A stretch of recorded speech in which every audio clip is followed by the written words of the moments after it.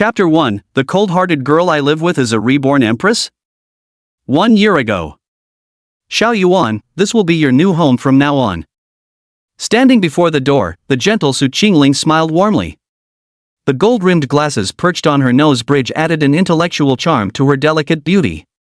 Su Qingling was a close friend of my mother, Lin Wan.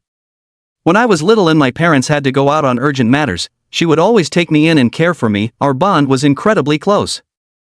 Later, she moved to another city for work but maintained frequent contact with our family. Not long ago, learning that my parents had tragically died while hunting ferocious beasts, she decided to take me in and live together. I had heard my mother mention before that Aunt Sue was engaged in scientific research and had a daughter.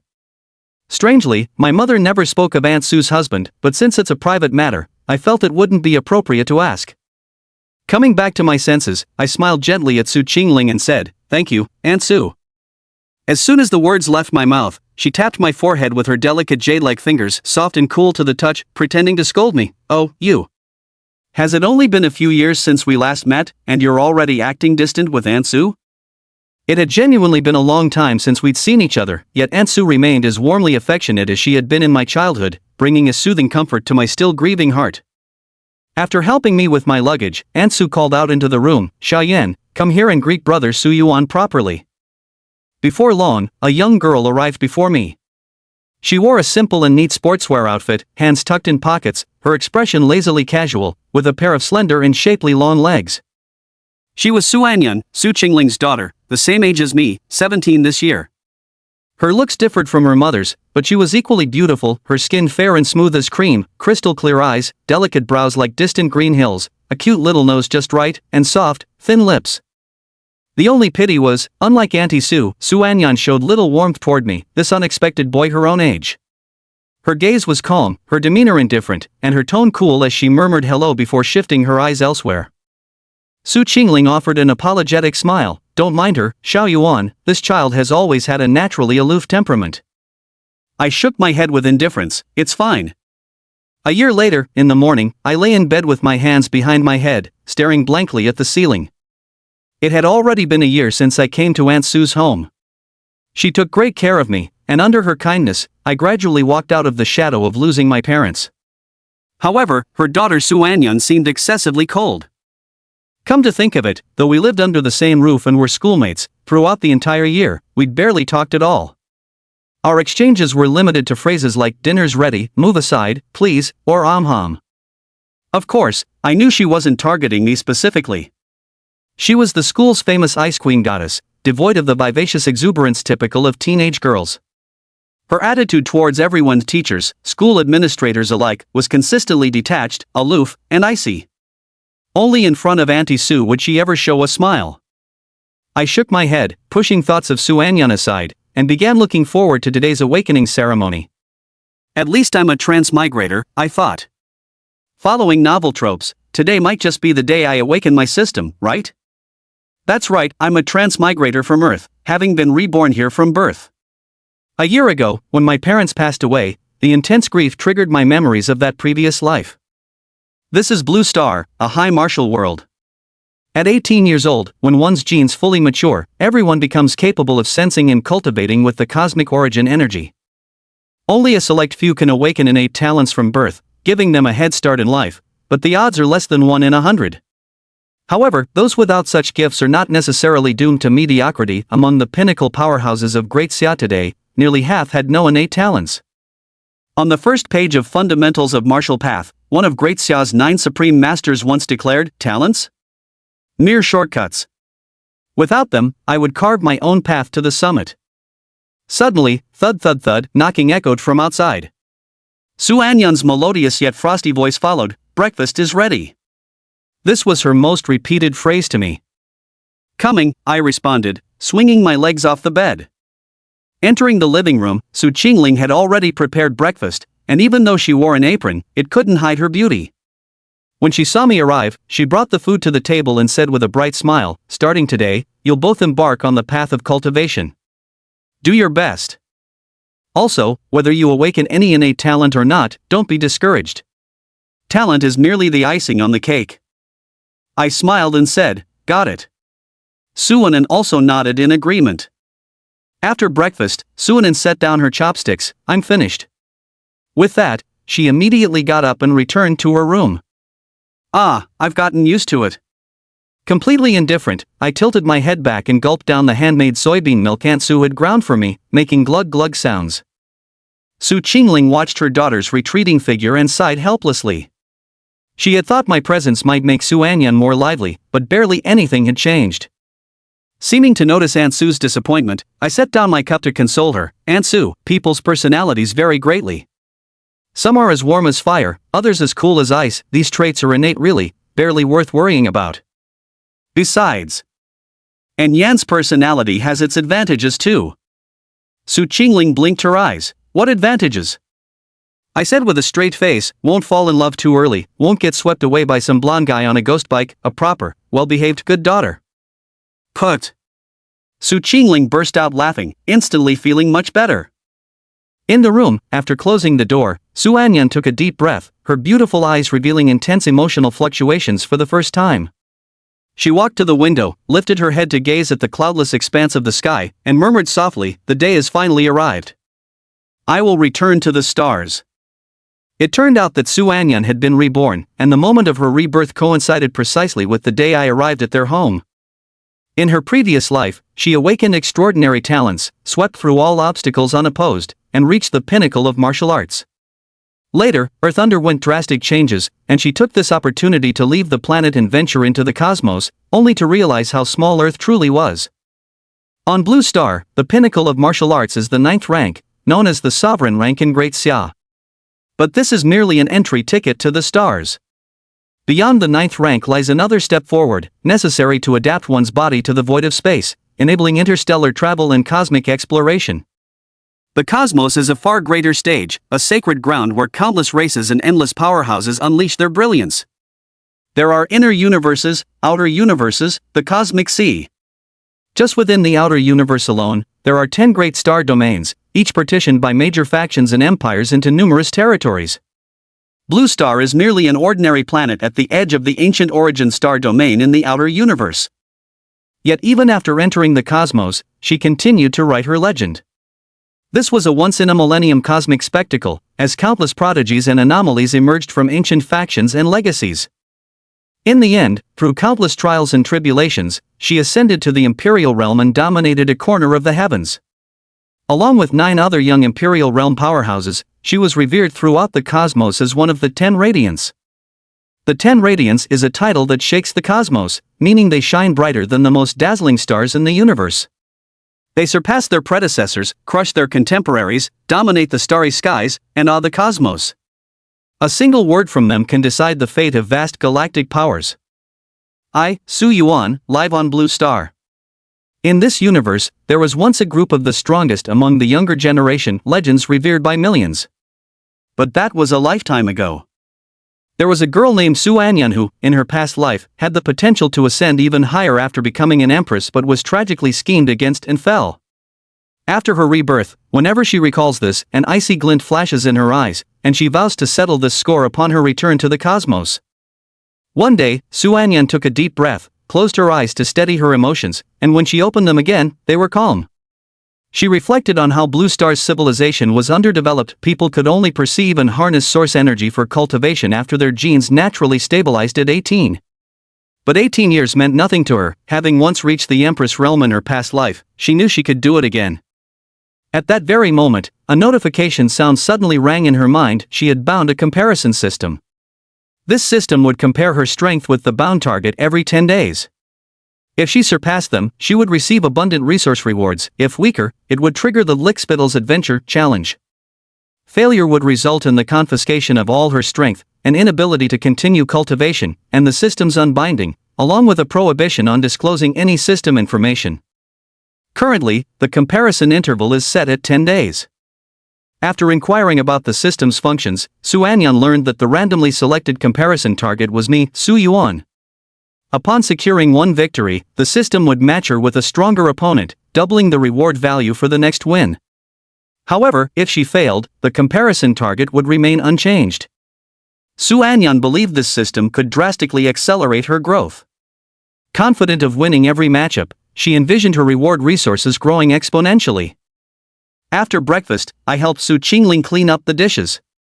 After a short rest, I knocked on Su Anyan's door to wake her up for school. She came out and glanced at me indifferently, not showing any particular impression of me. She vaguely recalled that I had mediocre talent, later attended an ordinary martial arts university, and died during a training mission. Back then, Su Qingling had grieved for a long time. In this life, to spare Su Qingling that sorrow, she would save me, but she believed we were destined to be from different worlds. Eventually, our paths would diverge like parallel lines, never intersecting again. I noticed Su Anyan looked at me strangely today, though I didn't dwell on it. After waving goodbye to Su Qingling at the doorstep, we headed to Lancelot City No. 1 High School. Once there, we parted ways. She went to the elite class 1, while I was in class 3. When I arrived at the classroom, I found my classmates bubbling with excitement. After all, today was the day of awakening. My own emotions were in turmoil. As the class bell rang, our homeroom teacher, Lao Wu, took the stage and gave a speech, saying that talent was merely the icing on the cake and that future achievements depended mainly on effort. The second bell rang, and we headed to the playground for the awakening ceremony. The first to undergo the awakening were students from Key Class 1. Out of over 40 tested, only 2 awakened B-tier and C-tier talents. But when Su Anyan stepped forward, the entire playground buzzed with anticipation. I admit she was the goddess who held everyone's attention. I couldn't help thinking it would be too cliché if she awakened an SSS tier talent, yet unexpectedly, the awakening platform soon shone with a blinding light, the testing stone shattered outright, and everyone froze in stunned silence. The talent detection stone can only provide corresponding ratings based on fluctuations in source energy reactions, ranging from the lowest D grade to the highest SSS grade. Anything beyond that is uniformly categorized as SSS grade. Yet now, the talent detection stone actually exploded, an outcome so spectacular even among SSS grade talents it might be unparalleled. The crowd was dumbfounded, the school leaders utterly bewildered. I took a deep breath and couldn't help but exclaim, "Classic! Total classic!" On the awakening platform, Su Anyan remained composed, her talent had finally returned. On Blue Star, the highest talent rating was only SSS grade. Yet in truth, her talent far surpassed even that. At this moment, Principal Xiao Jiangwo of Lancheng No. 1 High School leaped from the leader's seating area onto the awakening platform. With a face full of excitement, he asked Su Anyan, Su Anyan, student, you've awakened an SSS tier talent? What effect does it have? Su Anyan pondered for a moment, then raised a hand. A shadow actually began to slowly detach from behind her, standing up as if it were a solid entity. This sight left Principal Xiao Jiangwo dumbfounded, while the crowd below fell into deep astonishment. A shadow actually standing up, Su Anyan's talent was far too bizarre. Xiao Jiangwo was momentarily speechless. Having served as principal for over 20 years, he had witnessed all sorts of peculiar talents among cultivators, but he had never seen one that could manipulate shadows. After observing for a while, he tentatively asked, "Can it attack?" Su Anyan nodded and manipulated the shadow to perform combat movements like punching, thrusting, and kicking. Xiao Jiangwo's eyes widened as he felt the force and gusts from the shadow's punches and kicks, exclaiming in shock, "A materialized shadow." Compared to his amazement, Su Anyan remained much calmer. Combat was merely one of the most basic abilities of the Shadow Servant, its true power went far beyond that. Otherwise, in the vast expanse of the cosmos, among countless races and ancient forces, the number of prodigies, divine sons, and holy maidens with terrifying combat talents was innumerable. So why was it precisely her, an insignificant figure from a marginal planet who stepped into the stars, that ultimately ascended to the imperial realm and dominated an entire domain? Of course, she didn't need to reveal any of this to outsiders. Xiao Jiangwo said excitedly, "Excellent, excellent, you may step down now. An SSS tier talent is more than enough to secure you the highest level of resource allocation." Su Anyan gave a slight nod. When she descended from the awakening platform, the gazes of the crowd below had completely transformed. She'd gone from being their worshipped goddess to an unattainable deity. Time passed minute by minute. After Su Anyan, the school replaced the talent detection stone. Later awakenings yielded few talented individuals, most only reaching D tier or C tier. It was finally our Class 3's turn, and we took the stage one by one. Suddenly, the talent test stone erupted with dazzling light again, reaching grade A. Holy shit! It's grade A. Damn! Incredible! Amid the crowd's exclamations, I looked up. It was that guy Zhang Yuan. Zhang Yuan is my good buddy. We first met because of Su Anyan. He had a crush on her, and after finding out I was staying at Su Anyan's place, he even called me godfather, hoping I'd give him inside info about her. Sadly, I wasn't that close with Su Anyan either. After repeatedly hitting a wall, he finally gave up on the idea, and the two of us ended up becoming close friends instead. On stage now, Zhang Yuan was enveloped in blazing flames, clearly awakening a fire-based elemental talent. It looked beyond cool, drawing countless envious and jealous stares. Principal Xiao Jiangwo couldn't stop grinning. In the history of Lanchang, the strongest talent recorded was only S grade, so having an A grade now was already quite impressive. After completing his awakening, Zhang Yuan stepped down from the platform and returned to my side. With a smirk, he snapped his fingers and conjured a flame at his fingertips, showing off as he asked, "What do you say, brother Yuan?" "Pretty cool, huh?" I grinned back, "Cool." He flicked his hair dramatically and said, "Too bad I'm not SSS grade talent, or I'd make another play for Goddess Su." I laughed. "Even if you were SSS grade, you'd have no chance. That girl's got ice in her veins, doubt there's anyone in this world who could make her smile." Zhang Yuan nodded in agreement. At that moment, Zhao Rizu spoke with a sarcastic tone, "Hilarious. Clearly she looked down on you, that's why she gave you the cold shoulder." I raised an eyebrow. I didn't even need to turn my head to know it was him. He was the son of Dean Zhao Rigu, skinny as a monkey with a pockmarked face like a horse's. Originally in Class 1, his grades were so terrible he got demoted back to Class 3, becoming everyone's laughingstock. Zhang Yuan fired back without hesitation, "Horseface pig, who asked for your opinion?" Now that he'd awakened his A-tier talent, he wasn't the least bit intimidated when clashing with Zhao Rizu. Zhao Rizu's face darkened, his eyes blazing. He hated nothing more than being called horseface pig. But then his beady eyes rolled cunningly as he snickered again with a creepy chuckle, "Ha ha. You probably haven't heard, but even the coldest woman becomes passionate as fire in the presence of a man who can handle her. Just wait and see. Once I awaken an SSS level talent, I'll have her wrapped around my finger for sure." As he spoke, he gave me a peculiar glance. "By the way, judging by how cold she is toward you, did you secretly do something bad in her house that made her hate you? Like, stealing her intimate clothes to relieve your restless desires?" Zhang Yuan frowned deeply. "Why the hell are you so damn perverted?" I raised my hand to signal him to shut up. He looked at me in confusion, and I grinned. What's the point of talking to someone like him? The gutter rat, with his filthy and despicable heart, needs holy light to purify his soul. Oh, holy light? Zhang Yuan was completely bewildered. Without explanation, I swung my fist straight into Zhao Rizu's repulsive horse-like face. Ah! Zhao Rizu howled in pain. He never expected me to strike him in public. Stars danced before his eyes as he clutched his nose and screeched, "Damn your mother!" I turned back to Zhang Yuan, shaking my fist with a grin. "This is the holy light." Zhang Yuan blinked, then gave me a thumbs up. "Damn, you're badass." The commotion quickly caught the teacher's attention. The homeroom teacher, Old Wu, rushed over with a stern expression. "This is the awakening ceremony. What are you all doing?" Zhao Rizu covered his nose, tears and snot streaming down his face. "Su Yuan attacked me." Zhang Yuan explained the whole incident in detail. After listening, Old Wu looked at Zhao Rizu with utter disdain in his eyes. The disciplinary director, Zhao Rigu, was usually arrogant and domineering, pandering to those in power. Old Wu, being an upright man, naturally had no favorable opinion of Zhao Rizu either.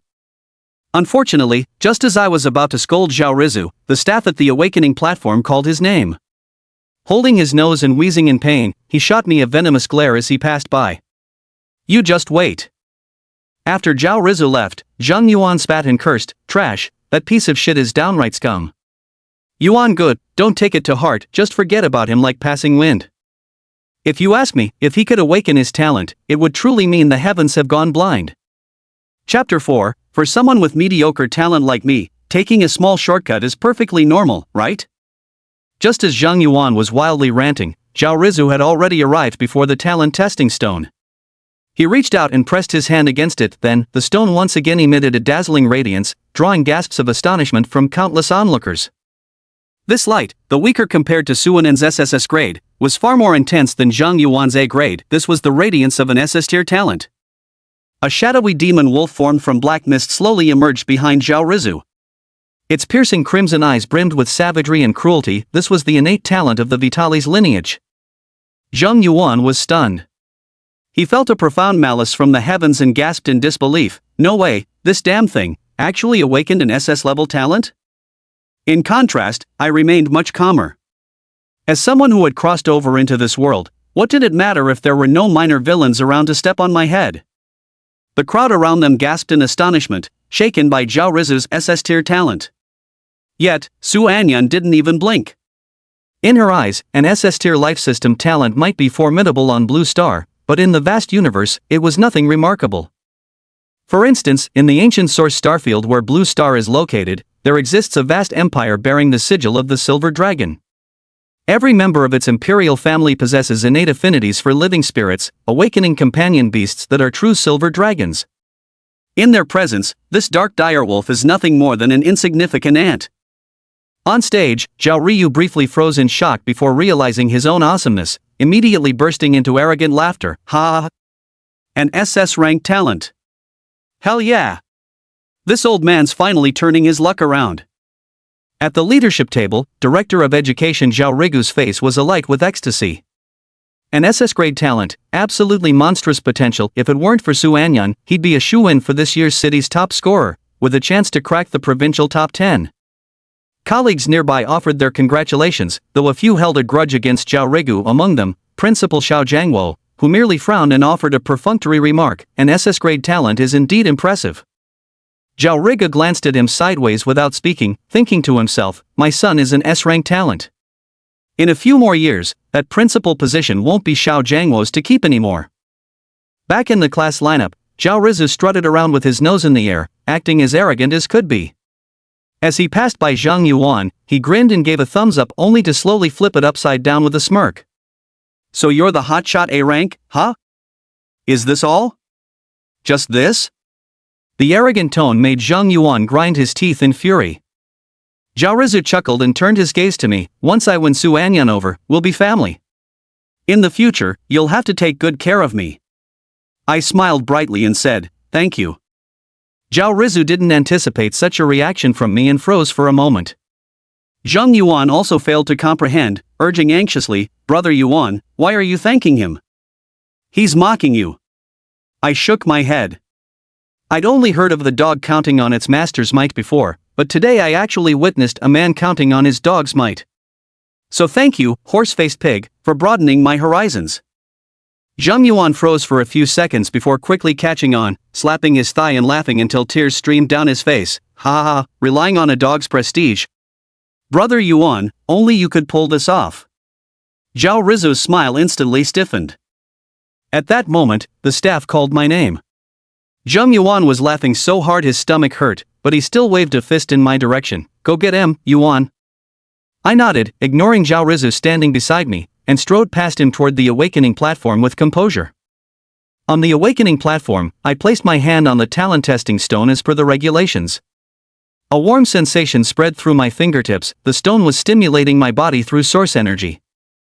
If accompanied by an innate talent, it would successfully awaken at this moment. However, in the first few seconds, the talent testing stone showed no reaction at all until finally emitting a faint glow. This indicated a D-grade talent. At the same time, I vaguely sensed that my talent was grade deep strength amplification, a fairly common ability that slightly enhances cellular activity in the body, granting awakened individuals greater physical strength. D class, huh? I was mentally prepared, so I didn't react much. As I stepped off the stage, I silently counted in my heart, 5, 4, 3, 2, 1.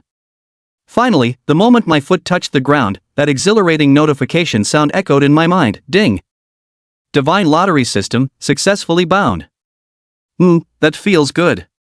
The corners of my mouth curl upwards as I return to the crowd with a radiant smile. Below the stage, Su Anyan maintained her usual calm demeanor. In her memory, I was just an unremarkably average talent. She truly couldn't fathom why her system had chosen me as its binding target. With such a low starting point, was it perhaps meant to boost her confidence? But as the reincarnated empress, she had no need for such so-called confidence whatsoever. Her Tao heart was steadfast, and she presumed this might be similar to a beginner's bonus in games. Back in the classroom, the gazes directed at me still carried a hint of envy, but no one mocked or ridiculed me despite awakening only a D-level talent. After all, only a very few can awaken their talents, and even the lowest tier D-level talent is better than having none at all. Zheng Yuan, on the other hand, was somewhat embarrassed, stammering, and not knowing how to bring it up. In his eyes, having awakened an A-grade talent while I had only awakened a D-grade one felt like a betrayal of our brotherhood. I couldn't help but laugh. Cut the girly act, kid. I'm fine, D-rank talent is just D-rank talent. Talent's only the starting point, not the finish line. Down the road, who knows which of us will come out on top? Zheng Yuan took a glance and, seeing I didn't appear dejected, secretly breathed a sigh of relief. Little did he know I still had a few unspoken words. Sorry, bro. Just awakened a D-grade talent here, no big deal if I cut myself some slack, right?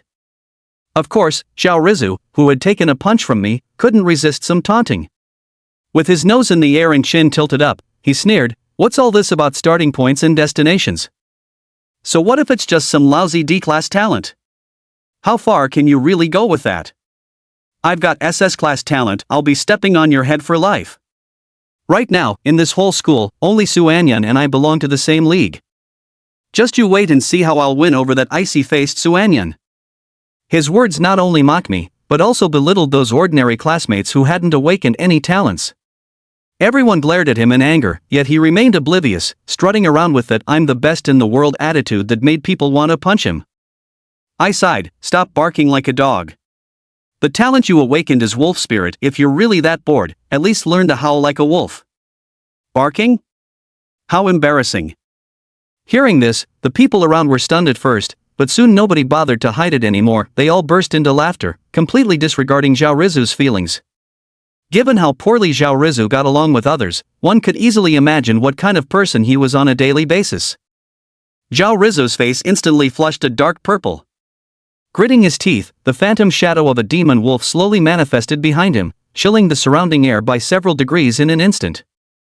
The summoned dire wolf fixed its piercing bloody gaze upon me, the sheer cruelty and murderous intent in its eyes sending shivers down many spines. Yet I merely observed coldly, without the slightest retreat. At that moment, Zheng Yuan stepped forward, blocking my path with fists wreathed in flame, and demanded of Zhao Rizu, "Just what do you think you're doing?" Just as the tension reached its peak, no one noticed a shadow quietly appearing beneath the phantom wolf's form. Then, with a swift whoosh, a shadow blade shot out, piercing the demon wolf in an instant. With a mournful howl, its aura suddenly withered, and its once solid shadowy form faded considerably. Everyone was stunned. This had actually been done by a mere shadow. Everyone turned to look and saw Su Anyan gazing indifferently in their direction. Class 1 and Class 3 weren't far apart, so the commotion here had naturally caught her attention. However, after severely wounding the dark demon wolf of Zhao Rizu, the shadow that launched the attack dissipated into nothingness, and Su Anyan turned her head back as if nothing had happened. Lost in thought, I realized that despite Su Anyan's icy demeanor, she seemed to genuinely recognize me. Zheng Yuan looked at me in surprise, then at Su Anyan, before leaning in to whisper in my ear, "Brother Yuan, has the goddess Su Anyan finally fallen for you?" I gave a light cough and replied, "What nonsense are you thinking? She probably just wanted to test her abilities, and since there were dogs barking here, you know, the loudest barks get silenced first. That's all it was." Zhao Rizu's face twisted in anger.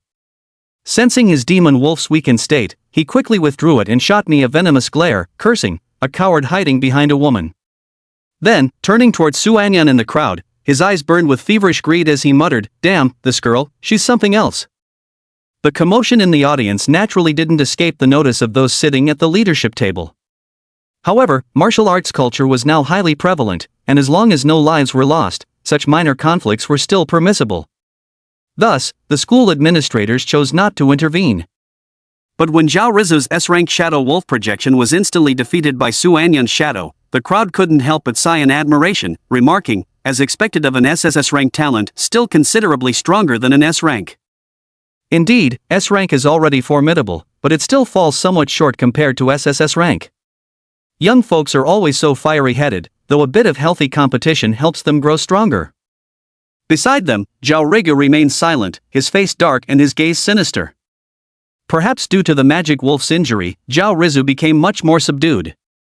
As other classes were still undergoing their awakening ceremonies, I took the opportunity to study my system. This system was called the Divine Lottery System. It displayed my information as Host, Suyuan, Realm, Awakening Stage 1, Cultivation Method, None, Combat Skills, None, Emotional Value, 0. Within minutes, I figured out how the system worked. It was brutally simple.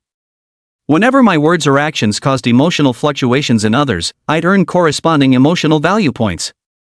The stronger the person affected and the more intense their emotions, the more emotional value I'd gain. These points had only one purpose: lottery draws. As for what rewards might come from these draws, the system provided no answers. At this moment, the system prompts, ding. Newbie gift package is being distributed, would you like to receive it? Without hesitation, I chose yes. Newbie gift package is being opened. To my surprise, it yielded one special 10 draw ticket, guaranteed gold. A 10 draw with a guaranteed gold tier reward? This is unbelievably good. I immediately used the 10 draw. Yet 3 consecutive draws gave me, ding. Better luck next time. I was left utterly baffled. Is this some kind of joke? What kind of scam is this? As if sensing my frustration, the system finally delivered on the 4th draw, ding. Congratulations, you've obtained 1 Battle Skill Epiphany card. Now this, Battle Skill Epiphany card, is something extraordinary. It can be used on any A rank or lower battle skill to instantly raise mastery to perfect level. A-class combat skills represent the pinnacle of what ordinary people can access, and mastery levels progress from lowest to highest is basic, proficient, mastery, perfect execution, flawless, and the supreme, true intent. Flawless already ranks as the 2nd highest realm. Most martial artists who achieve perfect execution are considered remarkable and can be called experts. Perhaps I'd exhausted all my luck with this draw, for the next 4 attempts yielded nothing but, thank you for your patronage. It wasn't until the 9th spin that, ding. Congratulations! You've obtained 1 hour stasis space. I froze. Was this the time-stopping trope I'd imagined? But hey, I'm a gentleman, you know. The system explained, 1 hour stasis space, upon activation, creates a special space where time stands still externally.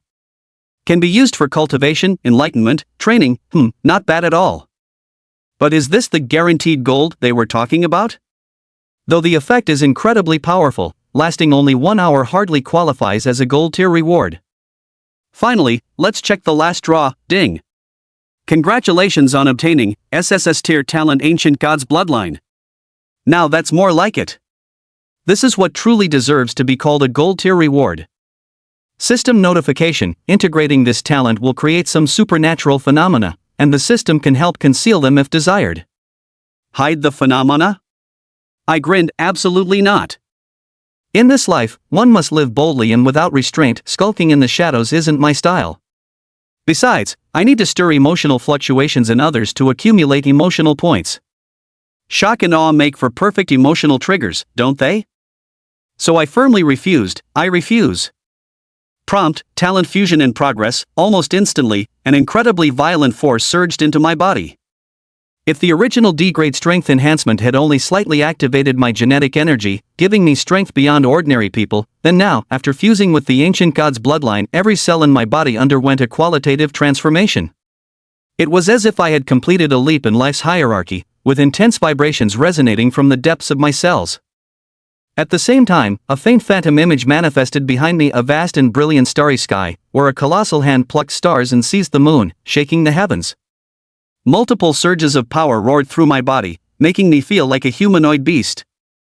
The commotion I caused left everyone around utterly bewildered, their emotional responses continuously escalating. Confusion +1, confusion +1, dumbfounded +1, dumbfounded +1, shock +1. Zheng Yuan blinked in confusion and called out, "Brother Yuan?"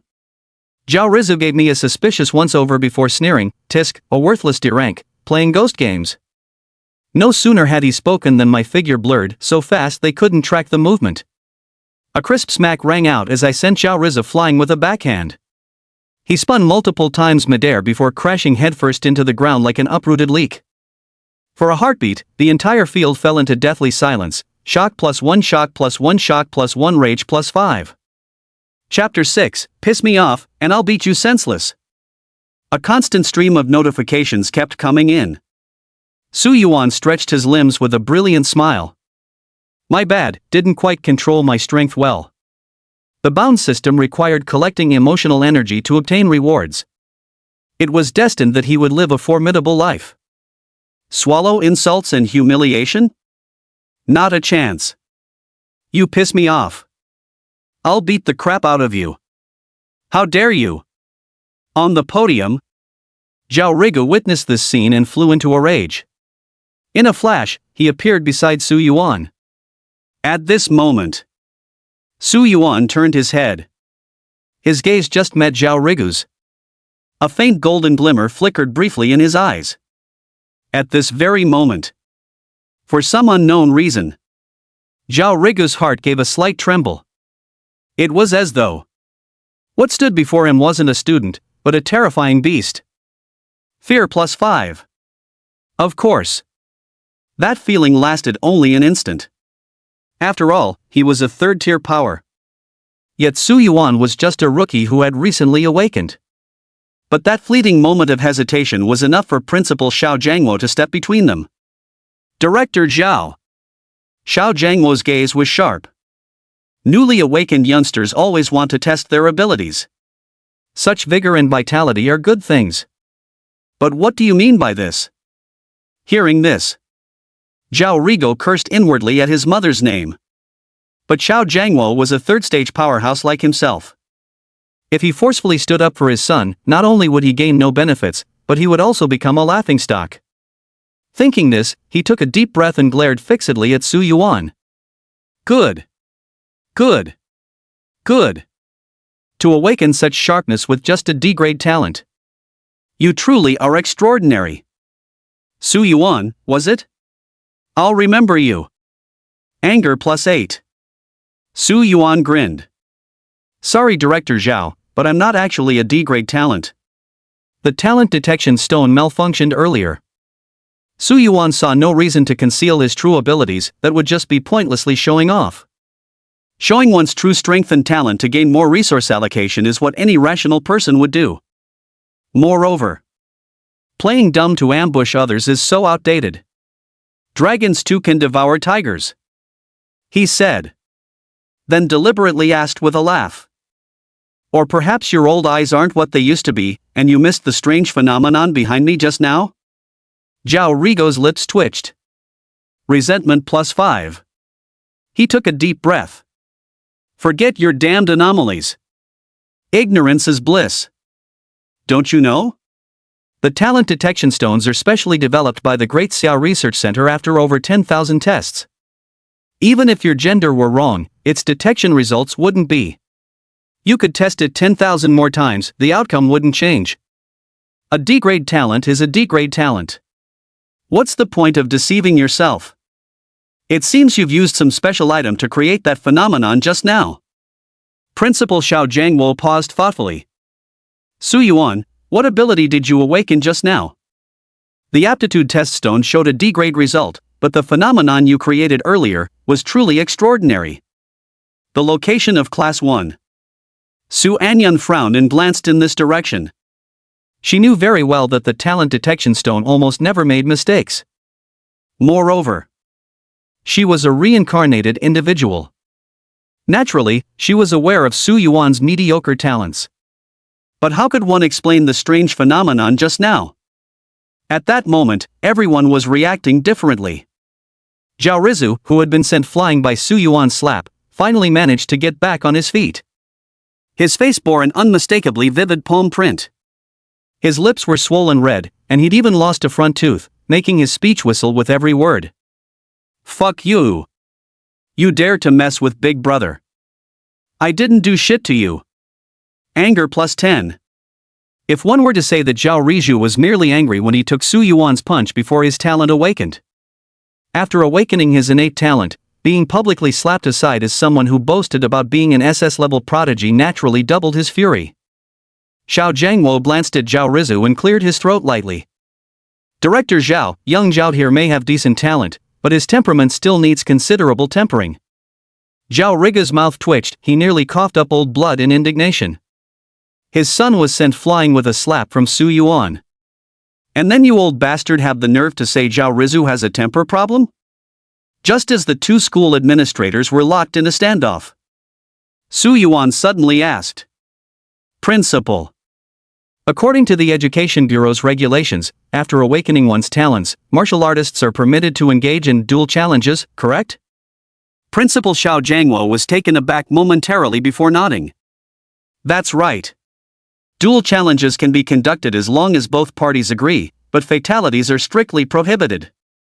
Su Yuan nodded, then turned to Zhao Rizu with a genuinely lethal smile. Hey, you look pretty pissed. Tell you what, I'll give you a chance to get even. How about, we throw down? Whoosh! At Su Yuan's words, everyone present was stunned. Su Yuan, attempting to challenge Zhao Rizu, an SS level awakened? You see. After awakening. Only then can one begin absorbing origin energy to cultivate. In other words, now everyone is on the same starting line, all at awakening stage level 1. Then, the only factor affecting combat power is talent. Su Yuan. How dare he? Take another look at Zhao Rizu. When he heard Su Yuan propose a duel challenge, his heart was practically bursting with glee. This was a heaven-sent opportunity for him to seek revenge. You see. From his perspective, he had just been slapped flying by Su Yuan moments ago. It's only because he was ambushed. If it were a fair fight, Su Yuan wouldn't even be able to touch a single hair on his head. So then, he spat, narrowing his eyes with a vicious gleam. You think just because Su Anyan crippled my shadow wolf moments ago, you stand a chance? Don't be naive. Even at 1/3 strength, my wolf could still rip you apart with ease. Su Yuan smiled. Just say whether you dare or not. Zhao Rizu raised his chin, maintaining his pride. Whoever's scared is a dog. At this moment, Zhao Rigu, who had remained silent all along, finally spoke. He looked at Su Yuan with a cold sneer. Quite the bold one, aren't you? Alright, after the awakening ceremony concludes, the two of you will fight in front of the entire school. Let's consider it a bonus highlight for this year's awakening ceremony. What do you think? Xiao Jiangwo's brows furrowed tightly. How could he not understand what Zhao Rigu was implying? Clearly, this was meant to buy Zhao Rizu time to allow his demon wolf to recover its strength. Zheng Yuan also felt somewhat anxious in his heart. Brother Yuan. Yet Su Yuan remained utterly unfazed. Since he wanted to collect emotional energy, then either don't play at all or go all out. Under the spotlight, humiliating Zhao Rizu would surely harvest an enormous amount of shock value. Thus, he agreed without hesitation. Good. Right after the awakening ceremony. How bold. Zhao Rigu achieved his goal, a sinister smile crawling across his face. Daring to lay hands on his son. A price must be paid. Just like that. The awakening ceremony continues. What a pity. It seems the ones before us have exhausted all the luck. In the subsequent tests, only 2 B-grade talents, 2 C-grade talents, and 5 D-grade talents emerged, and then there was no further news. Until finally, the awakening ceremony for the third-year students of Lon City No. 1 High School concluded successfully and yielded abundant results. 1 SSS grade talent, Su Anyan. 1 SS level talent, Zhao Rizu. 1 A-level talent, Zheng Yuan. For B-level talents, for C-level talents, 7 D-level talents. Out of nearly 1,000 people in total, only 18 were talents, a awakening rate of less than 1 in 50.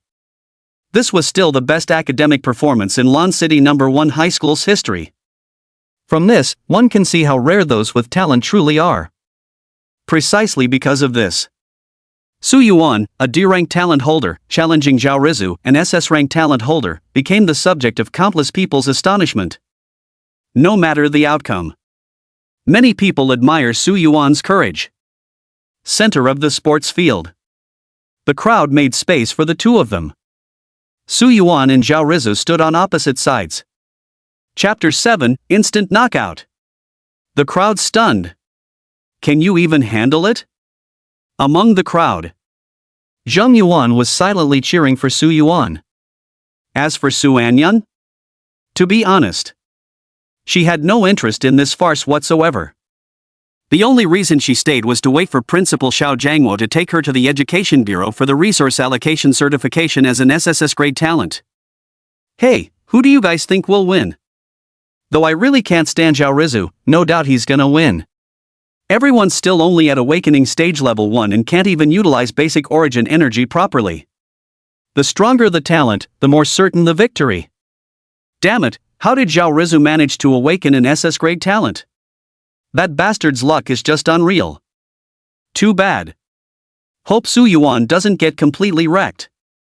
Didn't Su Yuan just trigger a special phenomenon too? Maybe the talent detection stone is really malfunctioning. The odds of that are too low. Besides, even some lower-tier talents can create quite a spectacle, there's just no telling with these things. True enough. What do you kids know? Even if Su Yuan only awakened a D-grade talent, as long as he clings to Su Anyun's coattails, he'll soar to greatness. Didn't you know? The relationship between Su Yuan and Su Anyun seems pretty strained, they don't even speak when they bump into each other. That might not necessarily mean anything?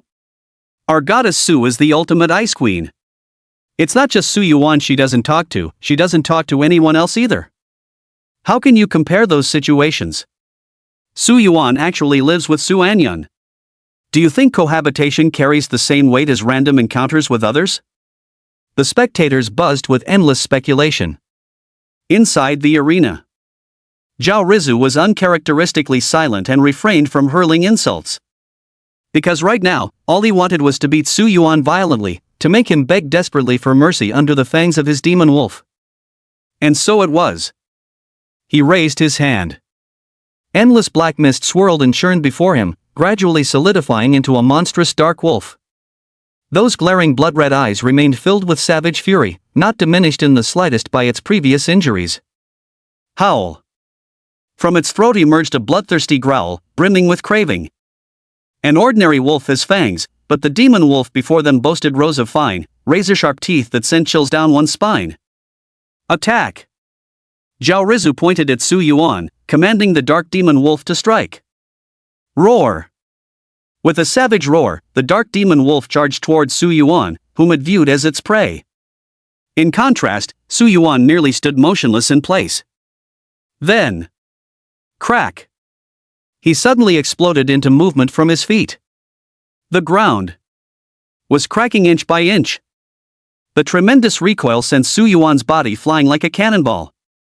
At this sight, the audience around was completely dumbfounded. That speed is insane. Holy shit! He cracked the ground with his step. What the hell? Is this guy's physical ability for real? Are you cheating or something? Shock level +1. Shock level +1. Shock level +1. High school seniors only studied theoretical courses before their genetic awakening. Perhaps a few individuals had exceptional physical fitness, but it was absolutely impossible to possess the strength to shatter the ground beneath their feet. Not to mention, this speed isn't normal either. Far surpassing ordinary people. The only explanation is talent. But how could a D-grade talent possibly grant someone such formidable physical abilities? On the rostrum, Principal Xiao Jiangwo sprang to his feet with a whoosh, his gaze fixed intensely on Su Yuan's figure, his eyes filled with astonishment. Such explosive power, such speed. This is the physical standard of mid-first tier. A D-grade talent could never attain this level of enhancement. The talent detection stone must have been wrong. First-order intermediate physical level. This level of strength isn't particularly formidable. But the crucial point is, Su Yuan just awakened.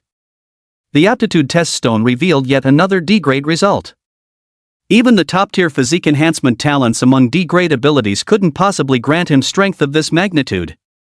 Unless, just as Su Yuan had declared, he was never a D-grade talent to begin with.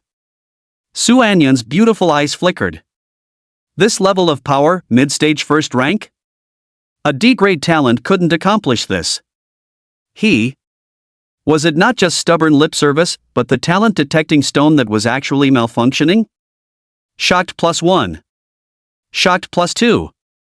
Shocked +1. Shocked +3. Listening to the continuous prompts from the system, Su Yuan responded. Awesome. So satisfying. The smile on his face grew even brighter. At this moment, exactly when he encountered the dark direwolf, the dark shadow wolf fiercely bit down on Su Yuan's left hand. However, think you can actually chew through it? Su Yuan smirked. He who possesses the bloodline of an ancient god. The might of his physical body was absolutely not something a mere SS-rank dark demon wolf could ever hope to rival. In the very moment the dark demon wolf was struck dumb with confusion, Su Yuan extended his right hand. Like an iron vice, it tightly clamped around its neck. And then, it raised the dark magic wolf high in its right hand, as if it were mere trash. With tremendous force, it smashed the creature into the ground. Boom! A loud boom rang out. The ground split open once more, even forming a crater from the impact. The dark wolf lay at the center of the crater, its neck and body twisted in an unnatural angle, clearly broken beyond repair. After another moment had passed, it convulsed twice. Its body gradually dissipated and dimmed, ultimately transforming into a wisp of faint black mist that fled back into Zhao Rizu's body. This time, the trauma suffered by the dark demon wolf was even more severe than the shadow strike from Su Anyan. In that moment, Zhao Rizu's face also turned deathly pale. Impossible. That's impossible. Off the field. Silence. Absolute silence. The entire audience was completely stunned at this moment. No. Su Yuan, this guy, actually faced Zhao Rizu's SS-grade dark demonic wolf with his bare body. And won so easily. What kind of humanoid beast is this? Shock +3. Shock +4. Shock +11. On the podium, the same silence prevailed. Zhao Rizu's smile had completely frozen on his face. Zhao Rizu's crushing defeat was like a resounding slap, striking him hard across the face, leaving a stinging sensation. He couldn't understand it, simply couldn't wrap his head around it. Su Anyan awakened an SSS tier talent, so defeating Zhao Rizu's Dark Fang Wolf with ease was understandable enough. But Su Yuan, who does he think he is? Clearly only possessed a D-tier talent.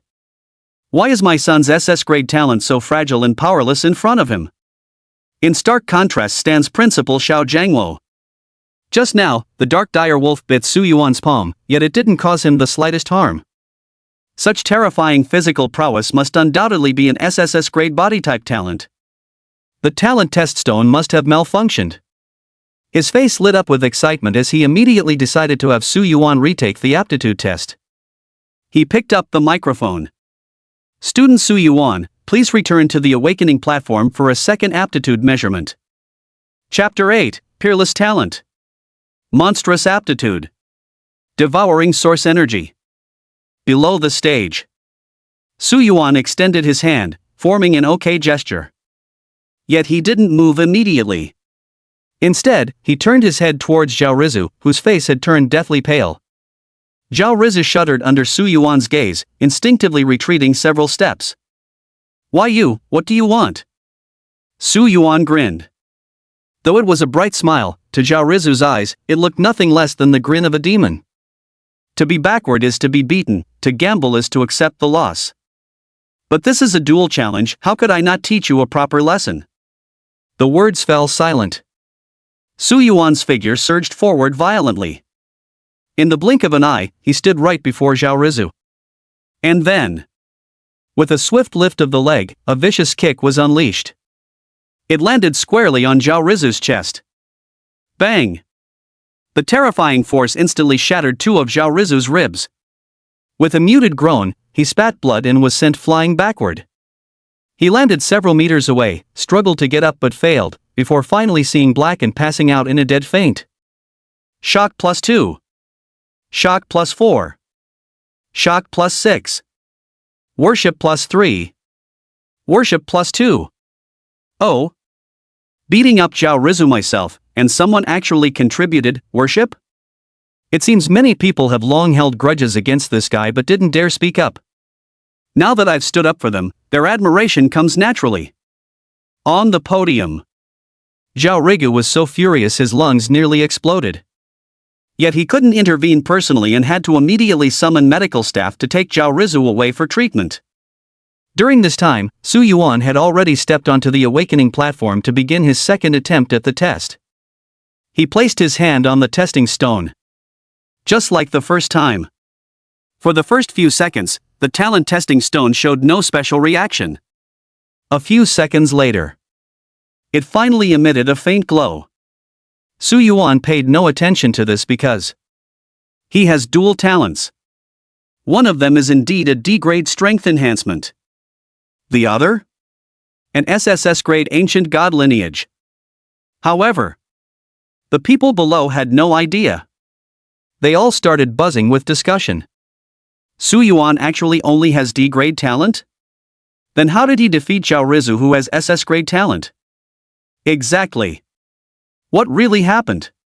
If it had been a close fight, that'd be one thing, but Su Yuan completely crushed Zhao Rizu in seconds. Beat him so thoroughly he couldn't even fight back. Damn it! At the leadership seats, Principal Xiao Jiangluo's brows were tightly knitted, his face full of bewilderment. Judging by the combat prowess Su Yuan had just displayed, there was absolutely no way it could be achieved with merely a D-rank talent. Vice Principal Zhao Rigo let out a sinister chuckle. Not an SSS rank talent, just a puny D-rank. There would be plenty of ways to deal with you later. Class 1. Su Anyan gazed at Su Yuan on the stage, lost in thought. The reaction from the talent testing stone couldn't be right. If it were truly merely a D-grade talent, defying the Dark Moon Wolf's attack would have been impossible. Class 3. Zheng Yuan was sweating bullets for Su Yuan. Bro Yuan, show them what you've got. Just as the audience below reacted in various ways. Suddenly, the talent testing stone on the awakening platform trembled violently. Then, it erupted with an extremely dazzling brilliance. Immediately after. Bang! The awakening stone shattered once more. At the very beginning. No one had reacted yet. Until a chorus of holy shit and damn, that's insane erupted. The entire sports field instantly erupted like fireworks. SSS tier talent. It is indeed an SSS tier talent. Now everything makes perfect sense. No wonder Su Yuan could instantly obliterate Zhao Rizu, who was only SS tier. Because of his talent, even stronger. On the leadership seats, Principal Xiao Jiangluo's tightly furrowed brows gradually relaxed, eventually transforming into hearty laughter. To think that this year, just having Su Anyan was already a blessing from the heavens. Who would have thought, another Su Yuan has emerged. 2 SSS level talents. Lan City No. 1 High School this year is about to make a splash across the entire Southern River administrative region.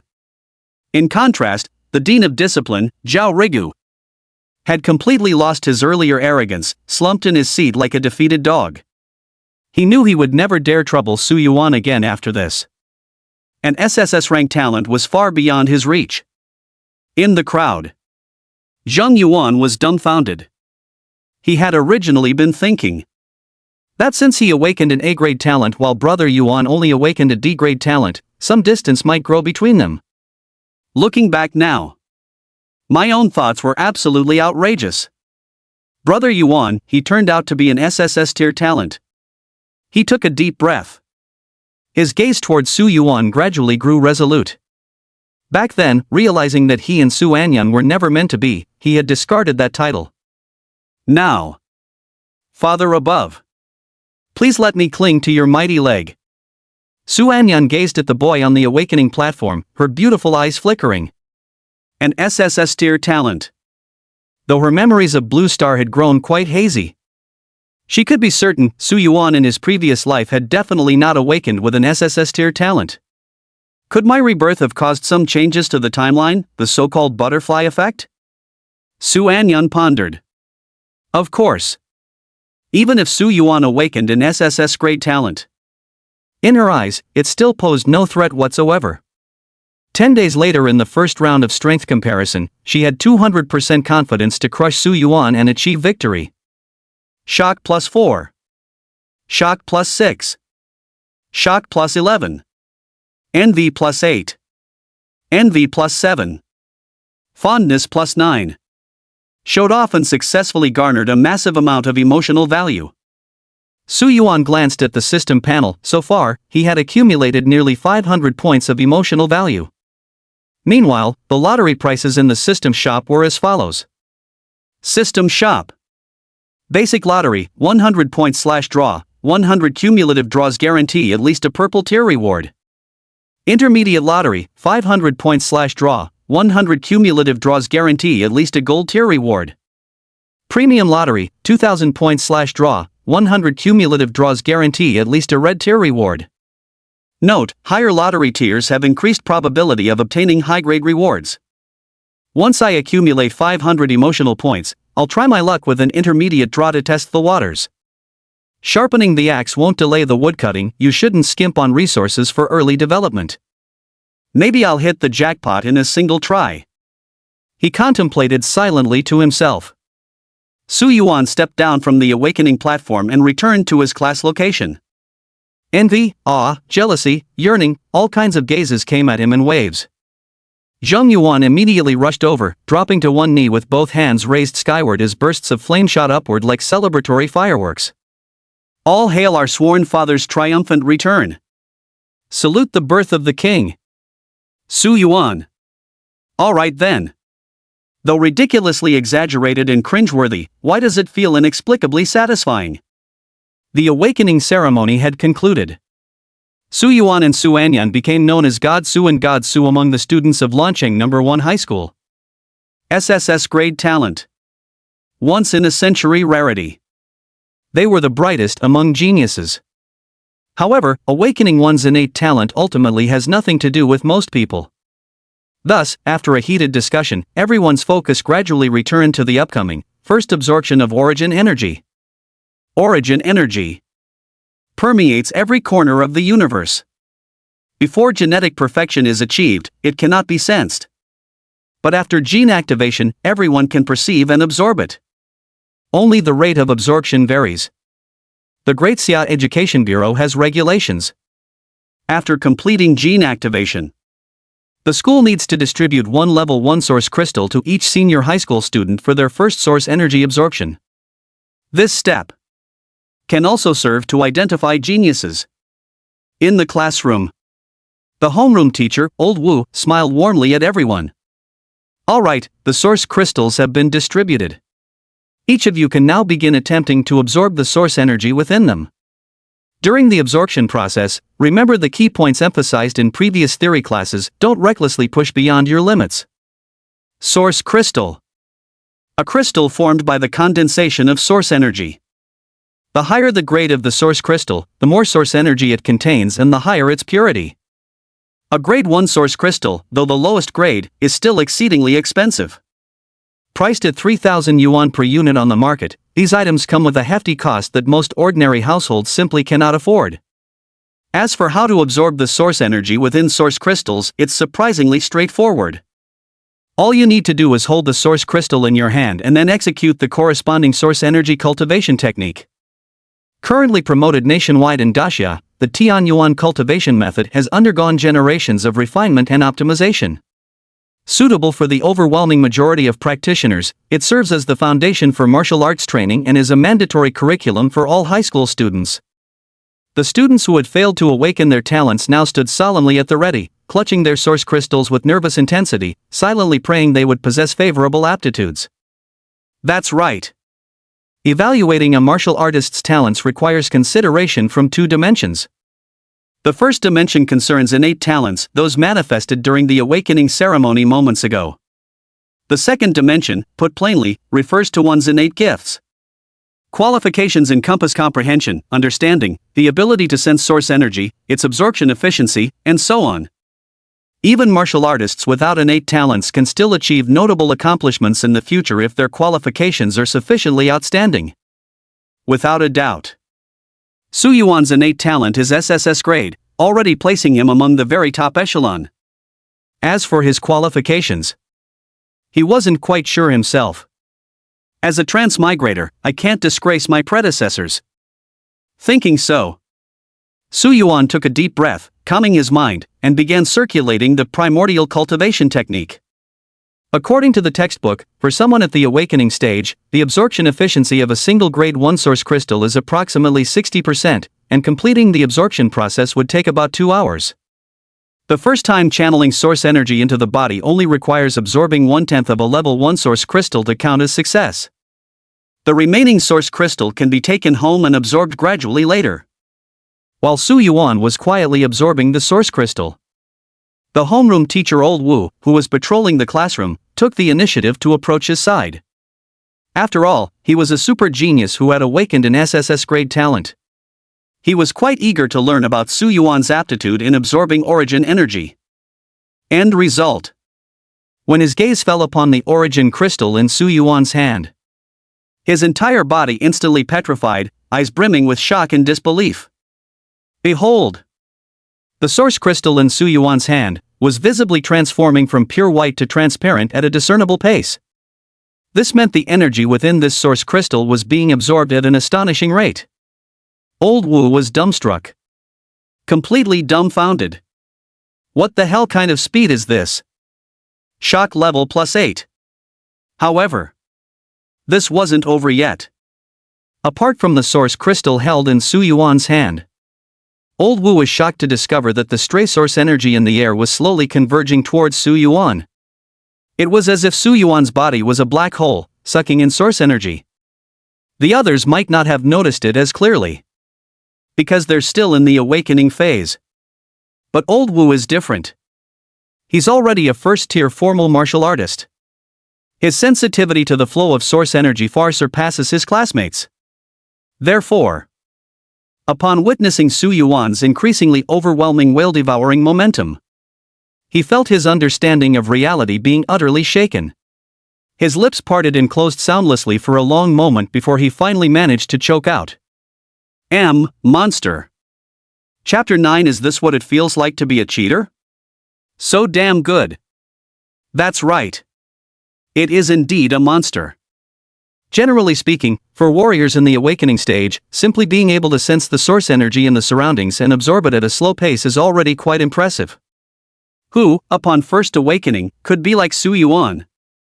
Not only can it absorb the energy from the source crystal at an exaggerated speed, but it can also extend its absorption range to the surrounding space. An SSS-level companion talent, with such terrifying cultivation aptitude. Old Wu's eyes gleamed with excitement.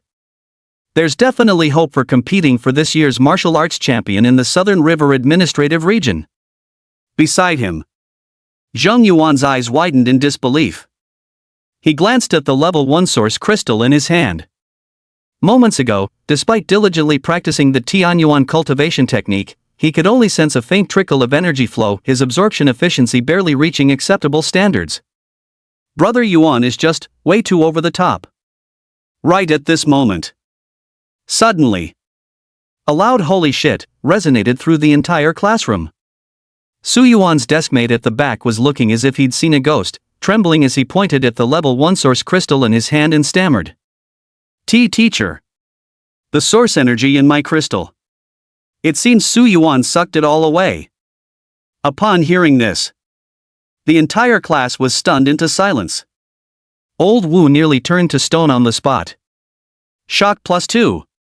Shock +3. Shock +3. Shock +9. As is well known, source crystals are concentrated forms of source energy. Indeed, the source energy within them does dissipate, but at an exceedingly slow rate. And yet, when Su Yuan was absorbing source energy, He could actually plunder the source energy directly from other people's source crystals. This is just not fair play. Old Wu took a deep breath, trying hard to suppress the shock in his heart. Everyone, stay away from Su Yuan. Classmate Su Yuan will receive SSS level resource allocation from the Education Bureau, but you only get this single free source crystal as welfare. Hurry and find a place unaffected by him to absorb the source crystal and complete your first source energy infusion. Su Yuan. To be honest, he never expected this himself. The physical enhancement brought by this ancient divine lineage would turn out to be so overwhelmingly powerful. Not only did his physical attributes far surpass ordinary humans, but his affinity for primal energy was downright unreasonable. So, as he watched his classmates panic and scramble away from him, Su Yuan remarked, "Is this what being overpowered feels like? So satisfying." Meanwhile, Class 1, Grade 12. A similar incident to Class 3 occurred here. Everyone was wide-eyed, staring at Su Anyan and the shadow beside her. Their faces were filled with astonishment. Then, Su Anyan leaned back in her chair, eyes closed, resting peacefully. Her shadow, meanwhile, sat cross-legged beside her, holding the level 1 source crystal in its hand, continuously absorbing its energy. And what's more, the absorption rate was astonishingly fast. In no time at all, the source energy within that level 1 crystal was completely drained, leaving behind nothing but a transparent, useless husk of stone. This. The homeroom teacher of Class 1 rubbed his eyes. He felt his worldview crumbling. Su Anyan's talent was shadow control. That was bizarre enough. So the shadow she controls can also help absorb origin energy for cultivation? Heaven-defying. Absolutely heaven-defying. Facing everyone's astonishment, Su Anyan showed no reaction whatsoever. Autonomously absorbing source energy for cultivation, with all gains fully reflected in herself, this was but one insignificant ability of her shadow servant. Besides, as her strength continued to increase, the number of her shadow servants would keep growing endlessly. By that time, her cultivation speed could multiply several times over. Principal Xiao Jiangwo hummed a tune as he arrived at the teaching building. After the awakening ceremony came the unified first infusion of source energy. Who knows how those two SSS-tier geniuses, Su Anyan and Su Yuan, were progressing? With this curiosity in mind, he decided to come and see for himself. Afterward, he planned to take them directly to the Education Bureau for resource allocation certification. TSK, TSK, TSK. With these two top-tier prodigies emerging from the school this year, his bonus would probably multiply tenfold. Oh, right. There's also Zhao Rizu, an SS rank. If not for Su Yuan and Su Anyan, his presence would definitely have been the biggest sensation in Lancheng this year. Two bad comparisons are merciless. After being so decisively crushed by Su Yuan in front of everyone, Zhao Rizu's image as an SS rank prodigy completely collapsed to the point that even Xiao Jiangwo nearly forgot about him just now. With this thought, Xiao Jiangwo arrived at Class 1. He glanced inside, and the smile on his face gradually faded, replaced by sheer horror. This. Using shadows to cultivate. No way, is this for real? That's what he originally thought. Su Anyan's talent was manipulating shadows to attack. This ability was already quite airy, it could strike unexpectedly, making it an absolute divine skill in combat. So you told him. Not only can these shadows fight, but they also aid in cultivation? Terrifying, utterly terrifying. Xiao Jiangwo took a deep breath, his eyes filled with shock. He couldn't imagine how far Su Anyan would grow given ample resources and time. If memory serves, the strongest warriors who emerged from Lancheng only reached 7th rank. Su Anyan will definitely break that record, charging toward 8th rank or even 9th. With this thought, he thought of Su Yuan again. Su Anyan had truly outstanding talent and aptitude. He wondered what Su Yuan's situation would be like if his aptitude was slightly inferior. He might eventually fall behind Su Anyan by a noticeable margin. Xiao Jiangwo withdrew his gaze and headed toward Class 3. He hadn't even reached Class 3 yet when he vaguely sensed something amiss. The ambient source energy in the air, why is it all converging toward Class 3? Could it be With a growing suspicion in his heart, he dashed to Class 3's doorway and peered inside. And the scene unfolding before his eyes left him petrified in the doorway. The visual impact was even more overwhelming than witnessing Su Anyan's shadow cultivation. For there before him, the entire class was huddled in the corner, trembling with fear. Only Su Yuan remained, sitting cross-legged with his eyes closed at the center of the classroom. Around him, a faint vortex of white mist, condensed primal energy, had suddenly begun to take shape. Gulp! Xiao Jiangwo's throat moved with a swallow. Su Yuan's wail-like frenzy as he voraciously absorbed the surrounding source energy sent violent tremors through his childish psyche. Shock +5. Shock +12. Shock +20. While devouring primal energy, Su Yuan's mind was continuously flooded with notifications of emotion value gains. This kind of pleasure, it's beyond exhilarating. He glanced away distractedly for a moment. The accumulated emotional value had already reached 621 points. Come on. Let's try for an intermediate lucky draw to test the waters. Ding. Consumed 500 emotional value points for one intermediate lucky draw. Chapter 10, One Shot, One Kill. Golden quality reward reappears. Solar mark. Ding. Congratulations on obtaining golden quality reward, solar mark. Su Yuan? What was that about? A golden quality reward? Just trying his luck with a random draw, he actually hit the jackpot on the first try? You see. An intermediate draw requires 500 emotional points for each attempt. And only when you accumulate a full 100 times will you trigger the guaranteed reward of golden quality. What luck! Su Yuan immediately added 100 emotional value points on the spot to perform a beginner spin. Ding! Thanks for your patronage, Su Yuan. Alright then. The fact speaks for itself. Oh, can't stay forever. He then turned his gaze to the rewards he had obtained. Solar Scar sounded somewhat impressive. Solar Mark, in a certain world's cultivation system, those bearing the solar mark are known as Sunbright Scions. They can absorb the power of the sun and store it within their solar mark. Note, the sun here actually refers to stars. Note, as their power grows, both the quantity and quality of solar radiance energy that can be contained within the solar mark will continuously improve. Remark, solar radiance energy deals additional damage to all beings with dark attributes. Oh? Absorb the power of stars and store it within the sun's mark? Doesn't that mean I'll have an extra combat advantage beyond just source energy? Moreover, and deal additional damage to anything with dark attributes? Su Yuan's mind slowly conjured up the figure of Su Anyan. Her talent was the ability to manipulate shadows. Shadows, without a doubt, were of the dark attribute. In other words, is this talent of mine specifically effective against Su Anyan, capable of triggering a critical hit? But then again, I'd never really clash with Su Anyan, she's Aunt Su's daughter, after all. Su Yuan chuckled and shook his head, then chose to merge with Sun Scar.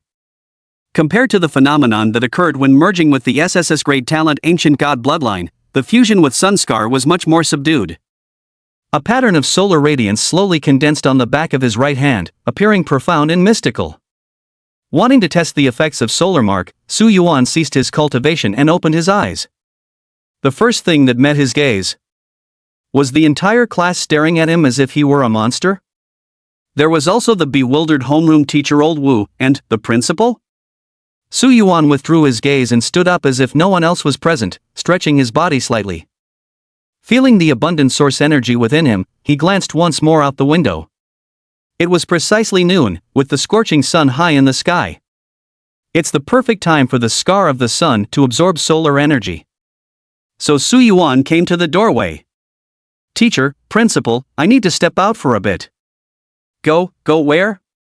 Old Wu asked dumbfounded. Principal Xiao Jiangwo was equally puzzled. Su Yuan pointed at the sun in the sky. Bask in the sun, grow stronger. The crowd? Basking in the sun, to grow stronger? What the hell? Everyone exchanged puzzled glances, utterly confused. Principal Xiao Jiangwo was the first to comprehend, his eyes lighting up with realization. Su Yuan had awakened a physical enhancement type innate ability. Could it be? Was this another ability within his innate talents? He hastily inquired. Su Yuan, when you say sunbathing makes you stronger, is it related to your innate talent? Su Yuan pondered for a moment. Following the system's explanation, the solar mark belonged to a cultivation system from another world, something others wouldn't understand even if explained. So he simply nodded. It's part of my innate talent. Upon hearing this, the crowd collectively groaned. Getting stronger just by sunbathing? Is this even human? Shock plus 14. Shock plus 11. Shock plus 2. Shocked plus 3. Just like that. Amidst the stunned silence and utter astonishment of the entire class, Su Yuan left the classroom, intending to head to the playground to experience the effects of Sunskar under the direct sunlight. Principal Xiao Jiangwo followed behind him, eager to witness this unbelievable talent firsthand. As the two passed by the entrance of Class 1, several people noticed and asked curiously, "Hey! Isn't that Class 3's God Su? Why is the principal following behind him? Where are they going?" No idea. Why wasn't God Su invited? No idea. Hearing the voices of the crowd, Su Anyan casually glanced outside. After a moment's thought, she commanded the shadow attendant to go outside and find Xiao Jiangwo. The sudden appearance of the shadow before him startled Xiao Jiangwo. The shadow slowly rose and took human form, opening its mouth to ask him, "Principal, when are we going to the Education Bureau for the resource allocation certification?" The shadow's voice was somewhat hoarse. It bore some resemblance to Su Anyan's voice. Su Yuan observed the shadow that had spoken, marveling inwardly. What a convenient ability. It suits Su Anyan's cold personality perfectly. She wouldn't even need to communicate with others herself, just send her shadow to do the talking. Though I wonder if it might make her even more withdrawn. Xiao Jiangwo didn't know what Su Yuan was complaining about, and replied, "Wait a moment. After Su Yuan finishes verifying his talent, we'll head to the Education Bureau." The shadow nodded lightly, showing no curiosity about what the so-called talent verification entailed, then melted away like receding tides, returning to Su Anyan's side. Xiao Jiangwo sighed upon seeing it, unable to contain his emotions. What a remarkable gift. Su Yuan agreed. It is quite remarkable. After the two arrived at the playground, Su Yuan found a spot where the sunlight was strongest, completely unobstructed, and sat down cross-legged. According to the system's introduction, the sun's mark was an innate talent possessed by the people of that world. By absorbing the power of the sun through it, no techniques or cultivation methods were required, it happened naturally, like water flowing in its course. As for whether the sun of other worlds and the sun of Blue Star were the same, Su Yuan felt it should be about right. Anyway, they're all stars. Only because Xiao Jiangwo didn't know about the sun's scar. Moreover, Su Yuan was simply sitting leisurely on the ground, basking in the sun without doing anything at all. So a few minutes later, Xiao Jiangwo's face was completely covered in question marks. No. Could one even get stronger like this? That's got to be a joke. If this really works, how would others survive? A dozen minutes later, Su Yuan sensed that the solar mark had absorbed enough blazing solar power. He stood up, intending to test the effects of this energy. Xiao Jiangwo approached curiously and asked, "How was it?" Su Yuan grinned. "Not bad." Xiao Jiangwo thought for a moment, then cautiously asked, "Could you demonstrate how it works?" He genuinely wanted to know how could simply basking in the sun make him stronger. Su Yuan readily agreed, raising his right hand to casually point at a willow tree nearby. Swish!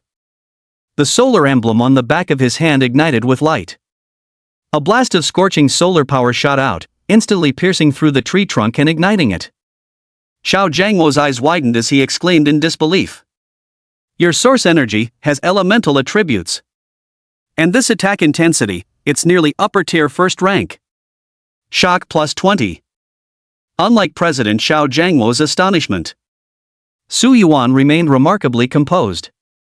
We must remember, this solar scar is a golden tier reward comparable to the SSS grade talent, ancient god's bloodline.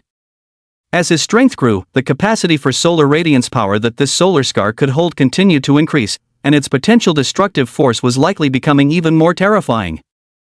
Imagine how impressive it would be when just a casual flick of his finger could summon the great sun and blanket the land in nuclear explosions. Now, not bad, I suppose. Xiao Jiangwo teetered on the edge of an existential crisis. In his original view, despite both possessing SSS-grade talents, Su Yuan's potential was slightly weaker than Su An's. This wasn't bias on his part, but rather a widely accepted consensus in today's world. Physical enhancement talents are stronger in the early to mid stages. But at higher levels, as life forms undergo evolutionary leaps, everyone's physical strength improves. What becomes crucial is offensive capability. When that time comes, elemental and mystical talents become more sought after. But now, Su Yuan's physique could actually convert source energy through sun exposure, granting it elemental attributes. This is practically cheating. It means getting the best of both worlds. Damn it! That's not how you play the game. Envy plus 20. Jealousy plus 10. Principle? Su Yuan called out again when Xiao Jiangwo remained unresponsive for a long while. Ahem. Xiao Jiangwo snapped back to attention, realizing his lapse in composure. Yet the look he directed at Su Yuan was profoundly conflicted. A long time passed. He took a deep breath. Having accepted the fact that the gap between people can sometimes be even greater than that between humans and dogs. Let's go to the Education Bureau. Chapter 11, the silver-haired lowly and the bureau chief with ice blue long hair. About 10 minutes later, all gifted individuals at Lancheng No. 1 High School had assembled, totaling 18 people. Due to the extreme rarity of gifted individuals, even those with the lowest level D-rank gifts could receive certain resource allocations. But standing at the very front of the crowd, the most dazzling of all, without a doubt, it was Su Anyan and Su Yuan, who had awakened SSS tier talents. As for Zhao Rizu, who had awakened an SS tier talent, Su Yuan's kick had been quite forceful. So up till now, he's still lying in the school infirmary. Of course, Su Yuan didn't go for the kill, it wasn't lethal, just meant some suffering would be involved. About this, Academic Dean Zhao Rigo didn't give Su Yuan any trouble. Not that he didn't want to, he simply didn't dare. If Su Yuan were still a D-level awakened, he would stop at nothing to avenge his son. But now, Su Yuan is an SSS level talent. Even with 100 times the courage, he wouldn't dare lay a finger on Su Yuan. Besides, it's a dual challenge between the two of them. Fair and square. If anyone's to blame, it's Zhao Rizu for his poor judgment and lack of skill. At the forefront of the team, Su Anyan stood right beside Su Yuan. She was still wearing that youthful and stylish sportswear, hands in her pockets, eyes closed in quiet contemplation, exuding her usual aloof demeanor. Standing behind them, Zhang Yuan's gaze shifted back and forth between Su Yuan and Su Anyan before he finally shook his head helplessly. I don't get it, really don't get it. Back in the day, young and reckless, he secretly harbored feelings for Su Anyan.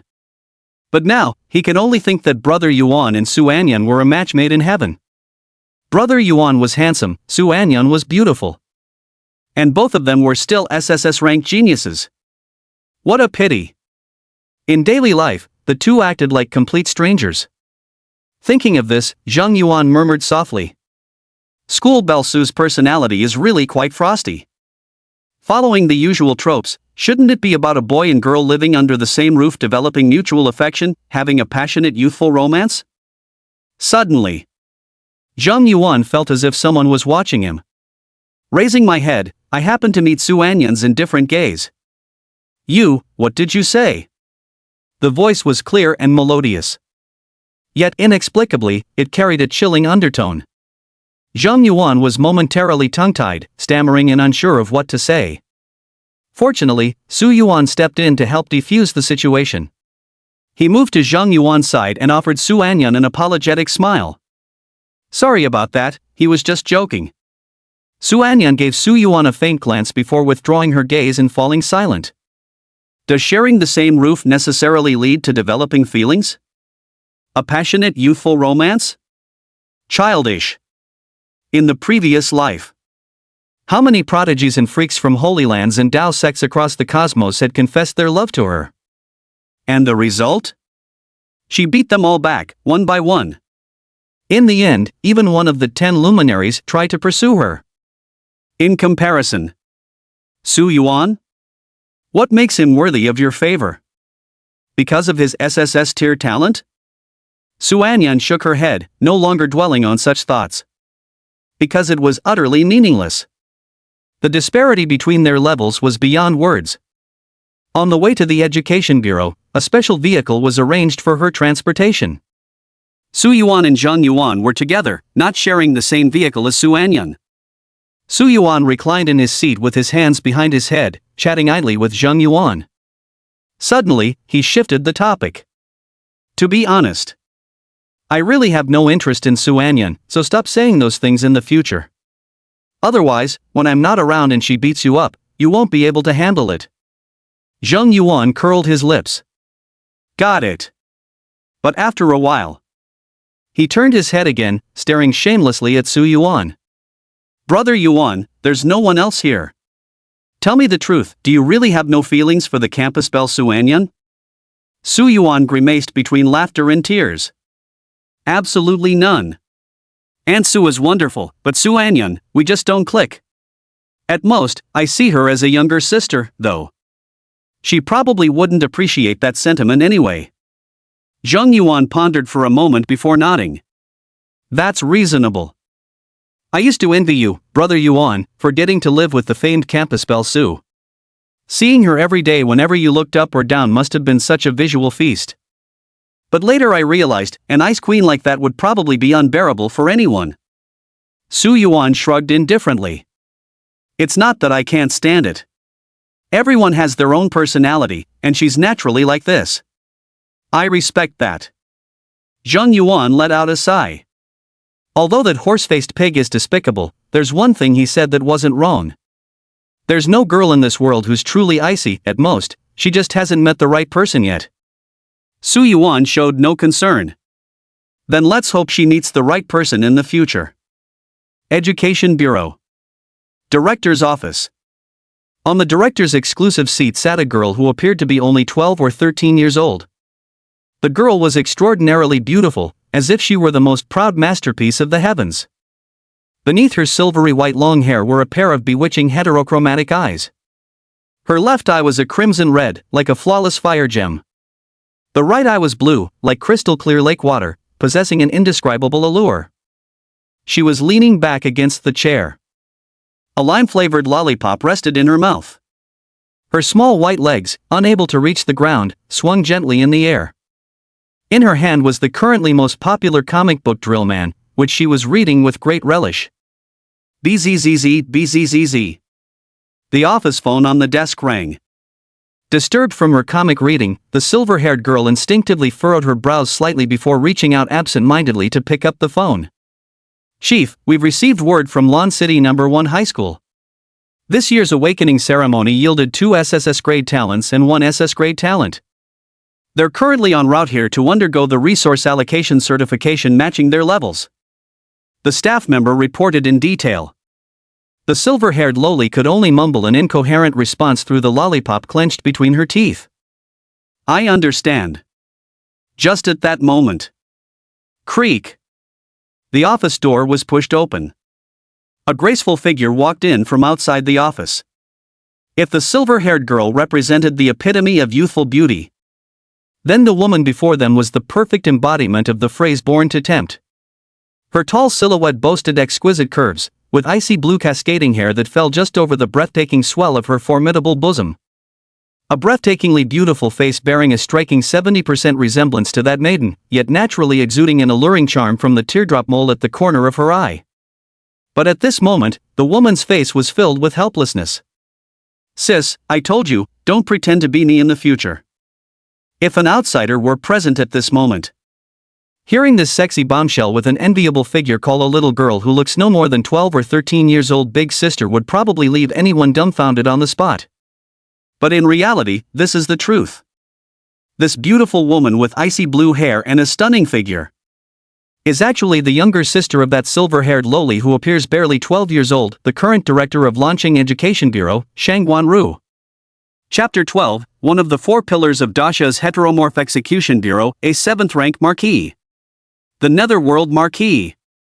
As for that silver-haired, heterochromatic loli impersonating the bureau chief, she was naturally none other than Shangguan Ru's elder sister, Shangguan Meng. The elder sister was a petite and adorable loli. The younger sister was a tall, seductive, and mature beauty. The ultimate contrast between identity and image could go no further than this.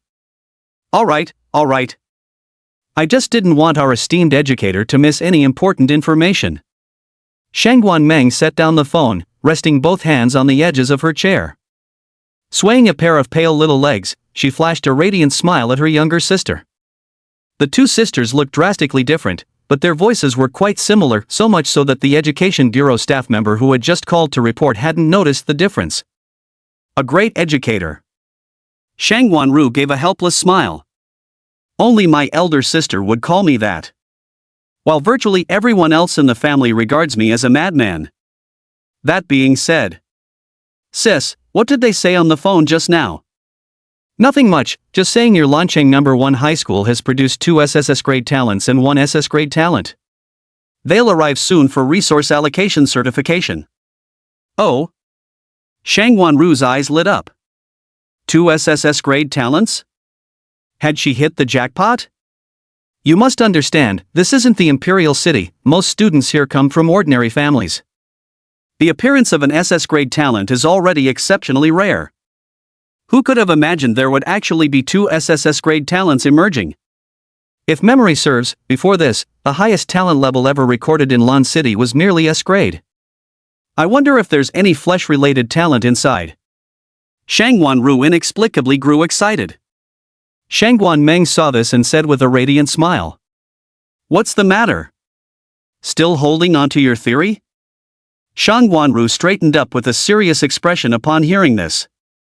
This isn't just theory, it's fact. She is a special form of energy, just like source energy. If we can master it through standardized training, it will vastly improve our combat capabilities. Here we go again. Shangguan Meng rested her chin on her hands. Sucking noisily on her lollipop, she gazed at her endlessly chattering younger sister with an amused smile. It's fine, I believe you. Deeply moved, Shangguan Ru threw herself forward and gave Shangguan Meng a mighty bear hug. Sis, you're the best. Shangguan Meng then said leisurely. Though I trust you, you still need to exercise moderation yourself. Your previous training methods nearly drove people to the brink of collapse, yet they still hadn't cultivated what you call qi. Those few weren't lacking in talent either, were they? Yet you made them look at you as if you were the king of hell himself. Shangguan Ru snorted lightly. That's because their willpower isn't strong enough. They gave up before even reaching the pressure threshold. If I could get my hands on an SSS-level physical talent bearer, I'd definitely be able to recreate qi. Shang Meng neither affirmed nor denied it. But upon sensing the immense pressure against her chest, a sly glint of amusement flickered through those bewitchingly mismatched eyes. A pair of small hands crept silently toward that majestic peak. Ah! Shangguan Ru let out a startled cry, recoiling as if shocked by electricity. Crossing her arms over her chest, her flawless cheeks flushed crimson, she glared at Shangguan Meng through gritted teeth. Sis! Shangguan Meng smiled coyly and waved her delicate hand playfully. It was just an accident. Humph. Shangguan Ru was about to lose her temper. A knock came from outside the office. Director, the people from First High School have arrived. Shangguan Ru had no choice but to relent, glaring fiercely at Shangguan Meng. Official business comes first now. Personal matters can wait until later. With that, she turned to leave. To her surprise, Shangguan Meng also hopped off her chair and followed close behind. Shangguan Ru? Shangguan Meng replied cheerfully. Don't worry, I won't cause any trouble. I'm just a bit curious about those two SSS grade talents. Upon hearing this, Shang Wanru immediately assumed a guarded expression. Sis, you're not trying to steal them from me, are you? Shang Wanmeng tilted her head slightly, adopting an innocent look. How could this be? In the lounge, Su Anyun's gaze remained calm. Lon City Education Bureau. Most of her memories from Blue Star had already faded. But two people remained vivid in her recollection. So much so that even after venturing into the cosmos, she recalled them multiple times with remorse. And the place where she first encountered those two individuals was right here. These two individuals are a pair of sisters. The younger sister is named Shang Wanru. The elder sister is named Shang Wanmeng. The younger sister, Shang Wanru, is a transcendent genius ahead of her time. As an ordinary planet in the fringe territories of the Nine-Star Alliance, Blue Star's gradual adaptation to the universally prevalent source energy cultivation system was already quite remarkable. And Shang Wanru, with her visionary insight and extraordinary talent, became the first person on Blue Star to make contact with the existence of Battle Chi. Battle Chi. This was a power fundamentally different from source energy. It is a special power nurtured by the human body under extreme pressure, forged through unyielding, extraordinary will. Across the cosmos, countless elites exist, yet only an exceedingly rare few can master Battle Chi. When cultivated to its peak, Battle Chi grants the power to tear apart the heavens and suppress the cosmos with a mere wave of the hand. In her previous life, she had cultivated 9-pattern Battle Chi, making her unrivaled among her peers. But this still hasn't reached the limit of Battle Chi. This lifetime, she would attempt to master Battle Chi beyond 9 patterns. As for Shang Wanmeng, even someone as proud as Su Anyun had to admit that she was truly a monster in every sense of the word. If memory served, at this point Shang Wanmeng was already a 7th-tier powerhouse. On Blue Star, the official realm classifications after the awakening period were divided into 1st to 9th tiers. Each rank is further divided into lower, middle, upper, and the legendary supreme tier. Within these, 1st to 3rd ranks are collectively referred to as the exploration realm. At this stage, cultivators must gradually uncover their inner mysteries and reconstruct their physical forms, making them more suitable for absorbing and containing source energy. Stage 4 to Stage 6 are collectively referred to as the fusion realm. At this stage, cultivators must integrate source energy into every cell of their bodies, initiating a qualitative transformation of life itself to become true powerhouses in every sense. Subsequent stages 7, 8, and 9 are known as the limit realm. At this level, every step pushes beyond your limits. According to Great Xia tradition, cultivators who reach the limit realm may receive titles. At the 7th rank, be titled as Marquis. At the 8th rank, be titled as King. 9th rank, Supreme. Shang Wanmeng, upper 7th rank, one of the 4 pillars of the Great Xia Heterodoxy Purge Bureau, revered by her talents as the Netherworld Marquis. It's just a shame. For reasons unknown. In her previous life, Shang Wanmeng, after breaking through to the 8th tier and successfully becoming a monarch, openly severed ties with the Shangwan family, one of the top aristocratic families of the Great Xia dynasty. Then, she disappeared without a trace for a period of time. Later, by the time Su Yin heard news of her again, it was already through the obituary issued by the Shangwan family. If there's ever a chance, perhaps we could take these sisters away from Blue Star and into the starry skies. With their talents and potential, they would undoubtedly become a great asset to me. Across from him, Su Yuan raised his head to glance at Su Yin, noticing she was deep in thought. Sigh. This guy, who knows what goes through his mind day after day. With an icy personality, he barely interacts with others, completely immersed in his own world all day long. Those who don't know might assume he's autistic. Just at that moment. Tap tap tap. The sudden sound of footsteps caught Su Yuan's attention. He whipped his head around to look. Before my eyes, it was Shang Wanru's striking ice blue hair. Chapter 13, called Sisters, Played Like Mistresses. Afterwards, it was that towering, peerless figure, and that face of breathtaking beauty. But what stood out most was the teardrop mole at the corner of her right eye. This perfect embellishment added an indescribable and ineffable charm to that already flawless face. Most of the students present were utterly stunned. Especially the male students. The phrase salivating might be a slight exaggeration, but it wasn't far off. Su Yuan was quite unfazed. After all, he lived with Su Anyan. Seeing her breathtakingly beautiful face every day had raised his standards for appearance considerably. Cough, cough. Principal Xiao Jiangwo cleared his throat softly, snapping everyone back to attention. He stood up and solemnly, with great dignity, introduced her to everyone. Classmates, this is the director of Lanqing's Education Bureau, Shangguan Ru, Director Shangguan. Director. Everyone was stunned. In their minds, the head of the Education Bureau was either a stern middle-aged man or a kind-hearted old man. Then you tell them that this beautiful older sister with rebellious ice-blue long hair, who looks only 4 or 5 years older than them, is the head of the Education Bureau? That's just nonsense. It seemed he sensed the crowd's skepticism towards him. Shangguan Ru gave a light chuckle, raising his hand as a spinning icicle materialized in his palm, explaining. Classmates, the color of my hair is natural, related to my innate gifts, not dyed artificially. So that was it. The crowd nodded silently. Su Yuan glanced at Zheng Yuan beside him.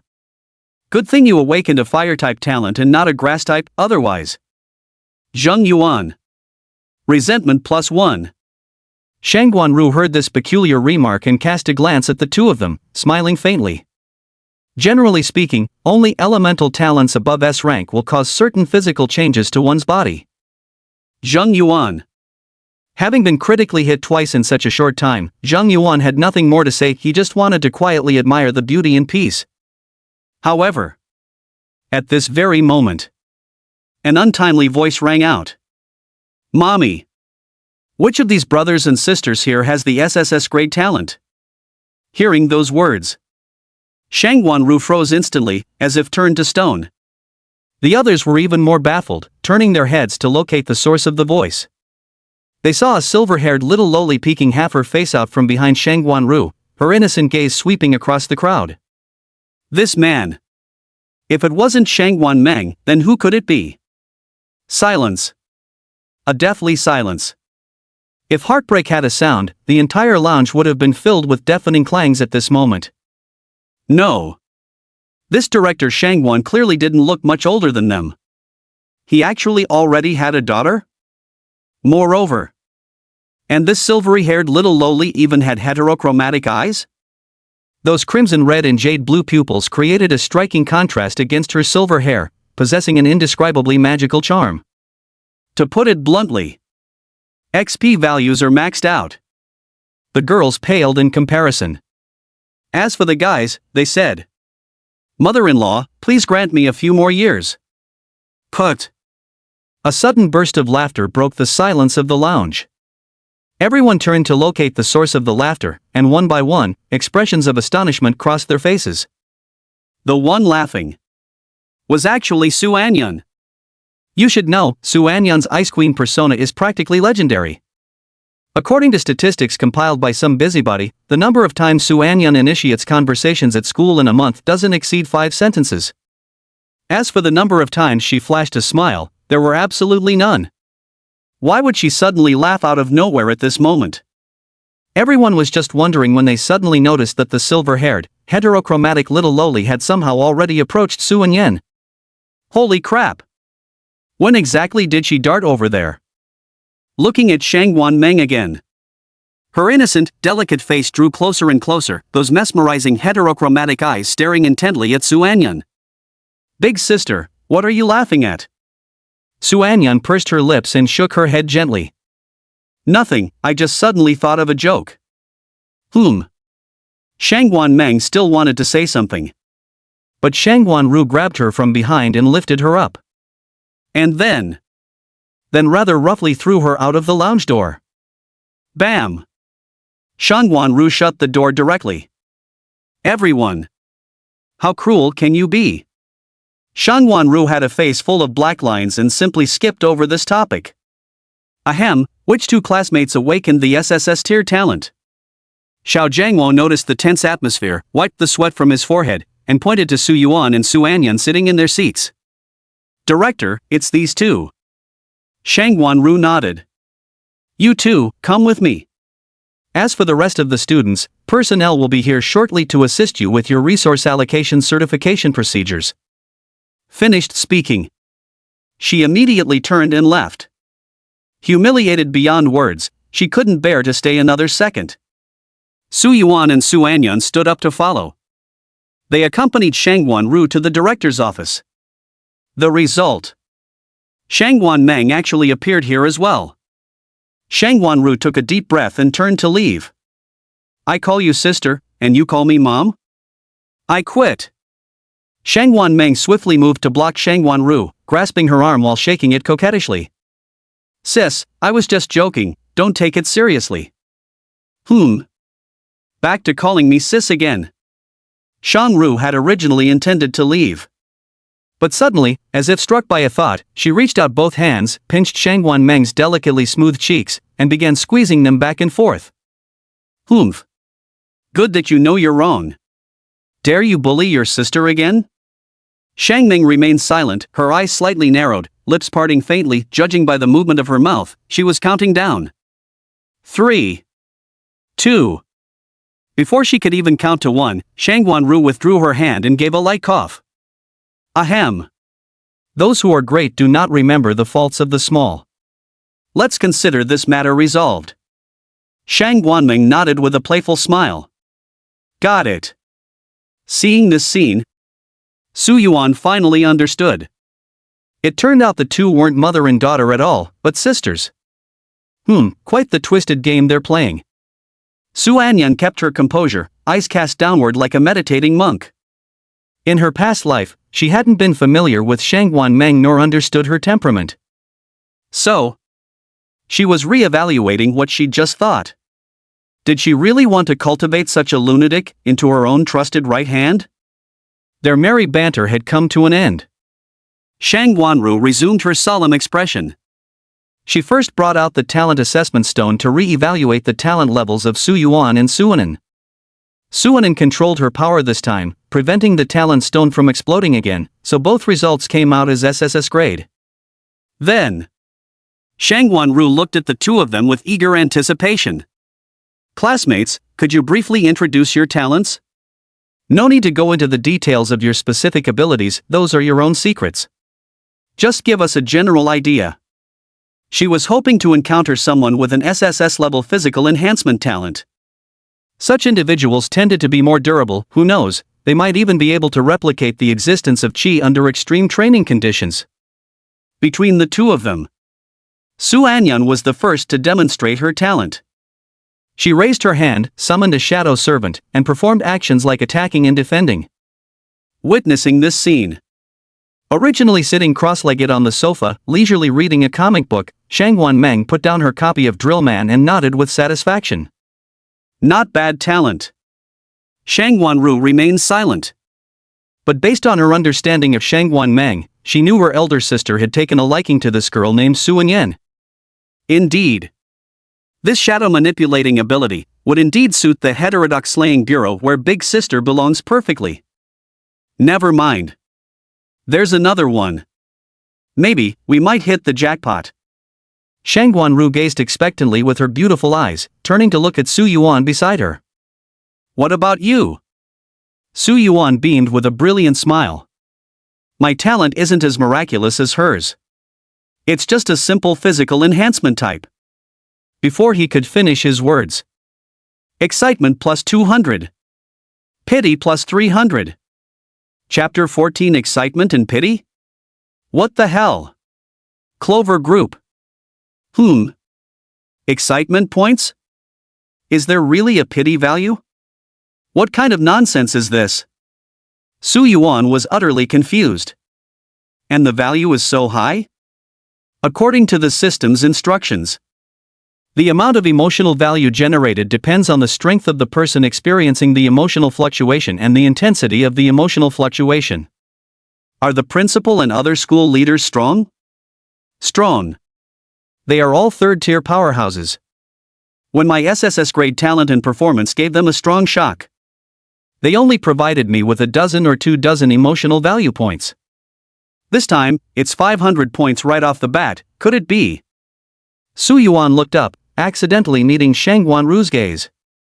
When he saw the undisguised desire and intense excitement in Shang Guanru's beautiful eyes, Su Yuan knew that those excitement points were precisely provided by this bureau chief. Then what about the source of those other 300 pity points, could it possibly be? Su Yuan glanced sideways at the silver-haired little girl sitting cross-legged on the sofa. She provided richer nourishment than Shang Guanru, which meant only 2 possibilities remained. First possibility: her strength was even more terrifying than Guan Shangru's. Second, her ability was nearly on par with Guan Shangru's, but her emotional fluctuations were more pronounced. Except, how old is this silver-haired little lowly before me? She looks to be only 12 or 13 at most. Unless she's that legendary legal lowly that comes once in 10,000 years. Otherwise, without being 18, her genes wouldn't even be fully developed yet, she fundamentally wouldn't be able to cultivate. As for the probability of encountering a legal lowly, it was so minuscule as to be negligible, and Su Yuan didn't even consider that possibility. So it's the second scenario, right? Because her emotional fluctuations were so intense that the emotional value provided literally went off the charts. This is no good. Su Yuan took a deep breath and silently created some distance between himself and Shang Guanru. What kind of monstrous beast lurked beneath the glamorous exterior of this beautiful bureau chief, capable of making her sister feel such intense pity for him? Shang Guanru remained completely unaware of Su Yuan's subtle movement. At this moment, she was in a state of heightened excitement, gripping Su Yuan's shoulders tightly with both hands and shaking his body. "Classmate, do you really have an SSS grade talent in physical enhancement?" Su Yuan hesitated slightly. "Well, actually. Unfortunately." His hesitation was mistaken by Shang Guanru for bashfulness and modesty. At last I've encountered someone with an SSS grade physical enhancement talent. This time, it's bound to succeed. I'm absolutely going to prove to those old fogies that she truly exists." Shang Guanru's face beamed with a radiant smile. She released Su Yuan. Turning to walk to the office desk, she pulled open a drawer, took out a business card from within, and handed it to Su Yuan. The information on the business card read: Shamrock Group Chairman Shang Guanru. Su Yuan. After reading it, he looked up. Up and down, left and right, he scrutinized Director Shang Guan thoroughly. Yet he still couldn't connect her to the chairperson of the Clover Group. No. Are you sure this business card isn't a fake? The Clover Group. The top-tier equipment manufacturing company of Great Xia. The sole officially designated military partner, providing professional armament support. It's also the first choice for many elite warriors when customizing their personal armaments. Compared to such a colossal entity, the status of Lon City's Education Bureau Director is utterly insignificant. Besides, this Director Shang Guan doesn't look particularly old by any measure. He's probably just a few years older than me at most. How could someone so young become chairman of a behemoth like the Clover Group? If you asked 100 people, 120 would refuse to believe it. He seemed to notice Su Yuan's bewilderment. Shang Ruyu decided to prove her identity in the simplest and most direct way possible. She took out her phone, casually opened a bank account, and showed Shen Yuan her balance. "Count it." Shen Yuan was stunned. 1, 2, 3, 4, 5. Halfway through counting, Su Yuan stopped. Because the subsequent zeros were slightly too many, far more than he could have imagined. "See? Do you believe me now?" Shang Guanru put away her phone and asked with a smile. This method might seem simple and crude, but it's often the easiest, quickest, and most impactful approach. And since she happens to be someone who values efficiency and never beats around the bush, it naturally led to this seemingly new money behavior. I believe it." Su Yuan nodded. Then, without waiting for Shang Guanru to speak, he took the initiative to ask. "Chief, do you need my help with something?" Su Yuan had a reason for guessing this. As a director of the Shamrock Group, Instead of enjoying wealth and luxury at the headquarters in the imperial capital, you've come to a small place like Lon City to serve as the head of the education bureau. Surely you didn't do it just because you had nothing better to do? Well then, there must be a special purpose behind this. As for what this purpose is, Su Yuan had no idea. But one thing was certain, it probably had something to do with a physique enhancement type talent. Otherwise, she wouldn't have revealed her true colors immediately after I exposed my SSS grade physical enhancement talent. She just outright slapped that long string of numbers right in my face. Shang Wanru nodded approvingly and snapped her fingers. Bingo! Got it right. The reason I revealed my identity to you is to invite you, in my capacity as chairman of the Clover Group, to participate in my physical enhancement special training. How should I put it? This is a private experiment. Physical enhancement special training? Su Yuan's face was full of suspicion. That's right. Shang Wanru nodded. In the past 2 years of research, I developed a theory, created a new power system, and intend to reproduce it. However, the conditions required for reproduction are quite demanding. It needs an SSS-ranked physical enhancement talent to increase the probability. As long as you agree to participate, no matter the final outcome, I will cover all your equipment and resource needs from this moment onward. Even if one day, you manage to reach the 9th rank and earn the Supreme title, I will personally gift you a full set of Supreme tier equipment. If you're unsure, we can sign a contract. I can arrange a trustworthy guarantor for you, perhaps a military general? Su Yuan. Sis. This topic of yours seems a bit too high-end. A Supreme grade 9th tier equipment set? A military general as guarantor? No. Though I'm practically cheating with my abilities. I've only just started making my debut. Does this situation really warrant such an overwhelming combination of punches right off the bat? Lost in thought, Su Yuan pondered for a moment before asking. Director, what you just said was reproduce. So you're saying this so-called new power system actually exists and has appeared before? Shang Wanru nodded. She raised her right hand, and a white gaseous energy appeared, coiling around her fingers. Seeing this, Su Anyan's pupils contracted slightly nearby. Battle Qi. This was indeed Battle Qi. A superior power system independent of source energy. When two masters of the same realm face off against each other, the one who has mastered battle aura can achieve absolute domination. This embodies the tyrannical nature of battle aura, and explains why countless prodigies across the universe relentlessly pursue this mysterious power. Even though Shang Wanru has only grasped the most elementary single-rune battle aura, it remains remarkably impressive. Because this is Blue Star, which hasn't yet connected with the vast cosmos. What's this? Su Yuan didn't recognize battle aura. He only instinctively sensed that this power was different from origin energy. This is the entirely new power system I discovered, which I've named Shi Dot. Both Shang Wanru's eyes and tone carried a note of pride. Her gaze swept over Su Yuan, her lips slightly curving upwards. Come, try attacking me. Su Yuan nodded. He understood perfectly well, Director Shang Wan's strength far surpassed his own. There was no need to worry about accidental injuries, such things simply couldn't happen. So, he exerted his utmost strength.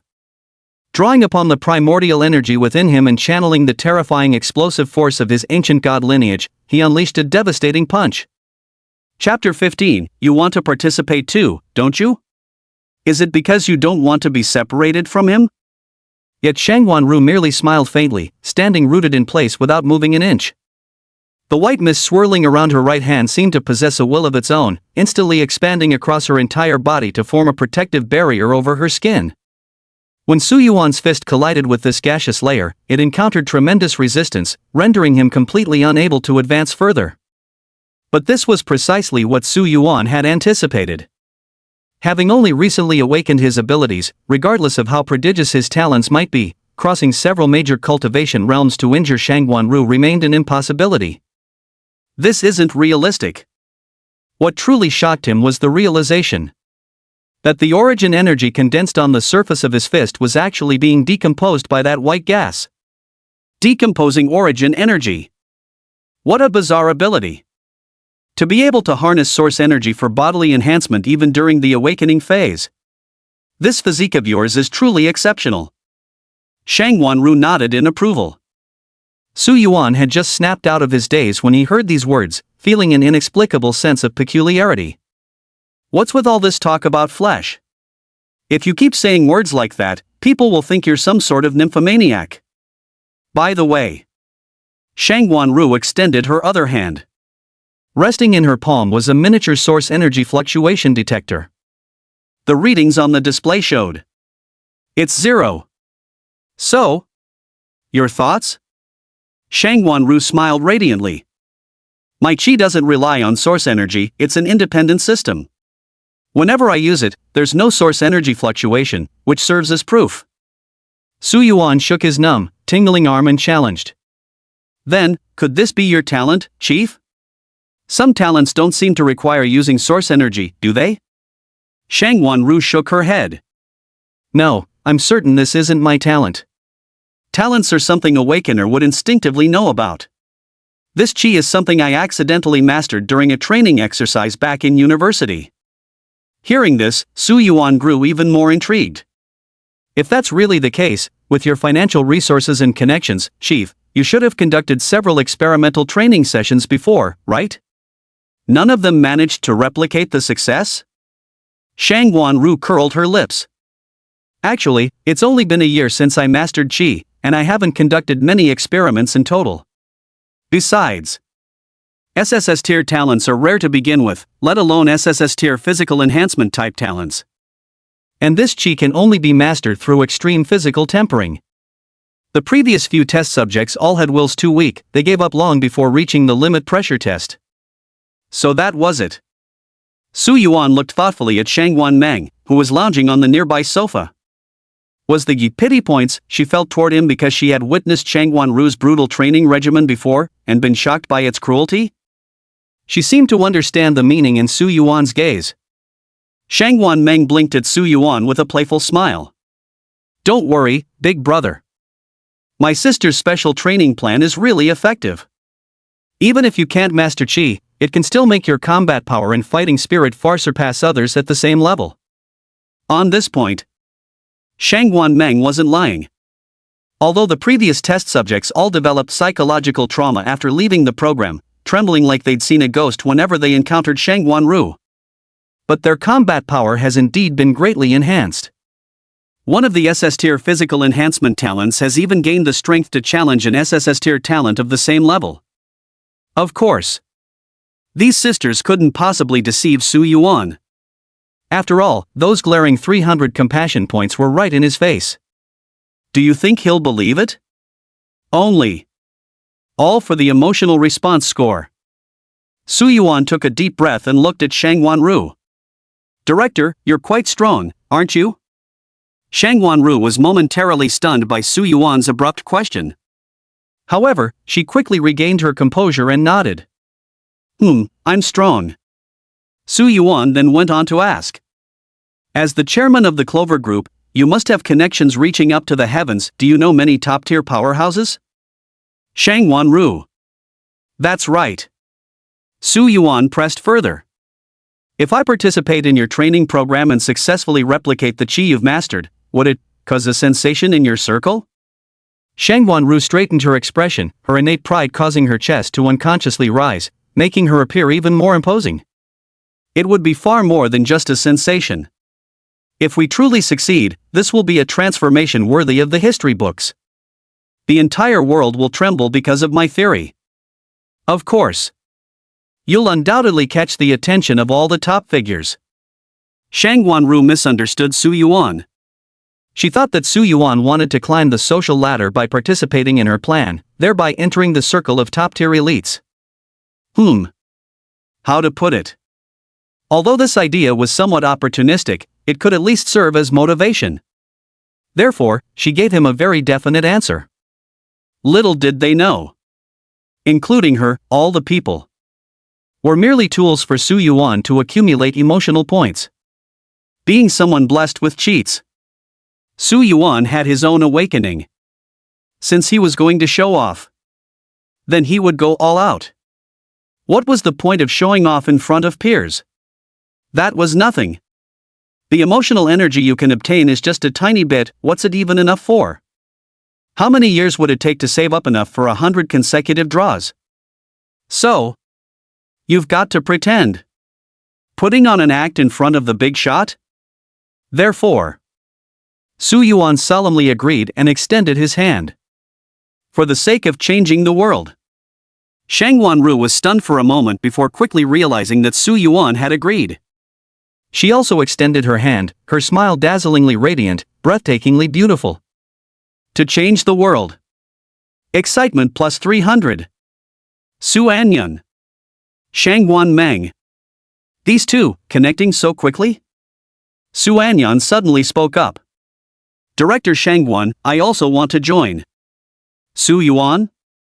Shang Wanru? Shang Wanru looked somewhat puzzled at Su Anyun. You? She didn't look down on Su Anyun.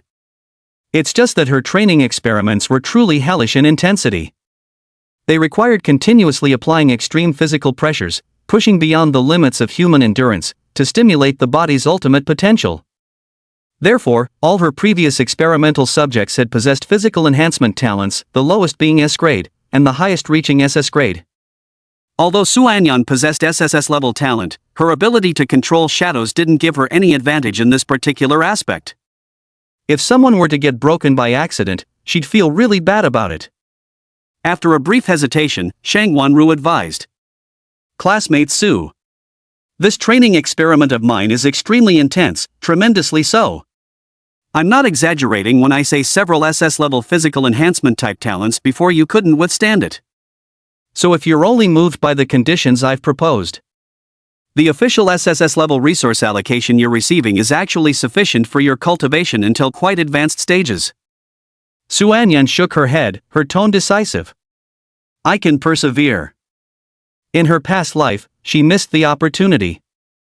This time, she was determined to cultivate battle aura before leaving Blue Star and venturing into the cosmos. And the resources and conditions that Shang Wanru could provide would be her best chance to achieve it. Shang Wanru frowned slightly. At this moment, Shang Wan Meng, who was sitting cross-legged on the sofa, flipped through the files about Su Yuan and Su Anyun in her hands and uttered an exclamation of sudden realization. Oh.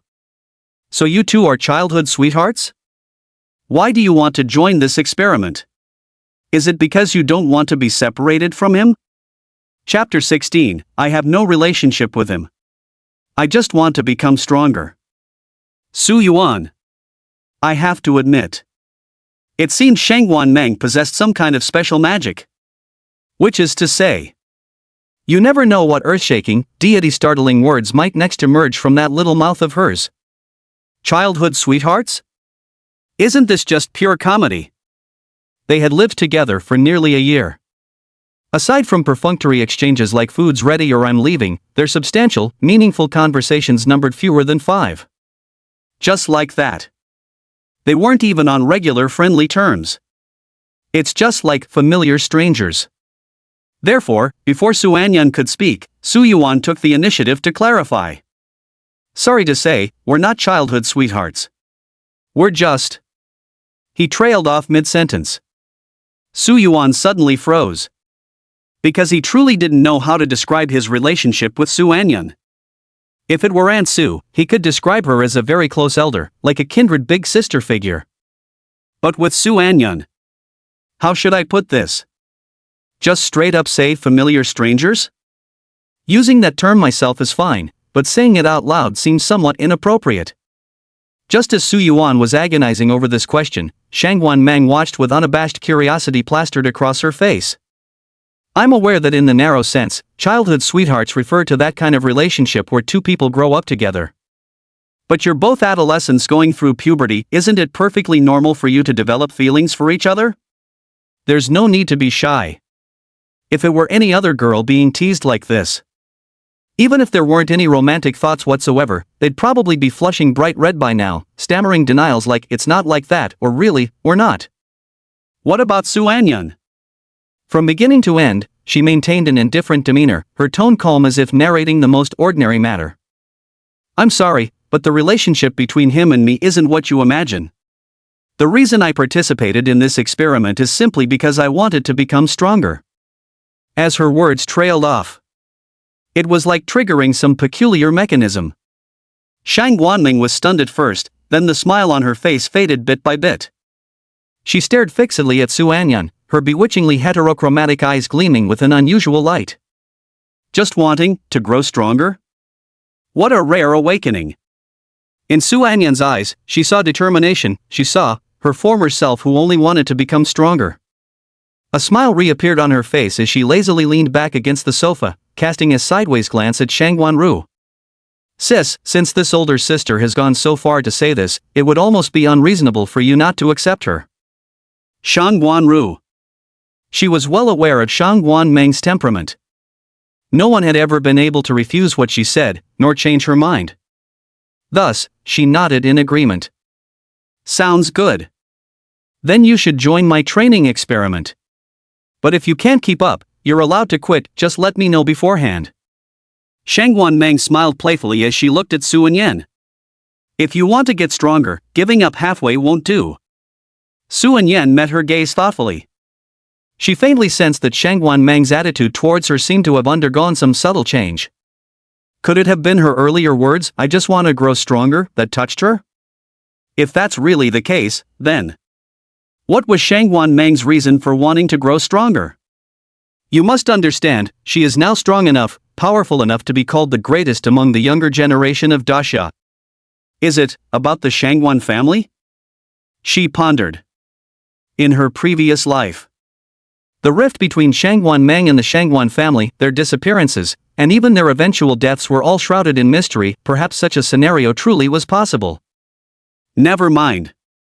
No more thinking about that. Right now, the only thing she needed to focus on was gathering resources, cultivating diligently, and becoming stronger as soon as possible. If she remembered correctly, the next few years would be anything but peaceful. Blue Star would undergo drastic upheavals, plunging into endless turmoil. There you go. Shang Guanru steered the conversation back on track. The experimental project I just mentioned to you is conducted under my personal name and will not affect any of your other choices. I've already instructed someone to process your SSS level resource allocation certification. Starting today, you'll receive this nation's highest level resource benefits reserved for prodigious talents every single day. Although there are still 3 months until the national exam, these 3 months won't be productive if you just attend school normally. So, you'll train with me instead. I promise, in 3 months, your combat capabilities will improve by leaps and bounds. As for whether you'll choose to enter a martial arts university, join the military, or become a lone wolf living freely after the major exams, I won't interfere with any of your decisions. Only from time to time will you need to return to me for training, until you master Qi, or the experiment fails. During this period, I will provide you with the best cultivation resources, the best medical conditions, and the best equipment. What you need to do is not treat yourselves as human during training, push your limits to the utmost, understand? Su Yuan and Su Anyi nodded simultaneously. Shang Guanru was thoroughly satisfied, her enthusiasm soaring. This experimental training has been on hold for quite some time and still requires some preparation. 3 days. In 3 days, the experiment will begin. Over these 3 days, I hope you'll prepare yourselves mentally, and by the way, let your parents know you might not be able to return home for several consecutive days afterward. After a series of instructions. Only then did Shang Guanru have someone escort Su Yuan and Su Anyan away. After the two left, Shang Guanru was beyond excited. She sat down beside Shang Guanmeng and grasped her hand tightly. Despite clearly being a sexy mature woman with E-cup curves, her joyful demeanor made her seem almost childlike. Sis, I might actually succeed this time. On the surface, Shang Guanmeng nodded with a light smile. Keep it up. But in her heart, she couldn't stop thinking about Su Anyan's words. I just want to become stronger. Those words made her see her former self in Su Anyan. Grow stronger, just become stronger, and I will surely be able to break the shackles binding me.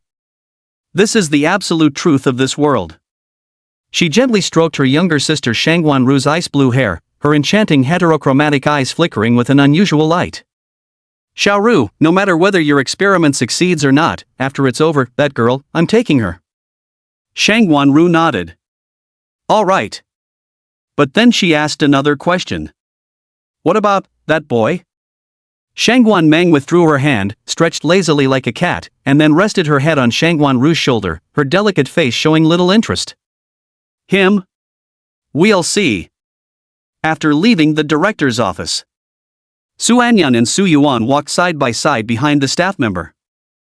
Neither of them spoke, creating an icy atmosphere between them. So much so that even the guide was walking on eggshells, not daring to breathe too loudly, and even momentarily suspected that these two SSS-level prodigies might have some unresolved feud. In reality, the two were simply lost in their own separate thoughts. Su Yuan was contemplating how he just harvested another 700 plus emotion points from those twin sisters. Should he save these 700 plus points until reaching 1000 for a beginner's 10 draw, or go for 2 intermediate single draws? The last one-shot hit made me feel like he had already used up all his luck, so maybe we should rely on quantity instead and try a 10 draw? Besides Su Yuan, Su Anyan was also lost in thought. But what she was pondering about was related to the system. I wonder what the system means by massive resources. If it's referring to resources available on Blue Star, it wouldn't be much help. After all, now that she's hitched a ride with Shangguan Ru, ordinary resources aren't an issue at all. Rather, it's items like soul crystals, stellar marrow, and primordial thunderstones, precious resources found only in the void of space, that would be of real value to her. As for losing to Su Yuan in the strength assessment, not only failing to obtain vast resources but also having to undergo the so-called dog-licking adventure, she didn't even consider it a possibility. In her eyes, Su Yuan posed absolutely no threat. Chapter 17, from now on, if you must say something, say we're siblings. The lobby of the Education Bureau. Everyone had completed the necessary certification procedures for receiving allocated resources. Afterward, resources of the specified grade would be delivered to their doors daily, requiring absolutely no effort on their part. Holy crap! Never expected grade B talent benefits would include a daily level 1 origin crystal, that's $3,000 right there. 100 grand monthly. The government's really going all out with this investment. Who says no? Once our ranks improve, we can obtain higher grade source crystals. By the way, everyone gets to choose 3 combat skills. What did you pick? So far I've only picked one triple wave-cutting saber. I'm definitely going with sabers in the future, they're insanely cool. I think swords are even cooler. Among the group's conversation, Su Yuan and Su Anyan returned to the group. Only after hearing the conversation among the crowd did Su Yuan belatedly realize that Shangguan Ru, she hadn't said a word to either of them about the SSS tier resource allocation. Or perhaps, in her eyes, those resources were simply insignificant from the start? The more Su Yuan thought about it, the more convinced he became. So he simply labeled Shangguan Ru as an ultimate sugar mama. This served as a reminder to himself that he should never hold back when asking for resources from her in the future. At this moment, Zheng Yuan leaned in closer. Bro Yuan. How was it? I just checked my A-grade resource pack, totally mind-blowing. Bro Yuan, your SSS grade resource pack must be even more insane, right? Su Yuan casually brushed it off with a laugh. Yeah, pretty crazy. As they chatted, the topic turned to Shangguan Ru. Zheng Yuan wore a look of yearning, clutching his chest in exaggerated heartache. Director Shangguan reached such a high position at such a young age, she's clearly extraordinary. And to be so beautiful too. What a shame she already has a daughter. Heartbreaking, truly heartbreaking. Su Yuan smiled but said nothing in response. He didn't reveal the true relationship between the sisters Shangguan Ru and Shangguan Meng. Otherwise, he feared his adopted son might nurture some unrealistic fantasies, only to suffer a crushing blow that would leave him utterly demoralized. Women like these are beyond the reach of someone like you, son. After a while, Principal Xiao Jiangwo gathered everyone together. Upon learning that Su Yuan and Su Anyan were requesting leave and would not be returning to school before the martial arts entrance exam, he happily agreed. For geniuses of their caliber, staying in school would be nothing but a waste of time.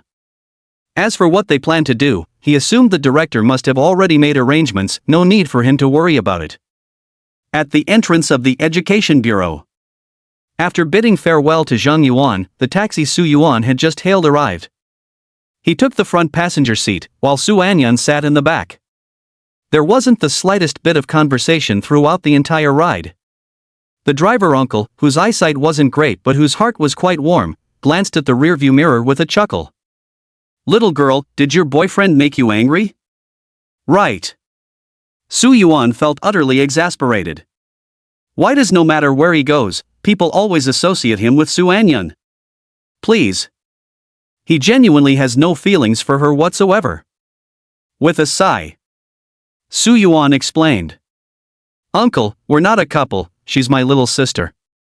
It seemed he did this solely to get the chatty driver to stop talking. So when Su Anyan heard Su Yuan casually establish their relationship as siblings, she didn't react at all. His gaze fixed on the window remained utterly undisturbed. Precisely because of this, Su Yuan had to admit, beyond having an exceptionally indifferent temperament, in other aspects, Su Anyan was actually quite impressive. At the very least, she wasn't as unreasonable or troublesome as other girls tended to be. Absolutely hassle-free. Who knows? After learning they were siblings, the driver uncle laughed heartily, not feeling embarrassed in the least, and instead started lecturing on how siblings should get along. "Oh, I see. My apologies, my apologies. As the older brother, you should always give in to your little sister. After all, besides your parents, you two are the closest people in the world to each other. You can't just leave your sister angry like that, you've got to comfort her more." Su Yuan broke into a sweat. He could only muddle through while praying for time to pass faster. Until finally, they were home. The nightmare was finally over. Su Yuan, with unusual seriousness, pulled out his phone and carefully filled out the review. Driver uncle was perfect in every way, handsome, enthusiastic, and never took detours. Only pity is, he came with a mouth. He put away his phone. Su Yuan took out his keys and unlocked the door. Su Qingling hadn't clocked out yet. As the link between the two of them, without her presence, they barely communicated. Only right before they parted ways at the entryway to head to their respective rooms, Su Anyan quietly uttered, "Next time you use that kind of excuse, just say we're siblings." "What?" Su Yuan froze momentarily. But Su Anyan had already entered her room and shut the door behind her. "What is this? Was that dry humor?" Shaking his head, Su Yuan returned to his room. Having decided to accumulate emotional points until reaching 1,000 before using them, Su Yuan wasn't in a hurry to draw prizes. Instead, he sat cross-legged on his bed and began absorbing the scattered source energy in the space bit by bit. Although it was quite sparse, every little bit counted. After all, he had nothing better to do anyway. An hour later. Ding dong. The doorbell rang. Su Yuan stepped out to take a look. Could it really be the daily resource package delivered straight to his door by the Education Bureau? Holy smokes! Their efficiency is impressively high. The daily resource package had already arrived, despite having just completed the registration and verification process moments ago. To prevent the dissipation of source energy. Both resources were contained in specially crafted material boxes, each equipped with a miniature identity authentication system. Only the iris scan of the authenticated individual could open them. Su Yuan delivered one portion of the resource to Su Anyan's door and knocked gently. "Your resource package has arrived. I left it at the door." With that, she turned and went straight back to her room. Soon after, the door to Su Anyan's room opened, and the shadow servant carried the resource box inside. Inside the room. After completing identity verification through iris scanning, Su Yuan successfully opened the resource box. There is an item list inside. SSS Tier Talent Daily Resource Pack Awakening Phase. 10 pieces Level 1 Origin Crystals. 3 vials Tier 1 Ferocious Beast Blood Nutrient Extract. 2 hours unlimited admission ticket to the Ferocious Beast's Garden, stackable. 1 hour expert level combat technique training session, stackable. Is this the privilege of an SSS tier talent wielder? Incredible! After itemizing everything, Su Yuan sighed with immense emotion. You see. Just equipment specifically for cultivation resources alone. Those 10 level 1 source crystals are worth 30,000 yuan on the market. Those 3 bottles of first-tier ferocious beast blood nutrient extract are priced at 30,000 yuan. In total, that already amounts to 60,000 yuan. This is just the daily basic resources. Other special resources like unlimited access to ferocious beast garden and expert combat skill tutoring are even more invaluable. And these can even be accumulated. Truly a considerate arrangement. Let's use these source crystals and the nutritional solution from the savage beast's blood first, then head to the beast garden to test our skills. The beast garden. This is a specialized facility officially operated for raising savage beasts, providing practical combat training for cultivators of different levels. The savage beasts inside are all captured from the wild and transported directly here, ensuring their ferocity and wild nature remain intact. The benefits for practical combat training are immeasurable. The entry price is extremely expensive, completely unaffordable for ordinary families. Chapter 18, Powerful Physique. Fivefold Origin Energy. Invincible within the same rank. During practical combat class, the teacher introduced the Beast Garden, explaining it's divided into quantity tickets and time tickets. Quantity tickets only allow challenging a fixed number of beasts. Once that number is completed, the session ends. The time ticket allows one to challenge any number of ferocious beasts within a stipulated time period, with no upper limit, but the price is over 10 times that of the quantity ticket. Even so, many affluent martial artists flock to it, solely because battle is the finest teacher. Compared to instructors at martial arts schools, the savage nature of ferocious beasts serves as the best whetstone for honing combat prowess. Su Yuan murmured softly, his eyes flickering with thought. The ancient god's bloodline not only strengthened his physique but also filled him with boundless energy. Every cell in his body was yearning for strength, longing for battle. So he made up his mind. After absorbing all those source crystals and the nutrient extracts from the ferocious beast's blood, he would go to the beast garden to vent some steam. He sat down cross-legged. Su Yuan gripped a first-grade source crystal in each hand. He silently activated the celestial origin cultivation method, drawing the source energy from the crystals. Just like during his first experience with source energy absorption, both first-grade crystals visibly faded at a rapid pace. An hour later, only 2 first-grade source crystals remained from his daily resource allocation. This absorption speed is terrifyingly fast, far surpassing the range of normal geniuses, enough to make even the most monstrous talents feel ashamed. Su Yuan gazed thoughtfully at the 2 source crystals in the resource box. According to Primer on Martial Arts, for ordinary awakened stage martial artists, absorbing 20 grade 1 source crystals should reach the limit of what their bodies can contain. But counting the one I absorbed at school, I've already taken in a full 9 grade 1 source crystals. Logically, I should be half full by now, yet, it seems like I've only reached about 1/10. The awakening phase is the preparatory stage before becoming a martial artist. Practitioners at this stage need to absorb external source energy and store it within their bodies. When the physical body can no longer contain more source energy, one must cease external absorption and instead compress the internal source energy, condensing it into a source aperture. This marks the completion of the first full cycle. The awakening phase consists of 9 total tiers, requiring practitioners to undergo 9 cycles of energy saturation followed by aperture condensation. When 9 source apertures are prepared, one can begin the breakthrough to the first rank. The ancient divine bloodline has drastically increased my physical strength. In this state, I am like a bottomless pit. The resources I require are 5 times that of an ordinary person. As I progress, this multiple may even widen further. The downside is the enormous consumption of resources. Advantages? Simple and brutal, just 4 big words. Unrivaled in the same tier. This is just during the awakening stage. Every source aperture of mine will store 5 times more source energy than an ordinary person's. Not to mention the realms beyond this. As for shortcomings, they're not a problem at all. If you want the horse to run fast, you've got to give it hay. With Shangguan Ru, that super rich heiress around, there's absolutely no need to worry. Thinking so, Su Yuan directly absorbed the remaining 2 level 1 source crystals. After absorbing everything, he downed all 3 Grade 1 ferocious beast blood nutrient extractors in one go. A formidable physique meant fearing nothing. Bliss. Su Yuan wiped his mouth. He tossed the 3 empty vials into the trash can. This crude method of absorption would leave anyone else severely injured, if not ripped apart from the inside. But for Su Yuan, it's not even intense enough. Therefore, he picked up the phone directly and dialed the number Shangguan Ru had left him. Soon, the call connected, and Shangguan Ru's voice came through from the other end.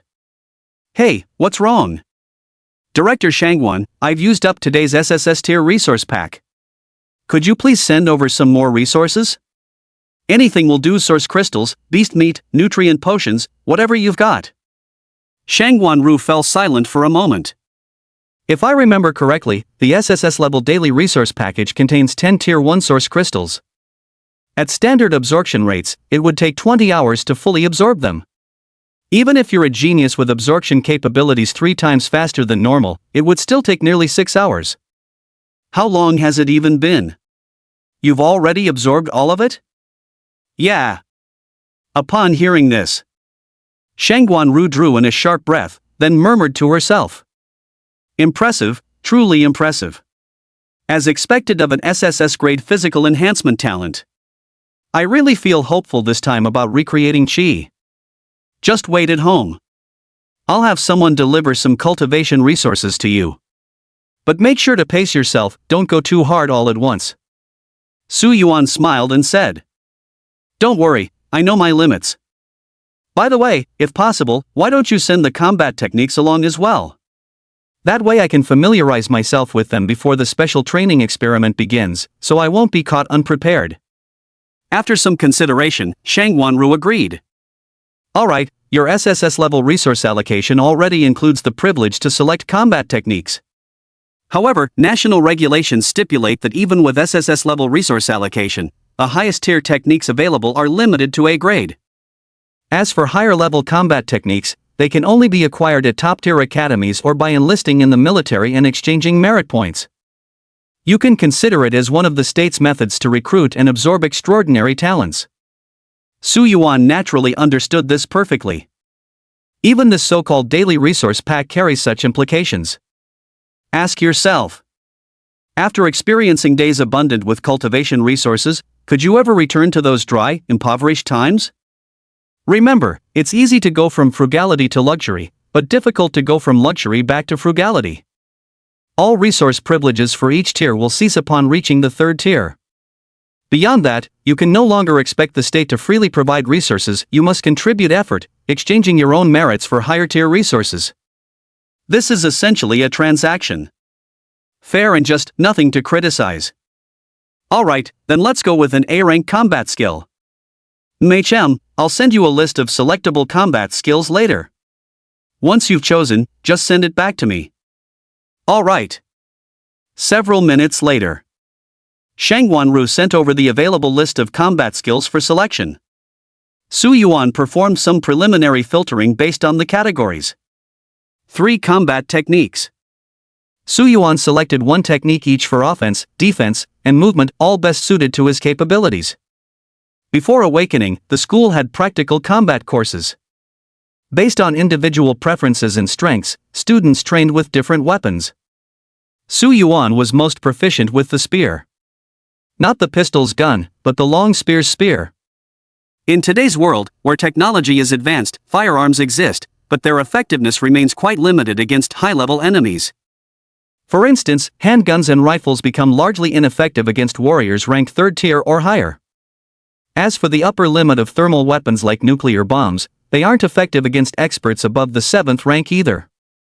But cold weapons are different. Various super-strong alloys, even cold weapons forged from the bodies of high-rank ferocious beasts, can unleash unimaginably terrifying power in the hands of high-rank warriors. Therefore, true martial arts masters are all experts in wielding cold weapons. Among the 18 martial weapons categorized into 9 long and 9 short, the spear ranks first among the long weapons, hailed as the king of all arms. It was also the weapon Su Yuan wielded most naturally. In no time, the selection of 3 combat techniques was now complete. A-rank combat skill, 9 slaughtering spears. A-rank combat skill, singularity source shield.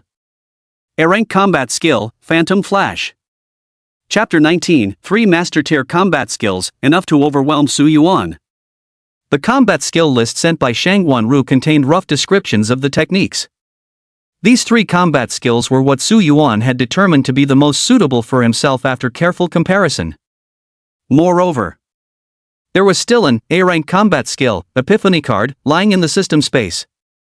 It could unconditionally elevate the proficiency of one A-rank combat skill to the perfect realm. He simply couldn't wait any longer. Showing off in front of others was actually secondary. What mattered most was that he wanted to use his perfect realm combat skills to astonish people and harvest emotional points. I swear I'm not a show-off, it's just that the system leaves me no choice. Su Low-Key Yuan. After sending the message to Shangguan Ru, Su Yuan put down his phone, digesting the nutrition from the beast blood supplement while patiently waiting for food delivery from the wealthy Shangguan. Next room. Su Anyan was practicing a special technique. Her shadow attendant sat cross-legged on the bed, holding a source crystal in each hand, continuously absorbing source energy and feeding it back into her body. If the source energy absorption rate of an ordinary cultivator is 1, a genius is 3, and a monster surpasses even that. Then, Su Anyan now could only be considered a genius at best. Her source energy absorption rate was merely about 3 times that of an ordinary cultivator. Su Anyan didn't react particularly to this because talents like these could be enhanced later. Her physical aptitude indeed wasn't outstanding now, but that didn't matter, she would later use all sorts of rare treasures to improve her physical aptitude. Besides, she had the Shadow Servant. It absorbs source energy at a rate nearly 10 times faster than an ordinary person. An ordinary person needs 2 hours to absorb a level 1 source crystal, but the Shadow Servant can fully absorb it in less than 10 minutes. Precisely because of this, she didn't waste any time absorbing source energy, but instead devoted herself to practicing stacked force. This is not a combat technique, but rather a special method of origin energy control. By layering streams of origin energy, it unleashes tremendous power. Many combat techniques are built upon this very method. Examples include the widely circulated triple force technique from Daxia. Just from its name alone, one can tell that its focus is the stacking of force. As the saying goes, the greatest truths are the simplest, the most skillful techniques appear effortless. The seemingly ordinary and commonplace technique is, in fact, an extraordinarily powerful ability. Triple layered force, perhaps not worth noting. 6 layers, 9 layers, still nothing special. But do you know how terrifying the power can be when the force is amplified 100-fold, or even 200-fold? Su Anyan knew. Her former self. With 130 layers of force superimposed, she shattered an entire continent. With 220 layers of force superimposed, she obliterated a whole planet. This current physical body is far too weak, just 3 layers of superimposed force already push it to the brink. Su Anyan halted her movements, calmly staring at her right hand, the palm already flushed crimson from practicing the layered force technique. Yet this seemingly ordinary triple force was, in truth, a manifestation of reaching the He mastery realm in the B-rank combat skill triple force. This meant she had achieved mastery in a B-rank combat skill in merely a short span of time. If word got out, it would undoubtedly be earth-shattering. At this moment, a message came from the Shadow Servant. It had already absorbed all 10 level 1 source crystals. Su Anyan did the same thing as Su Yuan, she asked Shangguan Ru for cultivation resources. What? You've also absorbed all the source crystals from the daily resource package? On the other end of the line, Shangguan Ru exclaimed in surprise. Back when she was still in the imperial capital, she had seen quite a few SSS-grade talents, not too many, but certainly not few either. Although they all possessed top-tier innate talents like Su Yuan and Suan, when it came to cultivation aptitude, those who could compare to these two were truly as rare as phoenix feathers and Qilin horns. This rate of resource consumption could rightly be called monstrous. Su Anyan paid no heed to Shangguan Ru's astonishment, her focus was instead on the word also in Shangguan Ru's statement. Because this implied that Su Yuan had not only likewise exhausted his source crystals but had absorbed them faster than her, which was why he called Shangguan Ru before she did. By the way, Su Yuan has already picked the combat techniques he needs. Would you like to take a look as well? Alright. Su Anyan did not refuse. Although she wasn't lacking in powerful combat skills, revealing those she hadn't formally learned could easily invite trouble. Therefore, she planned to select a few combat techniques to serve as cover. Several minutes later, she made her selection of techniques. A-Class 9 Slaughter Spear, A-Class Singularity Shield, A-Class Shadow Flash. When she sent the selected combat techniques to Shangwan Ru, Shangwan Ru replied with a face with tears of joy emoji. Shangwan Ru, you too, is this a case of great minds thinking alike, or did you communicate beforehand? There are quite a few A-level combat techniques to choose from, yet you both picked 3 identical ones. Su Anyan remained silent. She had her own reasons for selecting those 3 combat techniques. Ninefold Assassin Spear, the most powerful weapon with the greatest destructive force. It incorporates the principle of force stacking, capable of amplifying the power of the first strike up to ninefold, perfectly matching her current training needs. Singularity Origin Shield, which concentrates source energy at a single point. Upon activation, it counters assaults with immense impact force, achieving a unique defensive effect. The only difficulty lies in requiring extremely precise control over source energy, but this poses no challenge whatsoever for her. As for Shadow Flash, the movement techniques and combat skills were nearly identical. This particular movement technique bore the character Shadow in its name, so Su Anyan chose it. Bumping into Su Yuan was purely coincidental. Shangwan Ru, forget it. It's good that you both chose the same combat skill. This way, you can spar and discuss with each other, which might deepen your understanding and improve your mastery of the technique. Su Anyan, unnecessary. For her, it was truly unnecessary. In her past life, although she hadn't chosen these 3 combat techniques, her experience and insights allowed her to effortlessly master them to the microscopic level. Shangwan Ru, fine then. After putting down her phone, Su Anyan glanced deliberately or otherwise toward the neighboring room. Just a wall separated them, so she couldn't see what Su Yuan was doing on the other side. She just had her doubts. Had Su Yuan really absorbed all the source crystals? Although both individuals possess SSS tier talents, in reality, the SSS tier merely represents the upper limit of talent detection on Blue Star, not the ceiling of her true potential. Her ability to absorb origin energy at such extraordinary speed was only made possible by the unique properties of her shadow servant. Yet Su Yuan could surpass even her pace. Evidently, his physical gifts might be specifically specialized in origin energy absorption. This kind of talent is quite common in the universe. The early growth will be faster, but in the mid to late stages, it becomes relatively weaker. Thinking of this, Su Anyan felt a slight sense of urgency. The system's first comparison will take place in 9 days. If Su Yuan maintains this rate of primordial energy absorption, and physical enhancement talents inherently possess stronger combat power at lower cultivation levels. Could it be possible that I might lose to Su Yuan in our first confrontation? No. Impossible. Su Anyan shook her head. She dismissed this ridiculous thought from her mind. The system compares not just cultivation realms, but combat strength. Even if her realm might lag slightly behind Su Yuan's by a small margin. When it comes to actual combat prowess, she possesses absolute confidence. If nothing else, just having mastered 3 micro-level combat techniques would be enough to utterly crush Su Yuan. Chapter 20 Instant Epiphany. Mastery of Grade A Combat Technique 9 Slaughtering Spears perfected. Shangwan Ru handled matters with remarkable efficiency. It didn't take long before she dispatched someone to deliver the resource supplies that Su Yuan and Su Anyan had requested. When the doorbell rang, both Su Yuan and Su Anyan emerged from their rooms, coincidentally bumping into each other in the hallway. The two exchanged a glance before each averted their eyes. Whether it was Su Yuan or Su Anyan, they had already grown accustomed to this. When Su Qingling, the bridge between them, wasn't present, there was virtually no communication between them. They arrived at the doorway simultaneously, received their respective resource boxes from the person assigned by Shangwan Ru, then turned and retreated to their rooms. From start to finish, smoothly executed, without the slightest awkwardness, without the slightest exchange. A truly familiar stranger. In the room.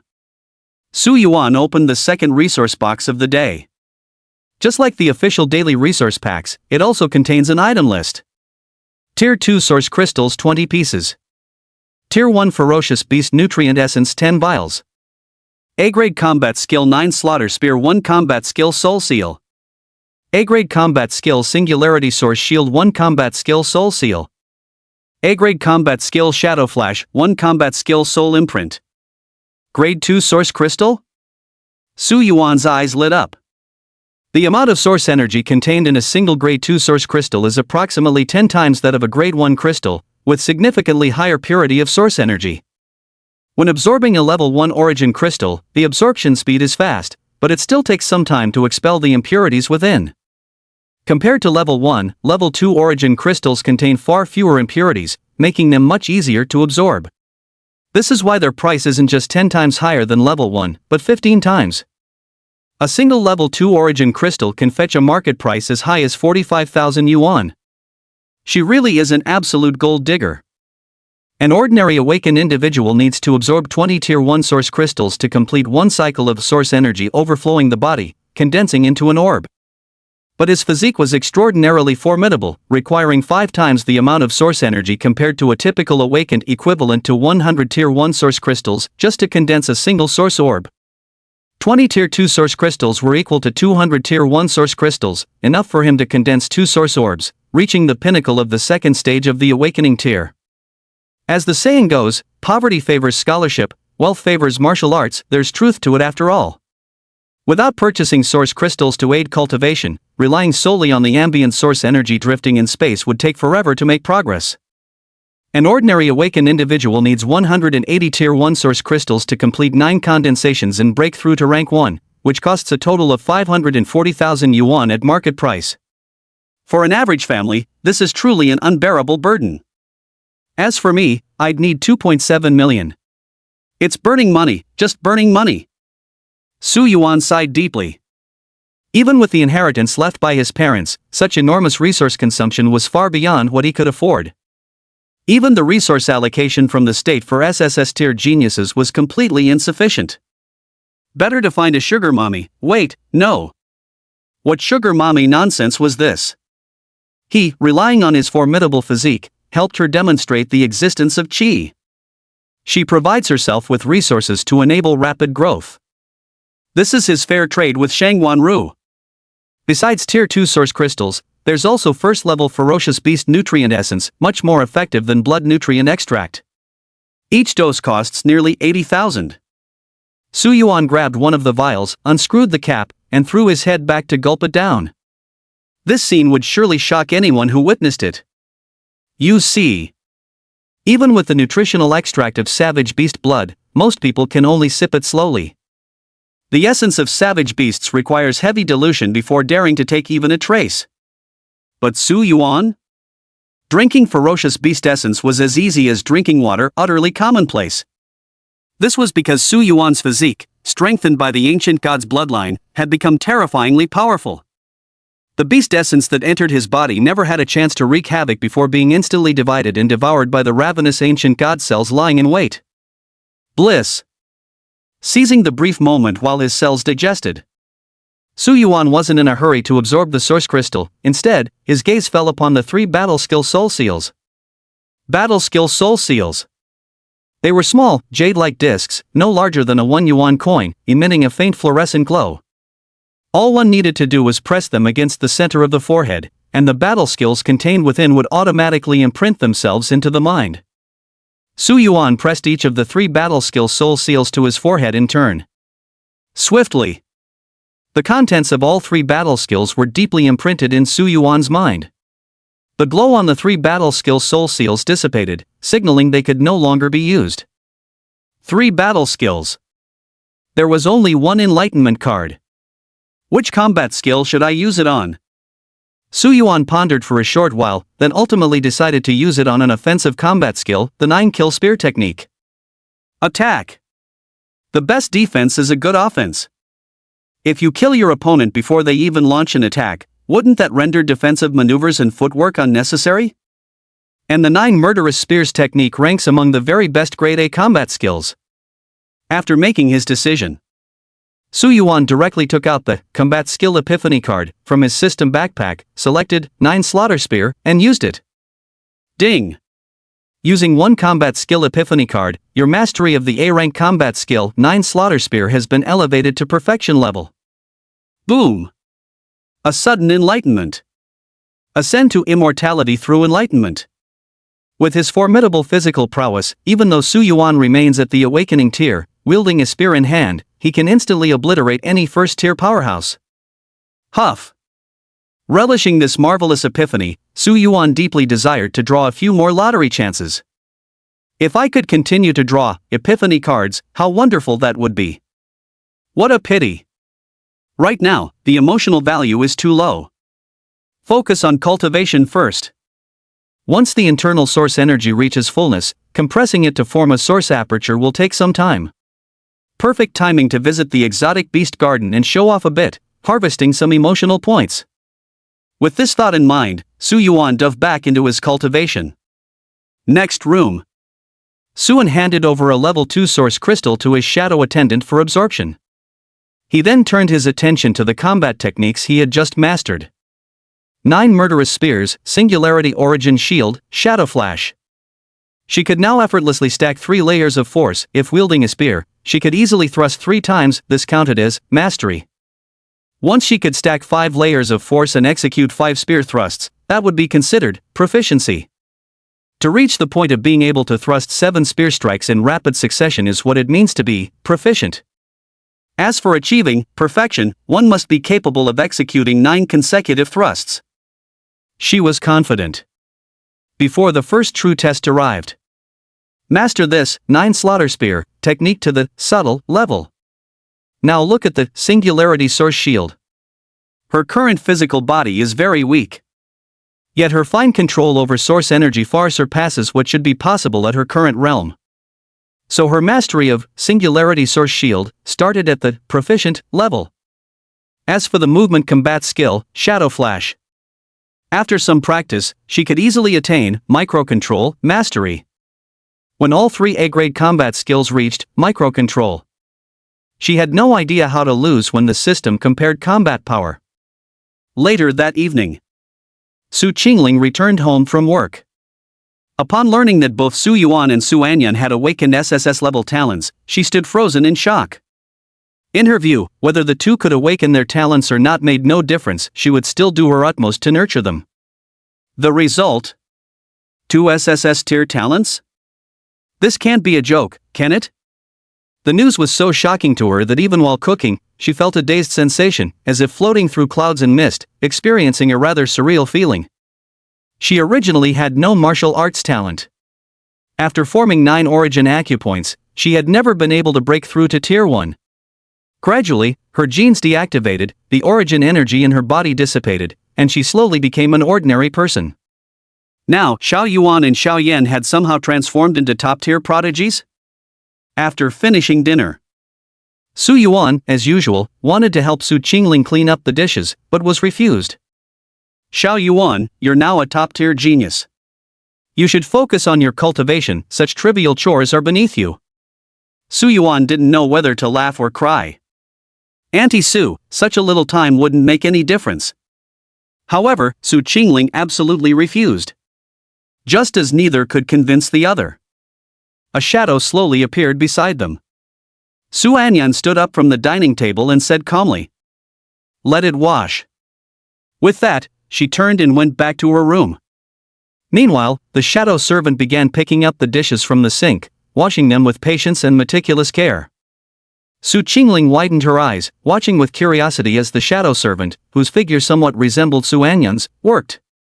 Would this be overqualified for the task? Su Yuan chuckled. Of course not. As he spoke, he even reached out and lightly patted the shadow servant's shoulder. Come on, do your best. The shadow attendant trembled slightly but remained silent. Inside the room, Su Anyan's footsteps suddenly paused, then her delicate eyebrows gradually furrowed. This is Solar Radiance Aura? Chapter 21, Journey to the Ferocious Beast Garden, a challenge across major realms. Solar Radiance Power. A form of stellar energy. Fundamentally, it represents a more advanced source energy. Only Blue Star hasn't yet connected with the cosmos. The local ecosystem's energy framework is limited to ordinary source energy and the abilities derived from accompanying talents. The power of the stars, even within the cosmos, is considered advanced energy, as it is directly drawn from the stars themselves. But why does Su Yuan carry the aura of solar brilliance? Could it also be related to his innate talent? Suanin felt somewhat helpless. This guy. In my memories, he was clearly just an ordinary person with average talent. How come after my rebirth, he not only awakened an SSS-grade talent, but such an extraordinary one at that? Not only does it greatly enhance his physical strength, it also possesses an energy absorption speed comparable to shadow attendance. Now, there still seems to be the ability to absorb the radiant sun's power. Currently, the shadow attendant hasn't advanced yet. Encountering the radiant sun's power means being almost completely countered. This is becoming troublesome. The first comparison will take place in just 9 days. In other words, aside from her inherently countered talent, her combat abilities in all other aspects must far surpass Su Yuan's.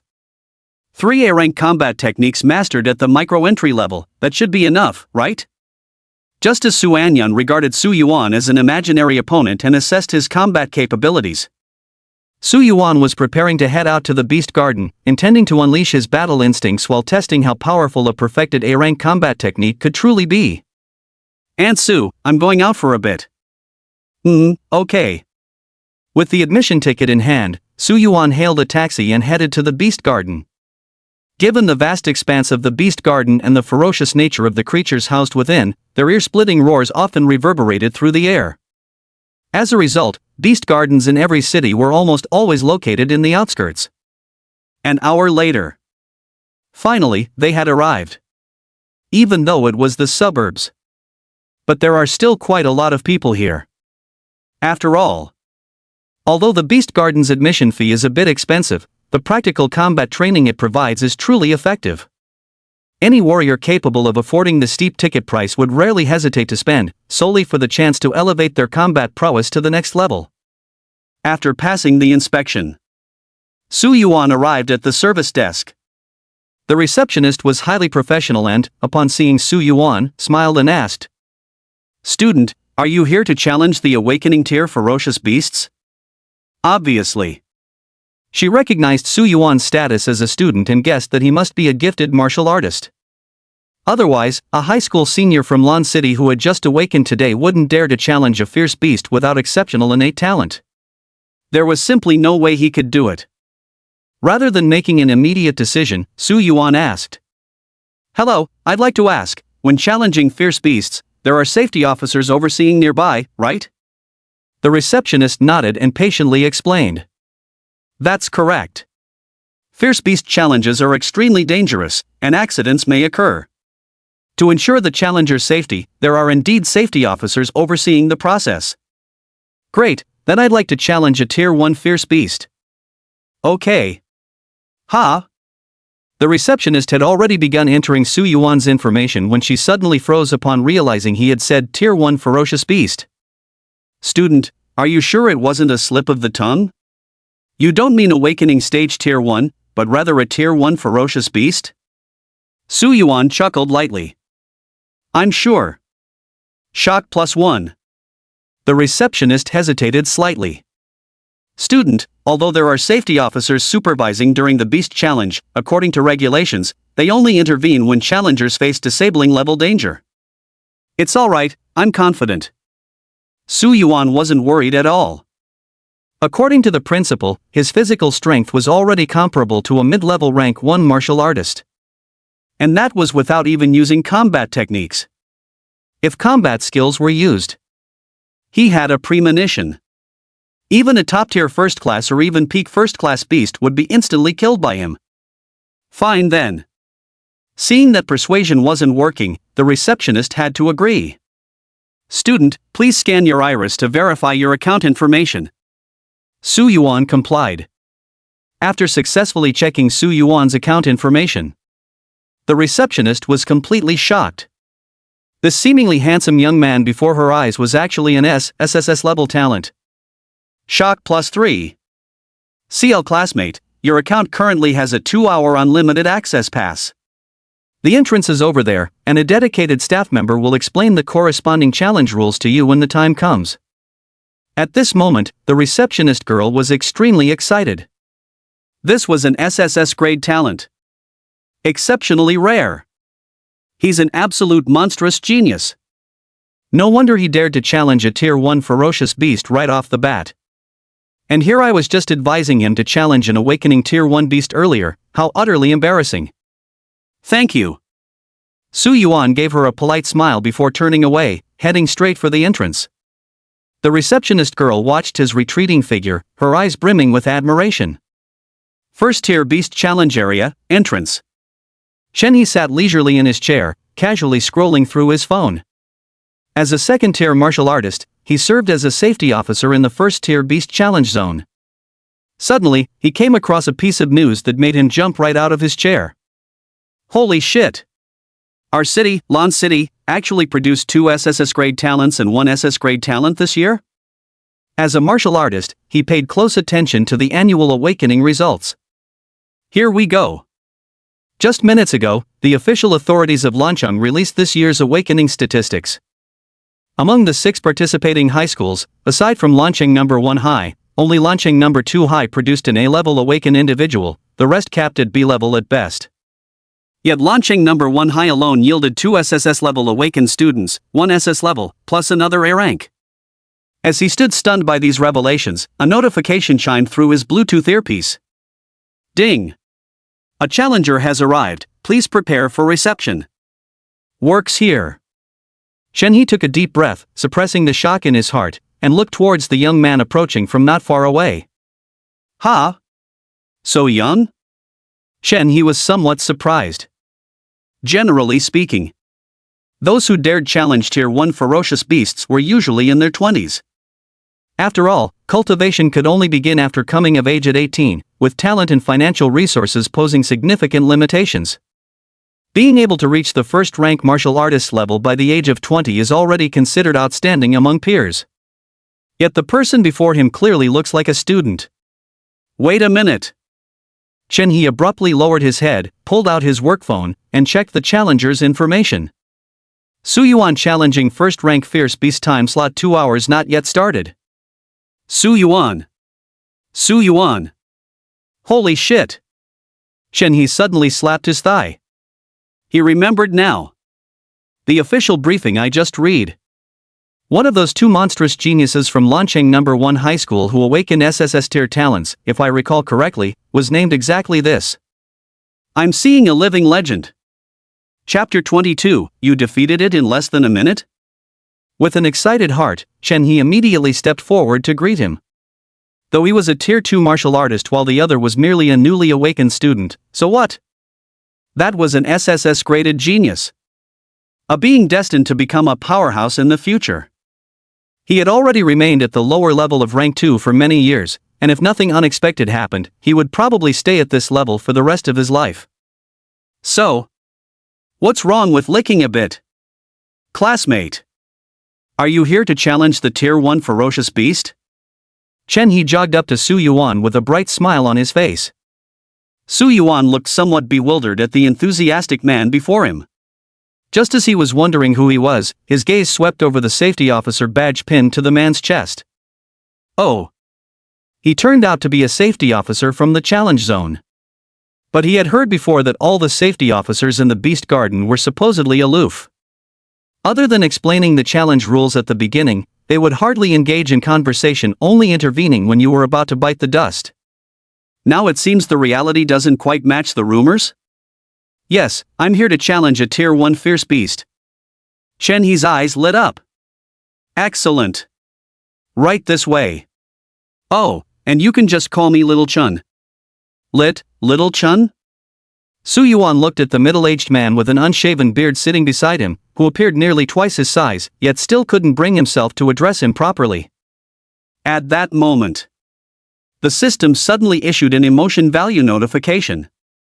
NV +13. NV?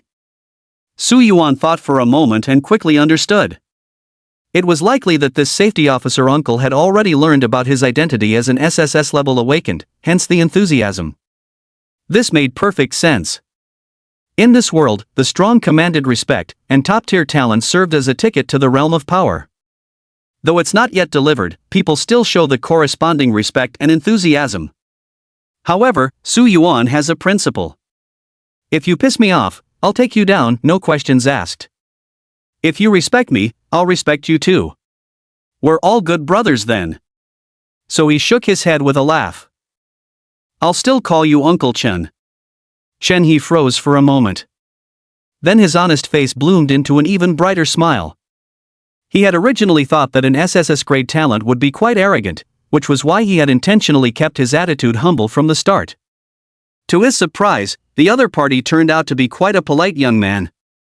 At that moment, Chen He's fondness for Su Yuan skyrocketed. Even if Su Yuan were merely an ordinary student, his enthusiasm would remain just as fervent. On the way to the challenge area, Chen He carefully explained the challenge rules to Su Yuan. According to the regulations, anyone wishing to challenge a beast of a higher realm must start from the lower tiers of that realm. Only after succeeding can they proceed to challenge the next tier.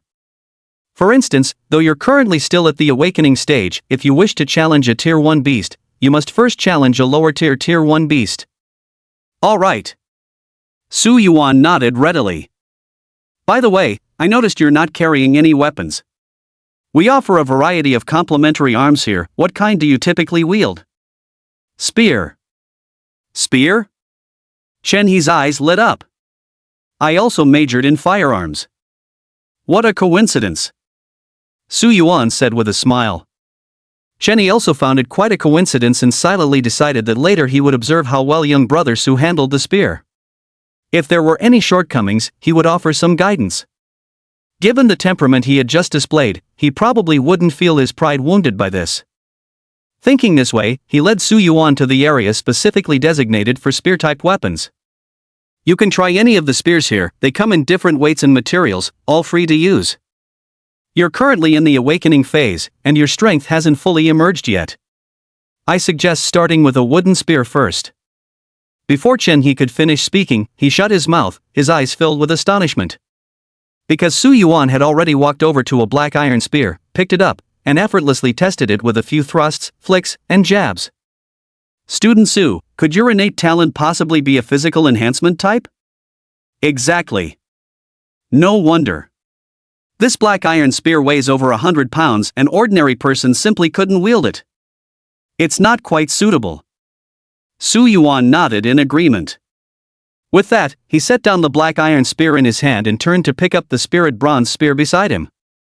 Spirit bronze is a special material capable of conducting source energy. Generally speaking, only martial artists who can project source energy externally would use it. Moreover, its weight is almost 1.5 times that of the black iron spear, nearing 200 kgs. Su Yuan gave it a brief test. It responded effortlessly to his movements, slicing through the air with a whirling force. Satisfied, he turned his gaze to Chen He. Uncle Chen, this gun feels right. I'll take this one. Shock +5. Chen He. He vaguely remembered that even when he had reached the upper tier of rank 1, he couldn't wield the spirit bronze spear because it was far too heavy for him.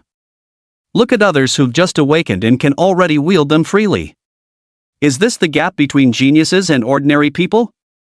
After selecting weapons, Chen He then led Su Yuan through the gate into the challenge area. This was a vast open space, with another giant gate at the far end serving as the entrance for the savage beasts.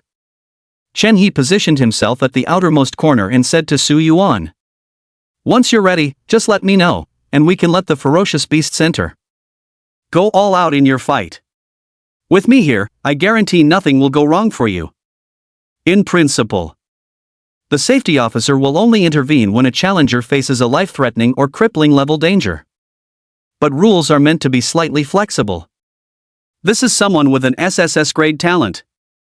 If they got even slightly injured, Chen He reckoned he'd probably lose his job. Besides, with that one cry of Uncle Chen, he simply couldn't let Su Yuan get hurt. I'm ready." At the center of the arena, Su Yuan gripped the spirit bronze spear. His eyes sparkled with anticipation, his body primed to perfection. All right. Chen He pressed a button. Boom! Across the arena, a specialized gate slowly rose, accompanied by uneasy growls of savage fury. A massive gray wolf emerged slowly from within. This was the ferocious beast introduced in textbooks. The top predator among lower-tier first-rank beasts, the dread wolf. Though slightly inferior in strength, it possesses remarkable speed and a savage temperament, making it an exceptionally fierce hunter. Confined for far too long, the dire wolf's heart burned with rage. Its frigid wolf eyes locked onto Su Yuan as it crouched low, the posture of a predator poised to strike. At the edge of the arena. Seeing the dire wolf as the first beast to enter the field, Chen He silently assessed the combatant's strengths. Given that Su Yuan possessed an SSS-grade talent for physical enhancement, this lower-tier first-stage dire wolf likely stood no chance against him. It shouldn't take more than 10 minutes to wrap up this fight. Thinking this, he relaxed slightly and began scrolling through the nearby holographic display, intending to review information about the next ferocious beast scheduled to appear. However, hardly any time had passed. Chen He had barely reached the second page when Su Yuan's voice already echoed from the center of the arena. Uncle Chen, next one. Chen He? What the hell? He turned his head to look. Right in the center of the field. The youth stood with gun in hand, facing the vicious beast that had once been savage but now lay as a cold corpse before him. A fist-sized hole pierced through the chest of the raging wolf, directly through its heart, while crimson, blinding blood pooled across the ground. Chen He was stunned. No. From the beginning till now. It felt like less than a minute had passed. And you killed it just like that. Chapter 23, the S-Rank evaluation only achievable through cross-tier challenges. Back-to-back announcements. You see. Though the dire wolf isn't among the strongest Tier 1 inferior beasts, it's certainly not weak either. Especially as a variant of the wolf-type vicious beast, its agility is extremely high. Although the challenge area has limited space, it's still quite difficult to kill it within a short time. But when it came to Su Yuan, how did it turn out that the dire wolf was instantly slain the moment he looked away? Shock value plus 20. Su Yuan lightly flicked his spear, shaking off the blood and bits of flesh from its tip. The shot he just fired wasn't any battle technique, just pure, raw power from his own body. Come to think of it, this was his first real fight against a ferocious beast. The feeling, it was much easier than expected. Or perhaps his ancient god's bloodline, while strengthening his physical form, had also bestowed upon him some innate combat instincts. Just moments ago, it was clearly the rage wolf that first assumed a predatory stance, intending to launch an attack on Su Yuan. Yet the outcome was Su Yuan's terrifying burst of strength, enabling him to pierce the beast's chest with a precise and ruthless spear thrust before it could strike. This was the invisible augmentation bestowed by talent. Su Yuan was quite satisfied with this.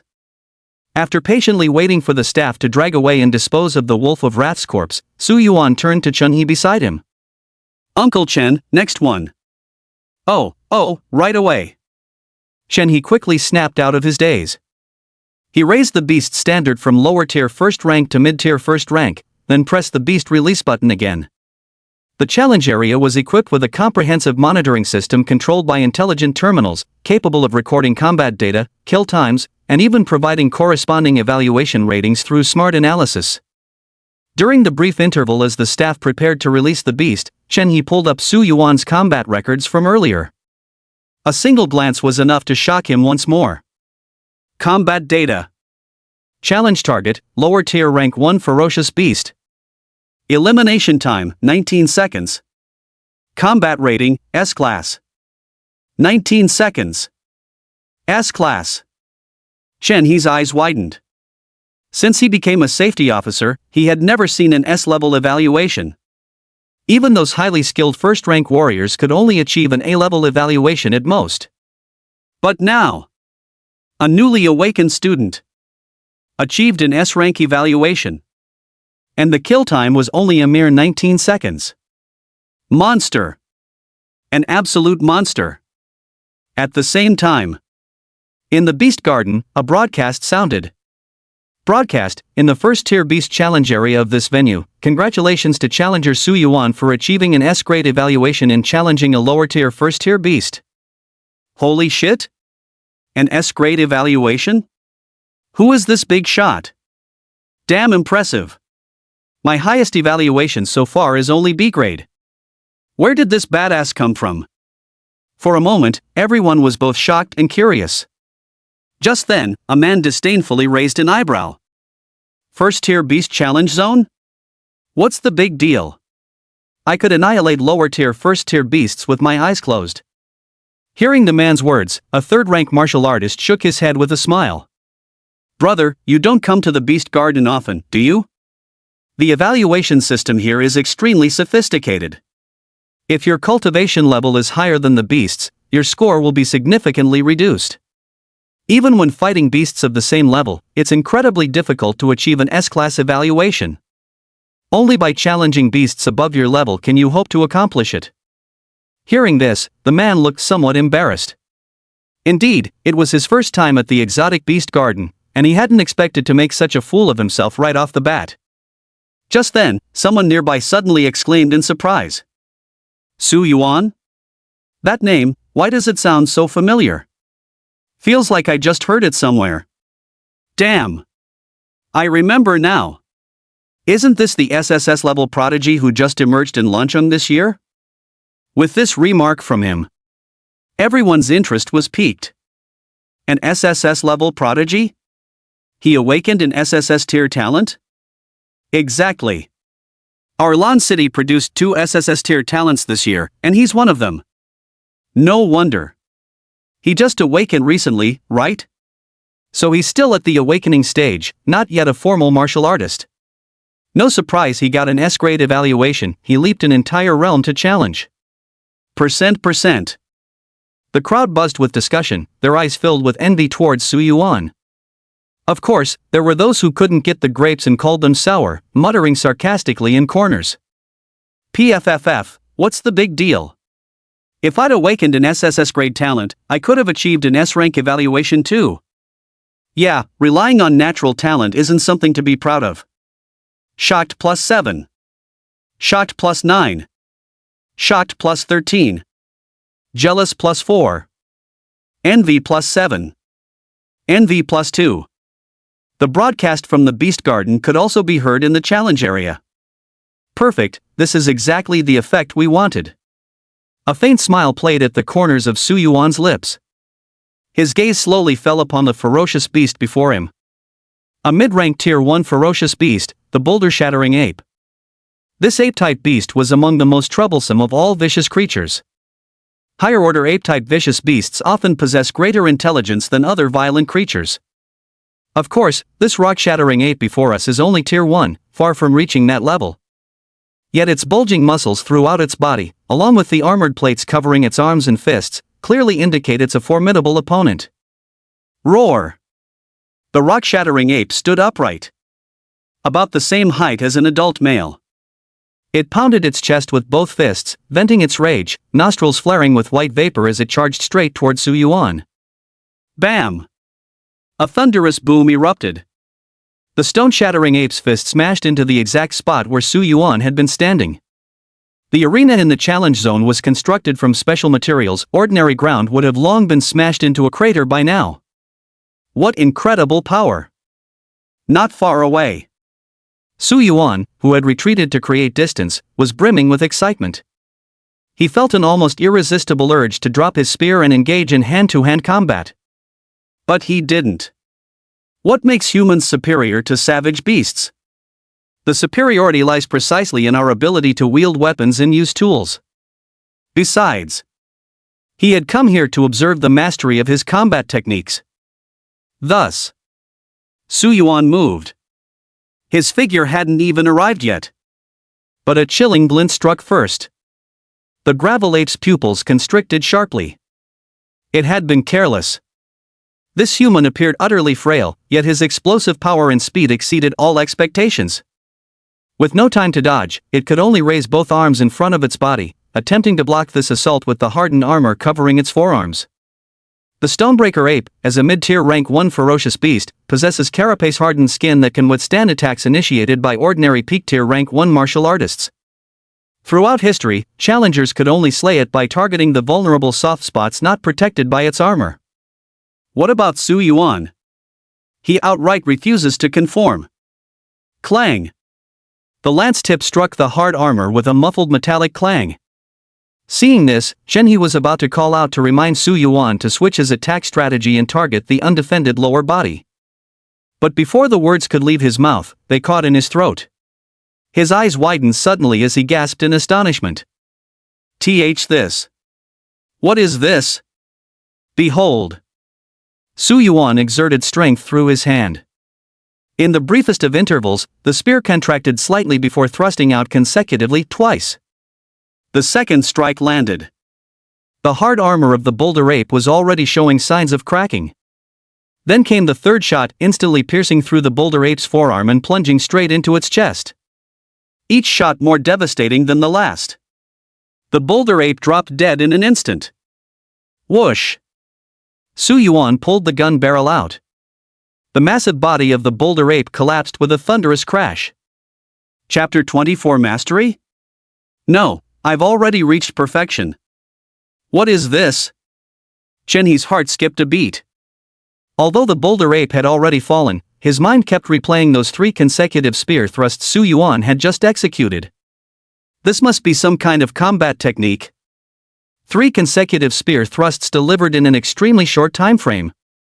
Every shot is fast, accurate, and deadly. Each shot carries greater force than the one before. Through this progressive stacking, the third shot's power surges exponentially enough to pierce through the stone-shattering ape's armored hide and kill it instantly. The greatest truths are the simplest. This principle may seem simple, but putting it into practice is incredibly difficult. As a martial artist specializing in spear techniques, Zhenhe naturally had profound personal experience with this. Firing 3 successive shots was something he could manage as well. But achieving the seamless, flowing execution that Su Yuan demonstrated? That was absolutely impossible for him. Not only that, he could also see that Su Yuan showed no sign of fatigue after thrusting those 3 spears. This meant he definitely hadn't used his full strength yet. Perhaps, he could even thrust a few more spears in succession. I was thinking earlier that if his spear technique showed any immaturity or shortcomings in actual combat, I might have been able to offer him some pointers. Looking back now, it's truly laughable. Zhenhe was overcome with emotion and couldn't help but applaud for Su Yuan. What a brilliant takedown! Thank you. Su Yuan smiled faintly, paying it no mind. He only felt that this mid-tier class 1 boulder ape seemed a bit weak. As an A-grade combat technique, the 9 slaughtering spears truly required the coordination of origin energy to be executed properly. During the awakening stage, relying on his ancient god bloodline talent, he could envelop his body with origin energy, but he couldn't yet achieve external projection of origin energy. Therefore, the 9 slaughtering spears he actually performed only had the form but not the substance. It was an extremely weakened version. That's it. With just 3 strikes, the boulder ape was instantly slain. So, if he were to unleash all 9 strikes of the slaughter spear, could he instantly kill even upper tier or peak tier first-rank savage beasts? As for second-rank beasts, there's a fundamental difference between tier 2 ferocious beasts and tier 1 beasts. He wasn't entirely sure, but perhaps, maybe, they could fight? Just as Su Yuan was lost in thought, Zhenhe suddenly seemed to recall something, his eyes lighting up as he slapped his forehead. Young brother Su. In the firearms training circles of us martial artists, there's a combat technique that's quite renowned. It's hailed as one of the most devastating techniques beneath the S rank, renowned for its sheer destructive power. Its name is 9 Death Spear. Its principle is similar to the spear technique you just demonstrated. Ordinary martial artists like us never get the chance to learn it, but you're different. With your SSS grade talent, you definitely have the opportunity to master it. If you can master it, your strength will absolutely skyrocket. Upon hearing this, Su Yuan smiled. He himself was primarily trained in spear techniques, so naturally, he understood the status and reputation of the 9 slaughtering spears among spear cultivators. Otherwise, I wouldn't have chosen it among all those A-rank combat techniques back then. Only. Take control of it? Sorry. My 9-kill spear has already reached perfection. Announcement: in the level 1 Fierce Beast challenge zone of this venue, congratulations to challenger Su Yuan for achieving an S-grade evaluation while challenging a mid-rank level 1 Fierce Beast. Boom! Another announcement broadcast. Another S-rank evaluation. The Beast Garden instantly erupted in excitement. Wait, is Su Yuan just ridiculously strong? He just awakened today and already came to challenge Tier 1 beasts. And not just that, he actually succeeded against both lower tier and mid-tier beasts. All with S-rank evaluations. Lancheng has produced an absolute monster this year. It's a shame the challenge zone is closed to outsiders, otherwise I'd love to see if he really has 3 heads and 6 arms. Do you think he might actually succeed in challenging a Tier 1 elite ferocious beast? Probably not easy. Though SSS grade talents are formidable, they're not invincible. If we say a Tier 1 lesser beast's combat power is 1, and Tier 1 medium is 2, then Tier 1 elite would be 4. I think this might be where he stops. True enough. But even getting this far is impressive enough. I reckon Lan City might actually produce this year's top scorer for the South River Administrative District. Shock plus 18. Shock plus 21. Shock plus 16. Substantial emotional value gains kept pouring in. Su Yuan glanced at the system panel. Host, Su Yuan. Realm, Awakening Stage 1. Cultivation Method, Tian Yuan Cultivation Technique. Battle Technique A-Class Battle Technique 9 Slaughter Spear, perfected. Emotional Value 751. So fast to accumulate over 700 points of emotional value? Indeed, it's still more effective to show off in places like the Feral Beast Garden where there are more martial artists. One by one, these martial artists were like fat sheep waiting to be sheared, and himself the shearer. The stronger they were, the more emotional value he could extract from them. At this thought, Su Yuan's motivation surged anew. He decided to sweep through all the S-rank evaluations in the Tier 1 Beast Challenge Zone today. Uncle Chen, let's go again. Okay. Chen He had long noticed that Su Yuan still held back some strength when killing the boulder ape, so he readily agreed this time. Just to be safe, he still offered a slight reminder. The strength of a top-tier rank 1 fierce beast is twice that of a mid-tier rank 1 beast, you'd best be careful. I know, don't worry. The gates opened once again. At the same time. Lancheng Education Bureau. Director's Office. That's right, the list I just sent you, all the required supplies must be delivered to me within 3 days. That's settled then. She hung up the phone. A radiant smile blossomed across Shang Guanru's face. Ever since the failure of that special experimental training session, the project had been shelved for quite some time. As punishment from her family, she'd been exiled to serve as the director of Lancheng's Education Bureau. Little did he expect misfortune to turn into blessing as he happened to meet Su Yuan here, who had just awakened an SSS-grade physical enhancement talent. It was truly heaven watching with open eyes, unwilling to see such a genius like her buried in obscurity. Buzz. Buzz. Shang Guanru had just returned to her seat. A message came through on the phone. Upon seeing the message, Shang Guanru's eyes lit up. Oh? An S-rank evaluation has appeared? Before Su Yuan made his appearance, Shang Guanru had once given instructions to the exotic beast garden. If someone capable of achieving an S-grade evaluation appeared, they were to notify her immediately. Her intention was to select a few combat prodigies with extraordinary prowess as secondary experimental subjects to compensate for the inability to find an SSS-grade physical enhancement type talent. Let me see who it is. Shang Guanru clicked on the challenger's profile. Upon seeing the opponent's name, her beautiful eyes widened in astonishment. How could it be Su Yuan? She had assumed Su Yuan would be at home cultivating, absorbing the elemental crystals she just sent him, or perhaps enthusiastically studying the rare A-grade combat techniques he normally wouldn't have access to.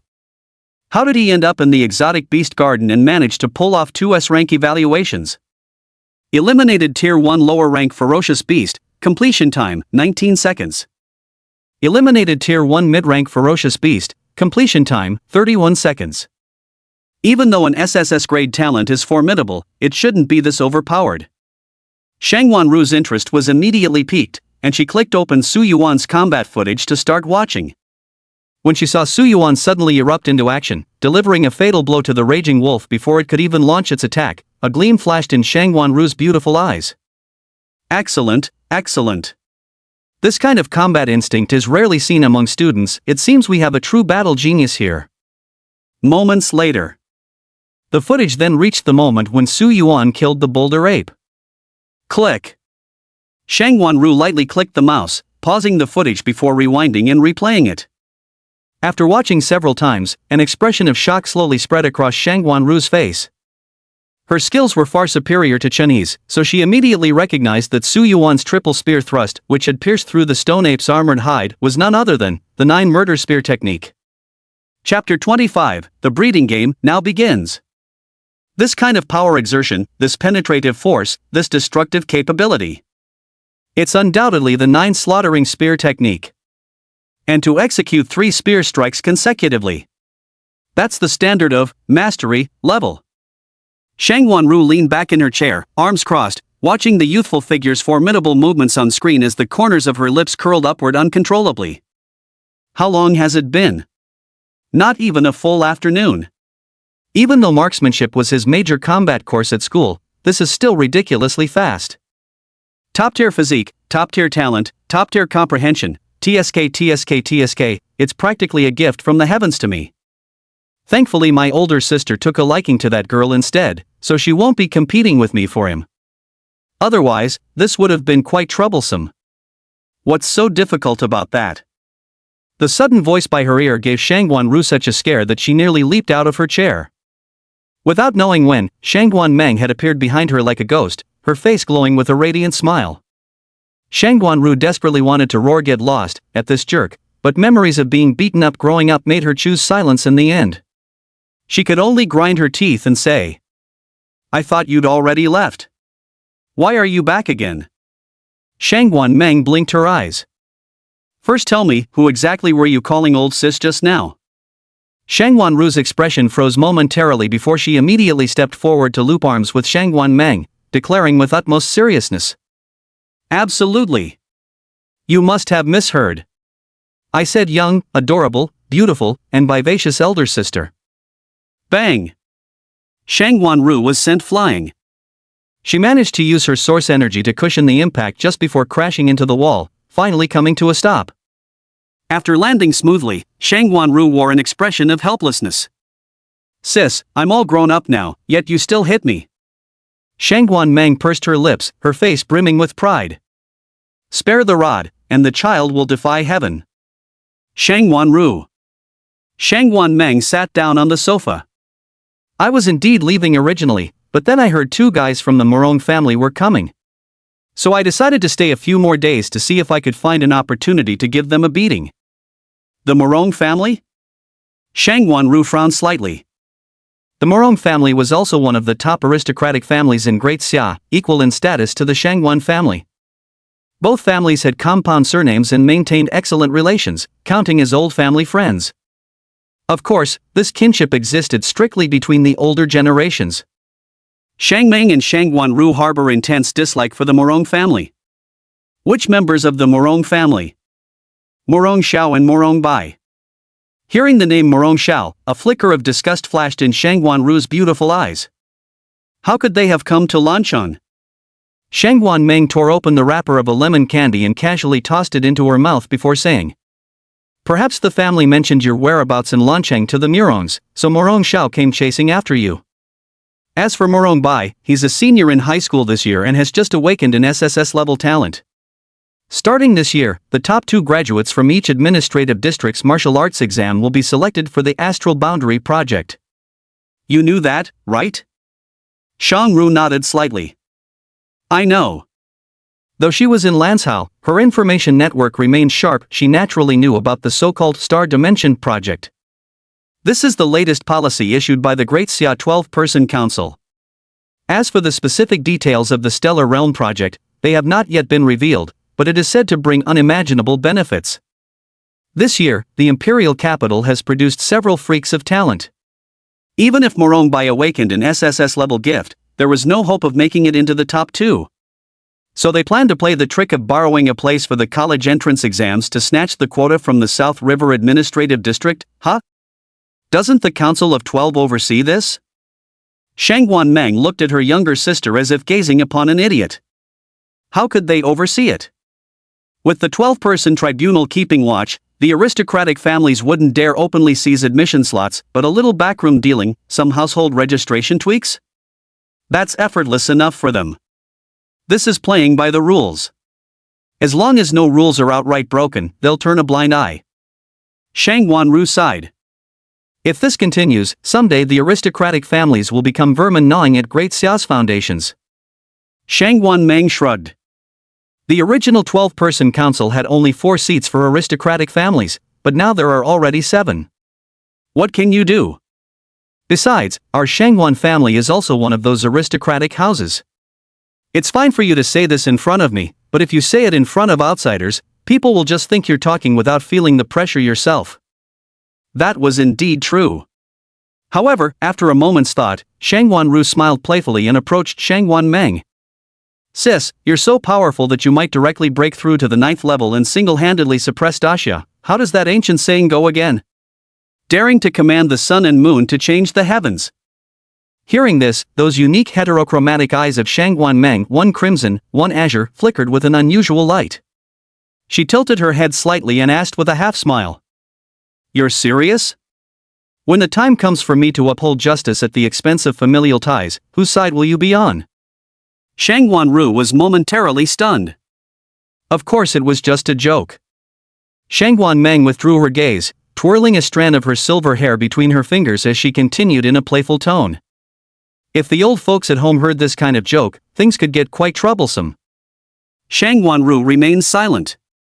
She knew her sister didn't get along well with the family, but surely it wouldn't come to cross swords, would it?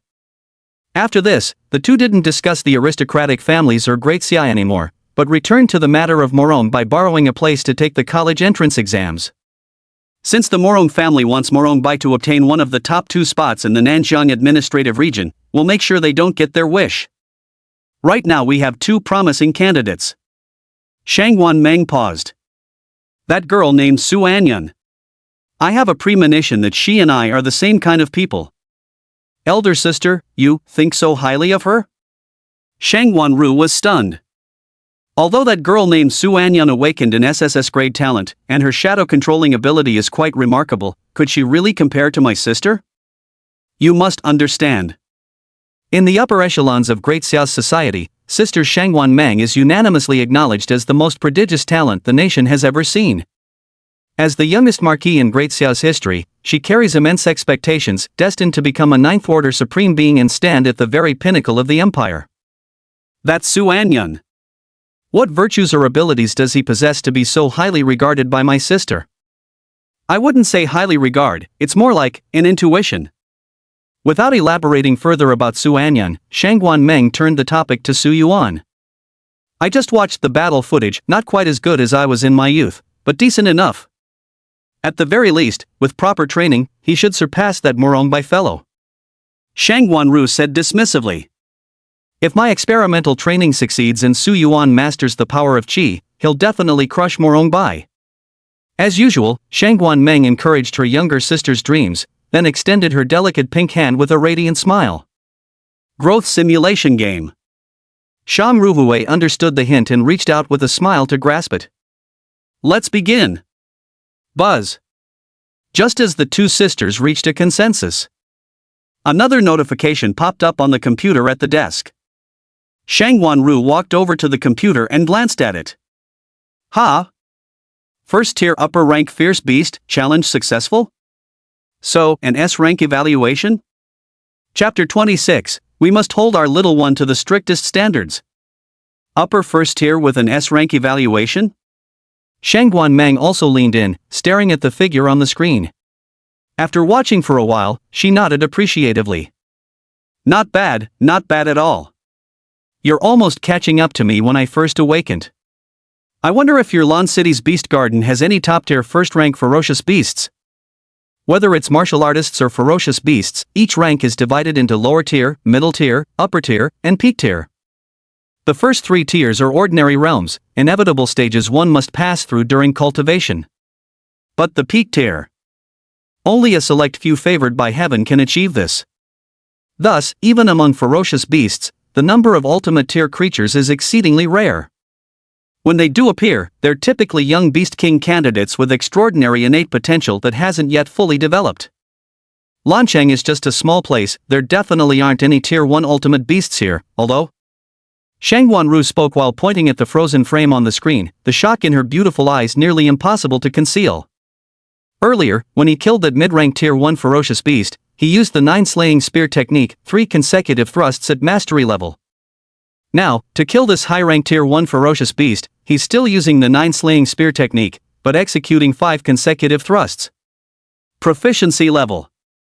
And it's barely been 5 hours since I gave him the combat imprint for the 9 slaying spear. Shang Wanmeng watched the replay with keen interest. The 9 slaughtering spear, Though it's only an A-grade combat technique, achieving this level is truly impressive.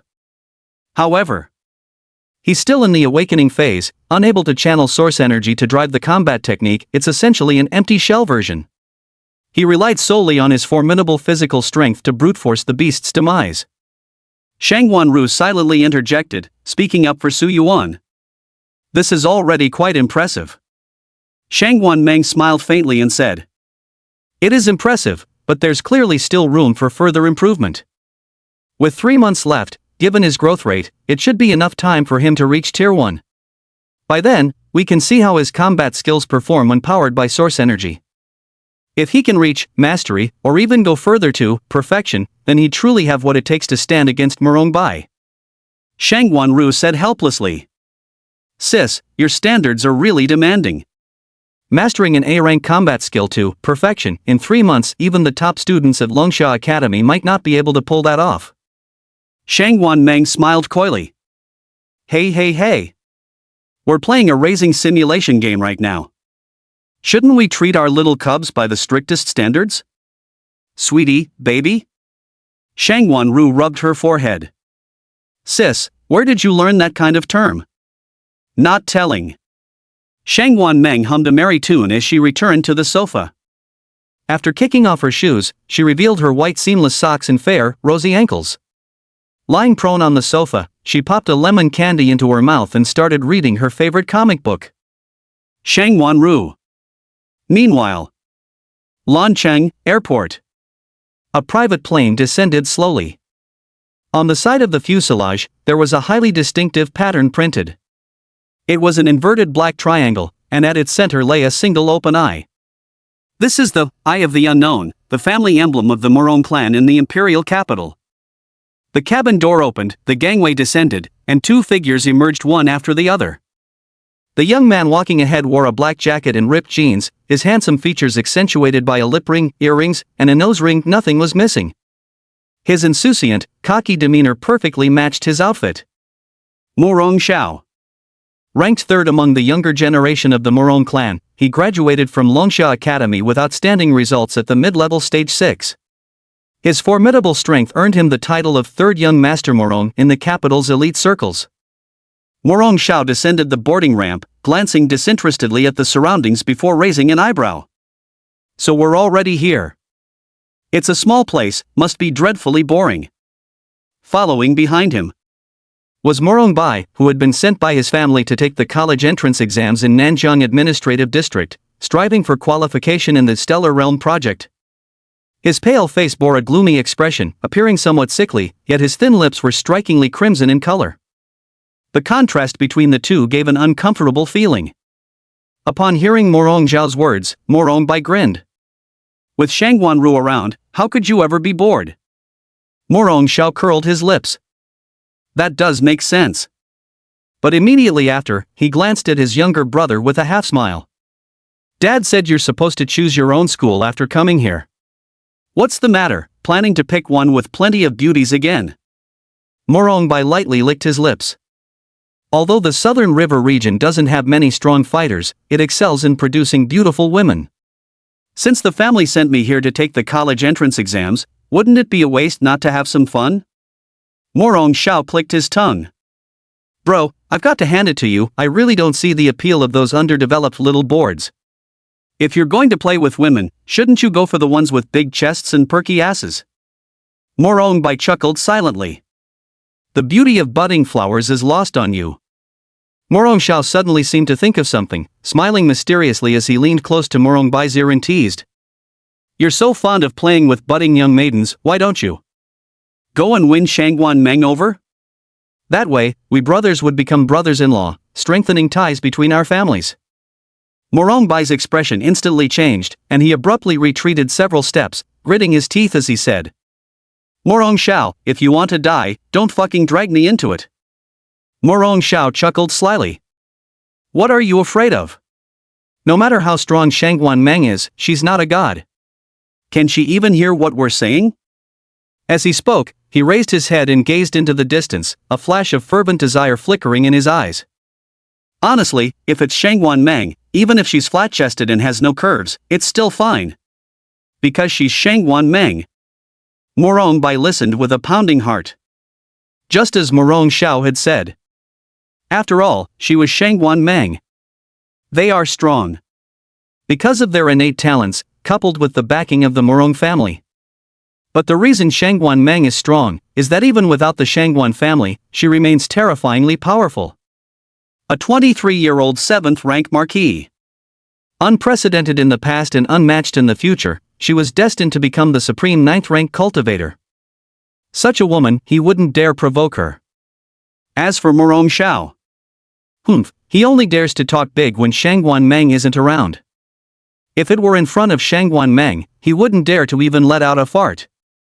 Alright, look at how scared you are. Morong Xiao pulled Morong Bai to his side. Come on, let's go to the Lan City Education Bureau first and get your student status paperwork done. Beast Garden. After slaying a top-tier first-level savage beast, Su Yuan had initially wanted to challenge a peak first-level savage beast. Unfortunately, Lanqing's Beast Garden didn't have peak first-level savage beasts, so he had no choice but to give up. As for second-rank ferocious beasts, he chose not to challenge them. Because there is an essential difference between the second order and the first order.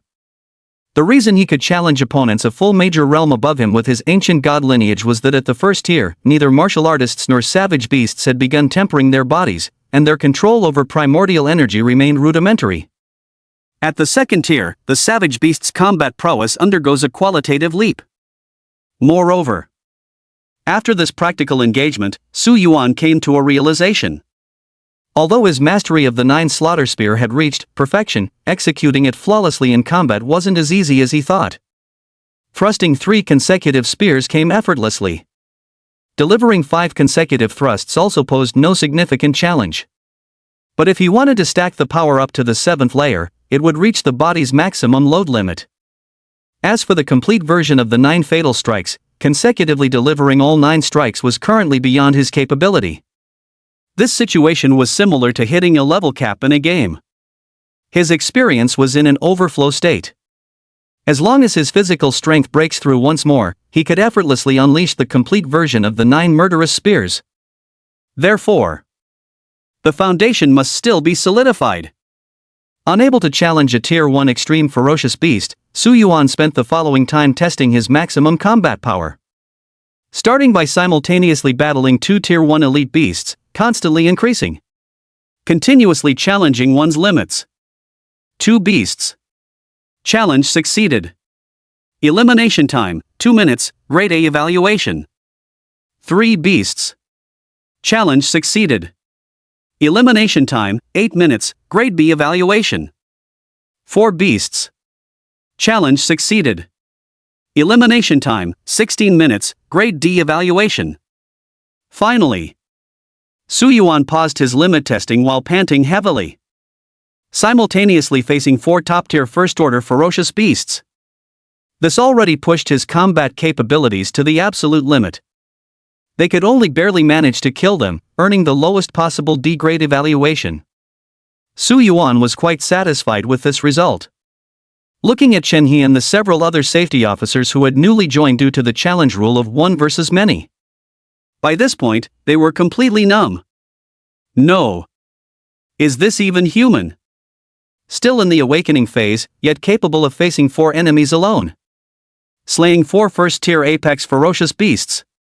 Though the rating is D. But you can't deny they got killed. This terrifying combat power utterly surpassed their understanding. Except for S-rank evaluations, no other rating announcements would be broadcasted. So people outside had no idea about Su Yuan's later heroic feat. Yet despite this, when Su Yuan completed the challenge and emerged from the challenge area, a large crowd had still gathered outside. Here he comes. He's coming out. Upon seeing Su Yuan, countless people grew excited, their eyes blazing with fervor, swarming toward him.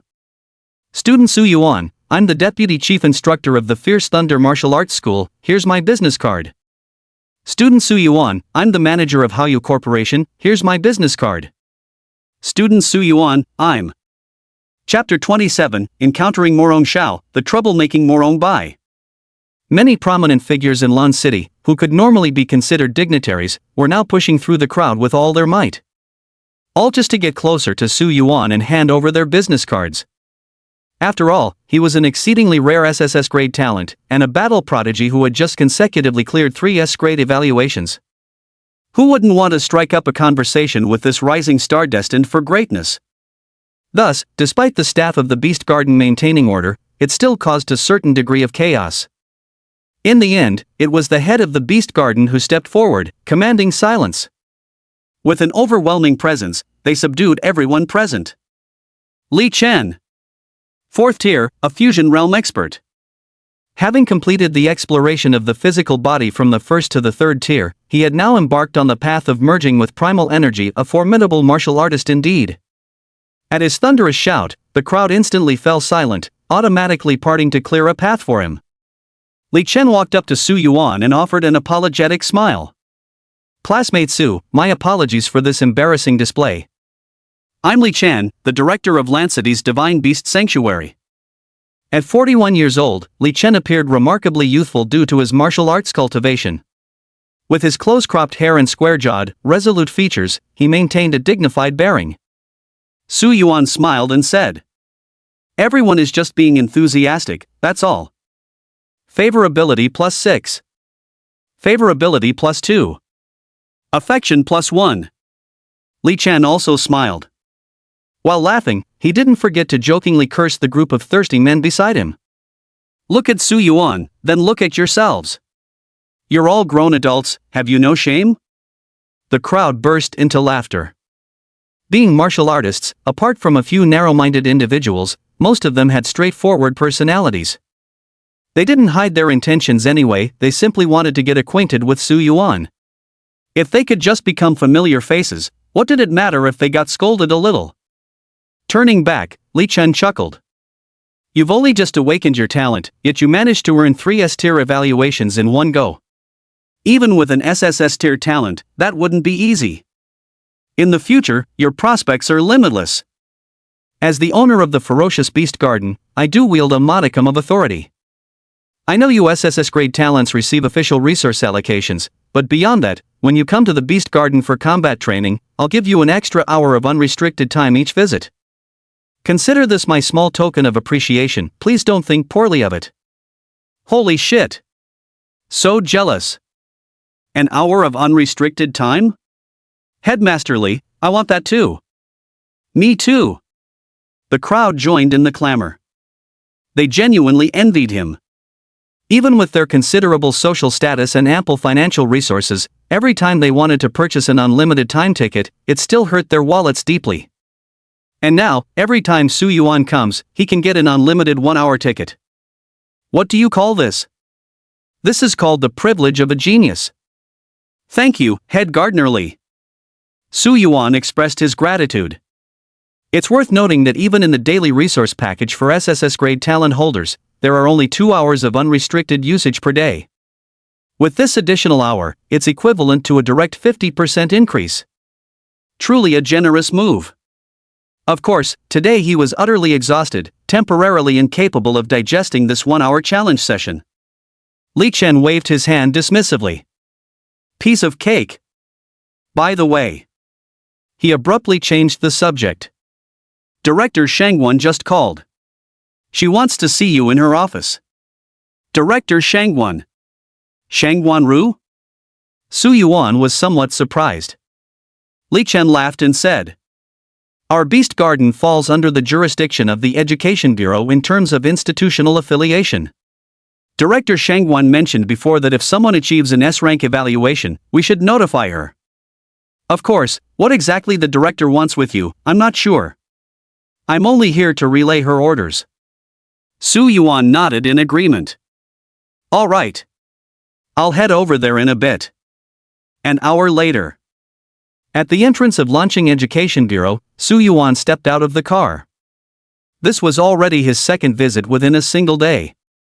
Back when Lon City No. 1 high school students used to gather at the gate waiting for rides and chatting, they'd also exchange a few words with the elderly security guards.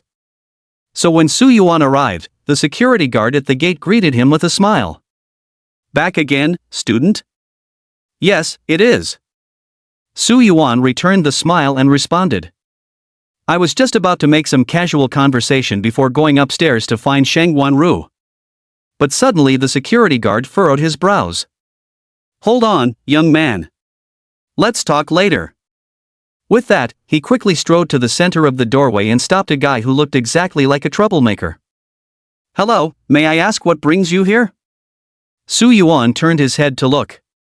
Medium parted hair, black leather jacket, ripped jeans, lip piercing, nose ring, earrings. The metal content on this guy's face seemed a bit excessive. Ha ha ha ha. I told you to remove that thing from your face. TSK TSK TSK, look at you now, even a security guard dares to stop you. How embarrassing. The sudden burst of laughter caught Su Yuan's attention. It came from the boy accompanying Metal Face. He appeared to be about the same age as Su Yuan, but his face was unervingly pale, sickly in appearance, as if he were nearing death's door. Fuck. Morong Zhao's lips twitched. He was already irritated at being stopped by a lowly security guard, and with Morong by adding fuel to the fire, his annoyance instantly flared up. As the proud third young master of the Morong family, was there any place he couldn't lord over? You fucking little security guard dare to stop me? Tired of living? He spat on the ground and slapped the old security guard, sending him flying straight into the wall with a heavy thud. Cough cough. The old security guard was already advanced in years. After such a violent impact, he suddenly vomited a mouthful of blood, clearly suffering severe internal injuries. Old bastard, what awful luck. Mu Rongxiao remained utterly indifferent to the security guard's fate. Without even glancing in his direction, hands casually shoved in his pockets, he swaggered into the Education Bureau with an arrogance that disowned all kinship. Meanwhile, a faint smirk curled at Mu Rongbai's lips, as if amused by the successful provocation he'd orchestrated. At this moment. Are you two out of your minds? Su Yuan's voice came through. He helped the severely injured security guard up, frowned tightly as he looked at the two of them. Though he didn't know the origins of these two individuals, how could they dare behave so arrogantly without fear of the Public Security Bureau? Hearing Su Yuan's words, Morong Xiao froze in place. He slowly turned his head, fixing Su Yuan with an unfriendly glare. You little bastard, looking to die? Morong Bai's smile deepened. What's going on, third brother? How come anyone dares to bark at you these days? You really shouldn't let this slide. Morong Xiao laughed coldly. Shut up. Morong Bai tactfully closed his mouth, but the look he cast towards Su Yuan was brimming with schadenfreude. Morong Xiao glared at Morong Bai before stepping forward towards Su Yuan. With each step, the oppressive aura around him intensified. By the time he reached Su Yuan, this pressure had become like a towering mountain, bearing down heavily on his shoulders. Crack! The ground beneath Su Yuan's feet cracked open. Mu Rongxiao let out a surprised sound. Ha! Kid, you can still stand? Chapter 28, Younger Sister Shangwon, will your sister be able to protect me? He was clearly puzzled for a moment before immediately realizing. Talent? A physical enhancement type talent? Su Yuan remained silent, simply staring at him coldly. The mark of the sun on the back of his right hand, resting by his side, gradually began to glow. He wasn't a fool, the sheer oppressive aura radiating from the other party marked them as a warrior far surpassing his own strength. A head-on clash would guarantee his defeat. If it truly came to blows, the only thing he could do was unleash every last trace of solar radiance stored within the sun's mark, straight into this metal face eyes. That must be it. To withstand my pressure, your rating must be quite high. Grade A? Grade S? Or something else? Morong Xiao asked with a sneer. Seeing Su Yuan remain silent, he snorted with disdain. Anyway, even if you're an SSS grade talent, that's no reason for you to meddle in others' business, especially mine. Got it? Now, kneel before. Morong Zhao's words were abruptly cut off. Suddenly, with a loud thud, he dropped heavily to his knees right before Su Yuan. So forceful was his kneeling that the bluestone pavement beneath him actually cracked from the impact. Su Yuan. This guy was just putting on the arrogant airs of a spoiled young master a moment ago. How could he suddenly drop to his knees? Is he some kind of psycho? Moreover, the oppressive aura around him had vanished without a trace. Just as Su Yuan was wondering what had happened, a delicate, jade-like hand suddenly grabbed his right hand.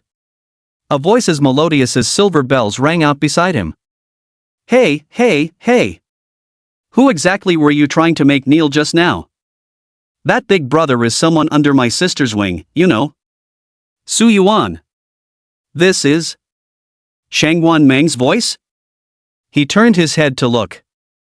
The striking little silver-haired girl with heterochromatic eyes, who had left a deep impression on him, had appeared beside him at some unknown moment. She was now smiling cheerfully at the man kneeling on the ground before them. Not far away. Morong Bai's face instantly paled beyond its already ghostly pallor. Even though his complexion was naturally pale, sheer panic flashed unmistakably in his eyes upon seeing Shangguan Meng's sudden appearance. Meanwhile, Morong Xiao, the man at the center of this unfolding drama, had beads of cold sweat already forming across his forehead. Shangguan Meng. How could she be here? According to the family's intelligence, she was clearly dispatched on an assassination mission. The target's strength was extremely formidable, reaching the Marquis realm. Gulp. Morong Xiao swallowed hard with difficulty. Though it was unclear why Shangguan Meng had addressed the boy who confronted him earlier as big brother, her temperament had always been this unpredictable. Even the most inexplicable events occurring around her no longer seemed surprising. Morong Xiao took a deep breath and bowed his head even lower. I'm so sorry. I sincerely apologize. I was just fooling around with this young man earlier. It was all a joke. Just kidding. Shangguan Meng blinked her beautiful eyes, then lifted her astonishingly pretty little face to look at Su Yuan. Big brother, was he just playing around with you? Morong Zhao's mouth twitched. His heart kept praying, hoping that Su Yuan could discern the special nature of his identity from the intimidating aura he had just unleashed, then choose to let the matter rest and go with the flow, allowing this incident to pass. Then he looked at Su Yuan again. Of course, he could see that Morong Zhao's identity was anything but ordinary. That overwhelming aura of power was undeniably real. Plus the arrogance to look down on others and strike out at will. Probably someone with significant backing. But so what? Su Yuan took a deep breath. He looked at Shangguan Meng and asked an extremely important question. Little Shangguan, can your sister cover for me? Li. Little Shangguan. When they heard this form of address, whether it was Morong Xiao or Morong Bai, both momentarily froze before being struck with overwhelming astonishment. No way. You little brat. Do you have any fucking idea who's standing beside you? That's Shangguan Meng. The unparalleled top genius of the Shangguan family. The universally acknowledged #1 prodigy in all of Great Xia. The demoness who roams the imperial capital unchallenged, feared by all. At such a young age, she became one of the 4 pillars of the Slayer Bureau, earning the title of Marquis of the Netherworld. You dare to call her little sister. Even Shangguan Meng herself. When she heard Su Yuan's form of address for her, she also froze for an instant. But in the end, she took a deep breath, suppressed her temper, nodded, and smiled brightly. Don't worry.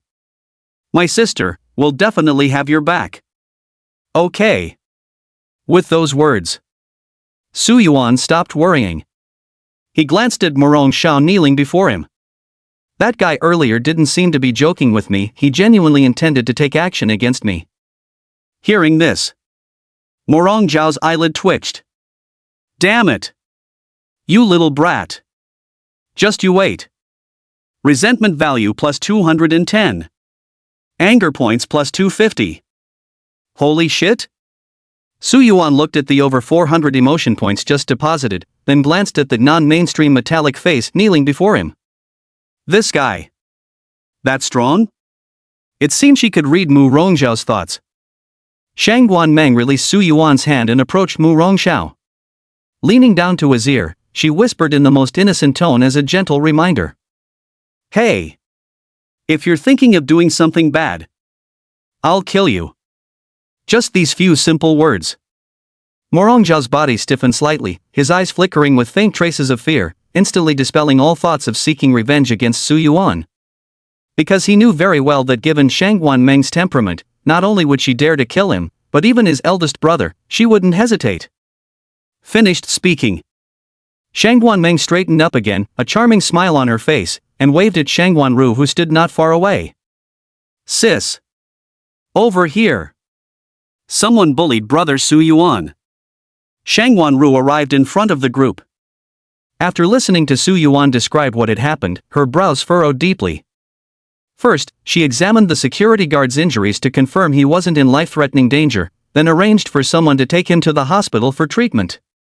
Only then did he turn his gaze toward Morong Xiao, his expression icy, his tone frigid as he enunciated each word. Morong Xiao. This is my territory, not the Morong family's. How dare you lay hands on my people? Beside them. Shang Guanmeng grinned like a mischievous little girl watching the spectacle unfold. Sis, this guy's a real scoundrel. If you hadn't shown up in time, brother Su Yuan would have been in trouble. Come on, beat him up. Morong Xiao. Shang Guanru had always loathed Morong Xiao. Adding to that, Morong Xiao resorting to violence and almost harming her baby, almost getting sidetracked by her sister's phrasing, her experimental prototype, naturally, she wouldn't hold back. Off you go. With those words spoken, a forceful kick landed squarely on Morong Xiao's chest, sending him flying backward for over 10 meters. Su Yuan, so brutal. Oh right, there's still that guy. Just as Morong Bai attempted to sneak away quietly, the sharp-eyed Shang Guanmeng excitedly pointed at him. He's an accomplice. Morong Bai. Chapter 29, A Fierce Ghost Spirit? Then I'll use Holy Light Fist. Compared to Morong Xiao's non-mainstream punk appearance, Morong Bai, this frail and pale young man who gave off an air of sickly fragility, often garnered the favor and sympathy of many girls. Many people just adored this type. What a pity. Neither Shang Guanmeng nor Shang Guanru harbored the slightest fondness for him, on the contrary, they found him thoroughly repulsive. Morong Bai was well aware of this point, so instead of putting on a pitiful act before Shang Guanmeng and Shang Guanru, he straightforwardly brought up the main matter. My brother is actually here to help me with school enrollment procedures. As he spoke, his eyes remained fixed on Shang Guanru. Because he knew that compared to that lunatic Shang Guanmeng, Shang Guanru was at least somewhat normal. Poof. Shang Guanru snorted coldly.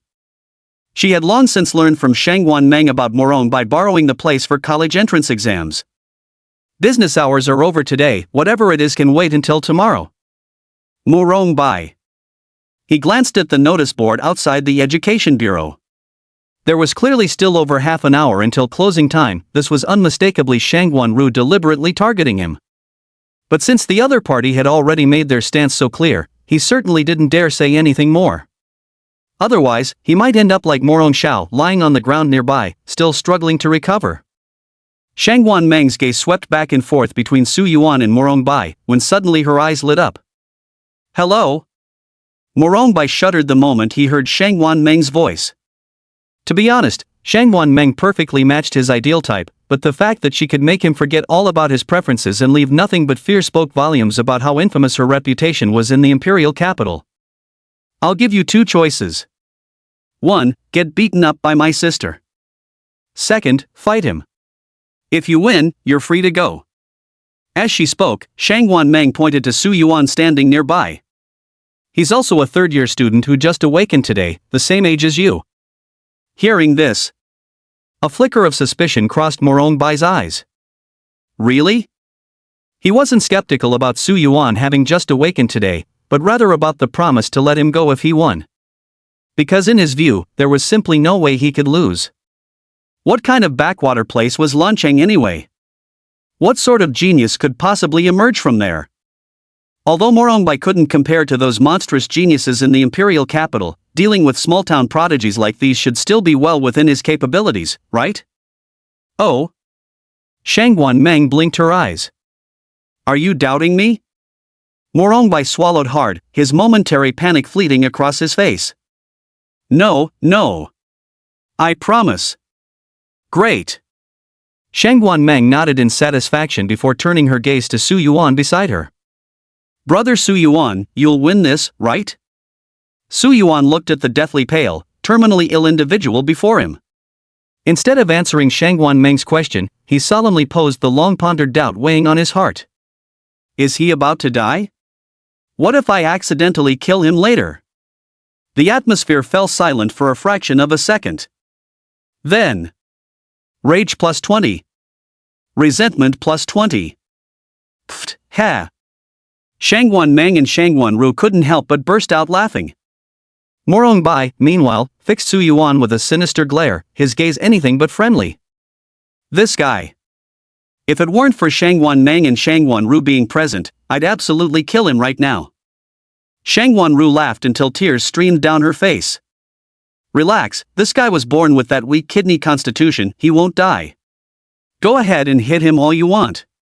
If it really comes to life-threatening danger, I'll call for a stop. All right then. Su Yuan nodded slightly. As long as the sickly-looking guy in front of him could endure a beating, he'd teach him a proper lesson about life. Among the staff working at the Education Bureau, quite a few were martial practitioners. Though their ranks might be relatively low, they still had training needs. Thus, behind the Education Bureau's main building stood a medium-sized martial arts training hall. Inside the venue at this moment, Su Yuan and Morongbai stood facing each other. Shangwan Ru stood to the side, watching with great interest as she anticipated the start of the match. Meanwhile, Morong Xiao, who had just regained his composure, shrank into a corner like a frightened mouse.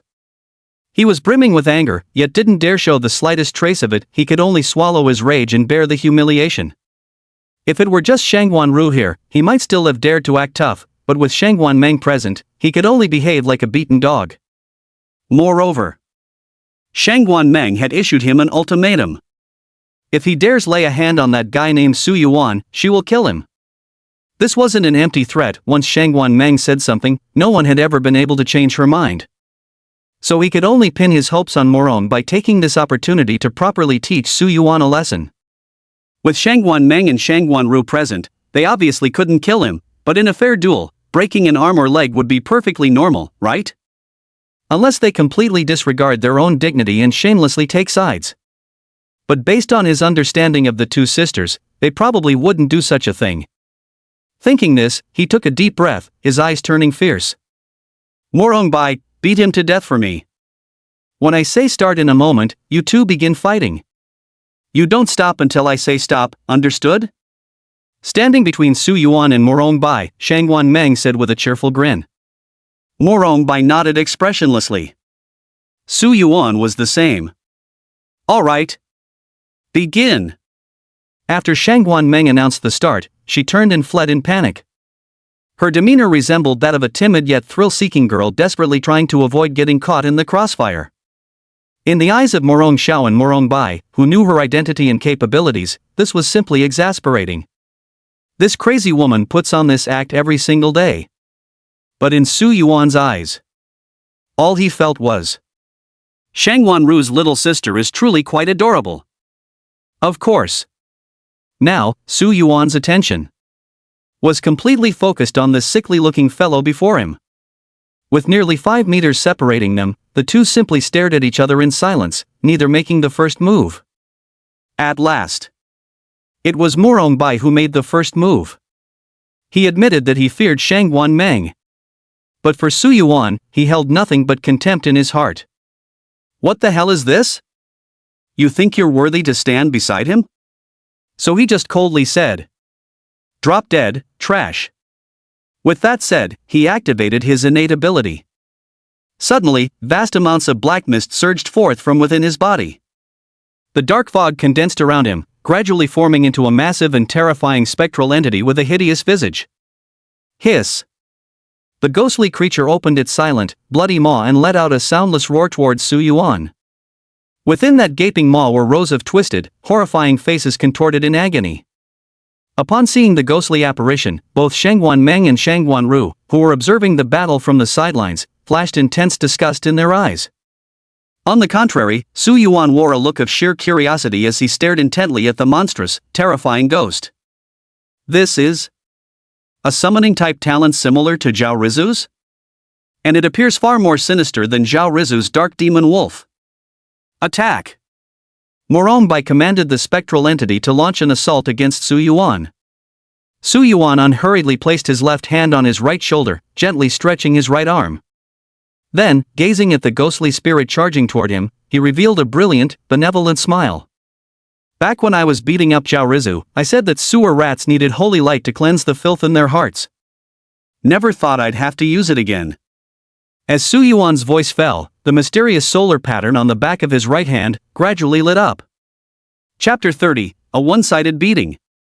Sudden Mutation. Dual Personality? Mark of the Sun. Solar power surged forth. A dazzling radiance enveloped Su Yuan's right fist. It looked truly like a fist of holy light. Jie! The sinister ghost summoned by Morong Bai seemed oblivious to the severity of the situation. It darted before Su Yuan, raised its spectral claw, and fiercely swiped at him. Bam! Su Yuan caught the ghostly claw with one hand. Even the former Dark Direwolf couldn't bite through his grip. Though this fearsome ghost possessed far greater strength than the Dark Direwolf, it still wasn't enough to make an impression. The smile on Su Yuan's face grew increasingly radiant. Hello! Do you even know what a fist of holy light is? The ferocious wraith possessed a certain degree of intelligence. Upon hearing Su Yuan's words, a ripple of emotion flashed through those deathly pale eyes. And then, before the specter could react, Su Yuan's right fist slammed into it with tremendous force. Rip! It was as if scorching flames were melting solid ice. White smoke instantly billowed from the ghostly spirit's body as it let out a piercing, agonized shriek. But that wasn't the end of it. Scorched by the blazing power of the radiant sun, the spirit fell into a frenzied state, desperately struggling to immediately put distance between itself and Su Yuan. But Su Yuan's other hand was like an iron clamp, firmly gripping its wrist the entire time. Meanwhile, his other fist rained down blow after blow, dense as cannon fire. Outside the arena, Morong Xiao suddenly sprang to his feet. His gaze was fixed relentlessly on Su Yuan's fist. That was... what kind of power? Summoning spectral spirits is the innate talent of the Morong family's bloodline.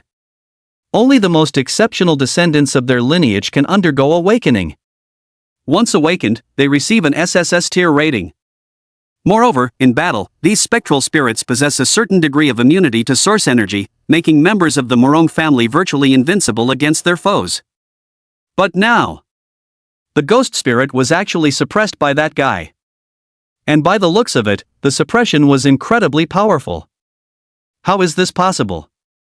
Morong Zhao's heart was filled with disbelief. After all, through countless generations of bloodline refinement, the ghost spirits of their Morong family had developed resistance to most forms of restraint. Even warriors with high-level fire element talent or high-level light element talent might not necessarily restrain the ghost spirits of the Morong family so effectively. Compared to Morong Xiao, Shangguan Ru appeared slightly calmer. Of course, it's only relatively speaking. In fact, Su Yuan's performance had far exceeded her expectations.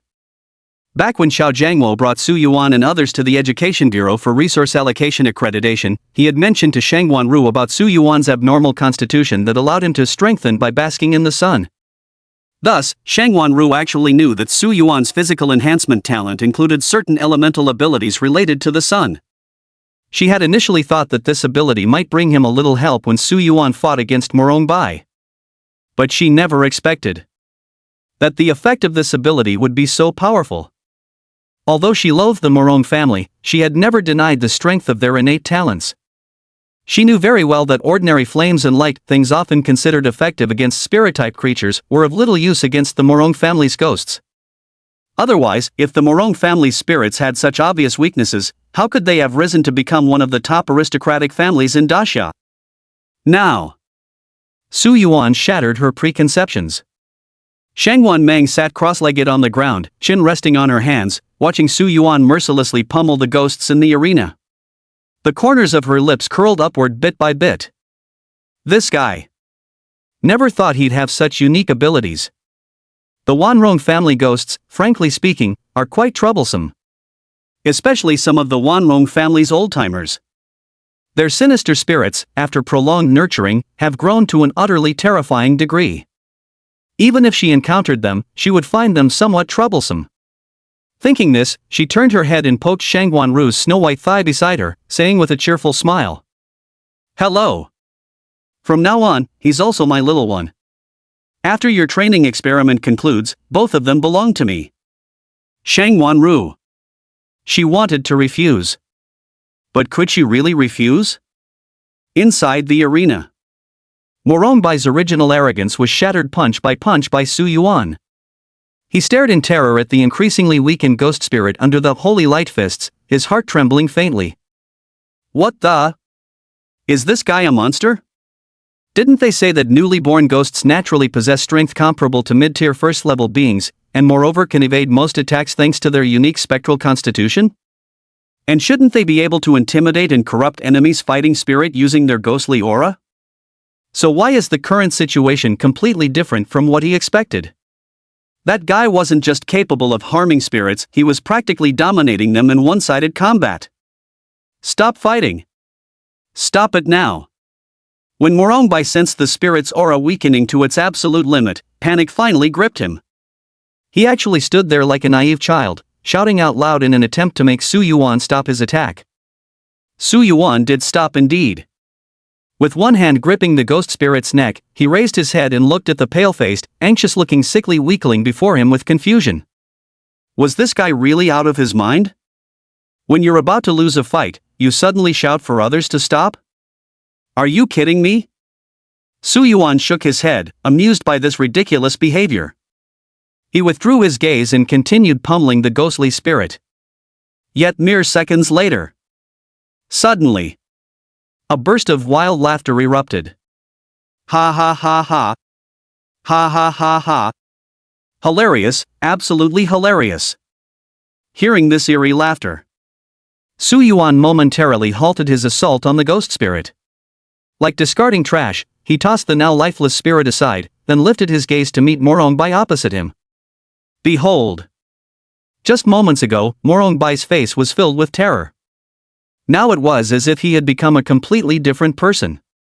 With hands covering his face, he knelt half on the ground, laughing uncontrollably while his shoulders trembled incessantly. Is he truly a madman? Su Yuan slightly furrowed his brows. At that moment, Morong Bai's fingers, which were covering his face, gradually parted to reveal a single eye behind his palm. That eye was blood red. In his eyes, there was cruelty, brutality, mockery.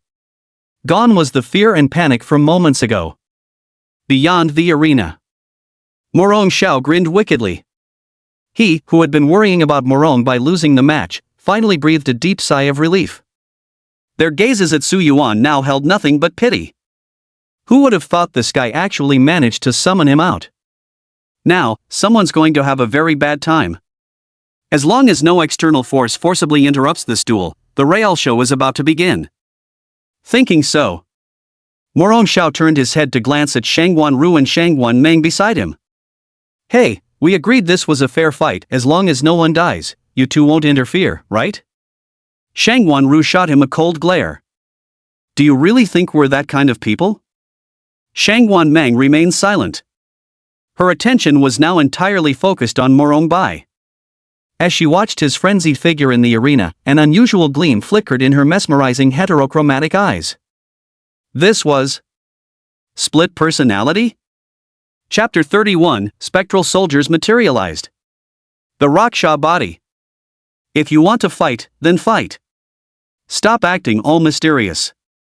Su Yuan remained unfazed by Morong-bai's sudden transformation. In his opinion, whether his earlier panic was feigned or a second personality had emerged now. In short, no matter what, just fight. Even. He wouldn't mind if this guy developed a split personality or something. That personality just got beaten into submission by me. You don't accept it? You want to step out? Well, I'll just beat you till you submit. And more. Su Yuan took a brief glance.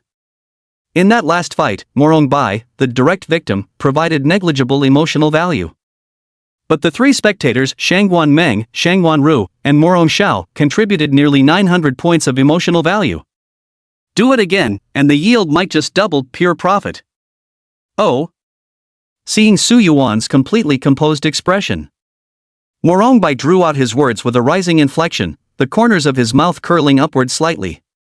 His already pale face took on an increasingly eerie appearance as his eyes transformed into a crimson red. Interesting.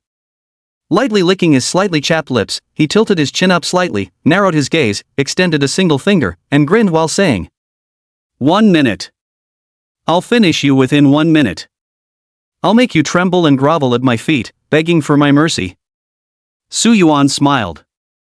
I thought there might be something special about you switching to this form. But turns out, you don't seem any different from the original guy? Exactly the same. Just full of empty talk. Resentment plus 10. Morong-bai's veins bulged, his knuckles turning white from the sheer force of his clenched fist. The one thing he despised most in this life was being compared to that worthless trash. Thus, he resolved to properly enlighten this fellow called Su Yuan to show him what a true genius really looked like. Summon the ghostly soldier. Morong-bai coldly shouted. Suddenly, the ghostly spirit that Su Yuan had tossed aside dispersed its form, transforming into a wisp of black mist that surged toward Morong-bai's hand. The black mist then churned and rolled violently, ultimately taking shape into an enormous black hammer nearly as large as Morong-bai himself. This Morong-bai has actually mastered the technique of summoning ghost soldiers right after awakening? Outside the arena, Shangguan Ru's brows furrowed tightly. Watching the massive black hammer in Morong-bai's hand, an ominous premonition flickered faintly in her heart. Su Yuan. He might lose. Even among the direct descendants of the Morong family, mastering the ability of spectral armaments was an exceptionally rare feat. Take Morong Xiao for example. Despite being Morong-bai's elder brother and the third son of the current Morong family head, he still failed to attain this skill. Any Morong family member who masters Phantom Soldier manifestation will see their status skyrocket once discovered. Even if you're from a collateral branch, you could surpass certain main lineage descendants. Of course, this ability itself isn't particularly impressive, some might even call it underwhelming. When phantoms exist, Morong family members essentially fight 2 against 1, often gaining significant advantage against opponents. But transforming a phantom into a soldier means voluntarily giving up the 2 against 1 advantage and returning to single combat. At this moment, the power the ghost soldiers can unleash entirely depends on the combat strength of their master. Thus, the true reason the Morong family values this ability so highly isn't the ability itself, but rather another thing it symbolizes and is connected to. Rakshasa body. So far, every descendant of the Morong family who has obtained the Ghost Spirit Soldier ability will awaken a special physique called the Rakshasa body at some stage of their growth. This physique is extremely mysterious. Up to now, aside from members of the Morong family, no one has been able to fully comprehend its true capabilities. But one thing is certain. That is, those who possess the Azura body will experience a significant enhancement in physical strength, combat awareness, and even fighting techniques. Wait. Shangguan Ru suddenly realized. Morong-bai dared to use ghost spirit armament against Su Yuan. Could it mean he's just awakened and already obtained the Rakshasa body? Generally speaking, Those Morong family descendants who acquired the Phantom Soldier transformation ability would only awaken the Rakshasa body after reaching a relatively high level of martial arts attainment. At the very least, she had never heard of anyone in the Morong family who could simultaneously obtain this special physique upon their initial awakening. If that's really the case, Su Yuan is in danger. You prefer using a hammer as your weapon? It doesn't really match your appearance. Su Yuan gazed at Morong Bai before him, grinning broadly. Really? Morong Bai smiled in return. While smiling, his appearance underwent a corresponding transformation. Black, eerie patterns emerged across his originally pale face. His teeth grew sharper, two horns sprouted from his forehead, and his muscles swelled bit by bit, making his frame appear a full size larger. He can transform too? Su Yuan, sensing the aura emanating from Morong Bai, maintained his faint smile. Surprised? Morong Bai's mocking laughter rang in Su Yuan's ears. After transforming into a Rakshasa, he was no longer that sickly, frail young man from before, but had become a bizarre existence with nimble movements and astonishing explosive power. In almost the blink of an eye, he appeared before Su Yuan, the ghost spirit in his hand morphing into a massive black hammer that came crashing down. Boom! The ground trembled. Su Yuan dodged this terrifyingly powerful strike.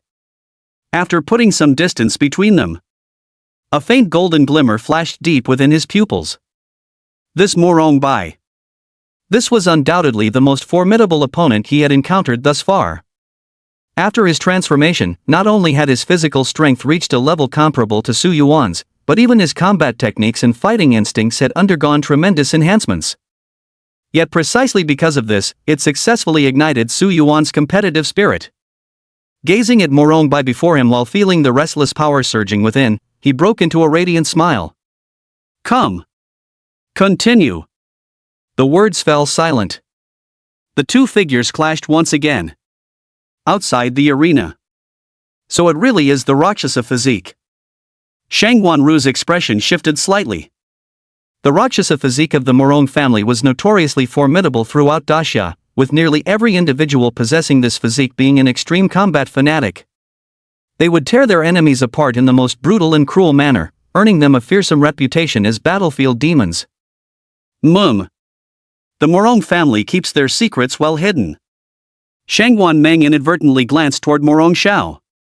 Just that single glance felt like a colossal mountain pressing upon Morong Zhao's chest, leaving him almost unable to breathe. This was the oppressive aura of a marquee realm expert.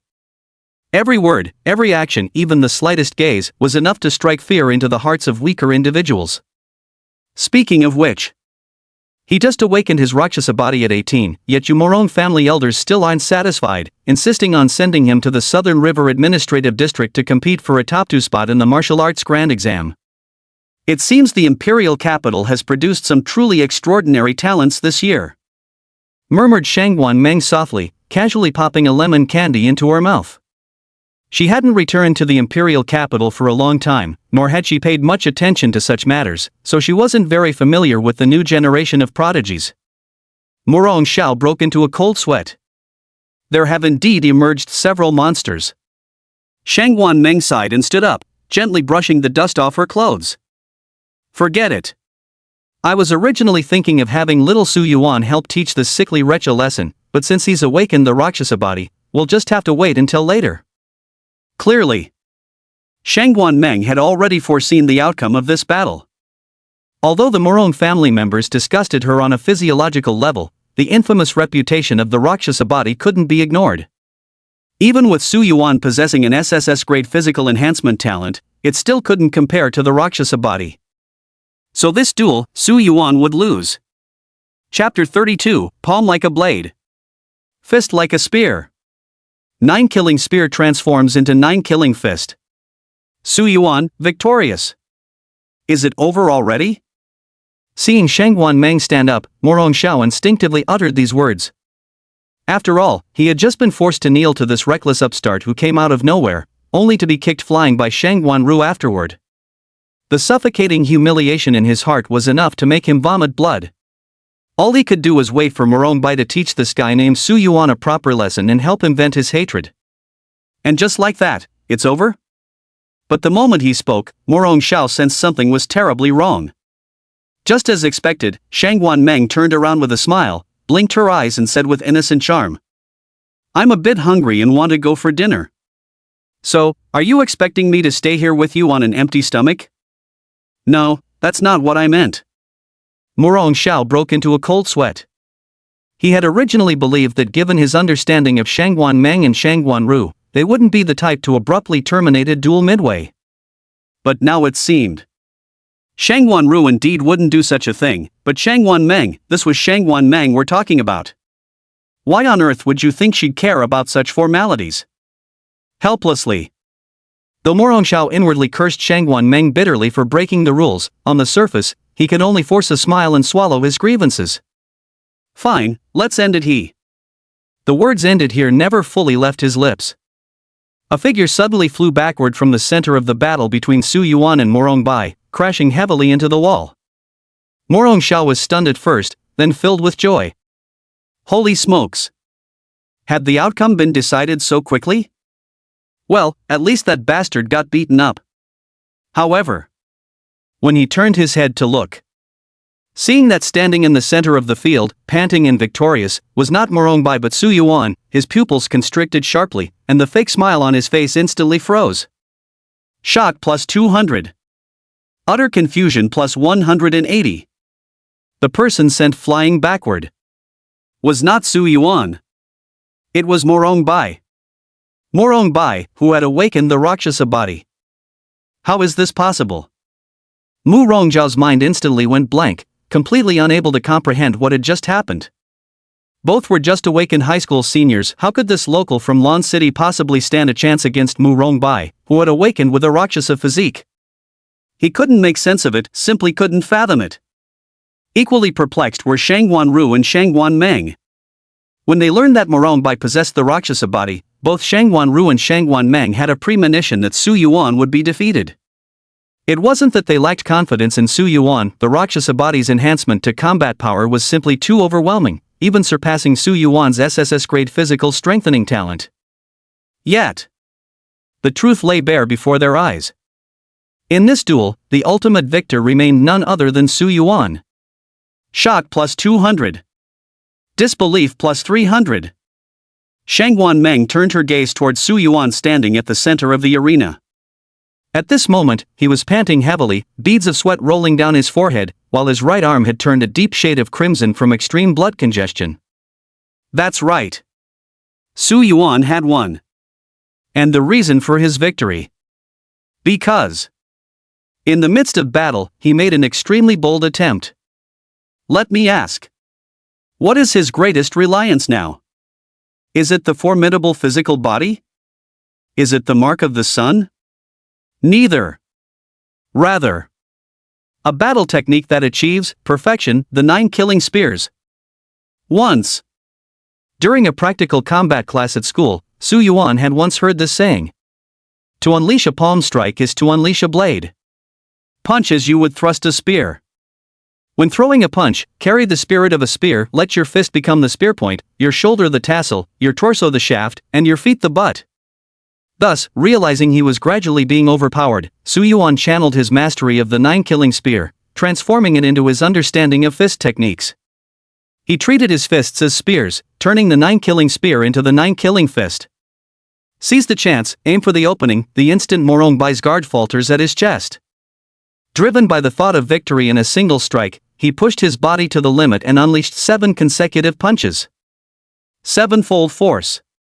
Layered and compounding. An extremely terrifying force exploded in an instant. Even with the formidable strength of the Rakshasa body, Morong Bai was still defeated after taking this fist stab directly to the chest. This was precisely the reason for Su Yuan's victory. At this moment, Su Yuan noticed Shangguan Meng casting a glance in his direction. Su Yuan struggled to force a smile. We won. Shangguan Meng froze for a moment, then her face blossomed into a radiant smile. Brother Su Yuan, you're amazing. Shangguan Ru was equally stunned by the youth's victory. Though she hadn't witnessed the details of their battle earlier, to defeat the Rakshasa physique, Su Yuan's strength far surpassed anything she had imagined. Morong Xiao snapped out of his dazed state. After giving Su Yuan a deep glance, he quickly moved to Morong Bai's side to check his physical condition. Morong Bai's physical condition isn't optimistic. Using the Rakshasa form already requires expending considerable energy. And he had only just awakened it recently, so he was basically straining his body to the limit just to defeat Su Yuan. Now, because of Su Yuan's punch, his chest was caved in, blood trickled from the corner of his mouth, and he lay unconscious. Damn kid, got some real guts, laying down such a ruthless hand. Morong Xiao took a deep breath, picked up Morong Bai, and turned to leave. Gentlemen, farewell. Take care, won't see you out. Shangguan Meng waved her hand with a giggle. Oh yes, remember to come find my sister tomorrow to complete the school registration procedures. Morong Xiao was already fuming, and upon hearing Shangguan Meng's casual remark, he nearly coughed up blood in rage, practically giving himself internal injuries. Thanks for the reminder. He coldly spat out those words and vanished from everyone's sight in the blink of an eye. Chief's office. Su Yuan sits in his chair. Shangguan Ru's hand gently brushed across his arm. A cool, icy sensation spread, significantly alleviating the soreness and numbness in his arm. Director, you know how to heal? Su Yuan asked curiously. Shangguan Ru said softly. Well, my major in university was human biology, with a minor in therapeutic medicine. Your injury is minor, just a ruptured blood vessel caused by overexertion. With my treatment, it should heal completely within 2 days. Oh. Su Yuan nodded lightly. Shangguan Meng sat beside Su Yuan, her elbows propped on the table and her chin resting on her hands. From the moment until now, she had been staring intently at Su Yuan. Brother Su Yuan, how did you manage to defeat that guy just now? She blinked her large eyes, those gem-like pupils always breathtakingly beautiful. Shangguan Ru was equally curious. That guy, in terms of pure physical strength, he should be tougher than you are now. Honestly, I'm surprised you managed to defeat him. I know you're quite surprised.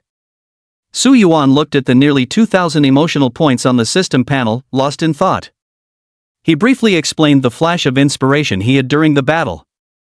After listening, Shangguan Ru expressed immense admiration and sighed with emotion. Palm like a blade, fist like a spear. Most martial artists have heard this principle, but perfectly transferring the force application methods of spear techniques to fist techniques is not something just anyone can achieve. I've watched your combat footage from the Beast Garden. Back then, when you killed a top-tier rank 1 ferocious beast, you executed 5 consecutive spear thrusts, demonstrating your mastery of the 9 killer spears at the proficient level. I originally thought this was your limit, but it appears your true limit should be 7 consecutive spear thrusts, that's the master level.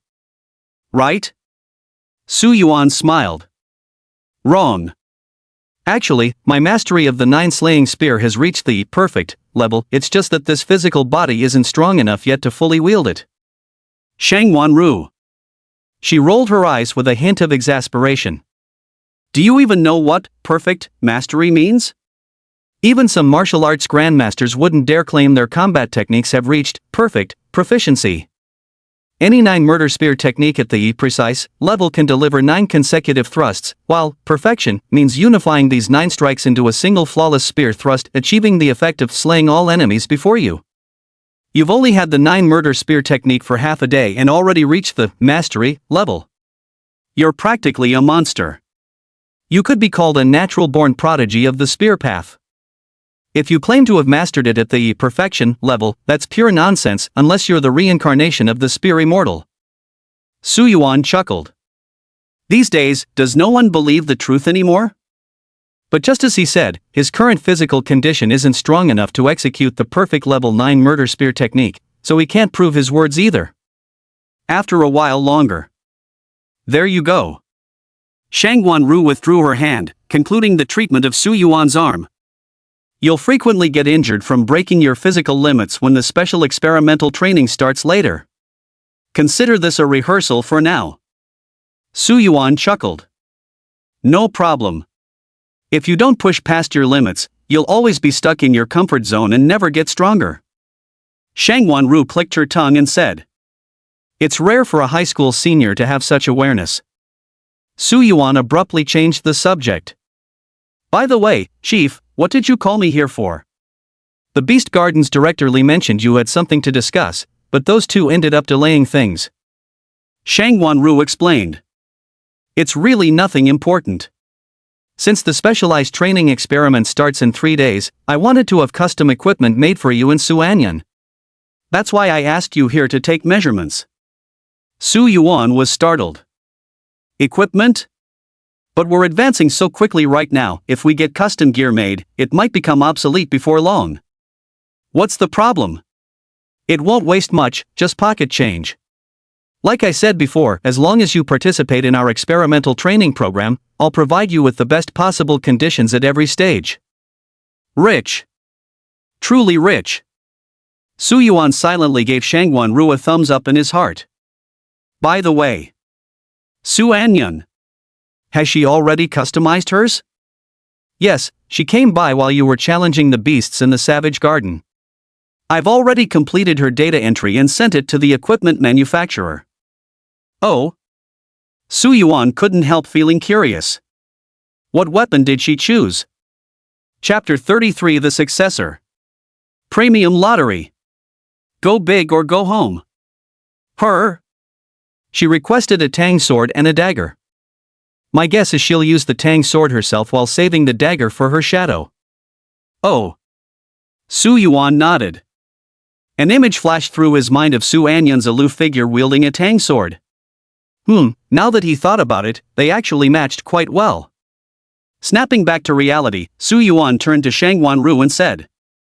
In that case, I'll choose the spear. Master one path alone. Other weapons don't feel right in my hands. Sounds good. Shang Wanru nodded. But custom equipment requires extensive data testing. Since your hand hasn't fully recovered yet, it would affect the testing. Let's wait a couple more days, there's no hurry. After all, we can finish manufacturing any equipment you need within a single day. Because the equipment customization was delayed, Su Yuan decided to head home. By now, it was already quite late. If he didn't return soon, Auntie Su would start worrying.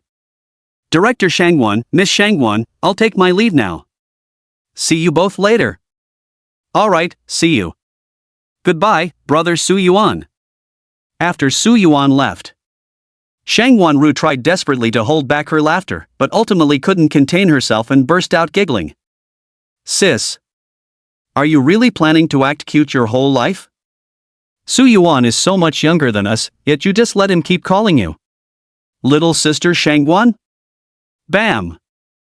Before the words could even be finished, Shang Wanru was grabbed by Shang Wan Meng and tossed out in midair. After a long while, Shang Wanru finally returned, her hair disheveled. Sis, next time could you give a warning before you strike? Otherwise, I'm afraid you might accidentally hit someone else. Shang Wan Meng curled her lips. Hoof. Who told you to accuse me of acting young? Shang Wanru gave her elder sister a once-over and shook her head. You're right, I apologize. Sis, you're not pretending to be young, you genuinely are. After all these years, you still look like a girl who just entered 7th grade. Bam! Once again, Shang Wanru went flying through the air. As a 6th rank expert, this was truly an embarrassing situation. But for Shang Wanru, it was just routine, what could she do? Her love for her elder sister ran deep, and it certainly wasn't because she didn't dare fight back. By the way, when Shang Wanru returned to stand before her again, a radiant smile bloomed across Shang Wan Meng's face. Seeing this, Shang Wanru immediately distanced herself from the other woman, her eyes wary. Don't worry, don't worry. Shang Wan Meng didn't continue her attack on Shang Wanru. Instead, she stretched lazily. In a few days, I'll be leaving Lanchang. Make sure you properly train my 2 little cubs when I'm gone. Shang Wanru nodded in agreement. Of course, this is my lifelong pursuit. And with Su Yuan being so powerful, I'm absolutely certain I'll be able to replicate Qi. Shang Wan Meng shook her head. I don't mean that. She lifted her head, gazing at the faint waning moon just beginning to rise on the horizon. I intend to include both of them on my list of successor candidates. Shang Wanru was momentarily stunned. Successor? Successor. This is a unique institution of the Great Xia dynasty. Any powerhouse who breaks through the fusion realm, reaches the limit realm, and successfully obtains a title can designate one successor, and once designated, this choice cannot be altered. The designated successor enjoys numerous privileges. First, whether it's D grade or SSS grade resource allocation, everything is provided free of charge up to the 3rd tier. Beyond that, if you wish to continue receiving more resources, you'll need to exchange them through corresponding contributions. However, successors are exempt from this requirement. A successor of a 7th rank marquee level powerhouse can unconditionally enjoy resources until advancing to the 6th rank. A successor of an 8th rank king level powerhouse can unconditionally enjoy resources until advancing to the 7th rank. And so on. As for the successor of a 9th rank monarch, as long as their talent is sufficient, the officially provided resources can propel them all the way to the 8th rank, achieving king status. Not only that. After the demise of a titled powerhouse, the successor will inherit everything from her. You could say that. The successor system. Quite literally, it is a privileged method used by titled powerhouses to cultivate their successors. But sister, you barely know them. Shangguan Meng withdrew her gaze and gave Shangguan Ru a soft smile. That's exactly why I said they're just candidates. Especially that little Su Yuan. He seems to have some sort of natural advantage against the Morong family. Don't you think having him by my side would make things much easier if I ever challenged the Murongs alone? Shang Rui. Challenging the Morong family single-handedly. In all of Great Xia, who else but my elder sister would dare say such words? And then there's that girl named Su Anyan. My intuition tells me she's hiding some special secret, and a really big one at that. How come I didn't notice anything? You're too dense to notice anything strange. Fine. I'll do my best to help you train them. By the way, Su Yuan beat up Morong Bai today, and it looked pretty serious. I'm worried about them. Don't worry. Shangguan Meng smiled brightly. Those heterochromatic eyes of red and blue grew increasingly mesmerizing under the reflected nightlights. I've already told him if he dares to touch my people, I'll kill him. Shangguan Ru. Excellent. This was very effective. With just this one statement, even if you gave Morong Xiao 100 more guts, he wouldn't dare scheme in the shadows anymore.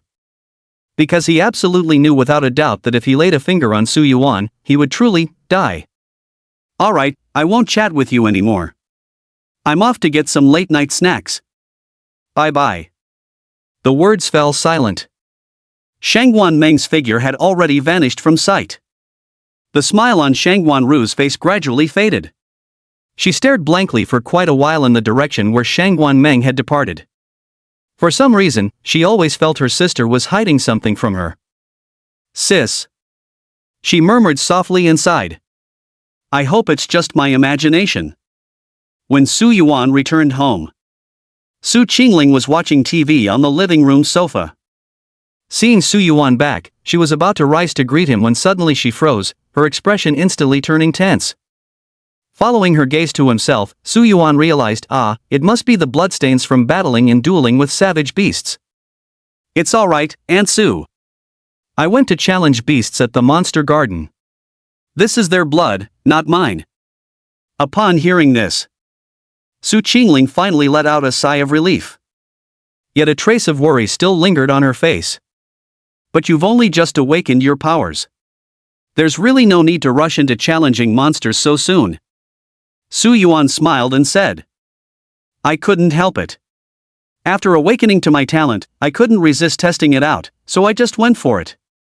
Su Qingling had been intending to say more, but then she thought about how Su Yuan had awakened an SSS grade talent, destined for an extraordinary life. All her words melted into a gentle smile. Alright then. Why don't you go take a bath and relax first? I'll make you some late-night snacks. Okay, thank you Auntie Su, I just happen to be hungry. Splash. The sound of pattering water came through. Beneath the swirling mist was Su Yuan's perfectly proportioned physique, refined through the transformation of ancient divine bloodline. What a bountiful harvest today. Su Yuan took a glance. The emotional points he had accumulated now totaled over 2,400. This also proved that his previous line of thinking had been correct. The stronger a person is, the more emotional value they generate for themselves when experiencing emotional fluctuations. Like director Shangwan and that metal face guy today. They are both incredibly powerful. That's why their emotional values experienced such a massive surge. In comparison, the emotional value obtained from the Beast Garden feels downright pathetic. I hope Commissioner Shangwan is telling the truth. Once that miraculous chi manifests, it'll shock the entire elite circle of Great Xia. Then they'll all become fresh, green fields of harvest. After a moment of reverie, Su Yuan snapped out of it and began pondering how to allocate these emotional points. If used for primary lottery, it could mean 24 consecutive draws. If used for intermediate lottery, it could mean 4 consecutive draws. If used for premium draw, you can only draw once. But the highest possible reward from premium draw is red quality, which is 1 tier above gold quality. Should we try our luck? Maybe it'll be just like last time and hit the bullseye in one shot? After thinking for a while, Su Yuan ultimately decided to go for it. Goddamn gamble. Risk it all, and you might turn a bicycle into a motorcycle. Even without getting a red tier reward, the items obtained from a premium draw are definitely not bad. System, Perform 1, Premium Draw. Chapter 34, Great Sun Visualization Sutra. Me, the Empress, do I need his protection? Ding. Spend 2,000 emotion points to perform 1 premium draw. Drawing lots? Thank you for your patronage. Su Yuan? When he saw the words "thank you for your patronage," Su Yuan nearly smashed the showerhead in his hand. No. Are you kidding me? A whopping 2,000 emotional points. After finally mustering the resolve to splurge on a high-tier lottery draw, this is how you treat me? If I could collect my own emotional points, I'd probably harvest quite a lot this time. Su Yuan truly didn't have the energy left to complain. But these 2,000 emotional points weren't spent in vain, at the very least. The system panel now showed the advanced lottery counter had changed to 1/100. It's to build up towards the red tier rewards later, like priming the gacha pool. Not a loss, definitely not a loss. Su Yuan tried his best to console himself. But precisely because of this, the remaining 400 plus emotional points in his view seemed increasingly glaring. According to the law of European-African equilibrium, with such terrible luck in high-tier draws, maybe I can recover some ground elsewhere? Thinking this way, Su Yuan decided to go all in with these 400 plus emotional points for a basic 4 draw. Ding! 400 emotional points consumed, initiating 4 basic draws. Lottery in progress. Congratulations! You've won 1 hour of static space. Congratulations! You've won 1 level 2 source crystal. Thank you for your patronage. Congratulations! You've won Great Sun Visualization Sutra Dawning Sun Chapter. Purple quality. Much better now. Out of 4 draws, you got 3 hits including a purple tier reward. You should know, the guaranteed minimum reward for any draw type is actually the highest possible reward tier available in that specific draw pool. Take that gold tier reward, Solar Mark, from last time's intermediate draw for example, that represents the absolute pinnacle reward possible within intermediate draws. The Great Solar Sutra Dawn chapter, obtained this time, operates on exactly the same principle. I've accumulated 2 hours of forbidden spacetime for now. Don't need it immediately, so I'll save it first. Level 2 source crystal, passable, I suppose. Su Yuan's gaze fell upon the grand prize this time. Great Sun Visualization Sutra Rising Sun Chapter, a mental cultivation technique. Visualize the scorching sun within the divine palace to continuously refine spiritual power. At perfection, the practitioner becomes one with the sun, where the sun is me, and I am the sun. A single thought can manifest as a blazing sun crossing the heavens, capable of incinerating all things in existence. Currently only the first chapter is available. After reading it, Su Yuan had only one thought. So fucking badass. I am the blazing sun. The great sun is me. At a single thought, like the great sun crossing the sky, it can incinerate all things in the world. However, Su Yuan now has a doubt. That is, according to the textbook Introduction to Martial Arts. Warriors at the exploration stage from levels 1 to 3 are unable to cultivate spiritual power, they cannot even perceive its existence. At this stage, what can be called spiritual power is merely consciousness or willpower. Only upon reaching level 4, which marks entry into the fusion stage, can one begin to faintly perceive the existence of spiritual power. And, unlike cultivating elemental energy, every martial artist in Daxia practices the heavenly origin cultivation method. However, when it comes to spiritual power cultivation, no unified system has been established to this day, there is no fixed cultivation method. If this sutra of solar visualization requires reaching the 4th tier to cultivate, then it'll have to gather dust for now. With this thought, Su Yuan skimmed through its contents briefly. Just this quick glance unexpectedly yielded a pleasant surprise. This great solar visualization scripture Rising Sun chapter actually had no cultivation level restrictions. Even during the awakening stage, one could immediately begin practicing it. Not only that, but according to the descriptions in the technique, if one could obtain solar energy during cultivation, it could achieve twice the result with half the effort. To think it's actually collaborating with Sunstrace, what an incredible crossover! Su Yuan's smile grew even brighter, he couldn't wait to try out this miraculous method of mental energy cultivation. While others had to wait until the 4th tier to begin tempering their mental energy, he could start from the awakening phase itself. This would allow him to leave everyone else far behind in the dust. After finishing his bath, Su Yuan didn't head straight back to his room, but first went to the living room. Aunt Su had already prepared the promised midnight snack, stir-fried instant noodles, Su Yuan's favorite. This dish had little nutritional value but was purely delicious, gleaming golden and aromatic, capable of stimulating one's appetite to the utmost. So good. A bite of savory oil aroma mixed with scallions, nothing could be more satisfying. Watching the young man devour his meal with relish, Su Qingling wore a faint smile, though there was a touch of quiet melancholy in her laughing eyes. She knew that soon, whether it was Su Yuan or Su Enyen, they would both leave her behind to embark on their dazzling futures. Before that time came, doing small, thoughtful things, simple late-night snacks like this, was enough to bring her contentment. Eat slower, Su Qingling reminded with a smile.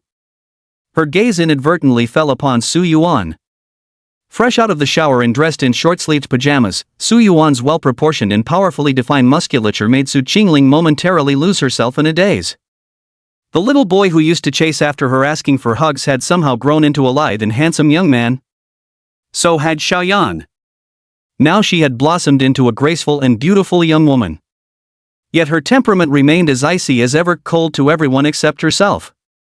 At this thought, Su Qingling couldn't help feeling concerned. She hesitated to speak, uncertain where to even begin.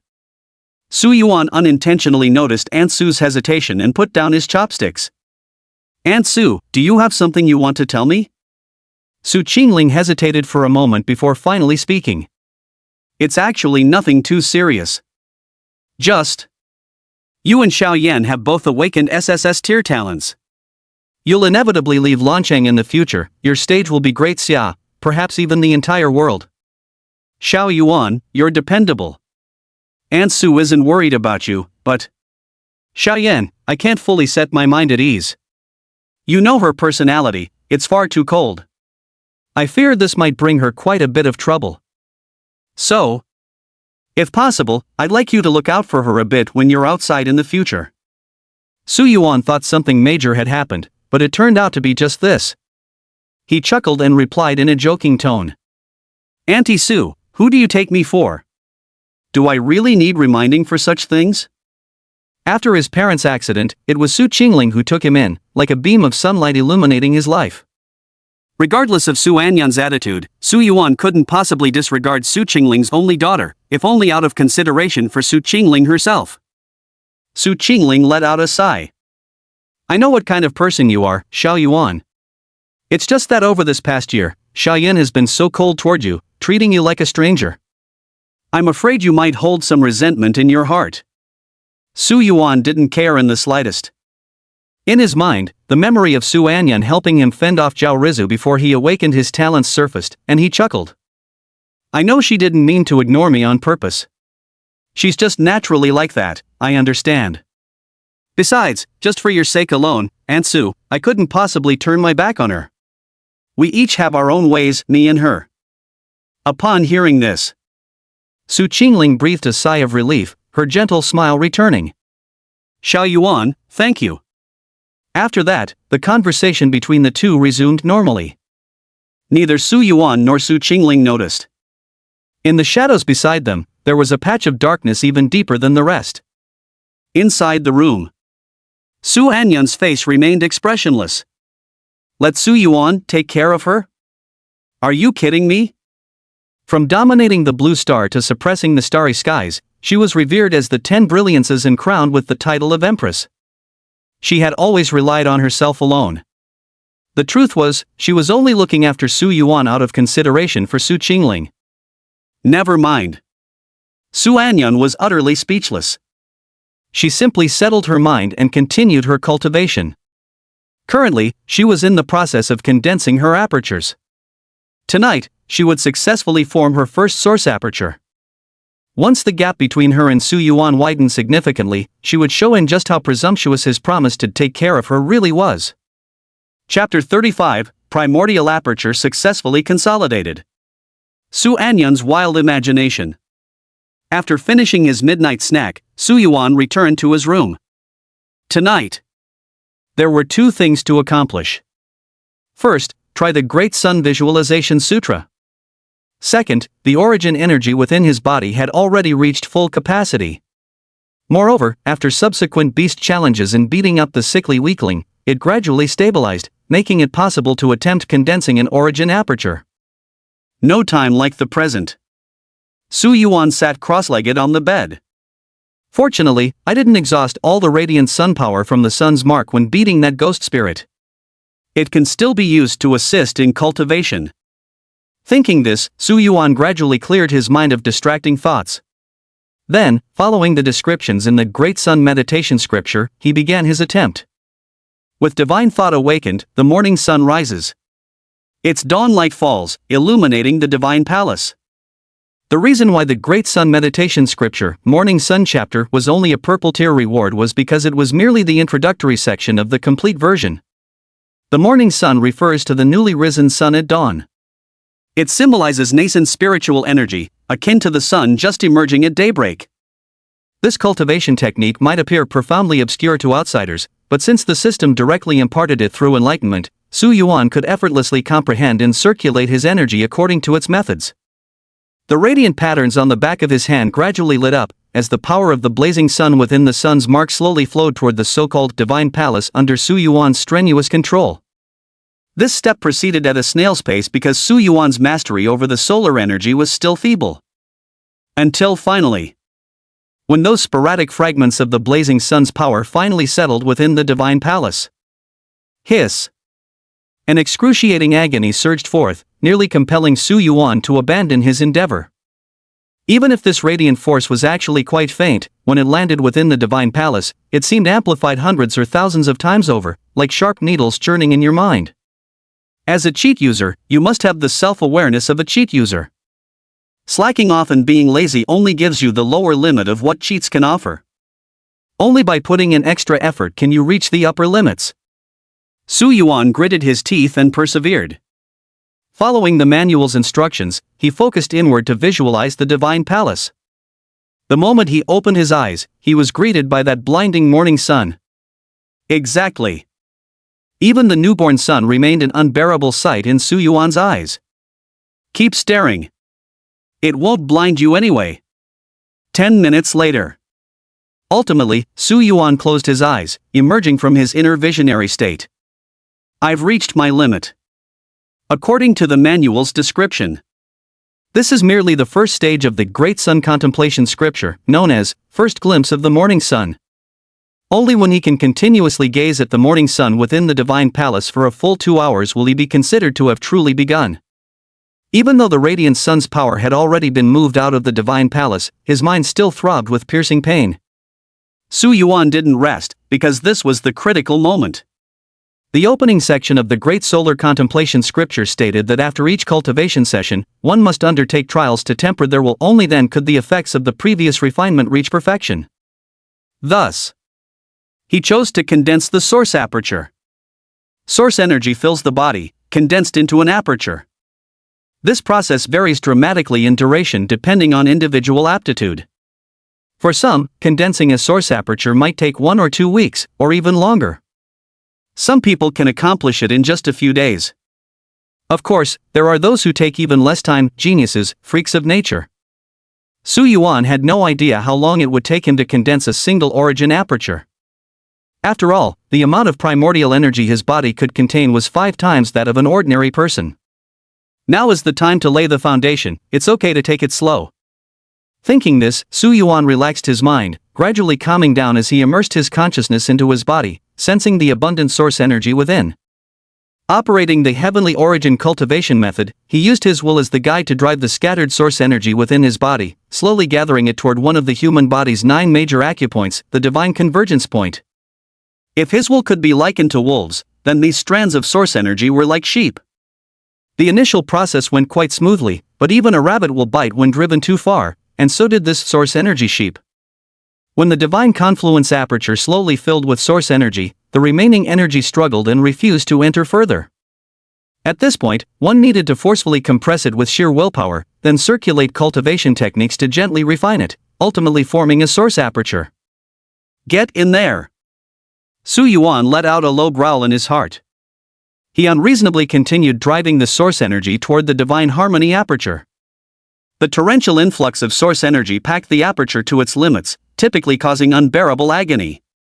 Yet compared to the torment he just endured while cultivating the Great Sun Visualization Sutra, this minor pain was utterly insignificant to Su Yuan.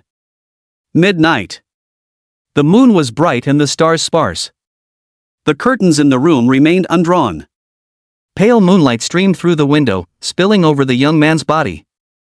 In the darkness, Su Yuan abruptly opened his eyes. I succeeded. A flicker of astonishment flashed through Su Yuan's eyes. In his original estimation, the amount of primordial energy required for him to condense his origin aperture was fully 5 times greater than that of others.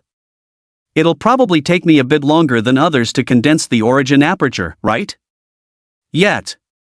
He glanced at the clock on the wall. From the start of cultivation until now, less than 5 hours had passed. 5 hours. And the first source aperture was condensed. If word got out, it would surely cause a sensation. Lost in amazement, Su Yuan closed his eyes and turned his gaze inward to the divine union aperture, wanting to verify it once more. Behold! Divine convergence within the orifice. A faintly glowing sphere embedded within none other than the source orifice. Phew! Su Yuan's eyes brimmed with unrestrained joy. He really succeeded. Cultivation is an addictive practice. Especially when your progress is astonishingly rapid, this addiction grows even stronger. Though there are still source crystals remaining, enough for Su Yuan to condense another source aperture. However, after enduring the tempering of the Great Sun Visualization Sutra and the severe depletion of energy during the refinement of his source apertures, Su Yuan's mind and body had reached a state of extreme exhaustion. Thus, he had no choice but to rest first. Only after recovering his energy and physical strength could he resume his cultivation. Before sleep, Su Yuan made his plans. There are still 2 days left before the experimental special training begins. 2 days. I must condense 1 source aperture per day, aiming to finish it in 1 day if possible. By the time it begins, I need to reach the peak of awakening stage 3. 4 hours later. While Su Yuan had already drifted into peaceful slumber. Next room. Phew. Su Anyan slowly opened her eyes. Although this physical body posed many constraints during the process of condensing the source aperture, with my mastery over source energy, I ultimately succeeded. 9 hours to condense 1 source aperture, this speed is sufficiently fast. She glanced intentionally or unintentionally at the neighboring room. Her room was adjacent to Su Yuan's, with windows facing the same direction. She had noticed several hours ago that Su Yuan had turned off the lights in his room. Did he fail? Su Anyan thought calmly. Even if your rate of absorbing primordial energy rivals that of a shadow attendant, relying solely on absorption speed isn't enough to condense a source aperture. However, given that you possess an SSS-grade physical enhancement talent, this step shouldn't take you too long. At most 1 or 2 more days, and you should be able to condense your first origin acupoint. This is already something you can be proud of. Chapter 36, Ironwood Trees, the Psionic Master Association, and Kindred Spirits. After mentally filling in the reasons for Su Yuan leaving home, Su Anyan decided it was time to sleep. This time, condensing her origin acupoint had taken her nearly 9 hours. By now, it was already 4 a.m. At her current state, she was far from reaching the level where sleep was unnecessary. This wasn't something mere willpower could change, it was an indispensable part of her current fleshly body that had yet to undergo life evolution. Yet just as she was about to turn off the lights to sleep, the light in Su Yuan's room next door was actually on again? At first, she didn't pay it any attention. I thought it was Su Yuan getting up to use the bathroom in the middle of the night. But in the quiet night, she heard the faint sound of a door being opened twice, the lock turning lightly. Su Yuan. Why would he go out at this hour? It's not even dawn yet, what could he possibly be doing outside? Could it be that after failing to impact the acupoints, you couldn't sleep, tossed and turned for hours, and eventually decided to go out for some fresh air to clear your mind? This was the most reasonable explanation Su Anyan could come up with at the moment. Of course, she had absolutely no intention of following him outside. To be honest, she wasn't particularly concerned about anything related to Su Yuan. After mentally concocting a reasonable justification for herself, she set the matter aside and peacefully drifted into slumber. Phew! At 4 o'clock in the morning, the streets were still draped in darkness, with no hint of dawn lightening the sky. Only the air, having settled overnight, carried an exceptionally fresh crispness. Feeling the faint currents of warmth circulating through his divine convergence aperture, Su Yuan's mood couldn't be better. Despite having slept only a little over 4 hours, there wasn't the slightest trace of fatigue, nor any of the grogginess one typically feels after completing cultivation. The Great Solar Contemplation scripture appears to be remarkably effective in tempering one's mental strength. At this moment, he was heading to Yuha Mountain, the closest to his home, intending to watch the sunrise. It wasn't some sudden surge of poetic sentiment, rather, the Great Solar Contemplation method, Dawn chapter had expressly mentioned. To achieve the best results from the visualization technique, the imagined rising sun must closely resemble and align with its true appearance in reality. Thus, observing and contemplating the actual state of the sunrise in the real world serves as an immensely beneficial aid to cultivation. 30 minutes later. At Yuha Mountain, a nimble figure ascended the stone steps. Meanwhile, Su Yuan paused briefly on the mountainside. Gazing at a grove of iron-brown trees not far away, Su Yuan recalled something he'd heard by chance before. Due to Yuha Mountain's unique soil composition, it was particularly suitable for cultivating a special type of tree called ironbark. Thus, there existed an ironwood forest on the mountainside, owned by the Lon City Psychic Masters Association. The Psychic Masters Association. Only martial artists with exceptionally strong mental power can join. Moreover, mental power can only be perceived and utilized by martial artists who have reached the 4th tier. Therefore, the minimum entry threshold for this association is the 4th tier, granting it an extremely high status. Currently, there is no unified, standardized method for mental power training worldwide. As a result, mental masters often adopt the most basic training methods, treating mental power training just like muscle training. This ironwood tree is the most common training material utilized by psychic masters. The trunk of the ironwood tree is incomparably hard, and research has discovered it possesses exceptional capacity for bearing psychic energies. Martial artists with formidable psychic power focus their mental force upon the ironwood, visualizing it as an extension of their hand to leave distinctive handprints upon its surface. This constitutes the most fundamental training method. The depth of the handprint could also reflect the strength level of one's spiritual power. If I can join the Psychic Master Association before even reaching the 4th tier, it might cause quite a stir, wouldn't it? Thinking so, Su Yuan withdrew his gaze and continued climbing toward the mountain peak. He arrived at the summit. The horizon had not yet begun to lighten. A biting mountain wind swept through, making Su Yuan's clothes flap wildly, yet he felt no trace of cold. Finding a massive boulder, he sat cross-legged upon it and drew out a level 2 source crystal, clutching it in his palm. He absorbed the source energy while waiting for the moment of sunrise. Half an hour later. Hearing a faint rustling of footsteps behind him, Su Yuan temporarily ceased his cultivation practice. Turning his head, he saw an elderly man walking with the aid of a cane. The old man was slender in stature, with white eyebrows and hair, his face bearing a serene expression. Yet, the empty right pants leg made his appearance somewhat incongruous. Ha! Upon seeing Su Yuan, the old man clearly appeared somewhat surprised. His gaze fell on the source crystal in Su Yuan's hand. He froze for a moment before offering an apologetic smile. Sorry about that, young man. Usually at this hour, I'm the only one on Jade Harmony Mountain. Didn't mean to disturb your cultivation. No problem. Su Yuan responded with a light laugh, completely unbothered. Su Yuan had always been an outgoing person, and the old man was also quite talkative and kind. Within minutes, the two of them had become acquainted. From their conversation, Su Yuan learned that the old man was surnamed Tang, a native of Lancheng, and had once been a soldier. The injury on his right leg was sustained during his military service. Of course, being newly acquainted, they didn't delve too deeply into personal matters. Aside from that, their chat mostly revolved around casual topics, without touching on anything more substantial. In no time, the horizon faintly gleamed with the first light of dawn. The moment of sunrise was about to arrive. Just as Su Yuan was looking for an excuse to end the conversation and begin his sunrise meditation, the old man unexpectedly beat him to it. Young man, let's chat later. This old fool doesn't have many hobbies, just loves watching the sunrise and wouldn't miss a single moment of it.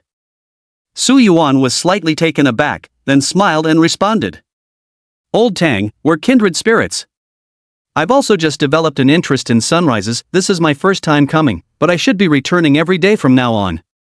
Upon hearing this, a peculiar glint flashed through Old Tang's eyes as he chuckled repeatedly. Excellent. Excellent. Excellent. Who would have thought young brother Su and I share such karmic affinity? In that case, let's pause our conversation for now. The sunrise awaits. Okay. The sunrise paints the sky awake. The first rays of morning light kiss the earth, slowly rousing the city from its slumber. Below the mountain, life begins to stir, yet up here in the peaks, serenity persists, broken only by the whispering breeze and the two figures seated upon a massive boulder. Unlike midday's blinding glare, the morning sun offers its warmth with gentle moderation. Even if you stare at it continuously, your eyes won't feel strained. Instead, it inexplicably gives rise to a wonderful sense of renewal in your heart. Divine thought arises, the rising sun is born. Morning light falls, bathing the divine palace.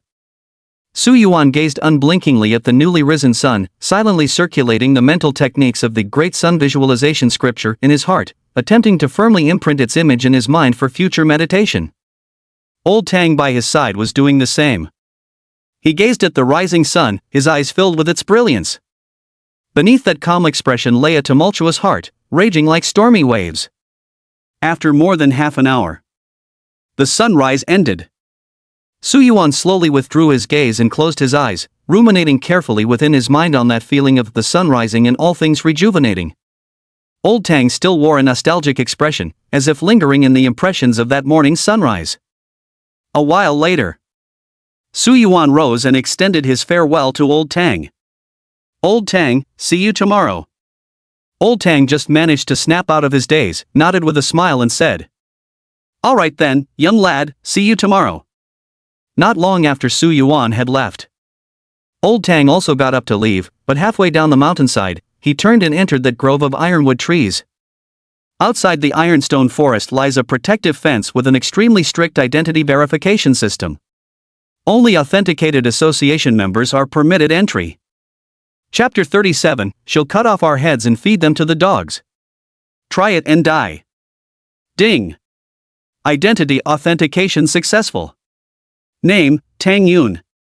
Position, Vice President, Lancheng Mentalist Association. Dripping water wears through stone, focus penetrates the divine. Welcome to the Psychic Masters Association. Dripping water penetrates the stone, sustained thought connects to the divine. This is the motto of the Psychic Masters Association, a sacred phrase enshrined in the heart of every warrior dedicated to the path of mental cultivation. Leaning on his cane, Tang Jun slowly made his way to stand before an ironwood tree. In reality, with his current level of mental power, he could easily substitute the amputated right leg with nearly substantial psychic energy without needing the crutch at all. But he chose not to, because he wanted to permanently engrave his battlefield experience into his memory this way. Phew! He took a deep breath. A trace of nostalgia surfaced on Tang Zhan's face as he struggled to maintain composure, yet failed to conceal his evident excitement. 27 years. 27 full years have passed since I retreated from the battlefield. Due to my physical disabilities, I turned to studying the path of the mind, and now I've finally achieved modest success. In just a little more time, I might be able to create a meditation method visualizing the rising sun to assist in spiritual cultivation.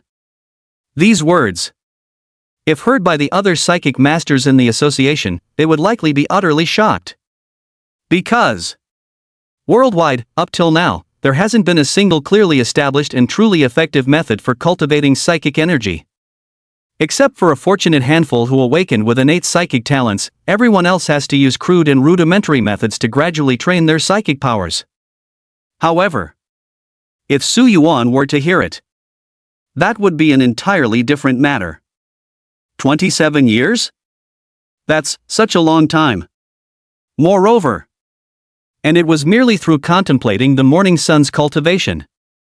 Yet the solar chapter is just the introductory section of the great solar visualization scripture. Of course. Even knowing this truth, Su Yuan would not mock it because of this. After all, he was a cheater. It's fine to cheat, but mocking those who don't, how shameless. Snapping back to reality, Tang Yun's profound mental energy surged forth, directing it toward the ironwood tree before him. The sturdy tree trunk began to visibly depress at a speed discernible to the naked eye 1 centimeter, 2 centimeters, until it finally stopped at 5 centimeters. Tang Yun's gaze remained steady. This was his indispensable daily training, reaching the limit and repeating it 100 times. On the other side, when Su Yuan returned home, it was actually still very early. Neither Su Qingling nor Su Anyun had gotten out of bed yet. After absorbing a level 2 source crystal, Su Yuan, with nothing else to do, began preparing breakfast for the two. Before his parents' accident, they were often not at home, so Su Yuan had to cook for himself, which honed his excellent culinary skills. Even after coming to the Su family, where all 3 meals were taken care of by Su Qingling, he still retained most of his cooking skills. Since he didn't need to attend classes and was tired from last night's cultivation, Su Anyun woke up relatively late, while Su Qingling, who had to go to work, rose early in the morning. Su Qingling wore a loose silk nightgown with no makeup on, yet still exuded an elegant and gentle beauty. Xiao Yuan? Why are you up so early? And you even made breakfast for us? Su Qingling was utterly astonished. Su Yuan smiled and said, I just went out for some morning exercise, and when I came back with nothing else to do, I thought I'd lighten your load. And Su, go wash up and try these, they should taste pretty good. You. Su Qingling shook her head with a smile, feeling a warmth in her heart. After washing up, she changed clothes and went to the dining table, where she ate breakfast with Su Yuan. So? Your thoughts? It's really delicious. I never expected you to be such a good cook, Xiao Yuan. Whoever marries you in the future will surely be very fortunate. Halfway through her words, Su Qingling laughed and retracted her own statement. Sorry, I misspoke earlier. You're a super genius who awakened an SSS grade talent. How could someone like you be stuck cooking at home? Su Yuan responded with a carefree smile. What's the big deal? If it's someone I truly love, I'd gladly cook for her every day. Put. Su Qingling covered her mouth as she laughed. Who would have thought, Xiao Yuan, you actually have such a pure-hearted side to you? Su Yuan said jokingly. How could I not be a pure-hearted young man when I've never been in love until now? Su Qingling giggled, her bell-like laughter making the entire morning brighter. To outsiders, she was the poised and intellectual older sister figure, yet only in front of Su Yuan and Su Anyun would she reveal her gentle and beautiful side. All right. After finishing breakfast. Before heading out to work, Su Qingling gave Su Yuan a bright, beaming hug. Thank you, Xiao Yuan, for making breakfast for me. The worries of work just melted away quite a bit. As the faint fragrance wafted through the air, Su Yuan's memories suddenly drifted back to his childhood. Snapping back to reality, Su Yuan chuckled. In a little while, once Su Anyan and I have grown a bit more, Aunt Su, you can quit working and just enjoy your retirement in peace. Su Qingling, who had already walked some distance away, turned back with a beaming smile. I'm really looking forward to it. After Su Qingling left, Su Yuan returned to his room and resumed his cultivation. When the time was about right, he finally knocked on Su Anyan's door. Hey, time for dinner. At the dining table. After taking a few bites, Su Anyan raised her head and glanced coolly at Su Yuan. You cooked this? Clearly, she could taste something different in today's breakfast from what Su Qingling usually prepared.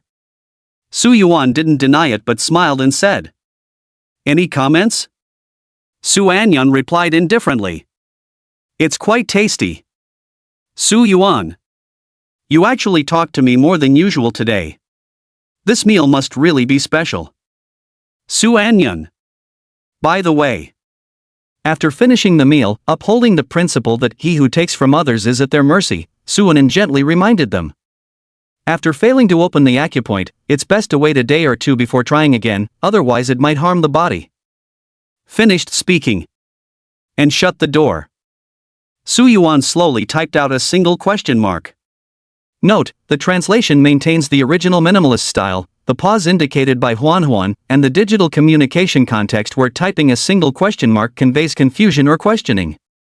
The Chinese quotation marks are adapted to English style. What the hell? Why was she telling herself this? And more. The Introduction to Martial Arts manual didn't seem to mention needing rest after failing to solidify acupoints? Was this her own interpretation? Strange. Su Yuan shook his head and didn't pay any further attention. Just as he was about to go and clear the dishes, he noticed Su Anyan's shadow servant was already carrying dirty bowls to the kitchen. Su Yuan sighed with emotion, momentarily wishing he could possess such a convenient ability too. Watching the shadow servant toiling away, he patted its shoulder lightly as he had done before. Bro, hang in there. The shadow attendant remained silent, but her previously indistinct figure instantly manifested faint feminine characteristics. Su Yuan froze momentarily before immediately correcting himself. Go for it, girl. Lanchang, the imperial city. This is home to the most luxurious villa district in Lanchang. After Morong Xiao and Morong Bai arrived in Lanchang, they purchased villa number 002 for their residence. As for villa number 1, of course, it belonged to Shangwan Ruse. At this moment, in villa number 2, inside Morong Bai's room, lying on the bed while recovering from his injuries, Morong Bai's eyes burned with fury. After a night of top-tier treatment, the depression in his chest had already healed, and he only needed some time to rest to fully recover. Yet, every time he thought about the guy who had beaten him so badly, Morong Bai would boil with rage, wishing he could order someone to cripple and kill him immediately. But sadly, he didn't dare. Because Morong Xiao had already relayed Shangwan Meng's threat to him and made his stance clear. You want to die? Don't drag me into it. If we really resort to using family influence, that lunatic Shangwan Meng will cut off both our heads and throw them back to the imperial capital to feed the dogs at our doorstep. Morong Bai knew damn well Morong Xiao wasn't joking. Shangwan Meng always keeps her word. Never test whether she dares to do something before every rule was established. Such things had happened before. Therefore, Morong Bai dare not try. He fears that trying would mean dying. Su Yuan. Su Yuan. Morong Bai gnashed his teeth in fury. He had already learned the name of the man who wounded him. One of the 2 SSS-tier awakened talents in Blue Wind City's current batch, a physical enhancement type. As the young master of the prestigious Morong family, he had been beaten by some nobody with an ordinary background, and yet couldn't resort to underhanded means to retaliate. This left him utterly frustrated. Damn it! What's gotten into Shangwan Meng? Why is she protecting him like this? Could she have taken a liking to him? No, impossible. Shangwan Meng is downright crazy, she wouldn't take a fancy to any man. Morong Bai gritted his teeth in resentment. At that moment, someone pushed the door open, it was Morong Xiao. He walked to Morong Bai's bedside, looked at his pale face, and grinned. Hey, good news has arrived. Chapter 38, The Whetstone. Melting the iceberg, the confident Morong Bai. Good news? What good news could there possibly be? Morong Bai's face darkened. All he wanted right now was to teach that guy named Su Yuan a lesson. But with Shangwan Meng protecting him, there was nothing he could do.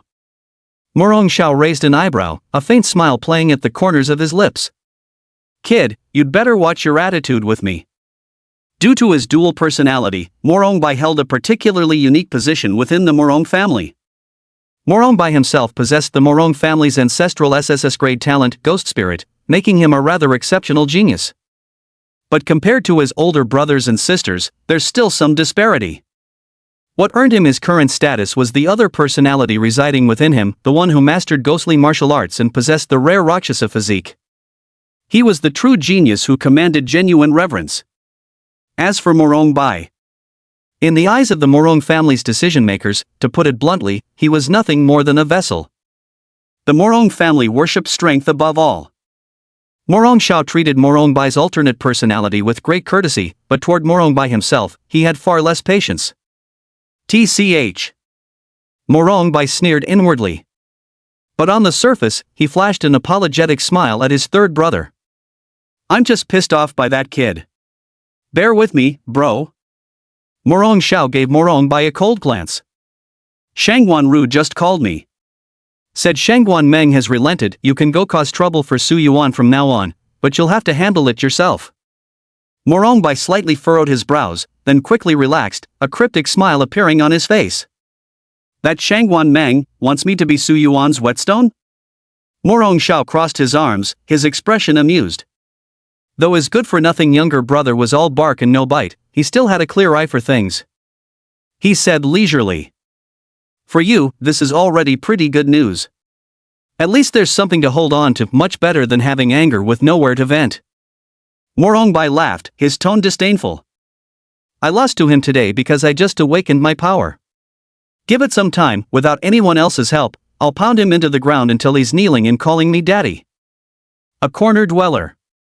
Shangwan Meng wants to use me as a whetstone, hope she doesn't end up snapping that blade of hers. Morong Xiao shrugged his shoulders. You know how Shangwan Meng is, he says you can cause him trouble, but obviously, breaking arms or legs is off the table. Still, giving him a good thrashing shouldn't be an issue.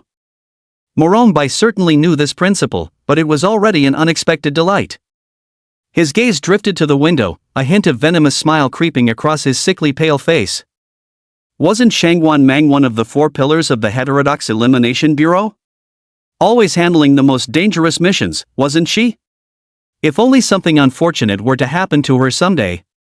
Morong Xiao narrowed his eyes slightly, offering no response to these words.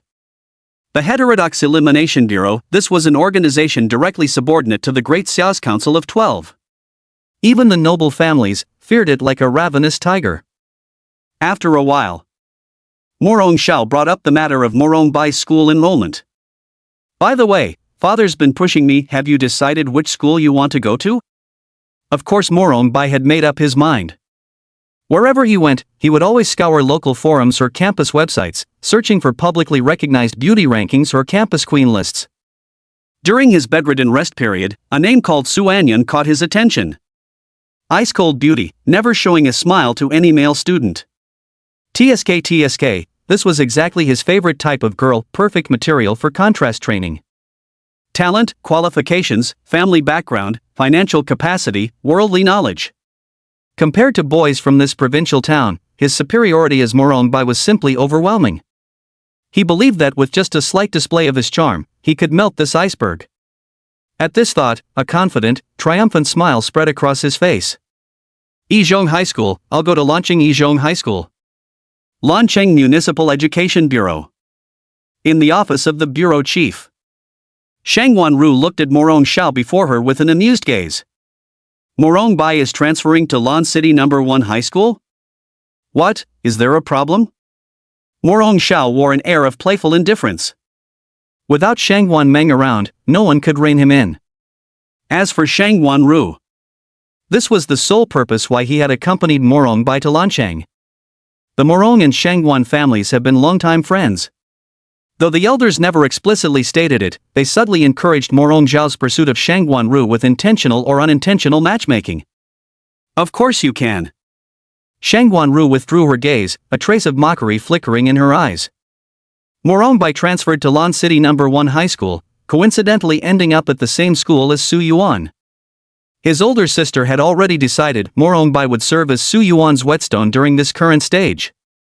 Since he's so eager to rush over and ask for trouble, all we can do is wish him not to get beaten too badly by Su Yuan. By the way, Bai Morong must personally come to complete the student registration transfer process.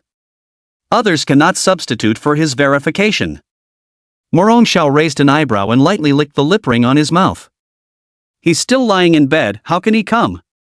Of course it's you who should go carry him over.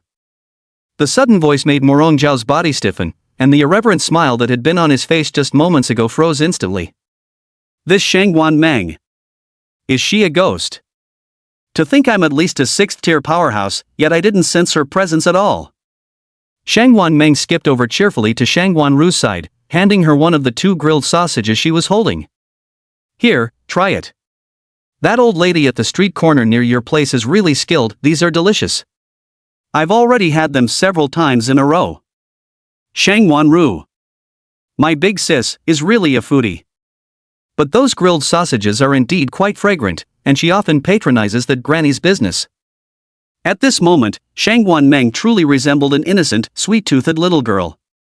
Who would have thought she was one of the 4 pillars of the Great Xia Heterodoxy Elimination Bureau, with countless powerful warriors' blood staining her hands?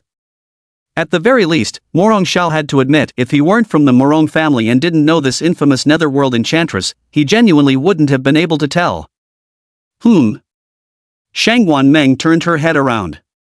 Tilting her head slightly, she blinked at Morong Xiao beside her. Were you looking at me? Morong Xiao quickly snapped out of his trance and averted his gaze.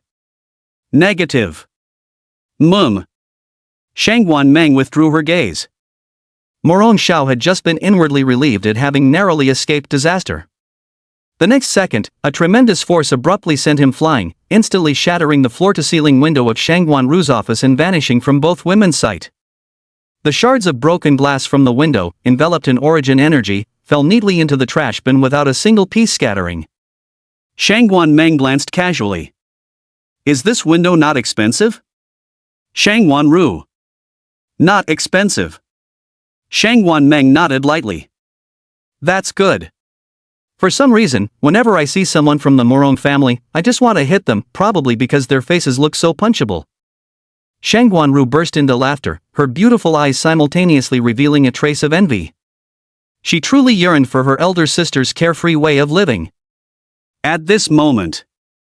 Hey, don't you like grilled sausages? Shangguan Meng clutched an empty skewer in her hand, tilting her little head as she stared at the untouched sausage still held by Shangguan Ru. Shangguan Ru was just about to say she simply hadn't had the chance to take a bite yet. Whoosh!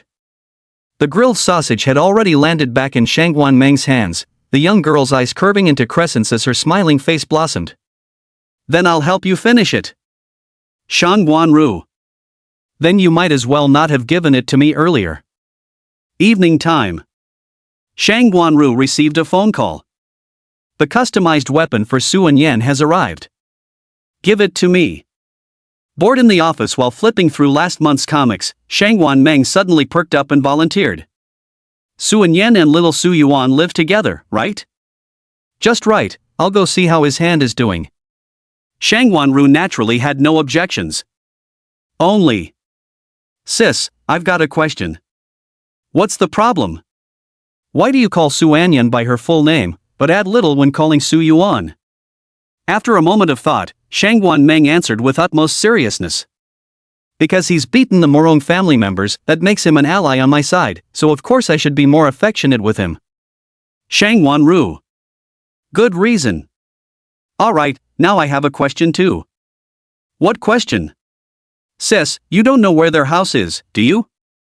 Shangwan Ru asked curiously and planned to send the Su family's address to Shangwan Meng. No. Shangwan Meng shook her head, smiling brightly. My question is, what does it matter to you what I call him? Shangwan Ru is in danger. Chapter 39, Why are you shouting so loud? The next second, a graceful figure flipped backward out of the window. Knowing her sister shared her dislike for the Morong family, Shangwan Meng thoughtfully adjusted her trajectory. Hoof. Shangwan Meng gave a light snort. You're getting more and more insolent. After a while, Shangwan Ru returned in a pathetic state. She really wanted to persuade her elder sister now. It's high time to change this habit of picking people up like chicks and tossing them around. Otherwise, how unbecoming of our lovely maiden's image. Naturally, Shangwan Ru only thought it in her heart but didn't dare to say it out loud. Otherwise, she feared her elder sister might make her experience being a flying trapeze artist again before even hearing the second half of her sentence. A few minutes later, Shangwan Ru went to fetch the weapon prepared for Su Anyan. A tang sword. A dagger. Both were crafted based on Su Anyan's body measurements and usage habits. Others might find them uncomfortable to wield, but in Su Anyan's hands, they would undoubtedly allow her to unleash her optimal combat potential. Pretty cool. Shangwan Meng remarked. Generally speaking, girls don't typically use these kinds of weapons. Especially not a combination like tang sword plus dagger. That's pretty cool, and it matches her ice-cold personality perfectly. Shangwan Ru chimed in with a smile from the side. At that moment, the phone rang. The caller was Su Yuan. Shangwan Ru answered the phone and, under Shangwan Meng's gaze, switched it to speaker mode. Su Yuan's voice came through. Is this Director Shangwan? Yes, it's me. Has something happened? The source crystals you gave me last time are almost completely absorbed. I was wondering if you could trouble yourself to replenish some more for me? Oh, the source crystals? Of course, no problem. I'll just, wait a minute. Shangwan Ru barely managed to react, her beautiful eyes filled with astonishment. What did you say? Absorbed them all? That was 20 second-tier source crystals. Equivalent to 200 first-tier crystals.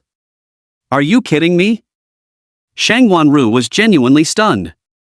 Normally, an awakened individual needs to absorb just 20 first-tier source crystals before their internal source energy reaches capacity. Only after channel condensation can they continue absorbing more. 200 of them.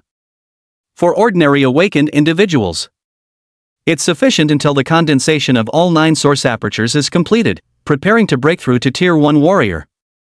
The result? And this has nearly taken about a day. Did Su Yuan really say he had finished absorbing it? Impossible. That couldn't possibly be true. Shangwan Ru simply didn't believe it. Shangwan Meng's eyes flickered ambiguously, remaining non-committal. That's how it is. Su Yuan on the other end of the phone clearly also felt a bit embarrassed.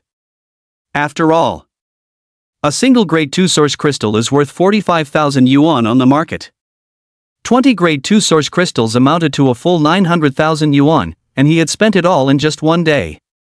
Although there was a contractual agreement regarding special experimental training between him and Shangwan Ru, which was a voluntary and equal exchange, even Su Yuan himself found it somewhat extravagant to spend 900,000 in a single day. But there was no other way.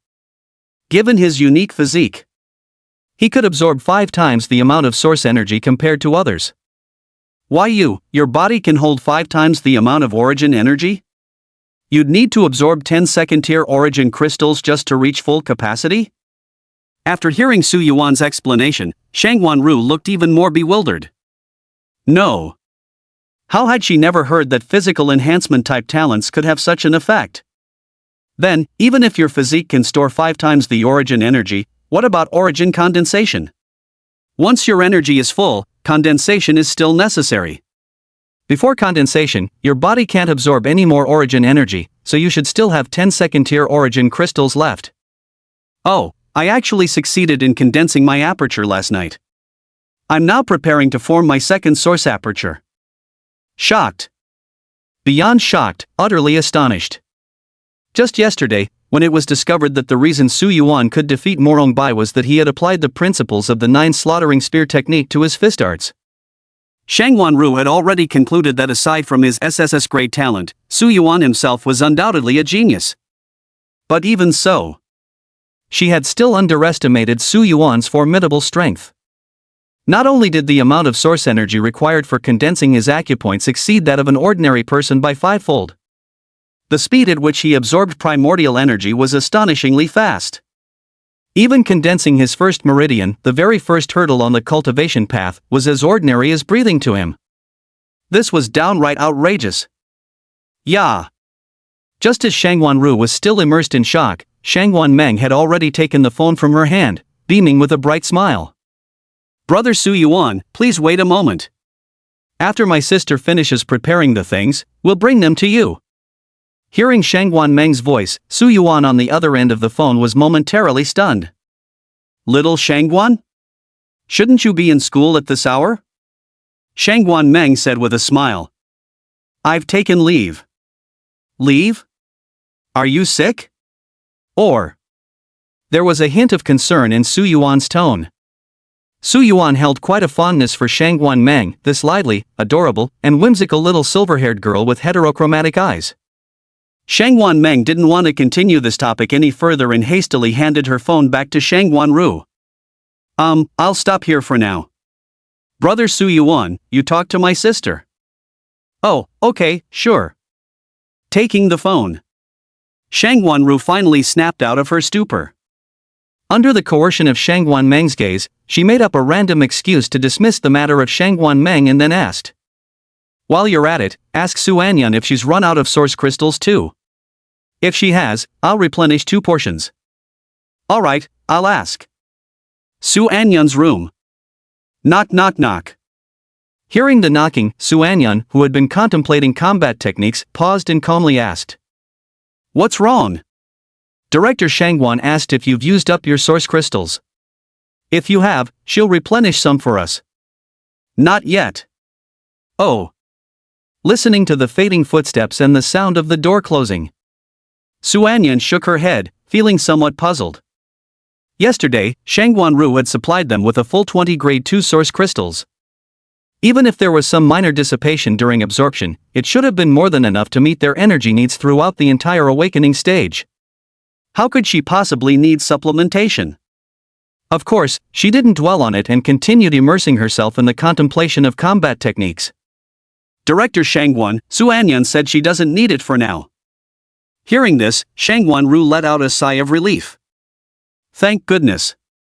If Su Anyan were just like Su Yuan, she would truly begin to question her life and reflect on what exactly the so-called genius halo she'd been wearing all these years really was. The call ended.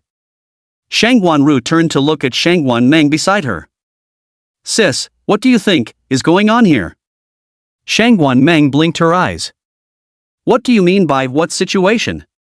"Of course I mean Su Yuan's cultivation speed. Seriously, who progresses like he does? If I remember correctly, didn't it take you nearly 2 weeks to break through to 1-star warrior rank back then? He's even faster than you. Could he possibly be more talented than you, sis?" Shangguan Ru looked wistful. From childhood till now, she had witnessed her elder sister create too many miracles, making her feel somewhat unaccustomed at this moment. In contrast, Shangguan Meng merely gave a soft "oh" before countering with a puzzled expression. Why shouldn't it be possible? Shangguan Ru was momentarily at a loss for words. But you're Shangguan Meng. If he really turns out to be stronger than you, wouldn't that feel strange? Shangguan Meng pondered for a moment before shaking her head with a serious expression. Not at all. I think it's quite nice. Shangguan Ru. All right. She had to admit. Her elder sister had never displayed anything resembling the emotion called jealousy. Because from childhood till now, even at this very moment, Shangguan Meng had always been the object of others' jealousy, and never had there been anyone who could make her jealous. And one more thing. Shangguan Meng stretched lazily. Her entire demeanor resembled that of a drowsy, lethargic kitten. This is just the beginning. The awakening stage is still a long, long road ahead for me. Unless one day little Su Yuan suddenly appears right beside me with a whoosh, I probably won't be startled by him. Otherwise, he'll need to work a lot harder, because I feel like I'm about to make a breakthrough. Shang Wanru said helplessly. Sis, what kind of abstract metaphor is that? Are you trying to be a poet now? Before she could finish, she suddenly realized there was a crucial point in Shangwan Meng's earlier remarks, and for a moment, her entire body froze. Only after what felt like an eternity did she sharply draw in a gasp of cold air. The shock in her eyes was far more intense than when she had heard Su Yuan absorb all 20 level 2 source crystals. Sis! What did you just say? Tisk! Shangwan Meng furrowed her brows slightly, muttering with evident disdain. Must you shout so loudly? Chapter 40, Sis, you couldn't possibly be thinking of. What are you shouting so loudly for? You ask why I'm shouting so loudly. You are about to break through.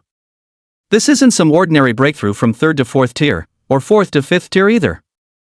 But from the 7th rank Marquis, advancing to the 8th rank King. The exploration realm from 1st to 3rd rank traps as many as 99% of martial artists.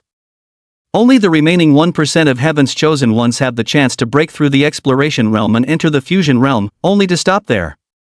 Those who can achieve fusion, reach the other shore, make a leap in life's hierarchy, and attain the realm of limits are rarer than phoenix feathers. The realm of limits. It lies in the word limits. Every step forward is surpassing one's own limits. Every step was arduous, more difficult than scaling the heavens. Across the entire Great Xia dynasty, how many limit realm powerhouses exist? At the 7th tier, those granted the title of Marquis number 321. But advancing to the 8th tier, those worthy of the title of King, there are merely 76 individuals. Each and every one of them is a renowned and formidable titan in their own right. The most crucial point is, sister, you're still so young. You've only just earned the title of the youngest Marquis of Daxia not long ago, and now you're about to turn it into the youngest King of Daxia? That's bad enough.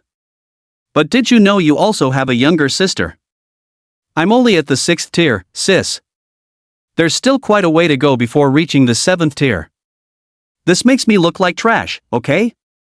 Gazing at Shangwan Meng's utterly composed expression, Shangwan Ru experienced for the first time what it meant to feel the gap between people. Meanwhile, Shangwan Meng had already settled onto the sofa. At this moment, her pale little legs swinging idly, she reached into her pocket only to discover her beloved lemon candies were all gone. She let out a soft tch and wrinkled her delicate little nose in displeasure. What I meant by about to break through was just a feeling. How long it'll actually take? I really don't know yet. It could be a few months, or it might take years. Who can say for certain? Shangwan Ru's face was full of question marks. Even if it's just a few years, that's still outrageous, okay? Look at those who've been titled prince in our family, aren't they all little old men in their 70s and 80s? And how old are you, sis?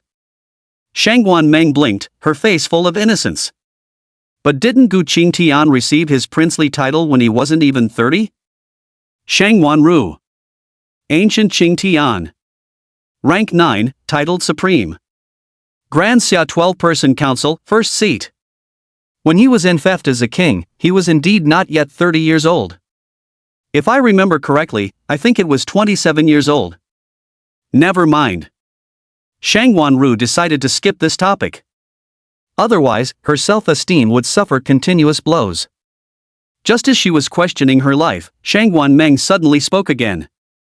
But I feel like I need to break through quickly. Shangwan Ru was taken aback and instinctively asked. Why? Shangwan Meng said very seriously. You don't understand how frustrating it is when you want to take action but can't. As she spoke these words, a strange emotion faintly flowed through her bewitching heterochromatic eyes, but in the end, it transformed into nothing more than a radiant smile. Given Morongbai's temperament, after getting beaten up a few times by little Su Yuan, he'll definitely escalate his behavior. If by then little Su Yuan learns about his identity and hesitates to fight back out of concern, that would be quite troublesome. Shang Wanru was the perceptive type, and hearing these words, she immediately understood Shan Wan Meng's implication. Her beautiful eyes filled with flickers of astonishment. Sis. You mean, you're willing to back him up unconditionally? Are you really grooming him as your successor? I never said that. A mischievous smile spread across Shang Wan Meng's face. Besides, isn't there still Su Anyan? Shang Wanru simply refused to believe it. You're lying. You don't treat Su Anyan half as well as you treat Su Yuan. Or perhaps, did you fancy his ability to restrain the Morong family? Shang Wan Meng pursed her lips. I can deal with the Morong family myself. Shang Wanru was puzzled. Then why are you? Shang Wan Meng shot her a glare. None of your business. Under normal circumstances, Shang Wanru would have obediently shut her mouth. But this time was different. She was fueled by an endless thirst for gossip, her face brimming with curiosity. Sis, don't tell me you're trying to get with an old. Bang! Shang Wanru's figure disappeared from the room in an instant. The small black dot flew farther and farther away, with only a distant voice echoing from the sky. I will definitely be back. Shang Meng let out a light hum. Too talkative. Su residence. After calling Shang Ruyu to request resources, Su Yuan discovered he had gained another surge of emotional energy points. They were probably shocked by how quickly he was absorbing source energy and condensing source apertures, which explained this nearly 600-point influx of emotional energy. When I've saved up more, I'll do a big one. With that thought, Su Yuan immersed himself in cultivation with the Great Sun meditation scripture. I had thought I had firmly imprinted that sunrise scene in my heart. Yet only now did I realize how remarkably difficult it was to simulate the dawn-like state with blinding solar power. One could almost call it zero progress. But Su Yuan remained patient. How long has it been? Just one day. With daily accumulation, changes will eventually happen. In no time. The 10-minute time limit is up. But Su Yuan didn't stop immediately, instead gritting his teeth to endure a while longer. 10 seconds, 15 seconds, 20 seconds. After exceeding his limit by 20 seconds, Su Yuan finally stopped his meditation, gasping for breath as beads of sweat broke out across his forehead. Pant, pant, pant. Damn, that felt amazing. But right now, I still can't rest right away. Yesterday, after finishing his cultivation of the Great Sun Visualization Sutra, Su Yuan immediately began condensing his source apertures. But it was almost time for dinner, and he planned to save the condensation of the second source aperture for the quiet of late night. Right, I can study the remaining 2 combat techniques. After all, who knows when I'll get another epiphany card. It's always good to take a look first. Defensive combat technique, Singularity Source Shield. Movement technique, Shadow Flash. As an A-class combat technique, the difficulty of mastering these 2 techniques is beyond doubt. At that time, I only used the technique Soul Seal to record their contents into my memory, but mastering them still requires extensive study and training. At about 6 in the afternoon, Su Qingling returned home after work. Just as she reached her doorway, she suddenly heard someone calling her name. Big sister. Su Qingling stopped in her tracks and turned around curiously. Upon seeing the little girl standing behind her, she couldn't help but freeze in surprise. What a beautiful little girl. In terms of looks, she was absolutely on par with Shayan. Her long silver-white hair and heterochromatic eyes, one crimson red and the other sapphire blue, reminded Su Qingling of a ragdoll cat. She had thought such beautiful, gem-like eyes could only be seen on kittens, never expected to find them in a human. Though she looked very young, probably just a middle school student? Snapping back to reality, Su Qingling smiled and asked, "Little sister, do you need any help?" The little girl gently shook her head and pointed at the house behind Su Qingling. "Excuse me, is this brother Su Yuan and sister Su Anyan's home?" Su Qingling's eyes lit up. "Yes. It is. Are you friends with Xiao Yuan and Xiao Yan?" Shang Wanmei thought for a moment and nodded. "Pretty much." As she spoke, she patted the various bags she was carrying. "I came to deliver some things for them. Oh, come in quickly, they're all at home. Xiao Yuan, Xiao Yan, come out quickly. Your friends are looking for you. Coming. The door opened. Su Yuan stepped out of the room. His hair was slightly tousled. This was from studying that A-rank combat technique earlier. It had thoroughly frustrated him. He had clearly overestimated himself once again. Though the ancient god's bloodline had enhanced his physical body, when it came to comprehension, he still needed to put in more effort, to win more lottery draws. Aunt Su, is that Zheng Yuan? Su Yuan asked the question while curiously glancing toward the entrance. A silver-haired girl with heterochromatic eyes stood at the entrance hallway, giving him a faint blink. Hello. Little sister Shangguan? Su Yuan froze momentarily. He initially thought it was Zheng Yuan coming to see him, since that guy often dropped by to visit him. But to his surprise, the person who came turned out to be Shangguan Meng. Chapter 41, Cute, pat the head, probably, perhaps, definitely weaker than me, right? Tonight's dinner was exceptionally lavish. After successfully persuading Shangguan Meng to stay for dinner, Su Qingling truly showcased her culinary skills with an array of dishes, each perfect in presentation, aroma, and taste. At the dining table, Su Yuan and Shangguan Meng were chatting cheerfully, with the latter occasionally letting out silvery, delightful laughter. Su Qingling watched them both with eyes full of warmth. She had just learned that this young girl named Shangguan Meng was actually the younger sister of the Education Bureau Director of Lan City. Seeing how close she was with Su Yuan, Su Qingling was genuinely happy. She knew Xiao Yuan's character, good-natured, excellent temper, kind to others, with a sunny and handsome appearance. He truly was someone girls would adore. But when her gaze fell upon Suanan, who was quietly eating with her head lowered, a faint hint of helpless melancholy flashed through Su Qingling's eyes. This little Anan. Sigh. Actually. Although Su Anyan was eating quietly, she was actually somewhat astonished in her heart. In her previous life, before she had grown strong, Shangguan Meng had already disappeared from public view for a long time. And later, her obituary was even announced, leaving her only in people's memories. Therefore, there was almost no connection between her and Shangguan Meng. She could only piece together the personality and charisma of this greatest prodigy of Daxia from various rumors about Shangguan Meng or accounts from others.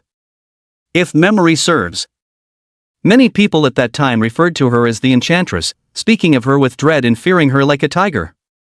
They say beneath her beautiful exterior hides a demon. Cold-blooded, merciless, slaughtering without hesitation, with cruel methods. All such descriptions have been heaped upon her. However, while picking up food with chopsticks, Su Yen stole a brief glance at the silver-haired little girl beside her, who was covering her mouth with a tinkling laugh. Is it really as people say? Or is she merely performing right now? Su Anyan had no way of knowing. The only thing she knew for certain was that even those who feared, despised, or cursed Shangguan Meng had never once doubted her talent, her overwhelming strength. The youngest Marquis of Great Xia. The youngest Duke of Great Xia. This is a genuine title, a brilliance that can never be obscured no matter what. Such a genius, yet confined to blue star, what a pity indeed. But what kind of person is she really? Is she worth me taking her beyond blue star, into the cosmos? Su Anyan pondered silently. As far as Su Yuan was concerned, though Shangguan Ru was the super-rich benefactress who provided him with resources, with a smoking hot figure and breathtaking beauty, the very archetype men ought to adore. But somehow, he seemed to have a greater fondness for this naive, romantic, lively, and adorable Shangguan Meng before him. Even her past mischief, publicly calling her elder sister Shangguan Ru mom and claiming herself and Su Anyan to be childhood sweethearts. But didn't that very mischief enrich her image as an eccentric little sprite? Su Yuan casually glanced at Su Anyan across from him. Oh. So there was a control group, that explained it. After dinner, everyone sat together on the sofa chatting. Everyone except Su Anyan. After receiving the weapons brought by Shangguan Meng, she returned to her room alone. Regarding this, Su Qingling specifically explained to Shangguan Meng. Xiao Meng, it's not that Xiaoyan doesn't like you, she's just always been this way by nature. Su Yuan beside him nodded and said. Yeah. Of course, Shangwan Meng wouldn't care about such things. After a while, Shangwan Meng stood up to take her leave. Su Yuan saw her to the door, smiling as he bid her farewell. Your sister really went too far, making you carry all this stuff alone. That sword must be quite heavy. Shangwan Meng playfully flexed her arms in a muscle-showing pose. No problem, I've got plenty of strength. She looked absolutely adorable like that. Su Yuan very naturally reached out his hand and ruffled Shangwan Meng's little head, laughing as he said, You've really got such tiny hands, how much strength could you possibly have? If there's ever no one to deliver things for your sister in the future, just call me to come fetch them. Yet he failed to notice how her body momentarily stiffened the instant his hand touched her head. Had this scene been witnessed by Morong Xiao and Morong Bai, they'd likely have thought they were dreaming. This is Shangwan Meng we're talking about. You little punk. Damn, you've got guts. However, Shangwan Meng just scoffed dismissively. Then she casually brushed off Su Yuan's hand, muttering, Hey! That'll stunt my growth. Su Yuan found her unbearably adorable and teased. Don't worry, you'll definitely grow tall when you're older. Shangwan Meng took a deep breath, trying to suppress the anger in her heart. By the way. Suddenly, Shangwan Meng thought of something. My sister said that Morong Bai transferred to your school. He might cause trouble for you. If he bothers you, just beat him up. Don't be afraid to hit hard, just temporarily avoid causing any fatalities. As for what might happen then, my sister will take responsibility. That guy transferred to number 1 high school? Su Yuan was somewhat surprised. He had actually seen it coming. That sickly-looking guy called Morong Bai probably has some connections. Although Lan City number 1 high school is the best in Lan City, after all, Lan City itself is just an utterly ordinary small town. Why would someone like that come to study at a school in Lan City? And another thing. What do you mean by don't cause any casualties for now? Are you saying it's okay to cause casualties later? What kind of nonsense is this? Su Yuan was somewhat perplexed. Just as he was about to ask for details. Yet Shangwan Meng inexplicably pulled something from her pocket, shoved it into his hand, then scampered off into the distance, waving at him. Goodbye. Goodbye. Su Yuan had no choice but to let it go for now. But when Shangwan Meng's figure disappeared into the distance, he unfolded his hand and discovered what she had secretly pressed into his palm was a lemon candy? This girl. Su Yuan smiled as he unwrapped the candy and popped it into his mouth. The refreshing scent of lemons wafted through the air, sweet and tangy. Evening. Su Yuan received a message from Zhang Yuan. The man destined to become the fire god. Holy shit! Brother Yuan. You weren't at school today, guess what major thing happened at our school? Class 1 got a transfer student. Though he looks somewhat handsome, he appears completely sickly, his face so pale it seems like he just crawled out of a coffin. Upon reading this, Su Yuan immediately understood. This transfer student must be that guy called Morong Bai. He seems to have the same SSS tier talent as you, Brother Yuan. The moment he arrived at school, Horseface Pig's dad worshipped him like he was some ancestor or something. So, I reckon this guy must have quite the background. Horseface Pig is such a spineless coward, he straight up recognized the newcomer as his boss. Su Yuan wasn't the least bit surprised by Zhao Rizu's bootlicking behavior. That guy was just like his father, Director Zhao, nothing but a bully who preyed on the weak and coward before the strong. Before you revealed your SSS tier talent, look at how arrogant Zhao Rizu was acting. It wasn't until you beat him up that he finally tucked his tail between his legs and didn't dare cause you any trouble the whole time. Honestly, if you'd had the guts to keep coming at me stubbornly, I might have actually respected you a bit. Thinking so, Zhang Yuan's messages came pouring in one after another. But that's not what I want to talk about. What I mean is, that poker-faced guy actually declared he's going to conquer our campus Belle Su. Even though campus Belle Su isn't even at school anymore, who knows where he heard about her? Probably that horse-faced pig guy told him. Anyway, I can tell he means business. Since campus Belle Su isn't at school, he might even go to your place looking for her. Bro Yuan, you've got to protect campus Belle Su. I've accepted my fate of not being good enough for her. But nobody gets near her except you. Su Yuan. How could this be such an unruly son? I've already made it clear that nothing could ever happen between him and Su Anyan. Why's he still harping on about this? However, if Mu Rongbai manages to find this place, he wouldn't mind punching him again. The moon was bright and the stars sparse. Su Yuan sat cross-legged on the bed, beginning his second attempt at condensing his acupoints. With the experience from the first time, the process of condensing the second aperture went much more smoothly. The first time had taken a full 4 hours. This time, it took only 3.5 hours to successfully coalesce the second source aperture. Feeling the warm sensation emanating from the two major apertures in his body, Su Yuan opened the system panel with satisfaction. Host Su Yuan. Realm Awakening Stage, Second Tier Perfection. Cultivation Technique Celestial Origin Cultivation Art, Great Solar Visualization Scriptures Sunrise Chapter. Combat Skills Rank Combat Skill Ninefold Spear of Slaughter, Perfect. Emotional Value, 1032. Perfect completion of Awakening Stage 2. Emotional value has once again broken through the 1000 mark. Comfortable. Just as he was about to go to bed, Su Yuan suddenly noticed. Why is the light still on in Su Anyan's room next door? At this hour, isn't she asleep yet? Could she be condensing origin apertures too? I wonder how far along she's progressed in her cultivation. She must absolutely be weaker than me, right? Chapter 42, I'm not pretending, I'm genuine. In reality, if it were anyone else, with both possessing SSS grade talents, there would inevitably be some interaction between the two, perhaps sharing insights on their cultivation. But whether it was Su Yuan or Su Anyan, they knew almost nothing about each other's circumstances. Of course, Su Yuan had little interest in the specifics of Su Anyan's cultivation progress. No matter how strong one gets, they'd never surpass him. So he quickly averted his gaze. With the lights turned off, he drifted into slumber. Next room. Failed again during the second channel opening attempt. Su Anyan's delicate brows furrowed slightly.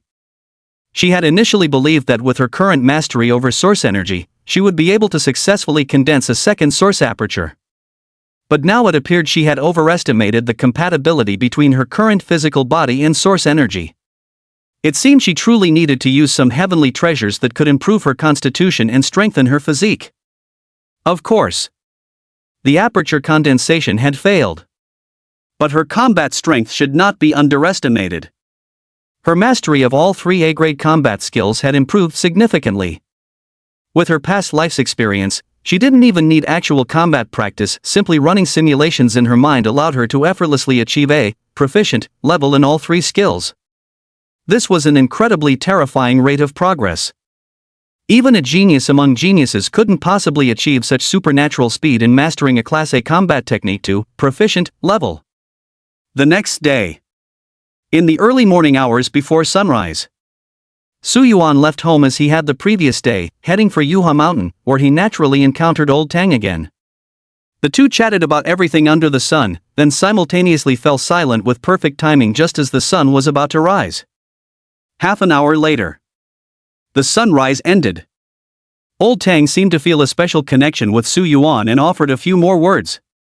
Young friend, observing the sunrise daily is an excellent habit. If you can persevere, you might reap unexpected rewards. Su Yuan smiled and replied. I know. You know about him? Old Tang looked somewhat surprised. This theory about observing the sunrise aiding spiritual growth was the result of his 27 years of research, and it hadn't yet been fully realized. This young man before him still looked like a student, probably having just recently awakened. How could he possibly know such secrets about spiritual matters? But then again, he thought perhaps he was overthinking it. It must have been that the other party took the benefits he mentioned as effects akin to watching the sunrise can lift one's spirits and bring peace of mind. He offered no further explanation, merely smiling and saying, "See you tomorrow, young friend." "Okay, see you tomorrow."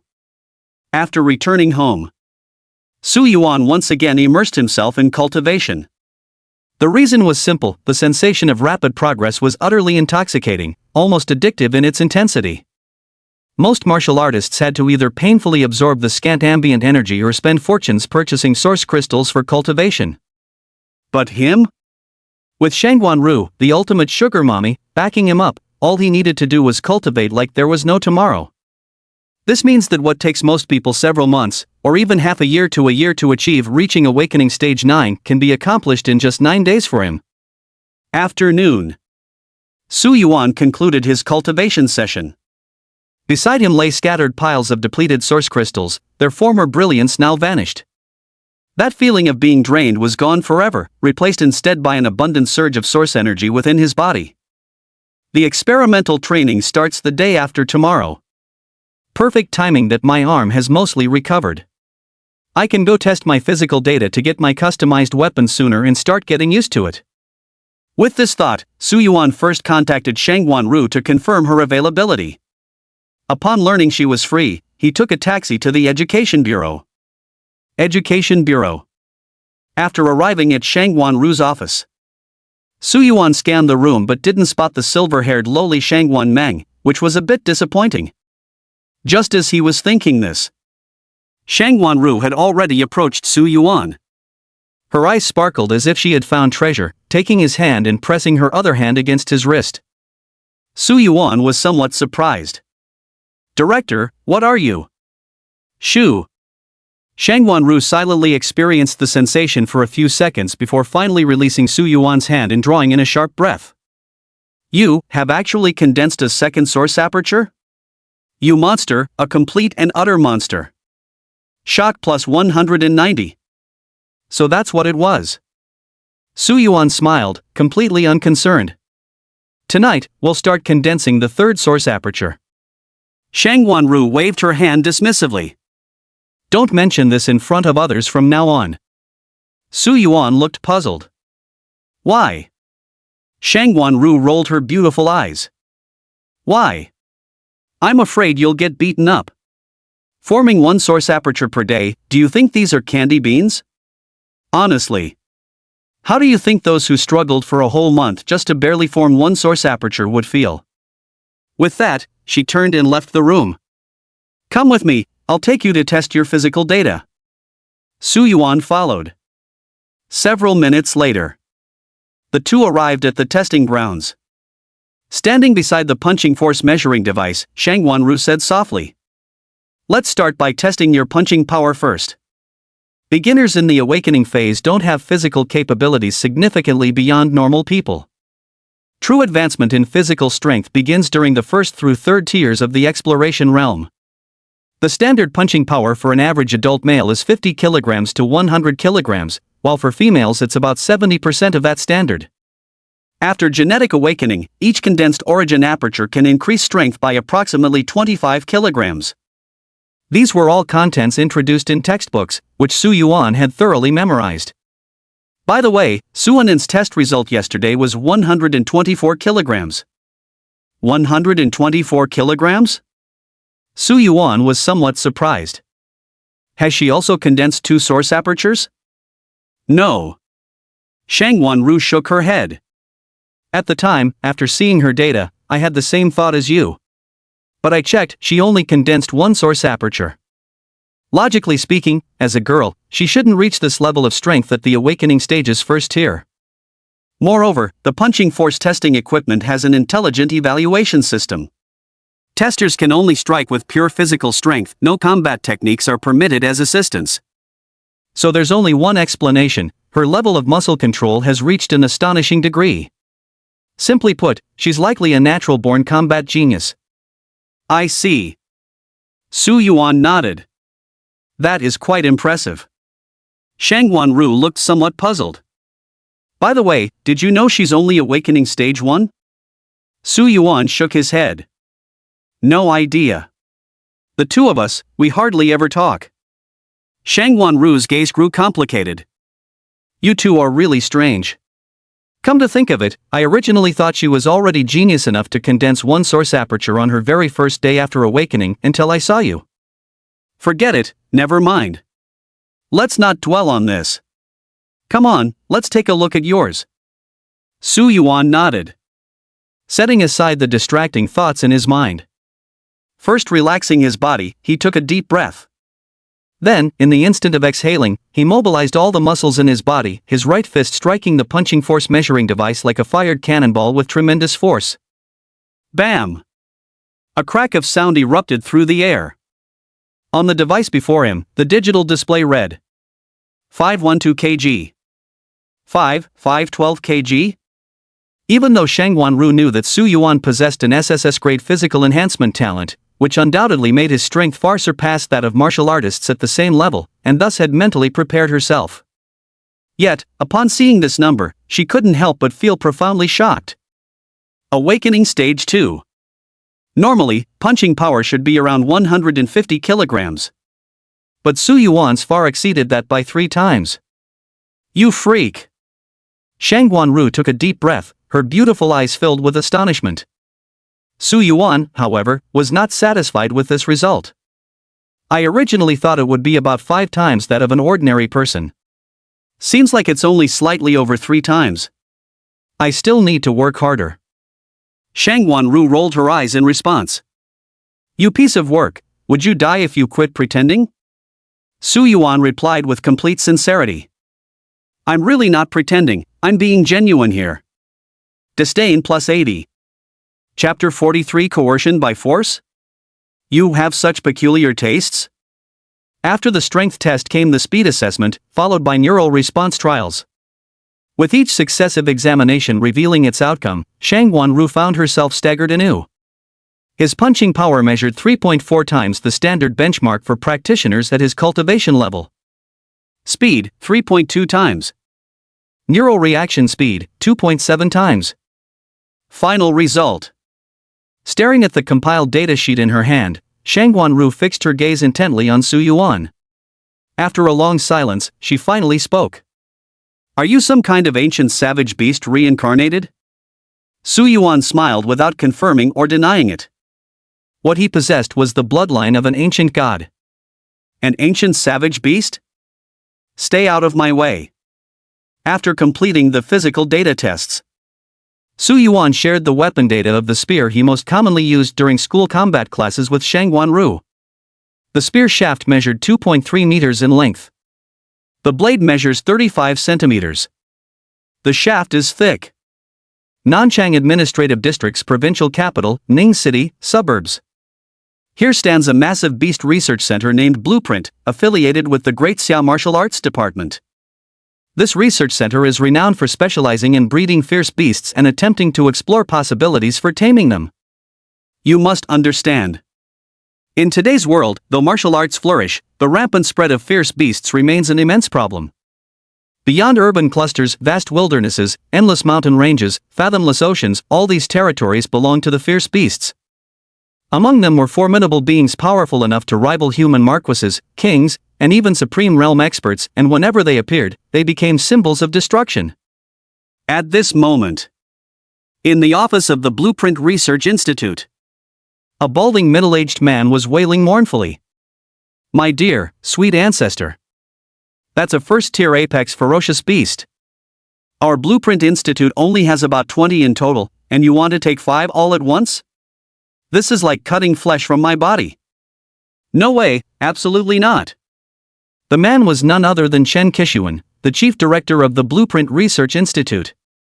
His martial arts proficiency wasn't high, merely at the 4th tier, but domestically he was a renowned expert in the field of researching ferocious beasts. Before him, a silver-haired little Lolita with heterochromatic eyes was sitting in his original seat, her face beaming with a radiant smile. Not allowed? Gulp. Chen Qixuan's throat bobbed. At this moment, Shang Guanmeng emitted not the slightest aura of intimidation, but that harmoniously amiable smile appeared utterly demonic in Chen Qixuan's eyes, leaving him drenched in cold sweat. With trembling lips, he stammered. Auntie, this is really against the principles. Even if it's just a tier 1 ferocious beast, it's still at the limit realm. Those are extremely rare in the wild. Each one is registered and considered an asset of the martial arts department. Shang Guanru gave a nonchalant "oh" in response. Are you absolutely sure it's not allowed? Chen Qixuan took a deep breath, mustering all his courage and summoned every ounce of his strength, then resolutely shook his head. No way. All right then. Shangguan Meng stood up.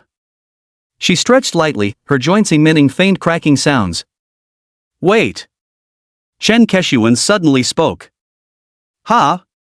Shangguan Meng looked at him with a face full of curiosity. What's the matter? I must have remembered wrong. Where would we get 21st tier peak ferocious beasts? It was clearly only 15. TSK, how could I mess up such simple math? Satisfied, Shangguan Meng withdrew her gaze. She walked over to Chen Qixuan's side and gently patted his shoulder. Director Chen. You're quite a kind person, aren't you? Chen Qixuan wanted to cry, but the tears wouldn't come. Lan Cheng. Beast Garden. Curator Chen. He was stunned. He had just received news that 5 first-grade apex beasts would be delivered to Lan City Beast Garden this afternoon. No.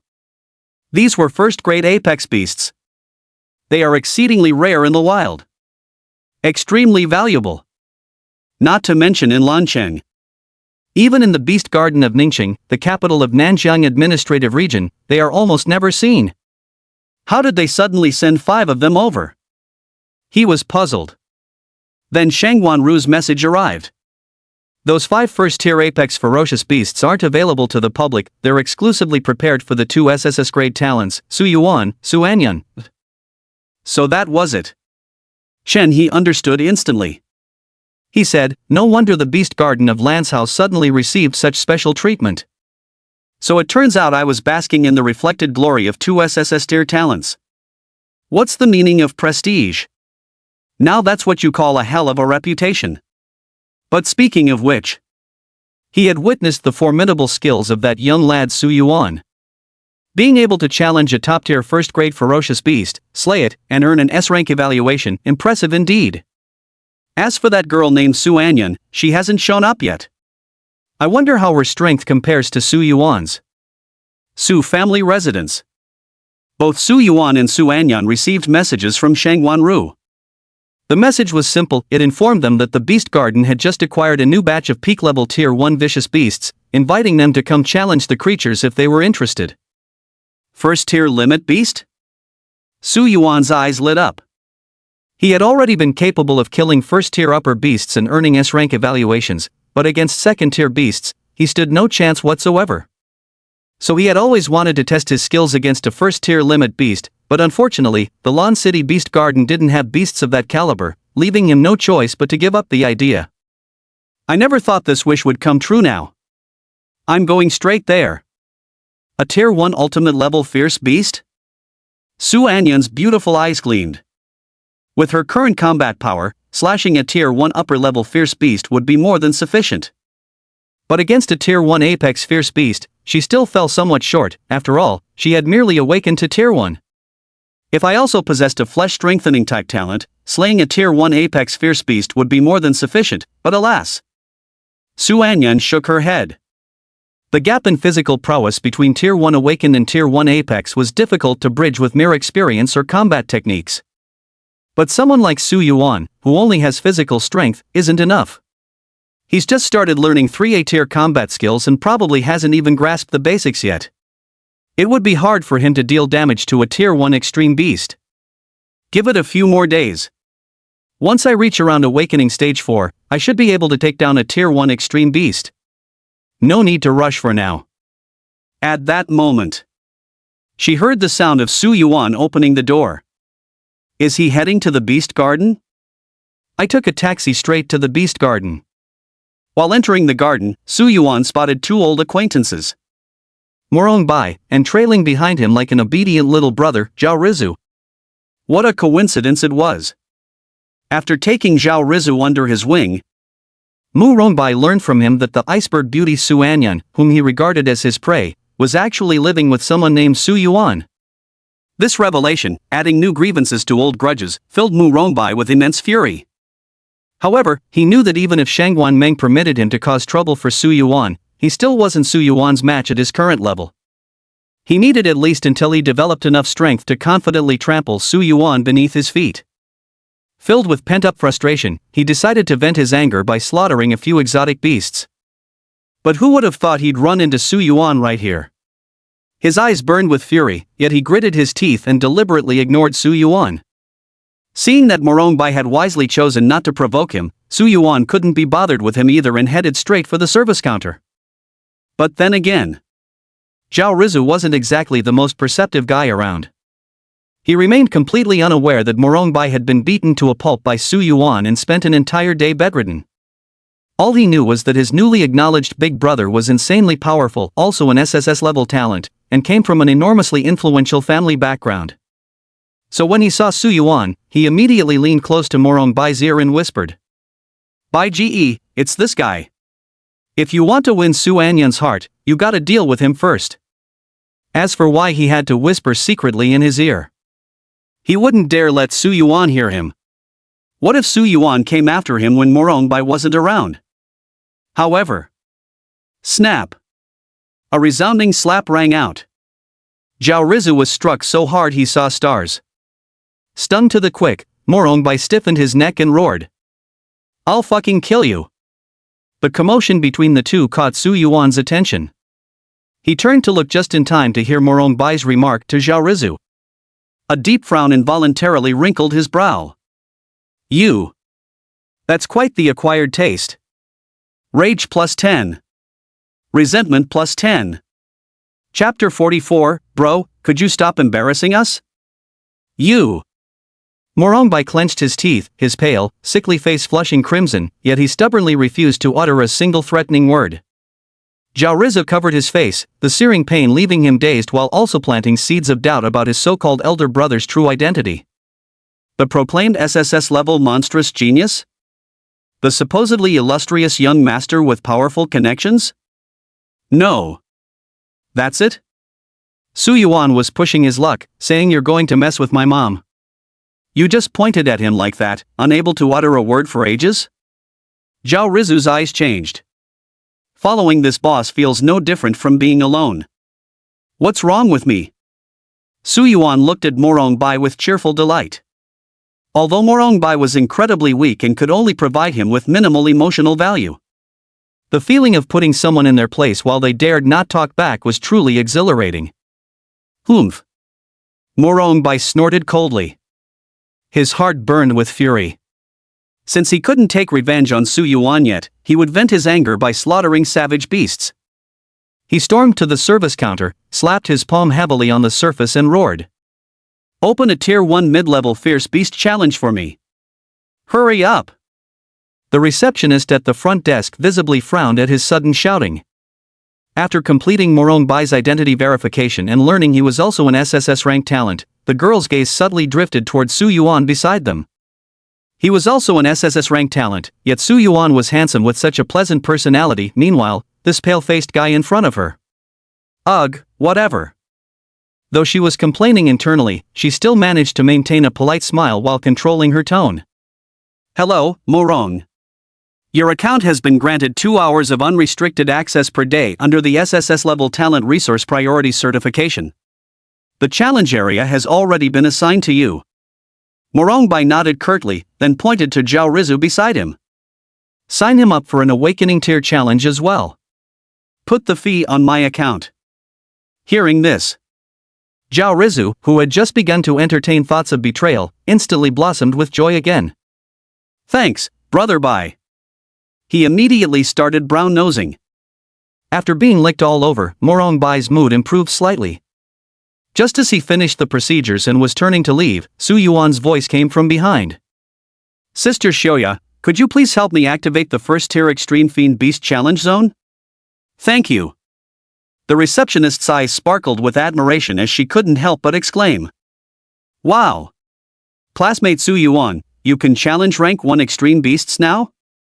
Su Yuan smiled and said, "Let's give it a try. Getting an S-rank evaluation isn't guaranteed though." The receptionist covered her mouth and chuckled. "If those rough guys heard what you said, every last one of them would be pissed to death. Day in and day out, they grind and grind just to reach B rank, maybe A rank if they're lucky. But look at you, you've already leaped beyond so many realms and still aiming for S rank. Several burly men nearby burst out laughing. Ah, Aya, come on now. What kind of talent do we have compared to Su Yuan? He's aiming for the top spot, it's downright unfair to measure us against him. Ah, exactly, absolutamente. Among us brothers, the highest talent level is only B grade. Managing to achieve B grade and even A grade evaluations is already pretty darn impressive. Aya, bro, is heartbroken. The group burst into laughter. In contrast, Morong Bai, who had already turned to leave, paused his footsteps as the corners of his mouth gradually curled upward. He might not match Su Yuan in combat prowess, but when it came to knowledge and vision, he could crush 100 of these country bumpkins, so he intended to regain some dignity in this area. Hello. Morong Bai turned around, gave Su Yuan a cocky glance, and taunted. Are you out of your mind? Forget whether you even have what it takes to challenge a peak tier 1 savage beast. Does this dump even have a peak tier 1 savage beast? Oh. Forgot. You're originally from some small town, right? It's normal you wouldn't know about these things. Not even the Beast Arena in Ning City, the capital of your Southern River Administrative Region, has challenges featuring peak tier 1 savage beasts. Finished speaking. He grinned. So, do you want me to sponsor you with some money so you can broaden your horizons outside? Just call me bro, and I'll cover your food, lodging, and round-trip expenses. Zhao Rizu, standing nearby, listened with shining eyes. Bro, I've been calling you bro for so long, how come I never get this kind of treatment? The receptionist's brows furrowed. Who said our park doesn't have tier 1 apex beasts? We just received 5 today. Impossible. Morong Bai raised an eyebrow. Do you think I don't know? Beast parks have different tiers too, yours is clearly the lowest grade one. There's no way you'd be allocated tier 1 apex beasts. The receptionist countered. Nothing's impossible about this. But it's clearly marked, these are specially prepared for SSS tier talents, and currently not open to others. Mu Rongbai was momentarily taken aback, then broke into a radiant smile as realization dawned. He guessed this was probably arranged by his family for his subsequent training. Even in the imperial capital, first-tier limit-breaking fierce beasts are exceptionally rare training resources, only scions of wealthy families could afford such premium sparring partners. So he raised his finger and pointed at Su Yuan, grinning. Since they're specially allocated ferocious beast resources, the remarks section should clearly state who they're intended for. Keep all 5 of these peak tier 1 ferocious beasts for me. Him? Not allowed to touch them. The receptionist rolled her eyes. Psycho.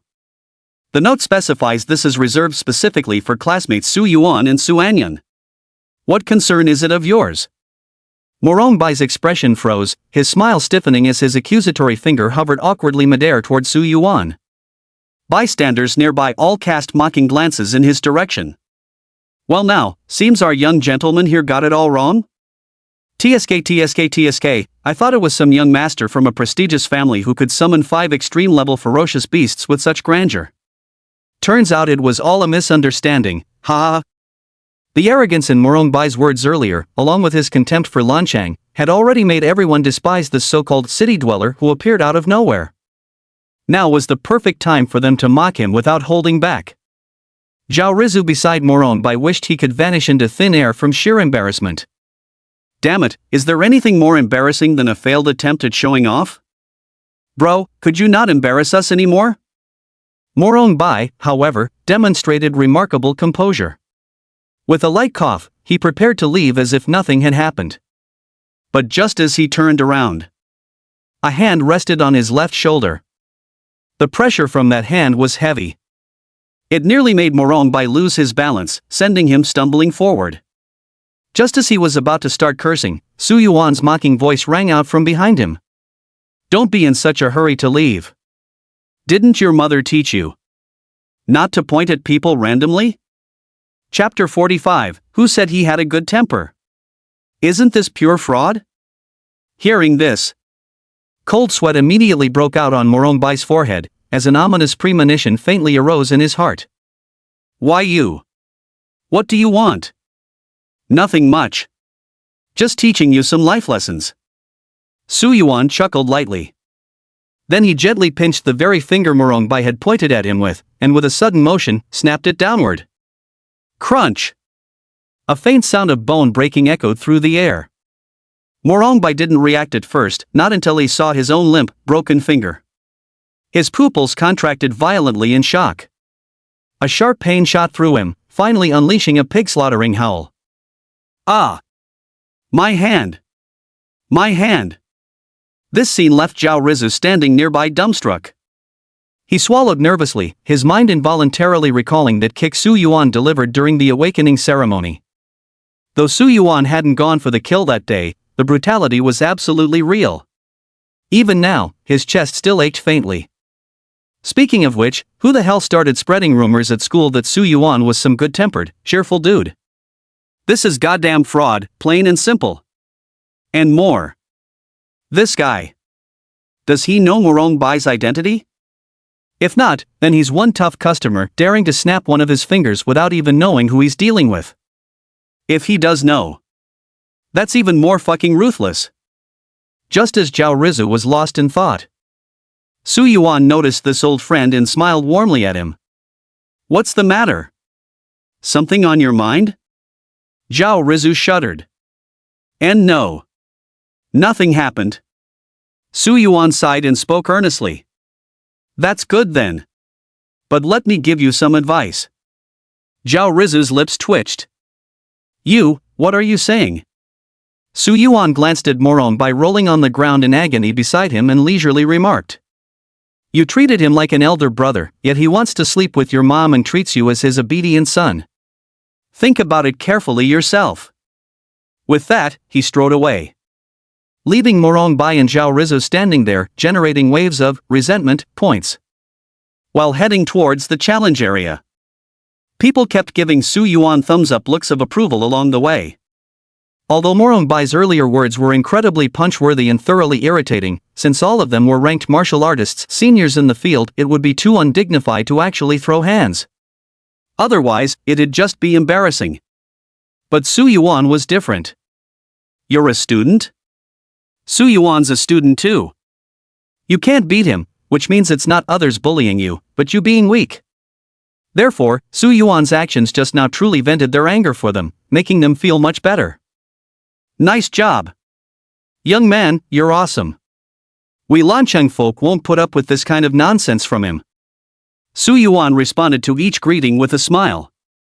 Arriving at the challenge area, the safety officer on duty was once again Chen He. Though the challenge zone was some distance from the main hall, martial artists possess enhanced physical abilities, sharp eyes and keen ears, so he had clearly witnessed everything that had happened outside. Well done. Chen Hushuang gave a hearty laugh and flashed a thumbs up at Su Yuan. They always say martial artists must fight for supremacy. What's at stake is one's dignity. Look at that little bastard's arrogant attitude. What's wrong with coming from a small place? Even humble origins can produce martial arts titans, genuine dragons among men. But as he spoke, his voice dropped to a lower tone. Still, I suspect he has powerful backing. Breaking one of his fingers like that, might it bring you trouble? Su Yuan smiled. I'm fine. Lady Shangwan had already said so. As long as no lives were lost, Shangwan Ru would cover for whatever happened. The chairman of the Clover Group, that's one hell of an umbrella. Su Yuan was still quite at ease. That's good. Chen He nodded and didn't inquire further about the matter. Still practicing shooting today? Yes, practicing shooting. Armory. Chen He was dumbfounded once again. The last time Su Yuan chose a spirit copper spear weighing 200 jin had already shocked him. Generally speaking, the maximum punching power of an awakening stage level 1 practitioner is barely over 200 jin. How could anyone possibly wield a weapon that heavy? But Su Yuan could. He could understand that. After all, it was an SSS-ranked physical enhancement talent. Yet in less than 2 days, you're saying the spear you used last time was too light and unwieldy, so you switched to a 300 jin one? Who wouldn't be confused in this situation? Chen hesitated for a moment before finally speaking up. Young brother Su Yuan, do you know your current maximum punching power? Have you tested it? Yeah, I've tested it. Su Yuan effortlessly twirled his spear in a flourish before answering casually. How much? Just over 500. Just over 500 Gene? Won't that spear be a bit too much for you to handle? It's not 500 Gene, it's 500 kilograms. Chen He? Shock plus 30. All right. Awesome. He was left speechless.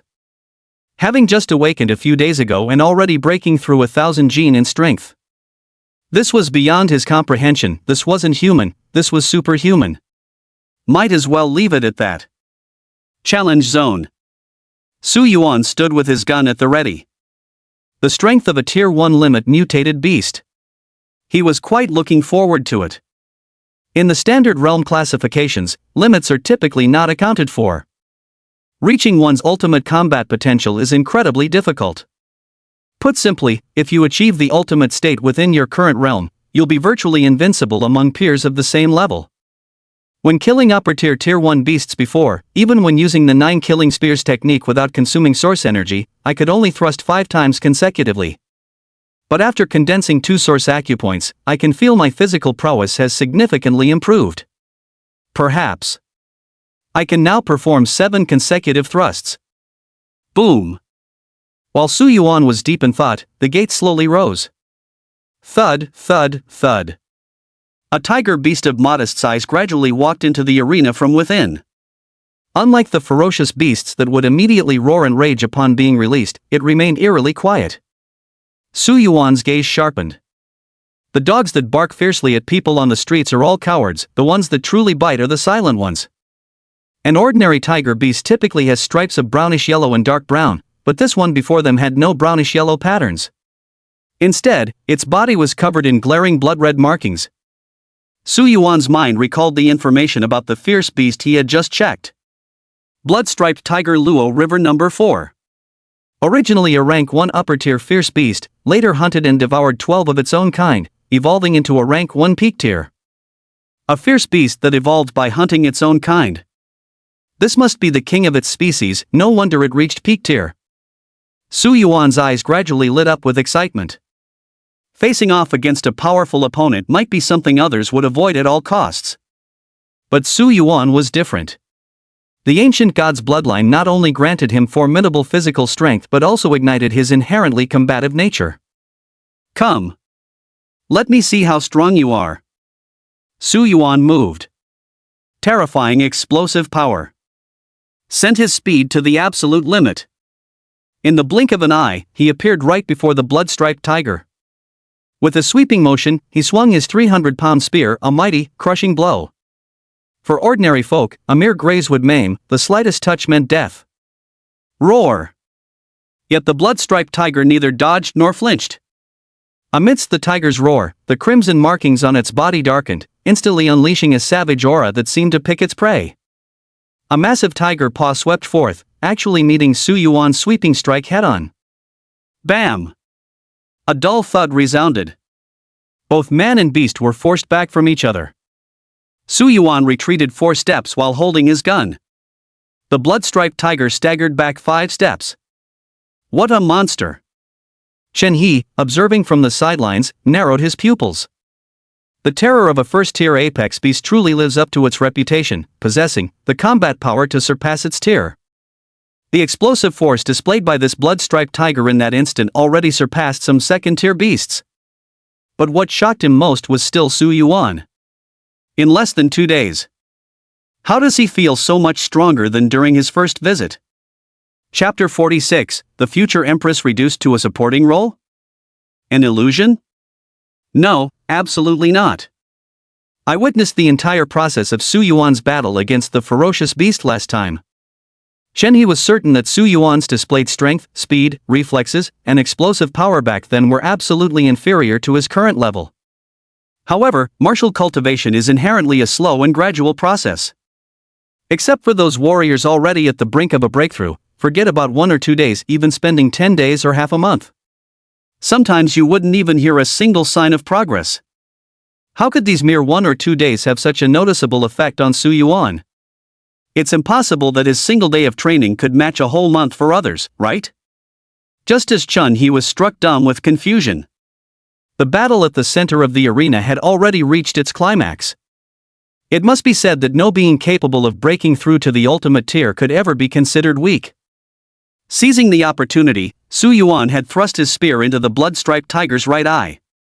Just as he sought to drive the spear deeper, to pierce through its brain and deliver a fatal blow, the tiger wrenched its head aside with terrifying force. Enduring the agony of its shattered eye, it tore free from the spear and lunged at Su Yuan. This turn of events clearly took Su Yuan by surprise. A foul wind rushed across his face as the blood-striped tiger's gaping maw reached him, yet his spear still hadn't been fully retracted. As the saying goes, an inch longer, an inch stronger. But once the distance is closed in battle, not only does the spear lose its advantage, it can even become a hindrance that shackles its wielder. Although Chen He was shocked by Su Yuan's growth, his reaction at this moment was remarkably swift. In the blink of an eye, he arrived beside the blood-striped tiger and threw a punch straight at its head. As a Tier 2 martial artist, he needed only an instant to smash the blood-striped tiger's skull, ensuring Su Yuan's safety. Had it been any other ferocious beast, it would likely have abandoned its attack on Su Yuan to block Chen He's fist, or at least dodged aside. But this blood-striped tiger paid no heed to reason, its savage and bloodthirsty demeanor seemingly intent on trading its life for Su Yuan's in a mutual strike. Wait! Su Yuan's sudden roar forced Chen He's fist to halt midair, followed by an expression of incredulous shock flashing across his eyes. Then came a loud clang. The 300-pound spear plummeted to the ground. Meanwhile, Su Yuan had already grasped the blood-striped tiger's upper and lower jaws with both hands. This? Chen He was suddenly startled. Su Yuan had previously mentioned that his tested maximum punching power was less than 1,000 jin. But the bite force of this blood-striped tiger far exceeded 1,000 jin, it was nearly 1,500 jin. The blood-striped tiger's jaws were slowly closing, its sharp fangs now less than 10 centimeters away from Su Yuan's head. Don't push yourself. Chen He felt a surge of panic. He couldn't just stand by and watch Su Yuan get hurt. It's fine. Su Yuan's hand, still gripping the blood-striped tiger, had already been pierced by its razor-sharp fangs. Blood dripped down drop by drop, yet far from showing any sign of retreat, Su Yuan's face instead flushed with an unprecedented fervor at the sight of blood. He took a deep breath, closed his eyes, and when they reopened, a faint golden glint flickered in his pupils. Every muscle in his body erupted with latent, overwhelming strength in that moment. Lift this. Now! Su Yuan growled through clenched teeth. The muscles on his arm instantly swelled with blood. The jaws that had been gradually closing were now being slowly pried apart. And then, Su Yuan stomped his foot down. The floor in the challenge area faintly showed cracks spreading across its surface. The next second, Su Yuan actually gripped the blood-striped tiger's jaws, both upper and lower, and forcibly lifted it into the air. Chen He was stunned. Completely dumbfounded. What kind of move is this? Even that blood-striped tiger, in this moment of bloodthirsty fury, flashed a trace of terror in its eyes, its limbs madly clawing at the air. Crush it, for me! Su Yuan roared fiercely. He forcefully slammed the blood-striped tiger downward with both hands. Bam! A tremendous dull thud rang out. The blood-striped tiger's spine was instantly shattered. But this wasn't over yet. In the following seconds, Su Yuan grasped its jaws and violently slammed the creature left and right, repeatedly flipping it over. Until the blood-striped tiger was completely lifeless, its spine shattered in multiple places, reduced to a cold pile of limp flesh. Ha! Ha! Ha! Su Yuan dropped the long-dead blood-striped tiger in his hands, panting heavily as the faint golden hue gradually faded from his eyes. A surge of weakness gradually washed over him, yet his face bore only the most radiant smile. Battle. Feels so damn good. Meanwhile, Chen He was so shocked he couldn't speak, his throat bobbing as his mouth opened and closed soundlessly, completely dumbstruck. His gaze flickered between Su Yuan and the blood-striped tiger lying on the ground that no longer resembled anything tiger-like. Only one question remained in his heart. Which of you two is the real fucking monster here? At the same time, in the main hall of the Fierce Beasts Arena, the broadcast sounded once again. Announcement: Congratulations to challenger Su Yuan for achieving an S-grade evaluation during the first tier Ultimate Fierce Beast Challenge in this venue's first tier challenge zone. Boom! Instantly. Those waiting to begin their beast challenges, those casually bantering with others, those who had just finished their challenges and were resting. Almost everyone was stunned when they heard this broadcast. What the hell? A first-tier Apex Fiend? An S-rank rating? For real. Su Yuan's name has now become widely renowned in Lanchang. After all, Lanchang is a small city where an SSS-ranked talent had never appeared in its history until this year, when two emerged at once. They've long since become the hottest topic of conversation in every street and alley, discussed over tea and meals alike. Yet precisely because of this, everyone knows full well that Su Yuan had awakened his abilities only mere days ago. Previously, he had achieved S-rank evaluations when challenging lower, middle, and upper-tier level 1 dire beasts, a feat astonishing enough on its own. Yet he actually managed to secure another S-rank evaluation against a level 1 supreme dire beast. God-defying. Absolutely God-defying. For a moment, everyone was filled with heartfelt awe. This year, Lan City is truly about to witness the rise of a dragon among men. With such strength, becoming Lan City's top scholar is practically guaranteed. There's even a strong chance of contending for the position of provincial top scholar in the Southern River Administrative Region. Yet amid these sentiments, someone softly voiced their curiosity. By the way, our Blue Phoenix City produced 2 SSS grade talents this year, right? This young brother Su Yuan is so formidable, but what about the other one? Why haven't we heard anything? How would I know? But speaking of which, among SSS grade talents there must still be differences in strength, no? In my opinion, Su Yuan would undoubtedly rank at the very top among SSS grade talents. Such a pity. I originally thought they'd be a legendary pair. But now it seems the other girl might just end up playing second fiddle to Su Yuan? That's the worst situation, since they're both SSS grade talents, people will inevitably compare them. Might as well have awakened with a slightly inferior talent. Ah, listen to you. Even if she becomes a supporting character, she'd still be Su Yuan's supporting character. Compared to everyone else, she'd still be miles ahead. Chapter 47, Will the Rascal Teen Save the Demon Queen Who Fell into the Abyss? Another Tier 1 Ferocious Beast Challenge area within the Beast Garden. RIP. Roar, roar. A rank 1 mid-level ferocious beast had already been tortured beyond recognition by Morongbai's ghastly spirits. Its body was riddled with bloody holes, multiple joints in its limbs were broken, and large patches of flesh had peeled away. Even with its inherently savage nature, the beast had now completely lost its fighting spirit, cowering in a corner and trembling, its roars reduced to weak whimpers. The safety officer nearby frowned deeply. Generally speaking, though fierce beasts ultimately meet their doom, most people strive for a quick kill during combat training. Yet this pale-faced, frail-looking youth was clearly engaged in torture. Despite possessing sufficient strength to effortlessly finish the creature, he clung to it like a persistent parasite, slowly tormenting the beast. Normally speaking, as enemies of humanity, ferocious beasts deserve no sympathy. But now, the security officer genuinely felt that it looked rather pitiful. Die! Die! Die!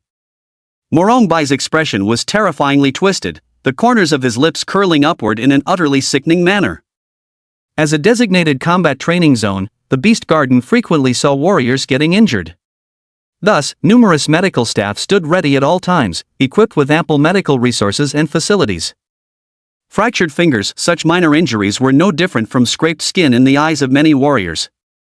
After applying the appropriate medicinal patches and securing the splint, he would recover in no time. But, compared to the physical injuries, the psychological humiliation he endured made him harbor an intense, bone-deep hatred for Su Yuan. Yet, frustratingly, he couldn't defeat Su Yuan for the time being, forcing him to vent his rage on the savage beasts instead. He despised him just the same. And Shangguan Meng as well. This guy. If only he could have died sooner. Then he would have 100 ways to cruelly torment Su Yuan, instead of using ferocious beasts as substitutes here. At that moment, the broadcast sound echoed. Upon hearing that Su Yuan had achieved an S-rank rating in the first-tier Limit Beast Challenge, Morongbai's heart blazed with even fiercer fury. What gives him the right? Why? How could this country bumpkin who crawled out of some backwater have such formidable strength? In his fury, he commanded the snarling ghosts to seize the limbs of the weak and monstrous beast, tearing it apart with brute force. Great gouts of blood mingled with viscera splattered across the ground. The safety officer's face paled with visible nausea, while Morongbai stared fixedly at the glaring crimson, his expression twisting into a sickening gratification. Just then, the look on his face changed again. The morbid satisfaction derived from venting fury on the weak when unable to exact vengeance was gone, replaced instead by a nobleman's haughty disdain for a sewer rat. Garbage. The corner of his lips curled slightly upward. Raising his hand, he made a grasping motion toward the ferocious ghost still whipping the corpse. Under the force of mesure, the ghostly spirit dissipated into black mist, then coalesced into a massive black hammer in his hand. If possible, he truly didn't want to share a body with this kind of creature. The weak draw their blades against the weaker, while the strong, they only raise their swords against the stronger. That guy named Su Yuan had defeated him. But one day, he would defeat Su Yuan, make him kneel before him, and admit his own weakness, not vent his frustrations by slaughtering the weak here. With this thought in mind, Morongbai raised his gaze toward the nearby safety officer. Hello. Switch to 3 upper-tier first-level ones. Huh, what? The safety officer found Morongbai's sudden transformation utterly unfamiliar. The man before him, though still pale-faced, now had crimson-tinted pupils and carried an entirely different aura. Though uncertain what was happening, he quickly regained his composure. The rules were explained earlier. Only by challenging and successfully slaying beasts of corresponding rank can one increase the quota. Let's start with 1 then. Got it. Half a minute later. Before the sunken corpse of a Tier 1 upper-class ferocious beast, Morongbai, wielding a massive black hammer, turned his head and flashed a contemptuous smile at the astonished safety officer. Hey, can we bring in 3 more now? Announcement: First-tier magical beast challenge area in this venue. Congratulations to Challenger Morongbai for achieving an S-grade evaluation while challenging a first-tier upper-rank magical beast. Holy shit? What's going on? Since when did S ranks become so common? Are they handing them out wholesale now? Who the hell is this guy Morongbai? Doesn't feel like I've heard of him before? Wasn't there only 2 SSS tier talents in Arlan City this year? Besides Su Yuan, the other one seems to be a girl named Su Anyan. Where did this Morongbai come from? Yikes, now I remember. Wasn't he that sickly-looking out-of-towner who provoked Su Yuan earlier and got his finger broken, writhing on the ground in pain? What? That guy? I thought he was just some small-time punk, but turns out he's actually strong? Strong he may be, but doesn't this comparison just make Su Yuan seem even stronger? Having slain a peak-tier level 1 vicious beast barehanded while unleashing the latent potential of his ancient god bloodline, Su Yuan was currently in a weakened state. Therefore, after killing the blood-striped tiger, he decided to call it a day. The broadcast sounded just as he was about to leave the arena to hail a taxi home. Oh? A superior level 1 vicious beast with an S-rank evaluation? Not bad at all. I wonder if it's that useless trash or that slightly less useless one. Morongbai's dual personality was something Su Yuan knew about. But to him, both personalities were more or less the same, because they had both been his defeated opponents. News of Su Yuan successfully challenging a Tier 1 extreme ferocious beast and earning an S-grade evaluation soon reached Shang Wanru's ears. Holy shit? Is this guy seriously messed up? In the office, Shang Wanru was replaying the footage of Su Yuan's battle, her beautiful eyes filled with astonishment. This time, Su Yuan didn't have it as easy as when he usually killed other Tier 1 beasts, but the terrifying power he displayed in the end, along with that fierce and brutal bare-handed slam kill, still earned him an S-rank evaluation from the intelligence system. Beside her, Shangguan Meng was sprawled on the sofa engrossed in the latest comic, her cheeks resting in her hands as her pale legs swung idly in the air. This manga is titled Will the Adolescent's Boar Boy Save the Demon King Senpai Who Fell into the Abyss, a rather cliché shonen battle series. Sis. Sis? Shangguan Ru called out twice in succession. Seeing Shangguan Meng still unresponsive, she simply stood up and approached her, giving a gentle pat. But when Shangguan Meng raised her head, Shangguan-ru was instantly startled, leaping backward several meters in alarm. Sis? What's wrong with you? Behold! Tear stains had unknowingly streaked across Shangguan Meng's exquisitely beautiful, delicate face. Even Shangguan Meng herself seemed unaware until this very moment, belatedly realizing as she raised a small hand to wipe her face haphazardly, sniffled lightly, and pouted with tsundere defiance. TCH. What are you looking at? This plot is genuinely touching, okay? Hearing these words, Shangguan-ru's gaze lowered slightly, coming to rest on the cover of that comic book. Such a long title, it doesn't look like a proper manga at all. What kind of touching plot could it possibly have? Just as Shangguan-ru was silently complaining in her heart, Shangguan Meng had already jumped off the sofa. She took out a lemon drop from her pocket, unwrapped it, and popped it into her mouth. A bit sour. But very sweet. By the way. Shangguan Meng turned her head to look at Shangguan-ru. What were you calling me for just now? Chapter 48, The Heavenly Meditation Scripture. What makes you worthy of being called twin stars with me? What else could it be? Shangguan-ru pointed at the display screen on the nearby desk. The combat footage of Su Yuan challenging the Tier 1 limit beast just came in from the Beast Garden, successfully completed, still with an S-grade evaluation. He looks like such a cheerful and outgoing high school boy at first glance, but once he starts fighting vicious beasts, he turns absolutely ferocious. Oh ho ho! Shangguan Meng smiled mischievously and teased. Didn't someone here adore this exact kind of contrasting persona the most? Shangguan-ru's face turned red. I didn't, I'm not, don't talk nonsense. Several minutes later. After watching Su Yuan's combat footage, Shangguan Meng smiled brightly. It seems he really likes the gift I gave him. Indeed. Shangguan-ru sighed with emotion. The fervor and passion Su Yuan displayed in battle were so palpable that even through the screen, they could easily sense it. But then she immediately added. Sis, did you see the flicker of faint golden light in Su Yuan's eyes just now? Shangguan Meng nodded slightly. I saw it. Probably some innate ability of his, just mastered recently. If he had known this trick when he beat up Morongbai back then, he might have crippled him. Shangguan-ru nodded in agreement. Su Yuan's current maximum punching force was 512 kilograms, slightly over 1,000 jin. Yet when he barehandedly slammed the blood-striped tiger to death, the strength he displayed was nearly 2,000 jin. That's a full twofold increase. What is this? Is his talent really just SSS rank? After some contemplation, Shangguan-ru abruptly shifted the topic to Su Yen. Speaking of which, considering they both awakened as SSS rank super geniuses together, why does Su Yen seem so low-key? Shangguan Meng thought for a moment. Perhaps she's quietly growing stronger. Shangguan-ru. Let's hope so. The special experimental training is about to begin. I hope the gap between her and Su Yuan won't become too wide. Achoo! Su Yen sneezed softly. What a fragile body. She shook her head slightly, somewhat speechless. In her past life, she could traverse even cosmic storms unscathed. Yet in this life, she actually sneezes from a mere chill breeze. Never mind. After all, having accepted the fact of her rebirth, she quickly adjusted her mindset and began searching her memories for secret techniques related to spiritual power cultivation.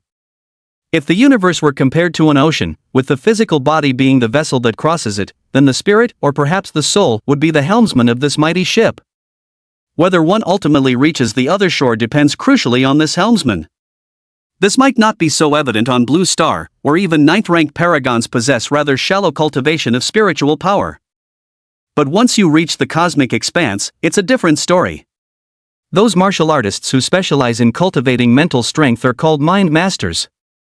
A powerful mind master can, with a single thought, bring about the extinction of civilizations, shatter planets, and obscure the sun and moon.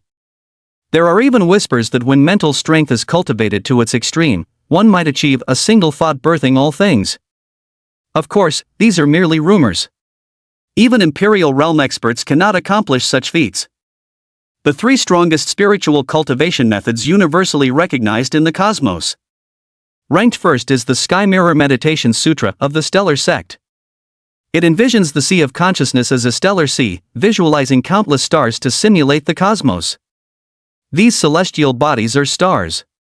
During civilization's prestellar eras, they were often called suns, day stars, or glories. It's a pity that this heavenly contemplation scripture is the unpassed secret of the star sect, and almost no outsiders can practice it. Other than that, there's the eternal sans prison diagram and divine demon thoughts.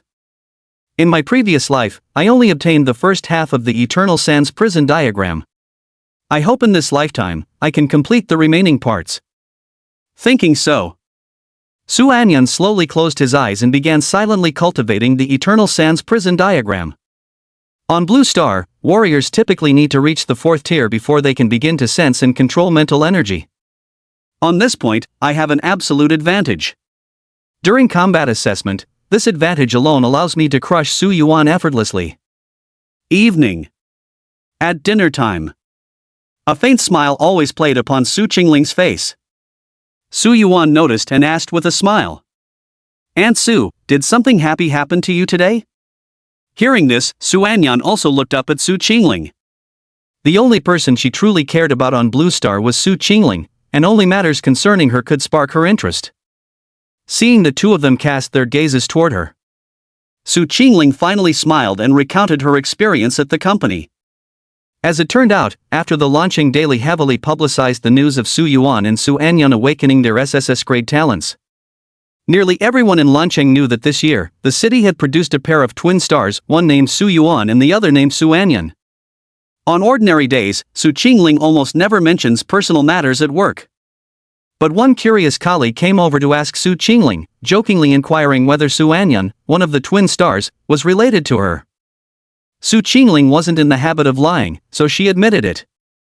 But this single admission, it immediately alerted the company's boss. After promoting Su Qingling with a raise, they even assigned her to an extremely relaxed and comfortable position and hired her as the company's image ambassador, claiming it would boost publicity. "I always thought my life might just stay like this. Never imagined you two little ones would push me into the spotlight. Life's truly full of surprises," Su Qingling said with a smile, her gaze full of tenderness as she looked at Su Yuan and Su Anan. Su Yuan said with a laugh, "Is this all? Wait till later, there's plenty more for you to endure, Aunt Su." Su Anyan, uncharacteristically, chimed in. "Might as well get used to it early.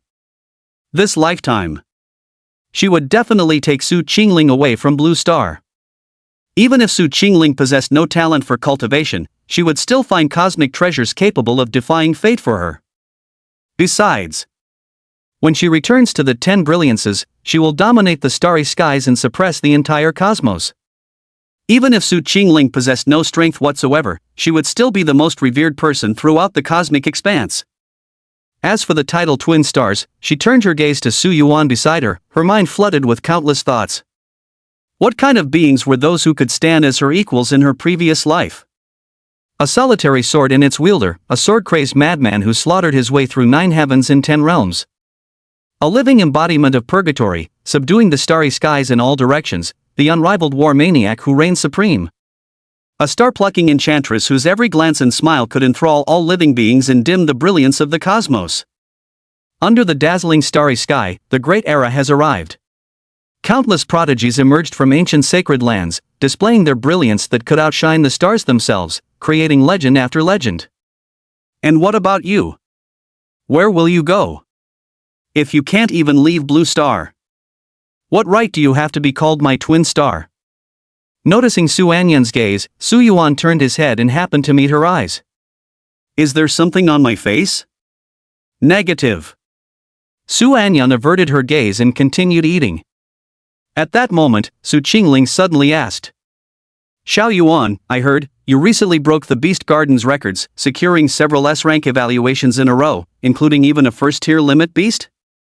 Is this for real? The words fell silent. Su Yuan hadn't even opened his mouth yet. Beside them, Su Anyan's hand holding the chopstick suddenly trembled slightly. Chapter 49. With my advantages, I can't lose. Su Yuan possessed an SSS-level talent for physical enhancement, which was inherently more formidable in the early stages. During the initial phases of cultivation, while there were differences between realms, the gaps weren't nearly vast enough to be insurmountable. Thus, Su Yuan challenging a first-rank savage beast was perfectly normal. Achieving an S-grade evaluation wasn't beyond reason either. But what Su Qingling just mentioned was a first-rank limit savage beast. Su Anyan couldn't stay calm. The extreme realm. No matter which cultivation realm one speaks of, it's an exceptionally unique existence. Among fierce beasts, this signifies the potential to evolve into a beast king. Among humans, it is even more synonymous with genius. To put it more colloquially, if you can defeat an enemy across a whole realm of cultivation, you're already an outrageously monstrous existence. But when you can transcend a whole realm and defeat the geniuses of that realm, then what does that make you? Of course it's true. The other Tier 1 ferocious beasts were manageable, quite easy actually. Though that Tier 1 peak-level beast was somewhat troublesome, but nothing too serious. Just as Su Anyan was spiraling into confusion, Su Yuan's soft chuckle came through, sounding slightly annoying. Su Qingling voiced her concerns. That's a Tier 1 ferocious beast, an entire realm above your current level. Ansu won't stop you from training yourself, but Xiao Yuan, you must be careful. If you were to get injured. At that moment, Su Anyan set down her chopsticks. I'm done eating. Finished speaking. She got up and returned to her room. Su Qingling was stunned. Su Anyan's bowl was still more than half full. Xiao Yan, you haven't finished eating yet. I'm full. Back in the room, after closing the door behind her, Su Anyan flung herself onto the bed, her beautiful eyes staring blankly at the ceiling. Killing a peak Tier 1 ferocious beast right after awakening? And with an S-grade evaluation at that? Just how did he manage it? A series of questions flashed through her mind. She assessed her current combat capabilities against a Tier 1 advanced fierce beast. She was absolutely certain she could achieve an S-rank evaluation. But against a Tier 1 peak fierce beast, her confidence dropped to just 60%. And even this estimation was based entirely on her previous life's experience. What about Su Yuan? What's his reliance? Su Anyan sat up, her expression pensive. Could he possibly wield such terrifying power solely through physical talent? She knew clearly that although her own talent was evaluated as SSS tier, in reality it far surpassed that designation, merely because Blue Star's rating system capped at SSS tier as the highest possible classification. Could Su Yuan's situation be the same as mine? The universe is vast and boundless, with all kinds of innate talents emerging endlessly. There really might be a possibility that he obtained some extraordinarily formidable physical talent. But what I don't understand is, in his previous life, he was perfectly ordinary, utterly unremarkable. So why has such a tremendous change occurred in this lifetime? Even if my rebirth brought about some unspeakable alteration, triggering the butterfly effect, it shouldn't lead to something this extreme. Or perhaps, a trace of confusion flashed through Su Anyan's eyes. Did he, like me, also get reborn? But very soon. She put this thought out of her mind. In his previous life, Su Yuan hadn't even stepped beyond Blue Star. Even if reborn, where would he get the capital to possess such unbelievable strength in this life? Forget it. Let's not think about it anymore. What does it matter if you can kill a Tier 1 limit beast? Just give me a few more days and I can do the same. Besides, I can also cultivate my mental power through the desert prison diagram. The first combat assessment is surely a comprehensive evaluation. Whether in cultivation level, mental power, or mastery of combat techniques, all the advantages are on my side. There's no way I can lose.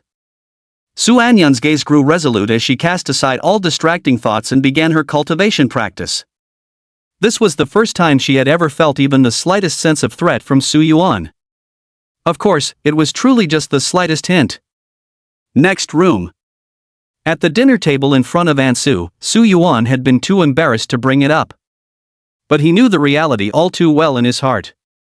Su Anyan must have bolted in the middle of dinner because he heard about me killing a Tier 1 apex savage beast and earning an S-rank evaluation. Ah, wounded pride. Su Yuan shook his head with an amused chuckle. It seems Su Anyun isn't completely heartless. At the very least, she has some self-respect. If I'm not mistaken, she's probably holed up in her room right now, training furiously to catch up with me. What a pity. Too naive. As a cheat character. Provided he didn't just idle away his time, he didn't believe there was anyone who could surpass him? Unless Su Anyun, this guy was also a reborn with a system. But hey, someone like her, suited to be the main character? Not at all. So there you have it. That's absolutely impossible. Little Su Anyun, just obediently follow behind your brother and eat his dust. Thinking like this, Su Yuan called up the system interface and took a look. Today, he had successfully achieved an S-grade evaluation against a Tier 1 Ultimate Fierce Beast, which caused a sensation throughout the Fierce Beast Garden and earned him a large amount of emotional points.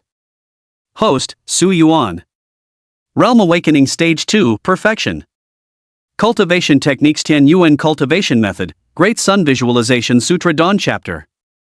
Combat Skills A-Grade Combat Skill 9 Murderous Spears, Perfect. Emotional Value 1532. Last time I barely managed to accumulate over 2,000 emotion points and tried a premium draw, only to get a thank you for your patronage result, nearly making Su Yuan cough up blood in frustration. Fortunately, a beginner's draw yielded a purple tier reward, Great Sun Visualization Scripture, Rising Sun Chapter, which somewhat made up for the loss, otherwise it would have been a total disaster. They say once bitten, twice shy, but I refuse to believe in such superstitions. It's just a measly premium draw anyway. Once I save up 2,000 emotional points, I'll obliterate you with a summon. I'll make sure you see red. Even the golden rewards are this insane. Just imagining the red tier rewards makes one's heart race. With a small flicker of anticipation, Su Yuan closed the panel and began preparing for his cultivation session. Tonight, he would attempt to unlock his third origin aperture. The next day. As always, he would watch the sunrise, contemplate the morning sun's energy, then return home to cultivate. Last night he had successfully condensed his third origin aperture, officially advancing to the third stage of Awakening Realm, truly achieving the miracle of progressing one stage per day. In the afternoon, head to the Feral Beast Garden to challenge a Tier 1 extreme level ferocious beast. From the very beginning, Su Yuan opted not to use any weapons this time. After all, his 9 Slaughter Spear had already reached perfection, mastery, and further practice would yield no additional improvement. What he truly sought was to thoroughly master the burst seed power he had tapped into the previous day. To summon it will rather than relying on life or death crises as the trigger.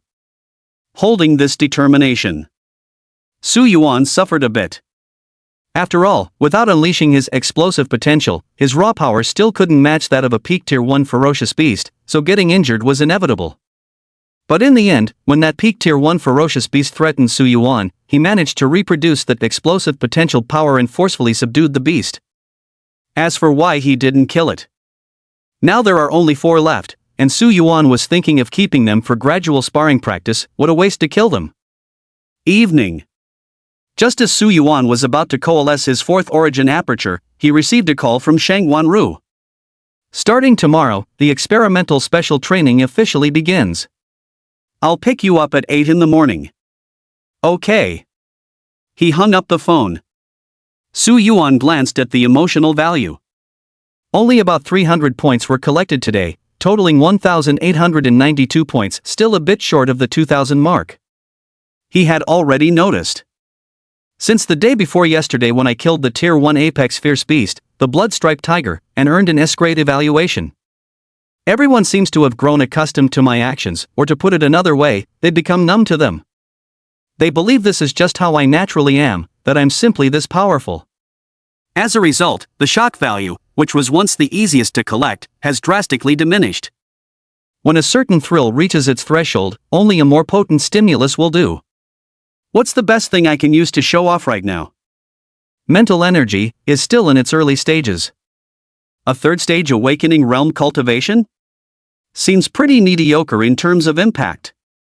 After much deliberation, it seems only that perfect, grade 9 Slaughter Spear will do. Got it. Su Yuan's eyes lit up. My physical strength and mastery of elemental energy aren't sufficient to execute the complete 9 Murderous Spears technique. But my perfect level comprehension of 9 murderous spears still remains. Find an immersive level expert and then give him some pointers? That's not a bad idea. But before that, I need to test it out, see if I can actually spot the flaws and weaknesses when others wield the 9 slaughtering spear. Otherwise, instead of looking impressive, I might just end up being the joke. If I remember correctly, Sister Ru mentioned that Su Anyan and I had chosen the same combat technique. Who knows why she's learning the 9 slaughter spear when she's already skilled with a tang blade, but whatever. No sooner said than done. Su Yuan left the room and arrived at Su Anyan's door, raising his hand to knock. Knock, knock, knock. Are you there? Chapter 50, The Despised Empress? The deadliest flex is the subtle one. What's the matter? The door opened, and Su Anyan gazed at Su Yuan with calm indifference as she asked. Are you busy right now? Speak. I heard from Sister Ru that you also chose 9 murderous spears, could you demonstrate it for me? Su Yuan asked. He just came to give it a try. She'll probably refuse, judging by Su Anyan's personality? What a shame. Women are such unpredictable creatures. After a brief moment of consideration, Su Anyan actually agreed. All right. She nodded lightly and said, wait a moment, I'll change clothes. When she reappeared before Su Yuan, Su Anyan had changed into a more loose and natural tracksuit. The light-colored t-shirt top, the black sports shorts, and the high ponytail tied up, paired with that stunning profile, gave her a particularly crisp and clean youthful vibe. Let's go to the courtyard. Okay. In the courtyard. Su Anyan, holding a tang sword in her hand, gazed at Su Yuan with calmness in her beautiful eyes. Although there are significant differences between a sword and a spear, combat techniques are never such rigid and inflexible things. As long as you comprehend the essence of a combat technique, whether you use a spear, a sword, or even bare-handed, you can still unleash formidable power. Su Yuan nodded in agreement. He strongly identified with this perspective when he had transferred his understanding of the 9 murder spear technique to fist techniques. This was precisely the approach he had used. Watch closely. I'll only demonstrate once. Su Anyan said softly. Su Yuan?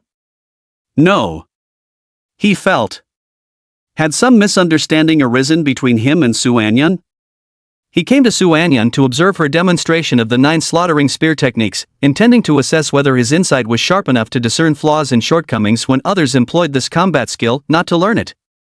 Why did it seem like Su Anyan had misunderstood his intentions, thinking he'd hit a bottleneck while learning the 9 slaughtering spear and had come to seek her guidance? As Su Yuan pondered this, Su Anyan had already begun her demonstration. She shifted her right foot slightly sideways, gripping the tang sword single-handedly. 9-kill spear technique. It emphasizes the stacking of momentum and power. Within an extremely short time frame, 9 consecutive spear thrusts are delivered, each strike more powerful than the last, leaving the enemy with no means to defend. Master 3 thrusts, become proficient at 5, achieve perfection with 7, and reach microscopic precision with 9. When each thrust becomes 9 overlapping strikes, every spear movement resembles a dragon, capable of slaying all foes before you. As for the true intent, that requires the coordination of spiritual will, which is beyond your reach for now. Hearing this, Su Yuan deliberately teased. Lesson learned. But it's rare for you to talk so much today. Could it be that your mastery of the 9 murderous spears has reached the perfect level? Su Anyan calmly met his gaze. To cultivate an A-rank combat skill to perfect requires enormous time and effort. Countless martial artists spend their entire lives without achieving it. You're thinking too simplistically. However, though I haven't reached perfection, I'm about to touch subtlety. Su Yuan was somewhat surprised. Subtlety? Really? Now I had to perk up and take a closer look. Noticing Su Yuan's gaze turn toward him, Su Anyan began. Tisk. The tang saber in his hand suddenly thrust forward with such speed that the air erupted with successive sonic booms. Several minutes later, Su Anyan sheathed her blade and stood still. Just now, she had executed 7 consecutive spear thrusts. She had originally considered whether she could push to her limits, delivering the remaining 2 spear thrusts in one go to break through into the microscopic realm. Of course, she failed in the end. Her body limited her performance. Her right arm bore forces beyond its limits, causing capillaries to rupture. Large patches of red swelling appeared, standing out starkly against her originally jade-white skin. She's really going all out. Su Yuan gazed at Su Anyan's swollen right hand. When he had used the 9-kill fist to instantly defeat Morong Bai, a similar situation had occurred. Of course, his injuries at the time had been far more severe. But then again, people's constitutions differ. He possessed ancient god bloodline, making his physique incomparably sturdy. What did Su Anyan have? To have pushed herself this far was already ruthless enough. There you go. I hope you gained some insights. Su Anyan remained completely oblivious to the injury on her own arm. After sheathing her tang sword, she prepared to leave. Su Yuan. He had originally intended to point out the 3 major mistakes, 12 minor errors, and 21 areas for improvement in Su Anyan's demonstration of the 9 slaughter spear. But now, it might be better to just let it go. Even though she mistook him for coming to seek help with studying, at least she had sincerely demonstrated it, hadn't she? She nearly blew her arm off in the process. Besides, even if he showed off his understanding of the 9 slaughter spear in front of Su Anyan and shocked her, how much emotional value could he really gain? Her cultivation level was probably considerably lower than his own. Awakening stage phase 1? That would probably provide at most 2 or 3 emotional value points. Su Yuan still adhered to his original philosophy. If you're going to show off, do it in front of strong opponents. What's the pleasure in showing off to random nobodies? Of course, this isn't to say Su Anyan was some random nobody. Su Yuan absolutely didn't look down on her, he swore. After all, that move she just displayed, while it couldn't compare to his own perfect mastery, was indeed at the proficient level as she'd claimed. She was even verging on touching the threshold of subtle mastery. Confirmed, the girl living with him was both the ice-cold school belle and a monstrous genius. Watching Su Anyan's departing figure, Su Yuan felt a slight pressure before finally sighing, "Lucky for me, dude, I'm cheating," and withdrew his gaze. That freak Su Anyan has actually self-taught the 9-killer spear to mastery level, but I can still spot quite a few flaws. Seems like my thinking isn't off. My insight and comprehension are more than enough. Without hesitation, Su Yuan dialed Shang Wanru's number. The call connected almost immediately. Sister Ru. What's the matter? Could you possibly tap into your formidable connections and find out who in Lan City practices the 9 slaughter spears combat technique? Oh? Hitting a roadblock in your training and looking for a master now? On the other end of the line, Shang Wanru remained unaware of how serious the situation was, her tone laced with teasing and laughter. In her eyes, Su Yuan, this monster among monsters, had finally encountered a setback, something quite rare indeed. After all, from the moment Su Yuan awakened, his entire journey had left her with the impression of an unstoppable force crushing all in its path. Though his cultivation level was still low, barely at the awakened stage, just look at what he had accomplished. An astonishing rate of origin energy absorption, condensing 1 origin seal per day, challenging and earning S-rank evaluations against first-rank lower, middle, upper, and pinnacle-tier ferocious beasts, mastering the 9 slaughtering spears technique to the proficient level. Each feat was nothing short of excessive in difficulty. But alas, in the very next second, Shang Wanru's smile froze on her face. Su Yuan's softly spoken yet inexplicably pretentious remark lingered in her ears, causing a series of question marks to gradually appear on her face. I'm not seeking a master. I'm going to teach someone. Hello? Sister Ru? Chapter 51, Bewitching as the Underworld's Red Spider Lily. After being stunned for a long while, Shang Wanru finally snapped out of it. You mean, you're going to teach those martial artists practicing the 9-slaying spear and guide their combat techniques? Yeah. As she spoke, Su Yuan glanced at the panel. Another 100+ emotional points had been added. Gotta say, strong individuals like Sister Ru are way more satisfying to harvest from. Shang Wanru remained silent. She wanted to explain to Su Yuan.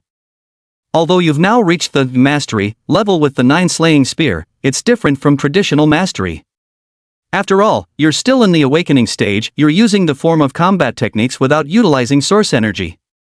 Moreover, Martial artists capable of cultivating A-grade combat techniques are typically exceptionally gifted individuals. Their understanding of the nine-slaying spear might not necessarily be weaker than yours. Trust me. Su Yuan's tone was resolute. As long as Sister Ru helps me find some martial artists who have hit a bottleneck in their cultivation of the 9 killer spears, the stronger the better, I'll prove myself. Of course, don't go beyond the perfect level, otherwise I won't be able to teach them either.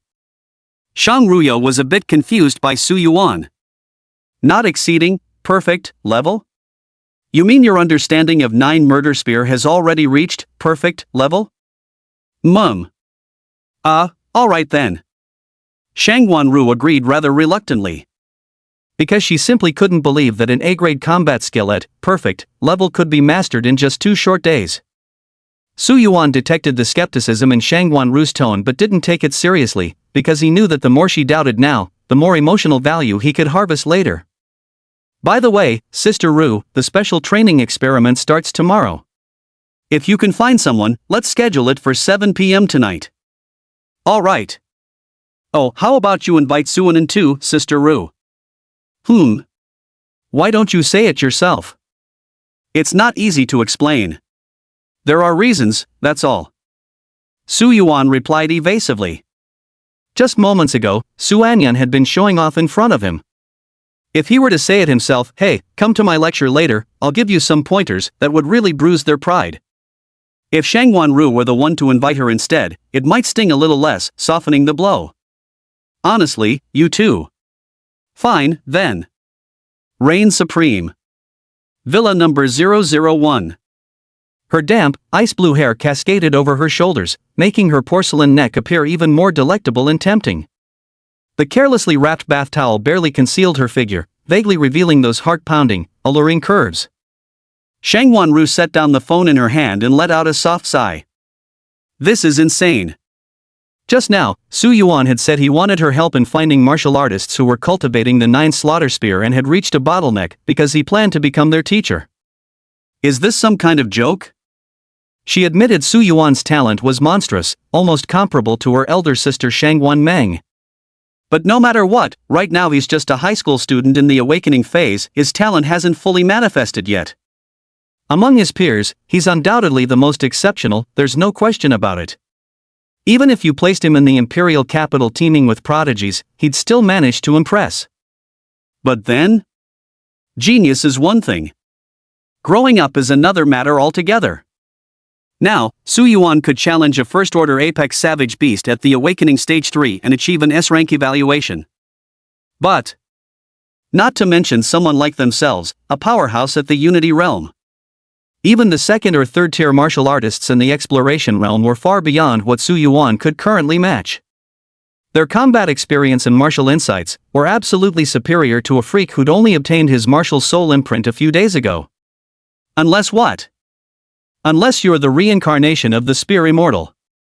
Knowing from the first grip of a spear that you'd become the world's foremost. Then I take it back. Otherwise. It's really strange. Shang Wanru gently shook her head. Of course. Though she felt this was completely unreliable. But she had previously promised Su Yuan that as long as he was willing to participate in the experimental training, she would fulfill any request within her power and provide any resources he needed. Martial artists who cultivate the 9 slaughtering spear. Shang Wanru thought for a moment, picked up her phone again, and called the president of Lan City's Martial Association. Several minutes later, she obtained a list of martial artists who cultivated the 9 slaughtering spear. A-class combat techniques are benefits included in the resource allocation package for SSS-grade geniuses. However, even martial artists without high-level talents can exchange their contribution points with the authorities to obtain A-class combat techniques. Take Lancheng for example, 5 martial artists have mastered the 9 killer spears technique there. Among them, 1 is a 3rd-tier warrior, 3 are 4th-tier warriors, and the remaining 5th-tier warrior is none other than the president of the Martial Association himself. Aside from Shaoli, the president of Lancheng Martial Arts Association, the remaining 4 martial artists who practice the 9 murders spear, 3 at the mastery level and 1 at the insight level, have not reached the perfection tier. They meet Su Yuan's criteria. Shang Guanru organized the list and contacted the 4 individuals one by one, stating that she wanted to invite them to participate in a lecture about the 9 murders spear. This, however, gave them quite a shock. As the saying goes, one shouldn't accept favors without merit. They haven't done anything remarkable recently, how could they possibly deserve having the bureau chief invite an expert to personally guide their combat training? Chief Shangguan, this is too kind. Could there be something you'd like my help with? If so, please say it directly, I'll certainly help if I can. The 4 martial artists all expressed similar sentiments with minor variations. Shang Guanru then felt too embarrassed to mention that the person coming to instruct them in the 9 slaying spear technique was actually a recently awakened high school student. Otherwise, they might say nothing to save face, but they would definitely complain about me to the Lon City authorities, saying I've lost my mind and might affect the formulation of education policies. Not that such complaints would actually do anything to her. Su Yuan, oh Su Yuan. Please don't embarrass me. Shang Guanru shook her head and sent a text to Su Yen. At 7 tonight, there's a lecture on the 9 slaying spear at the Lingwu Martial Arts Hall in Lancheng. The speaker has attained a perfect mastery of the 9 slaying spear. Are you going? Half a minute later. Su Anyan replied. Thank you, but no need. Shang Guanru was momentarily stunned. No. What's the deal with these 2 youngsters I picked? One claims to have mastered the 9 slayer spear to perfection and wants to give a lecture. The other remains completely indifferent to a lecture on the perfected 9 slayer spear technique. Have I fallen behind the times? Are all high school students nowadays this quirky? Shang Guanru was still puzzling over it. Suddenly, the sound of an opening door reached her ears. She had been so caught up helping Su Yuan with the lecture affair earlier that she hadn't changed yet, so she just went out wrapped in her bathrobe. She felt at ease because, aside from herself, only her elder sister Shangguan Meng had a key to her home. However, the moment she laid eyes on Shangguan Meng, she froze in place.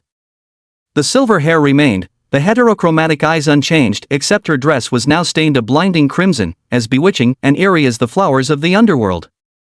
Sister. Chapter 52, Second Advanced Drawl Red Grade Reward. Ancient God 10 Transformations, Gluttony Form. A flicker of panic flashed through Shangguanru's beautiful eyes. Because the moment Shangguan Meng entered, she had detected a pungent smell of blood, thick, extremely thick. While Shangguanru was lost in her own wild imaginations, Shangguan Meng merely stretched lazily. Compared to Shangguanru's overwhelming waves, the tiny parentheses could be quite adorable at times. She reached into her pocket, unwrapped a candy, and tossed a lemon drop into her mouth.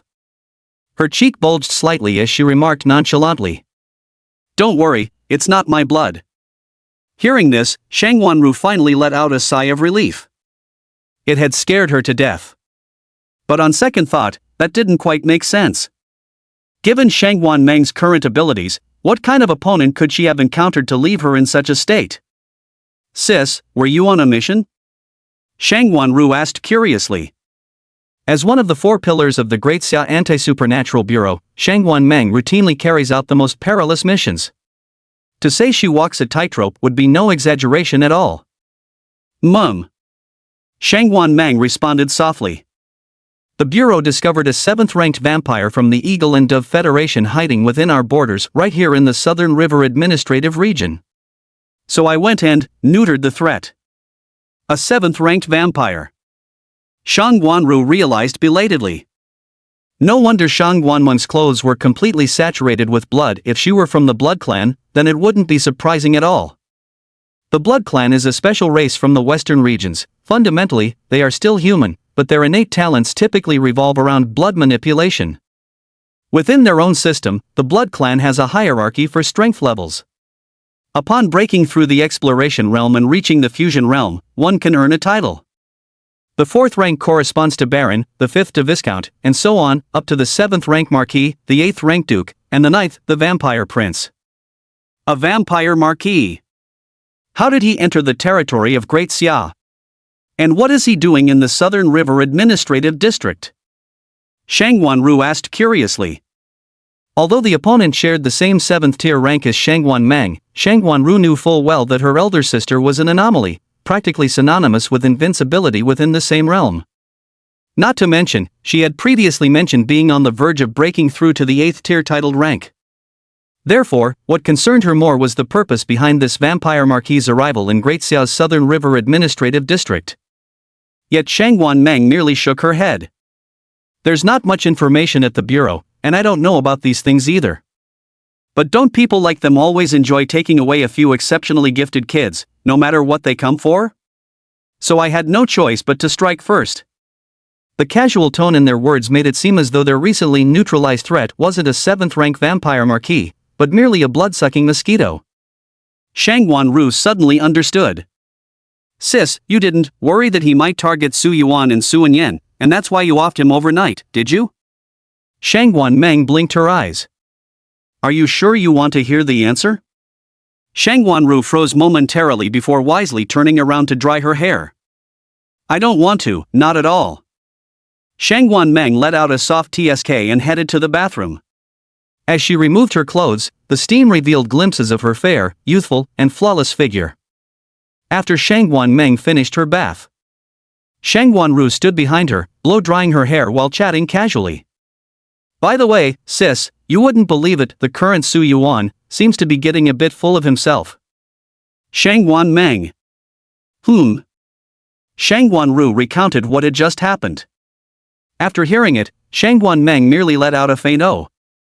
Who knows, maybe he's truly mastered the 9 slaughtering spear to perfection level. Shangguan Ru's hand trembled slightly as she said helplessly. Elder sister, even your highest expectations should have some limits. How many days has it been since he started learning the 9 slaughtering spear? Not even 3 days. Reaching perfection level? How could that be possible? Shangguan Meng gazed at her reflection in the mirror, her striking heterochromatic eyes shimmering with an unusual light. Generally speaking, it's impossible. But in this world, there's always such a thing as miracles. I love miracles the most. It's almost time for the promised meeting.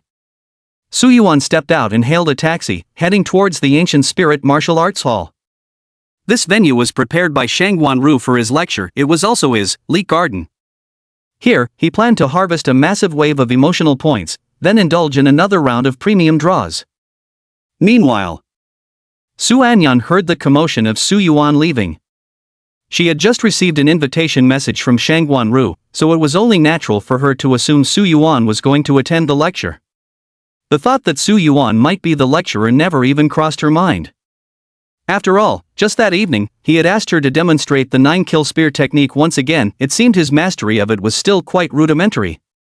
At 10 o'clock in the evening, Su Yuan returned home with a radiant smile. Just as he had anticipated, small tricks earn small rewards, but grand pretensions reap mighty profits. At that time, when he had just arrived at the Ancient Spirit Martial Arts Hall, the 4 martial artists Shangguan Ru had arranged for him had already arrived in advance. Initially, they thought Su Yuan was also there to listen to that master expound on the 9 murderous spears technique. When they later discovered that Su Yuan was the master who had explained the 9 slaughtering spear to them that very evening, their expressions, oh my, you should have seen the priceless look on their faces. Some even called Shangguan Ru directly, their tones sharp with accusation, demanding to know if she was toying with them for amusement. After all, they were all quite capable, 1 3rd-rank warrior and 3 4th-rank warriors, figures of considerable standing in Lan City. Of course.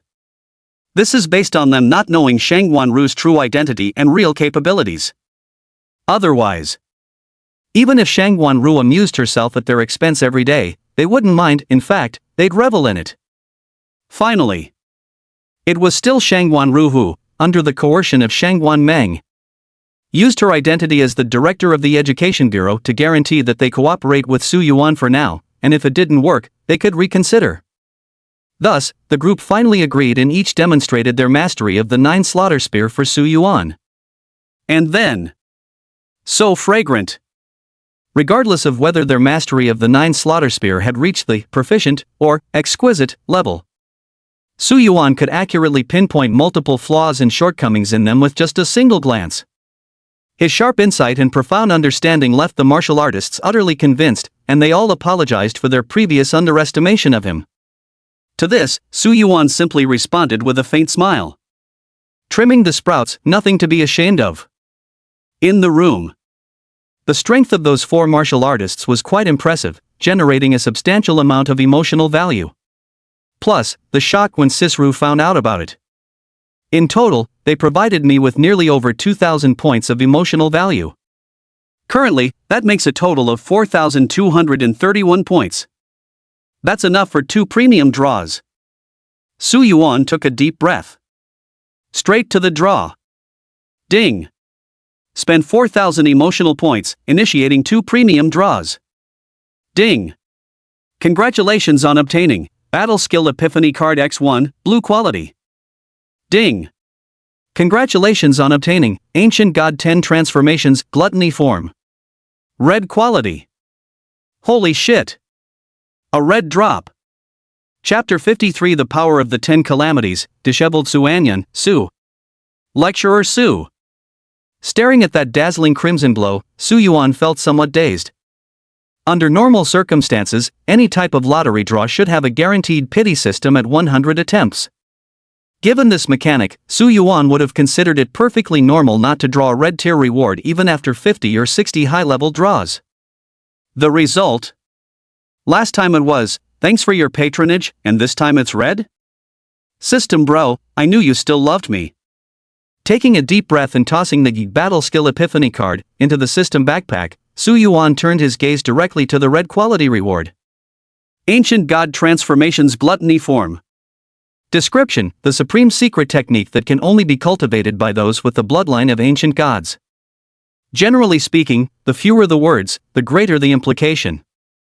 The introduction to this Ancient God Transformations consists of just this brief line, yet those 4 characters' supreme secret technique carry tremendous weight. A few minutes later, Su Yuan briefly skimmed through the general outline of this secret technique, gaining a much deeper understanding of ancient god bloodlines. It turned out that ancient gods referred to an extremely powerful group of innate beings from primordial times. Their physical bodies weren't overwhelmingly strong at birth, but would continuously grow stronger with the passage of time. This kind of strength growth has almost no upper limit. When an ancient god comes of age, feats like plucking stars and grasping moons become mere routine. Some even go as far as hunting cosmic behemoths among the stars, tearing through the void, and traversing the nothingness. I wonder what ancient times refers to here. It certainly can't mean the ancient times of some planet. Could it possibly mean the entire universe? Su Yuan thought with considerable curiosity.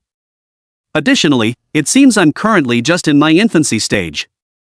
Over time, even without actively cultivating origin energy, my physical body will continue growing stronger on its own. It's truly a bug-level race. As for the origin of 10 transformations of the ancient gods, it's even more domineering. The strongest among the ancient gods, the primordial ancestor, subdued the 10 primordial fiends and fused their essence blood into his own lineage, thereby obtaining their various abilities. Henceforth, anyone with ancient god bloodline could awaken the power of the 10 fiends within them through cultivating the 10 transformations of the ancient gods. Of course, not all who possess ancient divine bloodline can succeed. Depending on the concentration of the ancient divine bloodline, some can only awaken 1 primordial beast's power, some can awaken 2, while others may awaken even more. Those who obtain the powers of all 10 primordial beasts will be recognized as the sacred son of the ancient god clan. The ancient divine bloodline I obtained is merely a golden tier reward, so its concentration likely isn't particularly high. I'm not even sure if I can successfully awaken this Taotia's power. Speaking of which, Su Yuan noticed something. Although this ancient god's 10 transformations didn't specifically list out what the 10 primordial evils were, one thing is now certain: Taotai is among them. On Blue Star. I don't recall ever hearing about creatures like Taotai. But on Earth, there are quite a few legends about the Taotai. Although he was reborn into this world from birth, Su Yuan had never stopped longing for his previous life on Earth.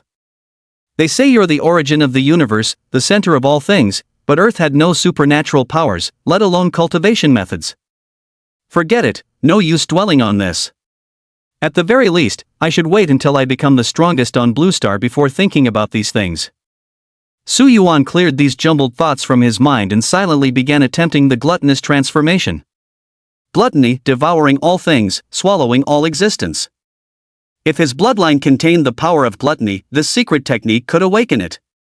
Once awakened, it would maximize the extraction, absorption, and utilization of nutrients from food, accelerating his own growth, a perfectly suited ability for rapid development.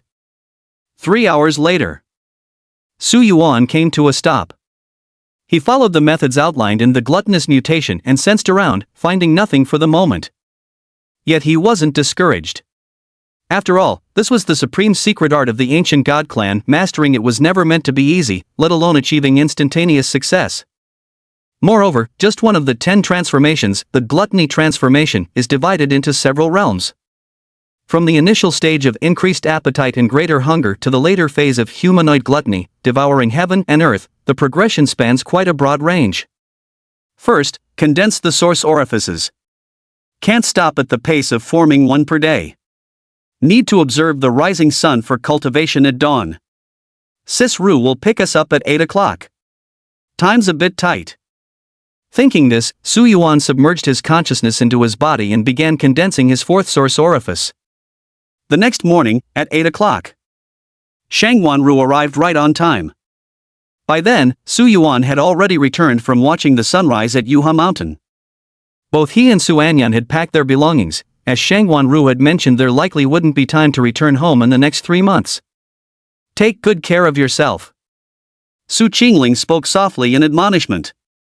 At the same time, she gestured toward Su Yuan and subtly indicated Su Anyan resting with closed eyes beside him. That means Su Yuan should take care of Su Anyan while they're outside. Su Yuan nodded in understanding. On the road. While driving, Shangwan Ru brought up yesterday's 9 Killer Spears lecture with a smile and said, "Lecturer Su, you really gave me a brilliant surprise yesterday. You have no idea what those martial artists said after they went back." Su Yuan smiled but didn't respond. Su Anyan, standing nearby, couldn't help but furrow her brow. "Lecturer Su? What does this mean? Yesterday? Was it that lecture about the 9-kill spear?" Just as Su Anyan was pondering, Shangwan Ru said leisurely, "Every single one of them says you must be the reincarnation of the spear god. How else could you have such seasoned insight and mastery of spear techniques?" Hearing this, Su Anyan had pretty much figured it out. It seems that Su Yuan attended that lecture on the 9-killing spear yesterday, and he grasped it effortlessly. His mastery of the technique improved significantly, astonishing the other martial artists who attended with him. "I hadn't noticed before, but aside from his physical gifts, this guy actually has pretty decent comprehension and innate talent?" "About that. They originally wanted to ask me when you'd have time to give them some more spear technique pointers, but I told them you've been busy lately. So tell me, how does it feel being the instructor for a group of high-level martial artists?" Su Yuan chuckled. "Not bad, feels pretty good. Everyone's got some natural talent with firearms, picking things up quickly. Indeed, it's quite decent. Without this group of students, where would I have gotten the chance to obtain an ancient mystical art like the glutton transformation?" Though, when the conversation between the two reached this point, Su Anyan, standing nearby, was plunged into complete confusion. Wait. Had she misunderstood something? Were high-level warriors inviting Su Yuan to instruct them in spear techniques? Chapter 54, Consolidated Four-Source Orifices? Su Anyan, utterly stunned amidst a heavy blow. Su Anyan whipped her head around abruptly. Her beautiful eyes, fixed on Su Yuan, revealed an expression of sheer astonishment for the very first time. If memory served her correctly, the message Shangwan Ru had sent her yesterday stated, "Tonight at 7 p.m., there's a lecture about the 9 murderous spears at Lon City's Ancient Spirit Martial Arts Hall. The speaker has mastered the technique to a perfect level. Are you going?" "Yes. That's right. It's the perfect level." And the conversation between Su Yuan and Shangwan Ru just now made one fact abundantly clear. Last night, when Su Yuan left home, he wasn't going to the Ancient Spirit Martial Arts Hall to attend the lecture, he was the one giving it. He, a man who had just awakened and had been exposed to the combat technique 9 murderous spears for less than 3 days, was now teaching and enlightening other martial artists with his perfect mastery of it. How could this be possible? Su Anyan sank into deep confusion. In her past life, she had never learned the 9 murderous spears technique. After all, it was an A-rank combat technique. To reach the subtle level in just 3 days was already quite impressive. Why could Su Yuan walk ahead of her? Noticing her reaction, Su Yuan tried to ease the awkwardness. I didn't mean to keep it from you. When I asked you to demonstrate the 9 slaughter spear yesterday, I actually wanted to point out some flaws and areas for improvement. But seeing how seriously you're demonstrating it, I feel too embarrassed to say anything. If you need help, I can teach you later. Su Anyun. Su Yuan's words undoubtedly confirmed her suspicion. His mastery of the 9 murder spear had truly reached perfect level. Su Anyun remained silent for a long while. At this moment, Shangwan Ru interrupted. What's the matter? Quite shocking, isn't it? We all went through this phase. Last night's shock was overwhelming. Now the gunslinger community in Lanchang is circulating legends about Su Yuan. Those martial artists are all acting like they've discovered some rare treasure. Su Anyun. She was indeed shocked, but more than that, she was baffled. Staring at Su Yuan, she ultimately couldn't suppress the doubts in her heart. How did you accomplish this? Su Yuan pondered for a moment before answering very earnestly. Sudden enlightenment. Su Anyun fell silent once again. Because this reason was utterly unanswerable.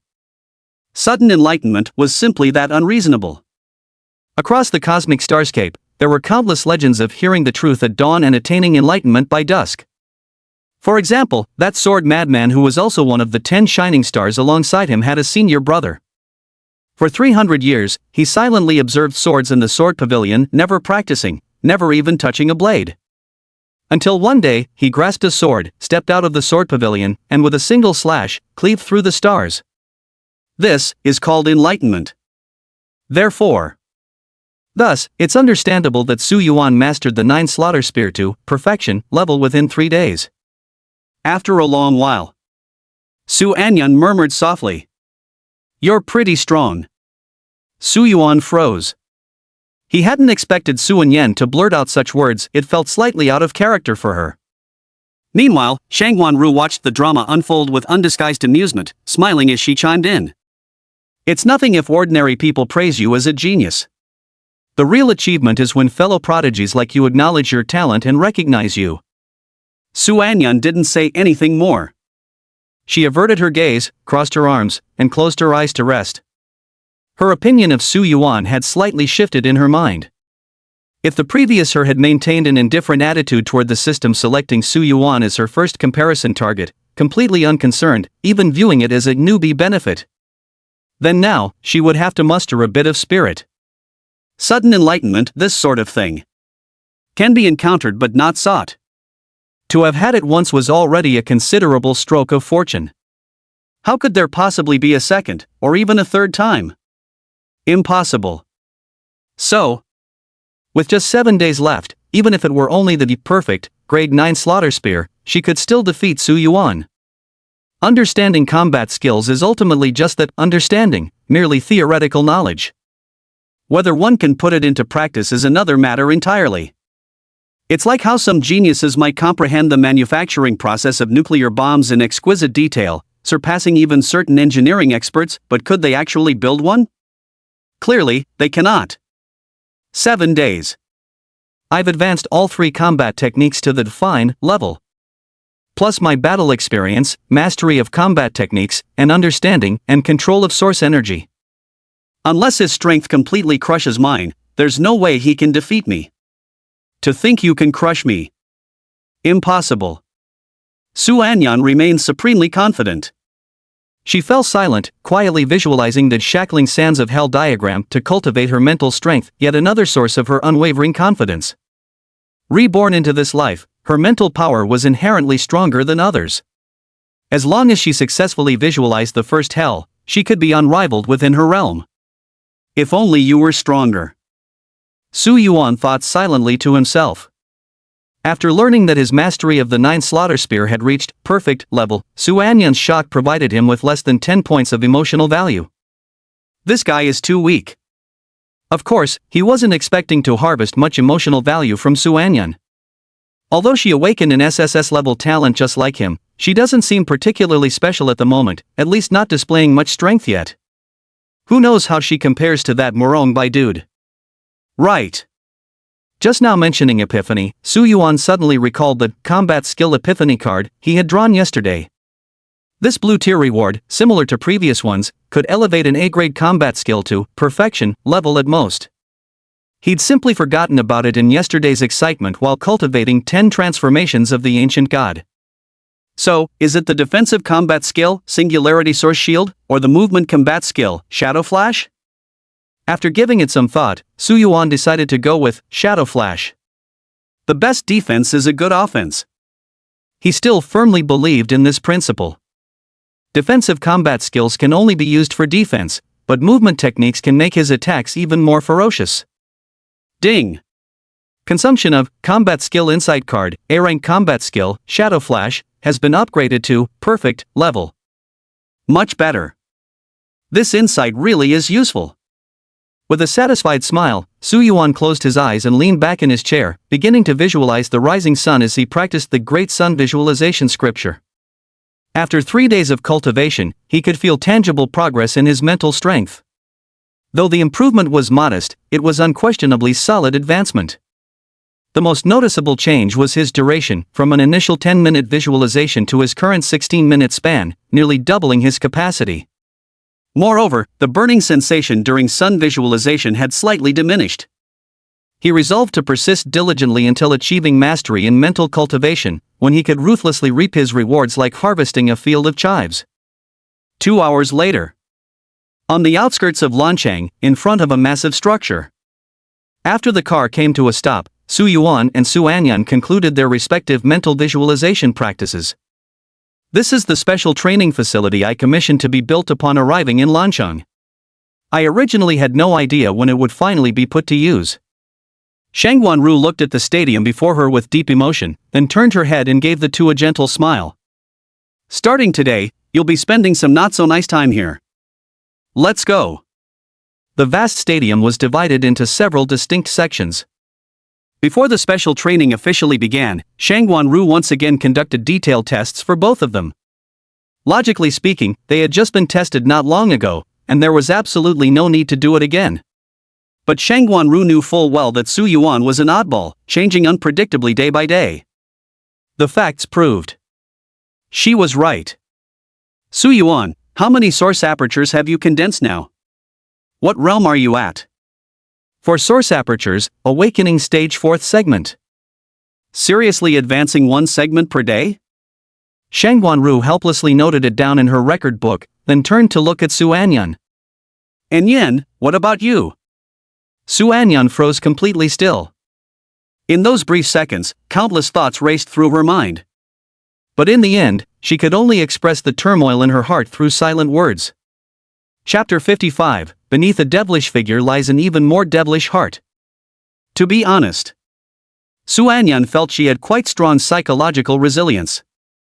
When she learned that Su Yuan had mastered the A-grade combat skill 9 Slaughter Spear to perfection level in just 3 days, although she was slightly shocked, she at least managed to keep her composure.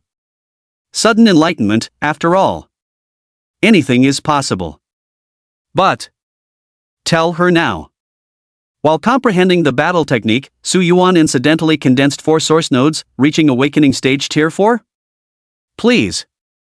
This is Blue Star. It is a primitive civilization that has yet to connect with the cosmos and starry skies. Whether it's their understanding and mastery of source energy, their knowledge of cultivation realms, or even the efficacy of rare natural treasures, they remain woefully inadequate and rudimentary. In contrast, the descendants of star-spanning clans and scions of major factions use celestial treasures to forge their foundations, advancing with astonishing speed, condensing 1 source aperture per day. No problem, that's perfectly reasonable. But Su Yuan achieved exactly that. This was somewhat inconceivable. Su Anyan stared at Su Yuan with an expression that seemed as though she was truly seeing the boy who had been her roommate for an entire year for the first time. To condense 4 source acupoints in just 4 days, impressive. A slight pressure lingered in her heart, but the issue was still manageable. It's just the awakening stage, she hasn't entered formal cultivation yet. Each condensed origin aperture offers only a limited boost to combat power. There's no fundamental difference between the ninth level and the first level of the awakening stage.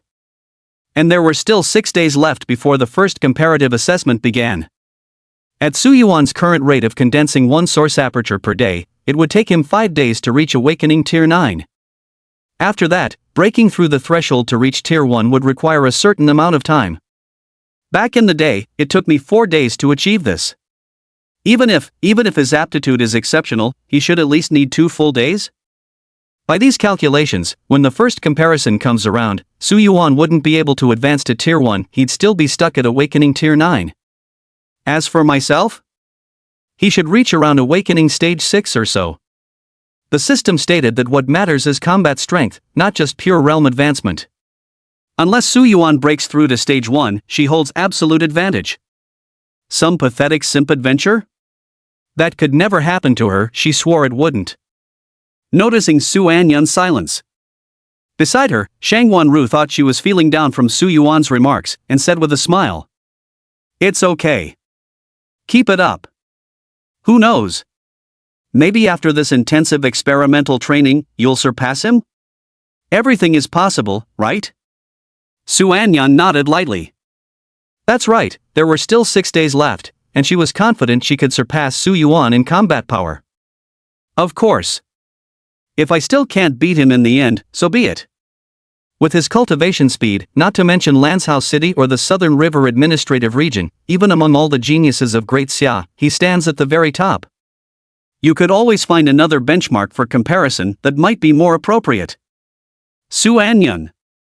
She didn't refute the latter part of Shang Wanru's remark. After all, she didn't understand herself well, and unlike Su Yuan, she hadn't shown remarkable talents yet. So it was natural for her to think this way.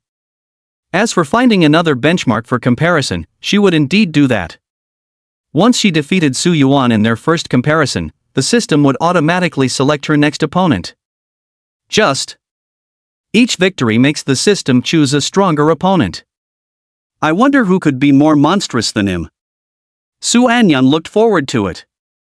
After testing the relevant data, Shang Wanru began introducing the various sections of the venue to the two of them.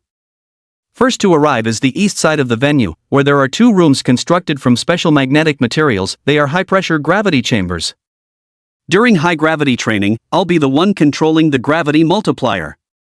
I'll adjust it to your physical limits based on real-time data from your bodily functions. After maintaining at the critical limit for a period, I'll increase the gravity to 1.2 times that value, then you'll need to endure it for 10 minutes. You may experience immense pain during this process, potentially leading to conditions such as muscle breakdown and necrosis. But don't worry. Shang Wanru's face lit up with a radiant smile. I've prepared the highest grade therapeutic equipment and resources for you, along with the finest pharmaceutical formulations. Plus, I personally happen to be a top-tier human biologist. Su Anyun's expression remained calm. As one of the higher-tier forces in the cosmic expanse, the cultivation of battle chi is notoriously challenging. She had once ventured bodily into cosmic storms, using their ferocity to push her limits and refine her battle chi. A mere gravity chamber like this was nothing noteworthy to her. Su Yuan was brimming with excitement. He was deeply intrigued by the power Shang Wanru had displayed, the ability to decompose and resist source energy. But what interested him even more was the vast amount of emotional value he could harvest after confirming the existence of qi. According to Shang Wanru, this discovery would send shockwaves through the upper echelons of the entire Great Xia. Behind the gravity chamber. On the south side of the facility. This is the virtual combat zone. This features our latest virtual reality technology developed by Clover Group. After entering the simulation pod, it can project your physical form within virtual cyberspace with 95% realism. Here, I will arrange deathmatches for you, with the realism capped at a maximum of 95%. Only your death, or your opponent's death, can end the battle. Of course, if you encounter psychological issues during these high-intensity deathmatches, you can come to me for counseling. I happen to hold a PhD in psychology. Virtual combat. Similar technology exists in the cosmic realm, but it's more mature and refined, with a vast number of users. It has even given rise to the influential top 100 combat rankings that affects major forces across the universe. Only the most elite and powerful combat geniuses can ascend the rankings, earning the worship and pursuit of countless admirers. Back then, Su Anyan secured a spot within the top 30 on the elite combat ranking, which granted her admission to Kanglan War Academy and marked the beginning of her legendary journey. To the west of the venue, the recovery area housed various top-tier medical equipment and resources. The north side of the venue served as the residential area for Su Yuan and Su Anyan. During this 3-month special training, your time spent here won't be very long. The places that can truly temper you lie beyond the city, beyond the walls, in those wild domains where beast tide surge and dangers lurk everywhere. Every few days, I'll throw you into beast territories that surpass your current combat limits.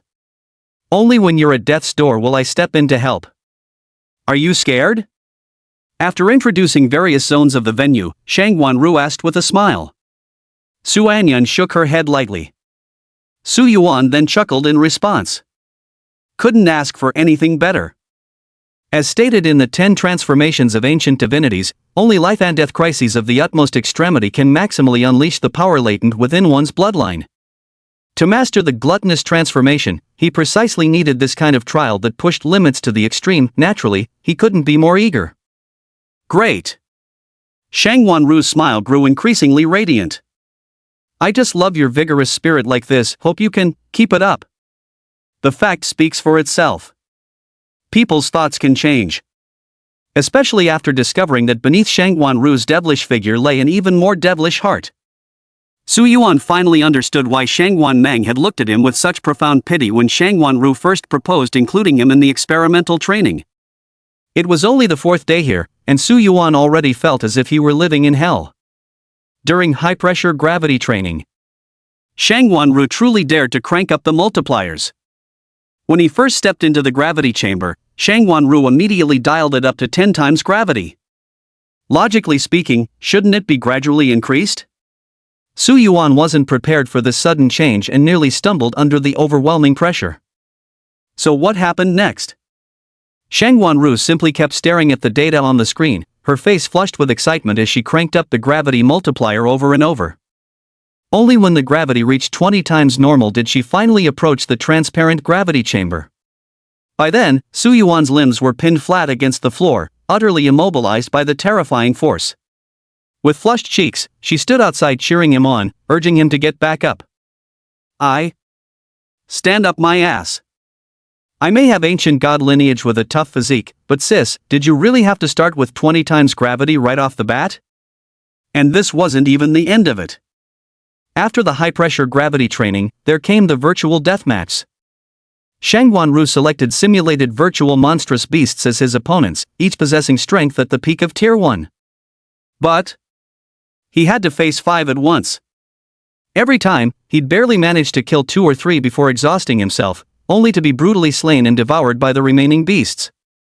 Is there no minor protection for such bloody scenes? And they cranked the realism up to 95%. Tell me, is this any way for humans to live? Of course. Miserable as it is. All sorts of nutritional supplements and cultivation resources, Shang Wanru truly spared no expense. Su Yuan quickly checked, and even the most basic supplements among them cost hundreds of thousands, making them the cream of the crop. Break time. Living area, dining hall. High-pressure gravity training, extreme deathmatch training. Every day is worse than death, like living in hell, while still having to focus on cultivation. To be honest, I really admire myself. Su Yuan raised the 320,000 yen nutrient solution in his hand towards Su Anyan sitting across from him. Want a touch? We went through tough times together. Mum. Compared to Su Yuan, Su Anyan appeared much calmer. She raised the nutrient solution in her hand, gently clinking it with Su Yuan's before downing it in one gulp, letting the fiery liquid boil within her body as it repaired countless microscopic wounds. Since her talent didn't lie in physical enhancement, Shang Wanru applied slightly less pressure on her compared to Su Yuan. Of course, the difference was minimal. Any other girl probably wouldn't have been able to endure even 5 minutes of this hellish training. But Su Anyan persevered. Because these challenges meant nothing to her. In her previous life, she had undergone even more brutal training, her Tao heart having long been tempered to unshakable firmness. To this, Shangguan Ru repeatedly expressed amazement, and even Su Yuan was quite surprised. He had initially thought that Su Anyun would quickly give up. Tomorrow marks our first actual combat mission in the wilderness realm. In the virtual deathmatch, I was happily getting gnawed on by those savage beasts. Guess I'll have to go on a proper killing spree tomorrow. Su Yuan put down the nutrient supplement in his hand and sighed. Every time he thought about the outcomes of these recent deathmatches, he hardened, his fists hardened. But speaking of which, during these 4 days, no matter how exhausted he was, he still maintained the speed of condensing one source aperture per day. He had now reached the 8th stage of the awakening realm, very close to officially becoming a first-rank martial artist. Meanwhile, under Shangguan Ru's relentless grinding, his physical body had also grown significantly stronger, with his maximum punch force increasing from the initial 512 kilograms to 732 kilograms. Such a rate of improvement was truly astonishing. Su Anyun remained silent. The system's first comparison would take place the day after tomorrow. Under extreme high-pressure training, she had already reached Awakening Stage Tier 5 and elevated all 3 Class A combat techniques to the microcosmic level. Beyond these, she was also utilizing her Shadow Servant to master an S-grade combat technique called Shadowless Blade Art, which had already reached the proficient level, though she had never revealed it. With this technique, she was confident her combat strength could instantly obliterate Su Yuan. Therefore, there wasn't the slightest ripple in her heart.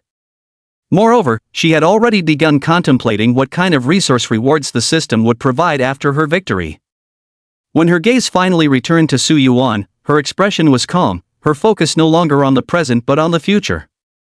After I win, the connection between him and me, it should have ended. But he does possess some unique talents in cultivation. If he doesn't fall too far behind me later on, perhaps I could take him under my wing. At the very least, they're slightly more reliable than the sisters Shangguan Meng and Shangguan Ru. Chapter 56, Paths and Spear. Relax, dizziness is normal. Do you know what the barren domain is? On a private jet. Shangguan Ru gently swirled the wine glass in her hand, the crimson liquid sloshing inside, releasing its rich aroma. Paired with her ice blue long hair, stunning face, and fiery figure, she looked like a mischievous and carefree succubus.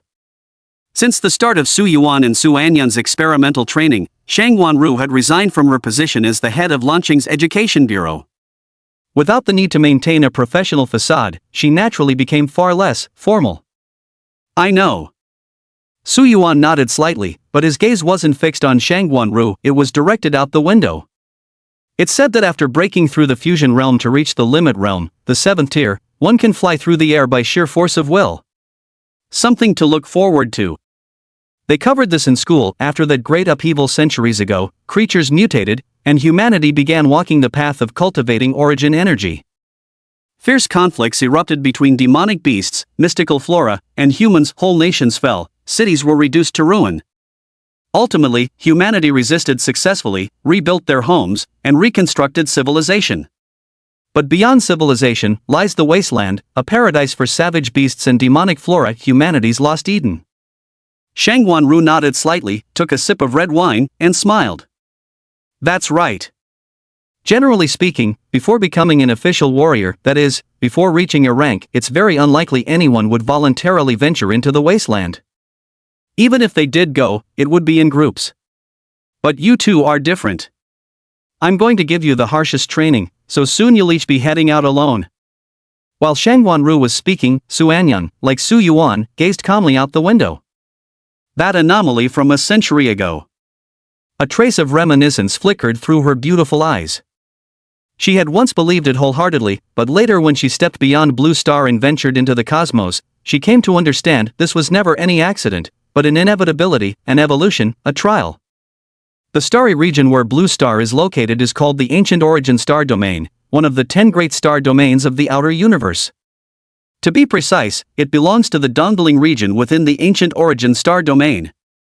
1/3 of the Dongling region's territory is occupied by the Nine-Star Alliance. The Nine-Star Alliance is a federal polity formed by 9 human planetary civilizations, and Blue Star is just an ordinary planet at the fringes of this territory. Back then, when the Nine-Star Alliance's exploration fleet discovered Blue Star at the edge of their territory, they planted the seed of evolution upon it. This seed of evolution caused genetic mutations in all plants, animals, and humans on Blue Star, granting them the ability to perceive cosmic source energy and embark on the path of evolution. The Nine-Star Alliance gave Blue Star a deadline of 500 years. If within these 5 centuries Blue Star could produce even one supreme warrior who broke through the limit realm and stepped into the cosmic realm, it would be considered as passing the trial. Such achievement would grant them membership in the Nine-Star Alliance as an autonomous member of the Federation. If the trial is not completed, then after selecting a portion of geniuses to join the Nine-Star Alliance, Blue Planet will become an industrial planet of the Alliance, responsible for various production, mining, and other industrial tasks. To be honest, among various massive forces, the Nine-Star Alliance's approach can already be considered quite mild. In comparison, the Dragon Jade Empire, another dominant force in the Eastern Spirit Domain, is far more brutal and straightforward. Those who fail to be chosen are either directly enslaved or dragged to the interstellar battlefields as cannon fodder, ruthlessly crushed into bloody pulp amidst the merciless tides of war.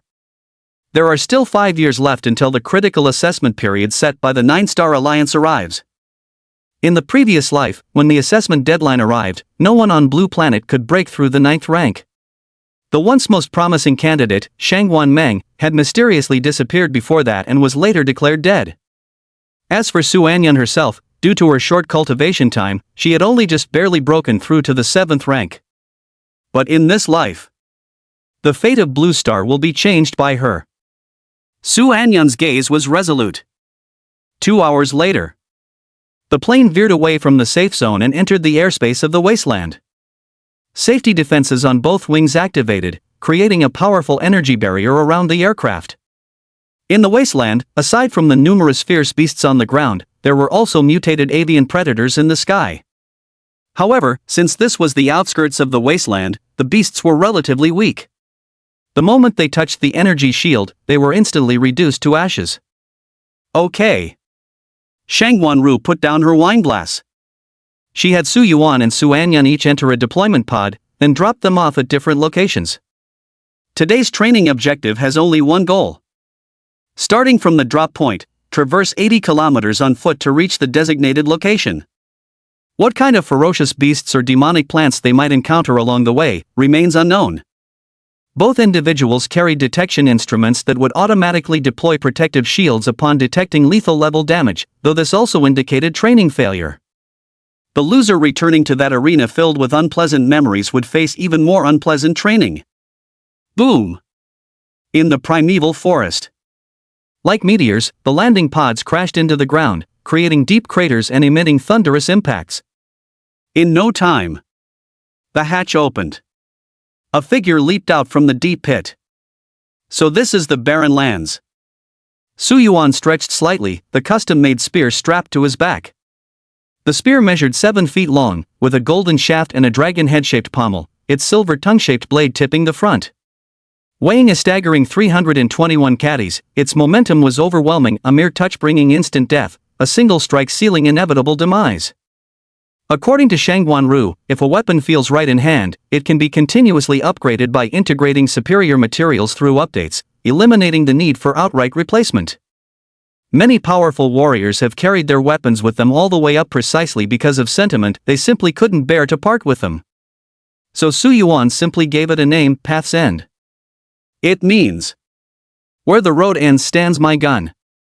When you encounter this firearm, your life has effectively reached its terminus. Compared to urban areas, the concentration of source energy in the wildlands is significantly higher. This has led to flora and fauna in the barren lands mutating faster, producing a greater variety of mutations. Hiss. A hissing sound came from nearby. Su Yuan shifted his gaze to the right and saw a colossal serpent coiled around a thick tree trunk. The python's vertical pupils were icy and cruel, its massive body as thick as a barrel, appearing to be at least 10 meters long. A notification came from the smart bracelet on his wrist. Detected, Tier 1 upper-class ferocious beast, Devourer Wolf Python. A Tier 1 upper-class ferocious beast. Su Yuan was somewhat disappointed. The next instant, his figure had already vanished. Under the enhancement of Perfect Grade Shadow Flash. Even while carrying the Path's End spear, Su Yuan remained as elusive as a ghost. The wolf-devouring python's vertical pupils contracted slightly, but before it could react, it felt its body being tightly clamped by what seemed like 2 pairs of iron tongs. "Good brother. Just relax. Dizziness is normal." Su Yuan grinned. Then, whoosh! He suddenly exerted force with both hands. His arm muscles instantly bulged with terrifying explosive force, actually tearing the massive python clean in half. Since the spinal nerves were still functioning, the 2 severed halves of the devouring wolf python continued to thrash violently in Su Yuan's hands. "I told you dizziness was normal, why are you squirming around?" Su Yuan chuckled. The hellish training of the past few days had truly stoked his fiery temper to the limit. He violently hurled the 2 severed halves of the snake against giant trees several meters thick on either side, pulverizing them until nothing but mangled flesh remained, then tossed them aside like garbage. Setting course for the destination 80 kilometers away, move out. Chapter 57, Devour Mortals, Devour Spirits, Devour Gods, Devour Earth. Devour Heaven. Whoosh! A blade light flashed. A top-tier Tier 1 ferocious beast was cleaved in 2. Su Anyan sheathed her blade, and immediately, the shadow servant transformed into a patch of darkness, enveloping the beast's corpse. Within minutes, only a skeleton remained on the spot. The vanished flesh and blood were broken down and absorbed by the shadow servant, turning into dense life essence that flowed back into Su Anyan. Finally regained this ability. Feeling the surging vitality within her body, Su Anyan's lips gradually curled upward. During this period, apart from cultivating and practicing martial techniques, she had spent all her remaining time diligently developing and restoring various abilities of her shadow servant. With the experience from her previous life, she had managed to develop several of the shadow servant's abilities ahead of schedule in this lifetime, including the life force draining skill called Soul Siphon that allowed her to absorb the vitality of fierce beasts and nourish herself. Currently, the effect of siphoning essence is quite limited, only about 10% of the life force energy is fed back to me. Compared to pure energy like source power, its transmission efficiency is much lower. But this is enough. As long as I slay enough beasts, what does it matter if the efficiency is slightly lower?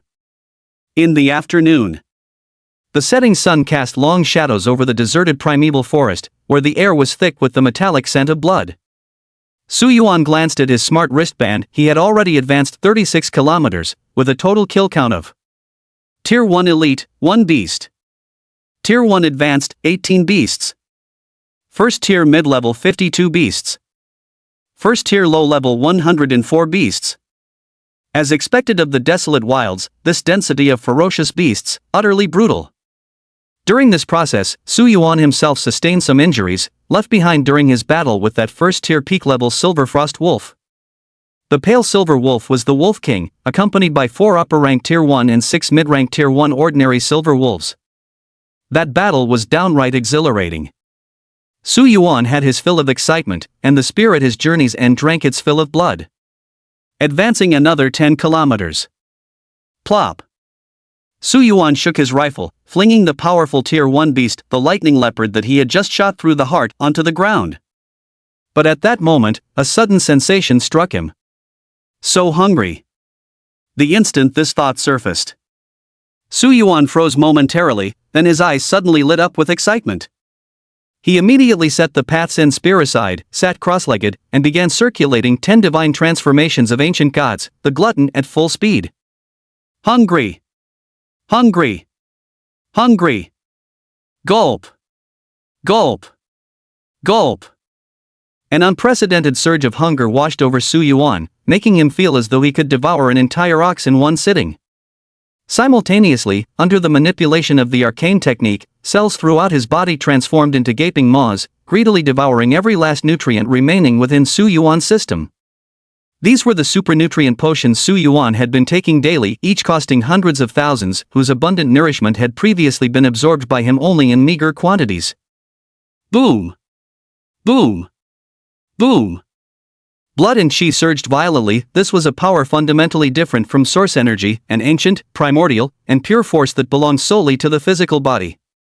Success! Phew! Su Yuan rose to his feet. His eyes blazed with unquenchable desire. In this very moment, he had somehow awakened the legendary power of the gluttonous beast within himself. Although this power is still weak for now, it represents a tremendous leap forward. He approached the thunder leopard's side, releasing the radiant energy from his sun mark, which completely incinerated its fur. Su Yuan hesitated slightly after that. He had an instinctive sense that he could devour the entire thunder leopard raw and fully digest it.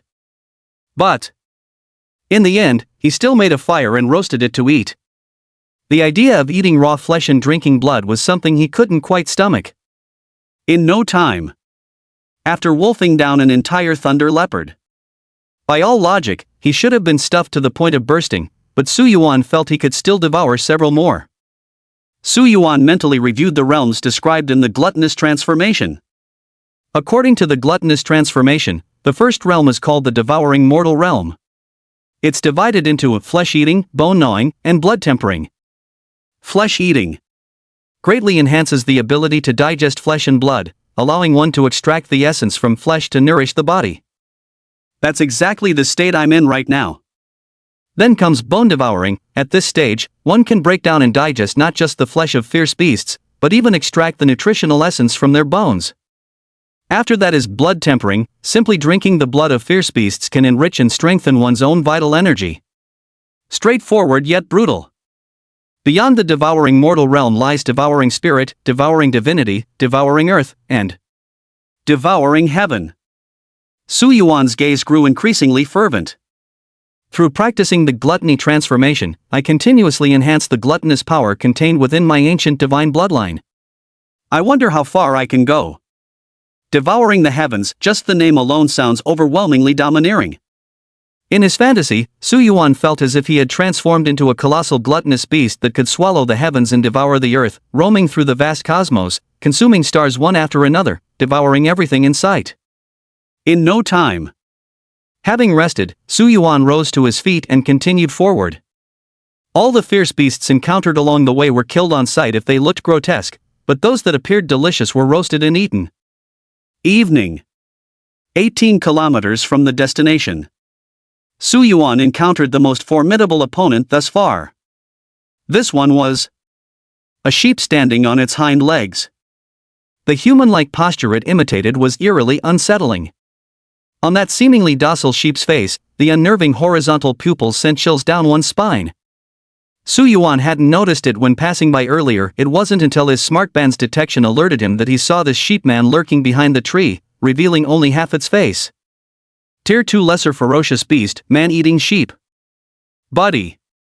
You nearly scared me to death, you know? Su Yuan raised his enroad spear with a soft chuckle. He loved roasted lamb, but facing this bizarre human sheep before him, all he wanted was to slaughter it immediately. Upon hearing Su Yuan's words, the man-eating sheep tilted its head slightly, as if pondering. Yet the next moment, its figure appeared right where Su Yuan had been standing. Such incredible speed. Su Yuan, who had already created distance, narrowed his eyes thoughtfully. This was precisely the advantage of cultivating the Great Sun visualization scripture. His mental fortitude, perceptiveness, and reaction speed had all become sharper, otherwise, he might not have dodged that last attack. And yet, the carnivorous sheep's two arms were moving in alternating left-right motions. Was it trying to twist off his neck had he not dodged? How interesting. Su Yuan's spear tip tilted slightly upward. Staring at the second-tier fierce beast before him, he slowly spoke. Killing an enemy an entire major realm above you, that's called talent, that's called being a freak. Killing an enemy 2 major realms above you, that's called a cheater. The words fell silent. Flash. In the blink of an eye, Su Yuan had already appeared behind the man-eating sheep. And then 9 slaying spears. This time, it was 9 spears as one. Chapter 58. Are you a reincarnator? Do you have a system? Su Anyun was dumbfounded. 9 spears as one. At this moment, the 9-slayer spear unleashed unimaginable terrifying power.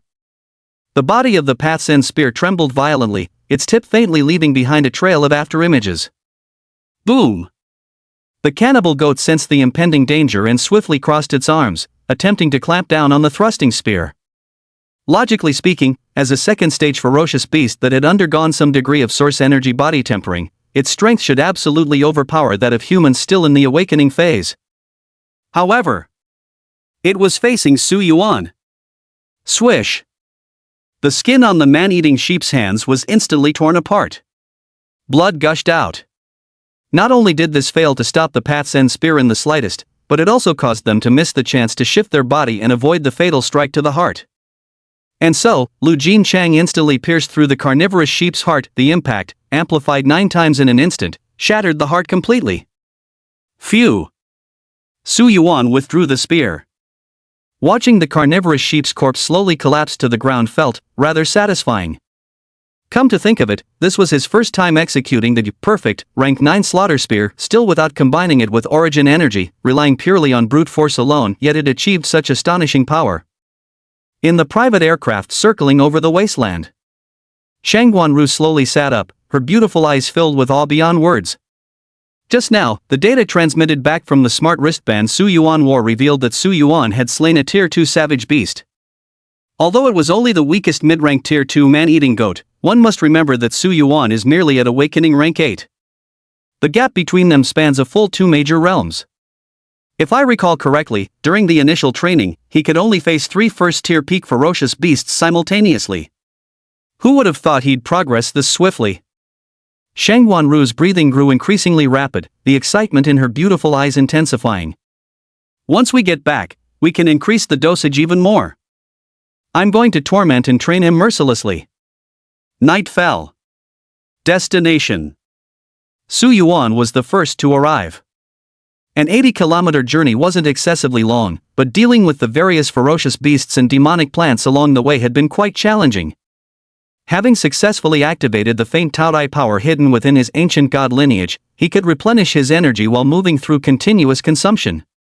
Yet his body bore numerous scars, some wounds already crusted over with dried blood. The most severe was a knife wound on the left side of his abdomen, about 2 fingers deep, faintly revealing the ghastly white ribs beneath.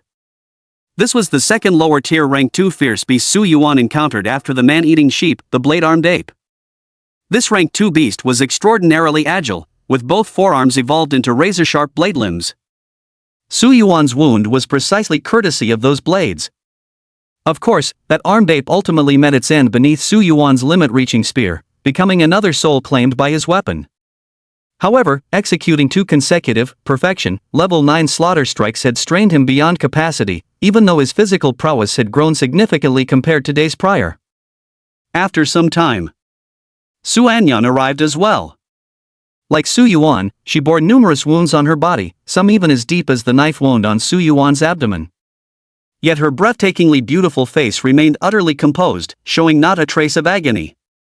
To be honest, Su Yuan deeply admired her. During these days of hellish training, she barely even frowned once. Su Yuan even began to suspect whether this creature's brain was underdeveloped, completely lacking pain receptors. The two exchanged silent glances. After a while, Su Yuan sighed with emotion.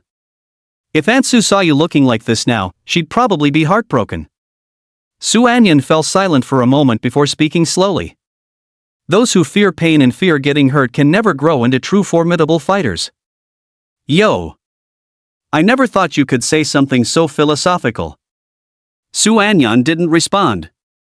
She simply lifted her head, gazing at the dazzling night sky of the wasteland where countless stars shimmered, evoking memories of many past events. Su Yuan was also gazing at the stars, but unlike Su Anyan, he was pondering how much stronger he might become if one day he mastered the devouring heaven realm of the Taodai transformation and swallowed a celestial body.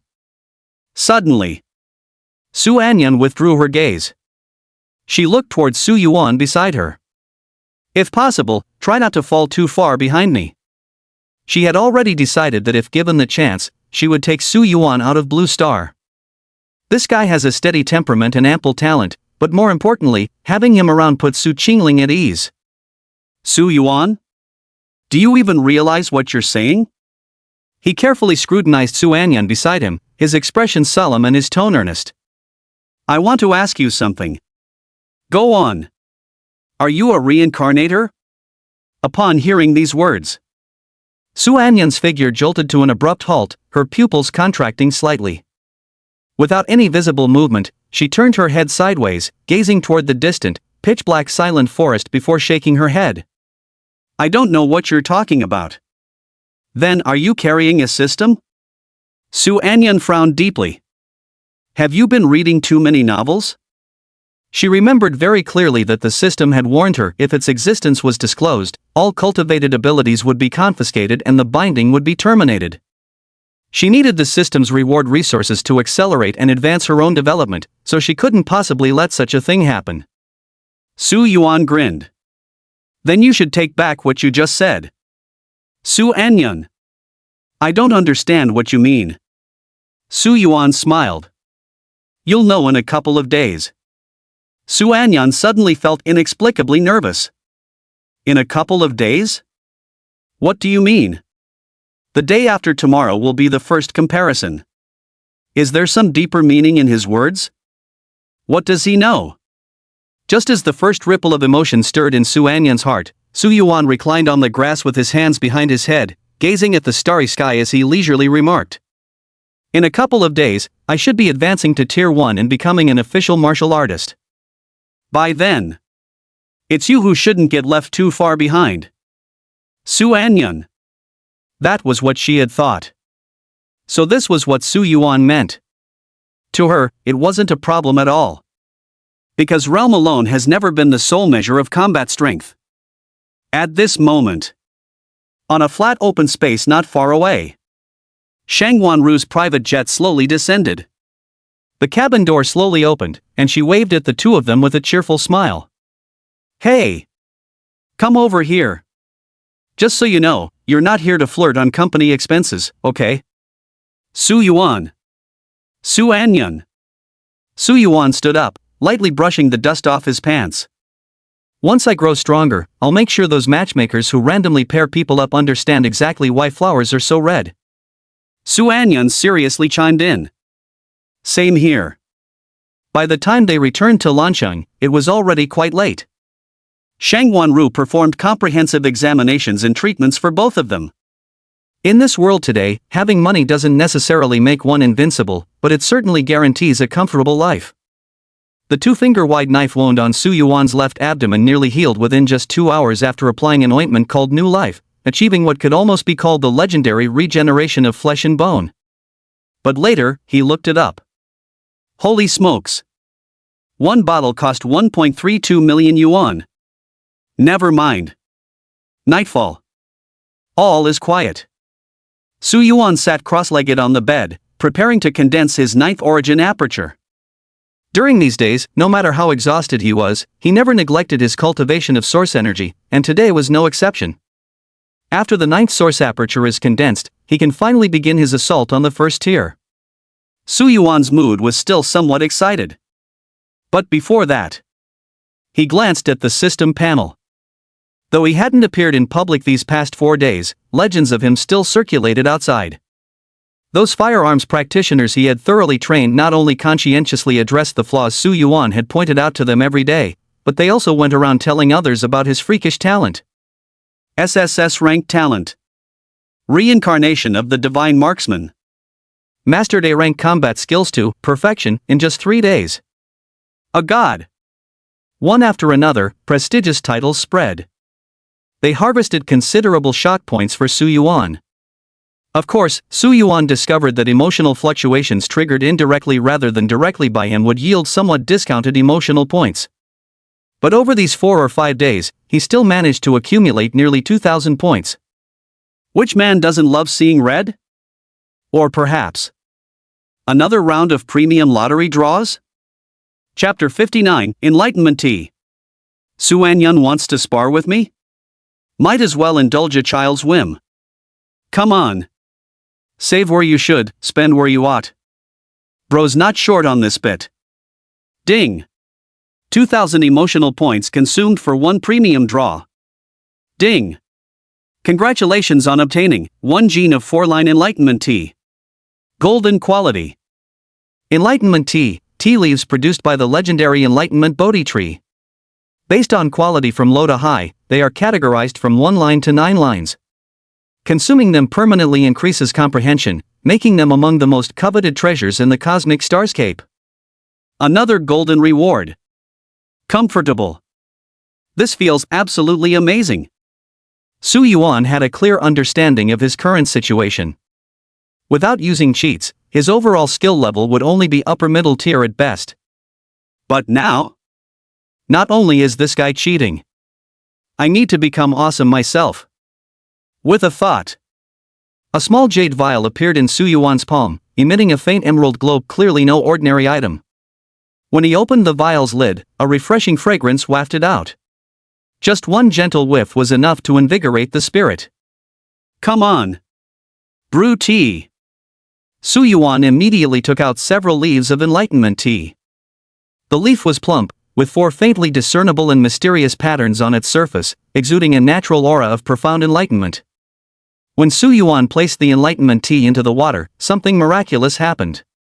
The enlightenment tea instantly dissolved without a trace, yet the water in the cup turned crystalline clear. Though there was no wind in the room, ripples gradually formed on the surface, 4 distinct patterns, as if containing boundless mysteries. If even this 4 lines enlightenment tea is so miraculous, then what about a 9 lines enlightenment tea? Would drinking it make someone ascend to divinity on the spot?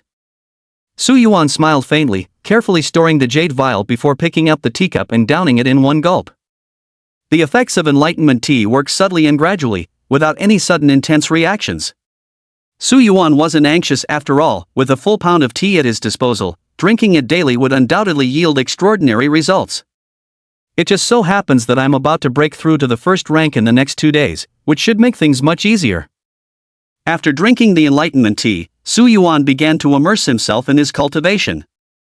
As time passed bit by bit, the 9th source aperture gradually took shape. At the same time, in Su Anyun's room, she hadn't fallen asleep yet, but was instead visualizing the scenes from the Sands of Eternity prison diagram in her mind to hone her spiritual power. During today's training in the wasteland, she slaughtered numerous fierce beasts. With each kill, she meticulously imprinted the brutal deaths of these creatures in her memory, all to hasten the formation of the slaughter prison within the Sands of Eternity prison diagram. The Sands of Eternity prison diagram contain countless depictions of hell realms, each possessing boundless mystical applications. Take the slaughter prison for example. It manifested through killing and could conjure an unparalleled slaughter demon. This allowed her to materialize tangible killing intent, summon the demon in battle against enemies, and even shatter an opponent's will mid-combat. Finally, she personally slayed that supreme slaughter demon, achieving her exalted status and transforming into the goddess of slaughter, eternally guarding the slaughter prison. Of course, she's currently only just begun her visualization practice, still far from reaching that stage yet. What a pity! If only I had enlightenment tea to assist me, visualizing this eternal sands prison diagram would be much easier. In my previous life, a high administrator of Haoyu Star from the 9-Star Alliance accidentally discovered a 6-rune Bodhi tree of enlightenment in a hidden realm. Since then, the 9-Star Alliance has revered Haoyu Star as supreme. This lifetime, that 6-rune Bodhi tree will be mine. Su Anyun's eyes glittered with determination. The contest of grand paths has never known true fairness. Reborn into this life, every opportunity and treasure she missed in her previous existence would now be gathered into her hands. The next day, after Su Yuan woke up, she delightfully discovered that her mental power seemed to have grown slightly stronger. This is the miraculous effect of the enlightenment tea.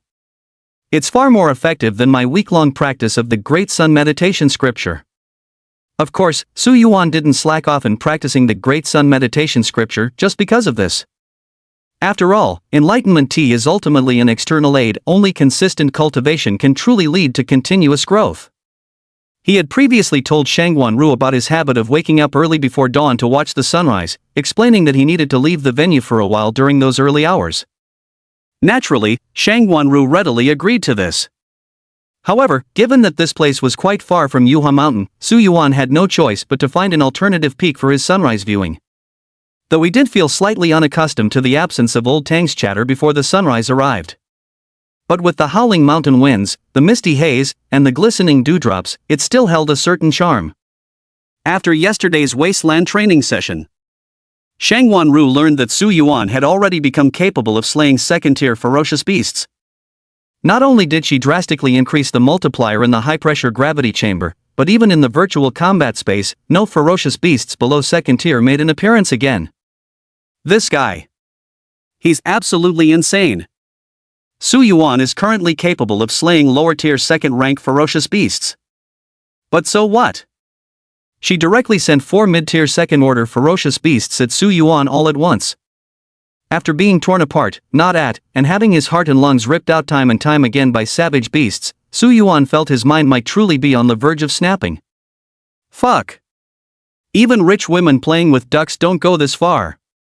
Yet every time Shangguan Ru would cheer him on with a beaming smile, the fervor in her eyes leaving Su Yuan no choice but to steel himself and step back into the virtual combat pod again and again. It wasn't that Su Yuan had suddenly become extraordinarily motivated by this super wealthy woman's encouragement, it was mostly that he wanted to test just where his own limits truly lay. After all, this was just virtual combat. If dying once wasn't enough, then twice, 3 times, even 100 times would do. For the blood of an ancient god flowed through his veins. One day, I'll swallow you all. That settles it. Soon passed a fulfilling, wonderful day. During dinner, after much deliberation, Su Anyan decided to test the waters before tomorrow's comparison arrived. After we finish eating, let's head to the virtual combat pod and spar for a bit. Su Anyan gazed calmly at Su Yuan. Su Yuan shook his head. Forget it, I'm a bit tired today. If you really want to spar, let's wait until tomorrow. He genuinely didn't understand why Su Anyan wanted to spar with him. After all, the gap in their strengths should be quite significant. So even in tomorrow's sparring match, he couldn't possibly go all out, might as well humor the little girl and play alone. Su Anyan didn't know Su Yuan's thoughts, but having been rejected once, someone of her temperament would absolutely never make the same request again. So, then let's wait until tomorrow. Her shadowless blade technique was already approaching mastery level from its current, proficient, state. Additionally, the massive amount of ferocious beast flesh previously absorbed by the shadow servant to replenish her energy had elevated her physical constitution to another level. Victory is assured. She paid no attention to Su Anyan. Su Yuan walked toward the food service window and ordered another 10 pounds of ferocious beast meat. Ever since awakening the ravenous power of the ancient gods hidden within his bloodline, his appetite had grown several times larger. Fortunately, the cafeteria provided unlimited quantities of high-tier ferocious beast meat. Everything he devoured was digested and transformed into pure vital energy to nourish his body, propelling his physical growth to new heights once again. He really can eat. Su Anyan watched as Su Yuan returned with an enormous basin of meat, silently thinking to herself before turning and walking away. The shadow servant's energy drain ability had just been developed and still had certain limitations. As the absorbed flesh of the ferocious beast from last time hadn't been fully consumed yet, and she herself couldn't assimilate the blood and energy so quickly, she had no immediate need for more beast meat. After Su Anyan left, Su Yuan continued to enjoy his meat with delight. Before long, having eaten and drunk his fill, he was just about to leave. At that moment, a familiar figure appeared, accompanied by a voice as pleasant as silver bells. Brother Su Yuan. I came to see you. Shangguan Meng smiled with captivating charm. Following behind her, Shangguan Ru had disheveled hair and evasive eyes, looking rather disheveled, clearly having just been thoroughly disciplined by her elder sister. Having spent so long in this hell, Su Yuan endured daily torment, both physical and mental. Su Anyan was an iceberg of a person, hardly speaking a word in daily life. Shangguan Ru was wholly absorbed in studying their various bodily data, leaving Su Yuan frequently bored and listless. Now, seeing this whimsical and adorable little lowly, his mood instantly brightened, as if a ray of sunshine had pierced through a dimly lit room. His lips curled into an involuntary smile as he inexplicably picked up the cheerfully approaching Shangguan Meng, lifted her high into the air, and spun her around a few times, even giving her squishy cheeks a playful pinch. Completely ignoring Shangguan Meng's stiffened body and Shangguan Ru's horrified expression, he grinned widely and said, "Long time no see. Little sister Meng." Chapter 60, Cute, Fun, Want a Pet. Breaking through to Tier 1? So simple? What's wrong with you? Su Yuan noticed that Shangguan Meng in his arms seemed somewhat stiff. Ahem. Shangwan Ru from behind lightly coughed, quickly coming to her elder sister's rescue. That's how it is. My younger sister has contact syndrome. Contact syndrome? Su Yuan grew even more puzzled. Actually, it's nothing serious. It's just that if someone makes physical contact with her, she'll inexplicably become nervous, her heart rate spikes, her body stiffens. Shangwan Ru lied casually without blushing or a racing heart. She knew her elder sister's situation all too well. Forget about hugging, show her any man in the imperial capital who'd dare lay a finger on her. He'd probably find himself on a wooden plank the very next second. Su Yuan's case was purely one of ignorance breeds courage, like a newborn calf unafraid of the tiger. Truth be told, her elder sister had brought this upon herself, insisting on playing the sweet younger sister. But you had to admit, seeing her wanting to explode yet unable to, it was actually kind of adorable. Makes you want to pinch her cheeks. Of course. Shangwan Ru only dared to think about it in her heart. Although she didn't understand why her sister had such high tolerance for Su Yuan, she was certain that if it had been her instead, she would have been thrown halfway across the galaxy. So that's how it is. Su Yuan was taken aback for a moment before gently setting Shangwan Meng down. Sorry, I didn't realize earlier. Who? Shangwan Meng took a deep breath and forced a bright smile onto her face. It's nothing. But the next instant, Su Yuan's finger lightly poked her cheek, then he blinked and looked at her with an eager expression. Shangwan Meng. Shang Ru? What the hell is this? There's an old saying that goes, telling one lie requires countless more to cover it up. To corroborate Shangwan Ru's offhand fabrication about having contact syndrome, Shangwan Meng had no choice but to grit her teeth and reenact the so-called unexplained nervousness, elevated heart rate, and stiff limbs. Su Yuan was amused. Who knew such a constitution existed in this world? Fun, cute, want a pet. And so, in the next few minutes, Su Yuan went from poking her cheeks with his fingers, to patting her head, to holding her little hands, trying them all one by one, thoroughly enjoying himself. Shang Ru watched from the side, trembling with fear. While trying to stay professional, Shang Meng struggled to suppress the violent urge to send this beaming fellow flying. Until finally, Su Yuan came to a halt. He turned his gaze toward Shang Ru standing nearby. Sister Ru, didn't you say you have a doctorate in psychology? Shouldn't younger sister Meng's condition be caused by psychological issues? Can't you help treat her? Shangwan Ru swallowed hard, her throat bobbing as cold sweat beaded densely on her forehead, forcing an unnatural smile. Before she could speak, Shangwan Meng's voice drifted over softly. That's right, sis. Why didn't you help treat me earlier? Shangwan Ru's face turned pale. It's over. Ru Jie. Ha? Where's Sister Ru?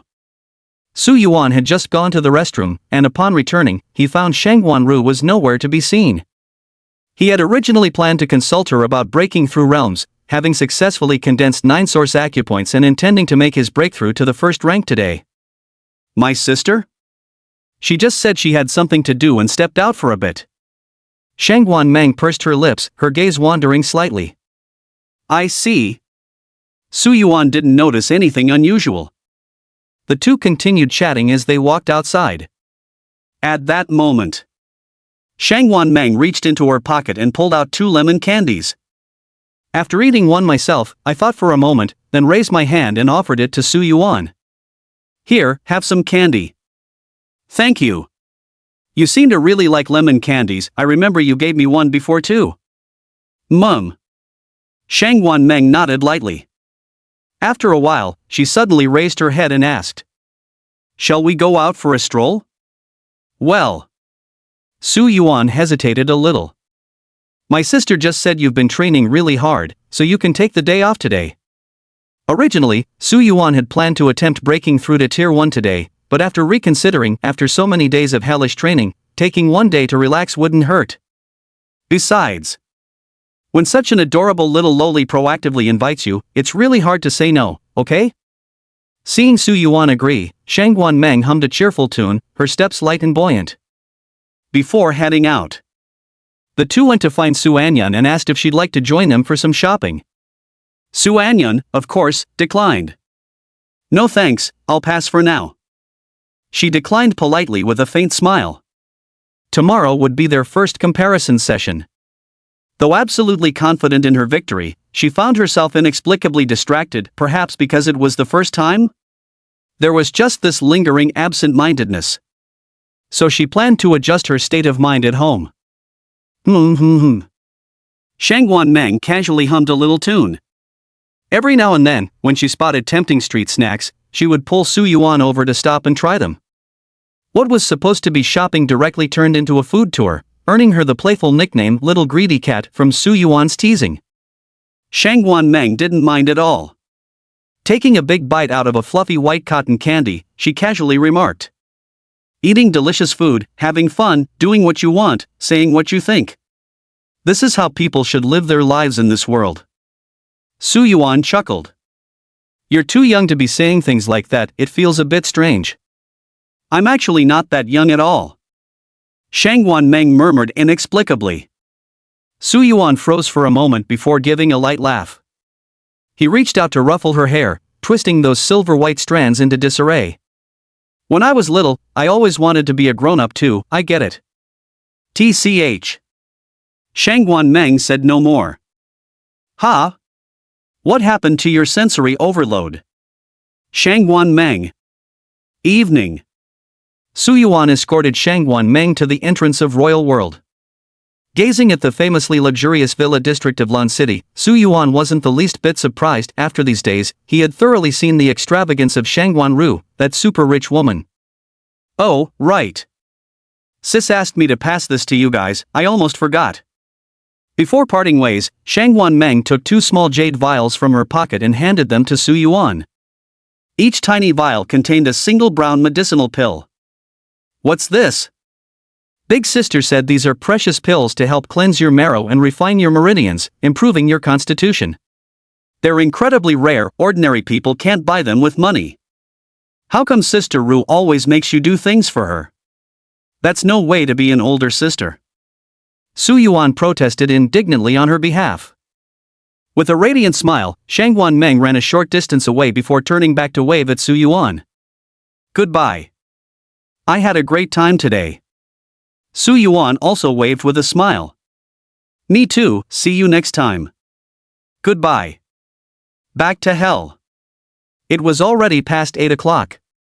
Su Yuan still hadn't seen Shangwan Ru's figure, he truly had no idea where she'd gone. Knock, knock, knock. Su Yuan knocked on Su Anyan's door and handed her the pill. This is for you. Sister Ru gave it to us. She said it's a pill for cleansing the marrow and meridians, to improve one's innate talents. Mum. After Su Anyan took it, Su Yuan suddenly remembered her sparring invitation. When shall we spar tomorrow? Su Anyan shook her head. Forget it. Pretend I never said it. Su Yuan had originally treated this so-called sparring as merely humoring a child, so upon hearing this, he naturally had no objections. All right. Inside the room. Su Anyan poured the pill from the small jade vial and sniffed it lightly. After comparing it with the memories in her mind, a trace of surprise flickered in her beautiful eyes. This is the Extremity Primordial Pill. The Extremity Primordial Pill, a precious elixir crafted from the essence blood of apex ferocious beasts beyond the 6th rank, combined with various peerless spiritual treasures. Possessing extraordinary efficacy, what makes it even more exceptional is that it contains several supreme spiritual ingredients with mild medicinal properties, enabling even low-level martial artists to utilize it. Thus, it's incomparably precious and impossible to obtain with mere wealth. Even among the great noble families of the imperial capital, only the most outstanding geniuses among the direct descendants are qualified to use this. This extreme origin pill. If I'm not mistaken, Shangwan Ru shouldn't be able to obtain it, only Shangwan Meng, who has successfully been infected as a marquis, could possibly acquire it. Even though this was Shangwan Ru's experiment, Shangwan Meng went to such lengths. It seems the bond between these sisters is truly deep.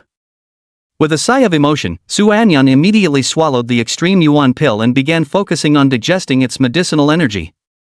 On the other side. Back in his room, Su Yuan first brewed a pot of enlightenment tea and drank it. After finishing the tea and letting it settle for a while, he finally took out the pill and swallowed it. He had no idea this was the so-called extreme Yuan pill, but as soon as the pill entered his stomach, it unleashed a tremendous surge of medicinal energy far more potent than all the nutritional supplements worth tens of millions he had consumed over the past days combined. Good stuff. Su Yuan's eyes lit up. He immediately activated the gluttonous transformation, stimulating the gluttonous power within his bloodline, turning every cell in his body into ravenous predators slowly devouring the immense life force contained within the medicinal pill. Late night. Su Yuan slowly opened his eyes. A thin layer of grime clung to his body. The ancient god's bloodline had granted him formidable physique and immense strength, yet it lacked the effect of marrow cleansing and meridian forging. With the aid of this elixir's effects, expelling some of the impurities from his body left him feeling noticeably more vigorous, with smoother energy flow. Wide awake, Su Yuan decided to attempt his breakthrough to the first stage. According to fundamentals of martial Tao and Tianyuan cultivation method, advancing from the awakening stage to the first stage requires drawing one true meridian from each of the 9 source acupoints, extending them to converge at the source C acupoint in the lower abdomen. This prepares the foundation for condensing the source C during the second stage. Successfully connecting 1 to 3 true meridians qualifies as lower first stage, 3 to 6 as middle first stage, and 7 to 9 as upper first stage. The first order limit involves expanding these 9 true meridians. As long as they are widened by more than twofold, that is the limit realm. Let me first test how challenging this true vein connection actually is. With this thought in mind, Su Yuan calmed his heart, activated the Tianyuan cultivation method, stimulated his source acupoints, and attempted to draw forth the true meridians from within. The sky whitens at dawn. The first rays of morning sunlight filtered through. This was Su Yuan's first missed sunrise since obtaining the great solar visualization scripture. Suddenly. Phew! Su Yuan remained motionless. He opened his mouth and exhaled a wisp of white vapor. The white chi shot out like an arrow, dispersing only after traveling several meters. He opened his eyes. In them lingered a trace of bewilderment. No. Connecting the true meridians. Is it really that simple? Chapter 61, Innate Cultivation Sacred Body, First Combat Power Comparison begins. That's right.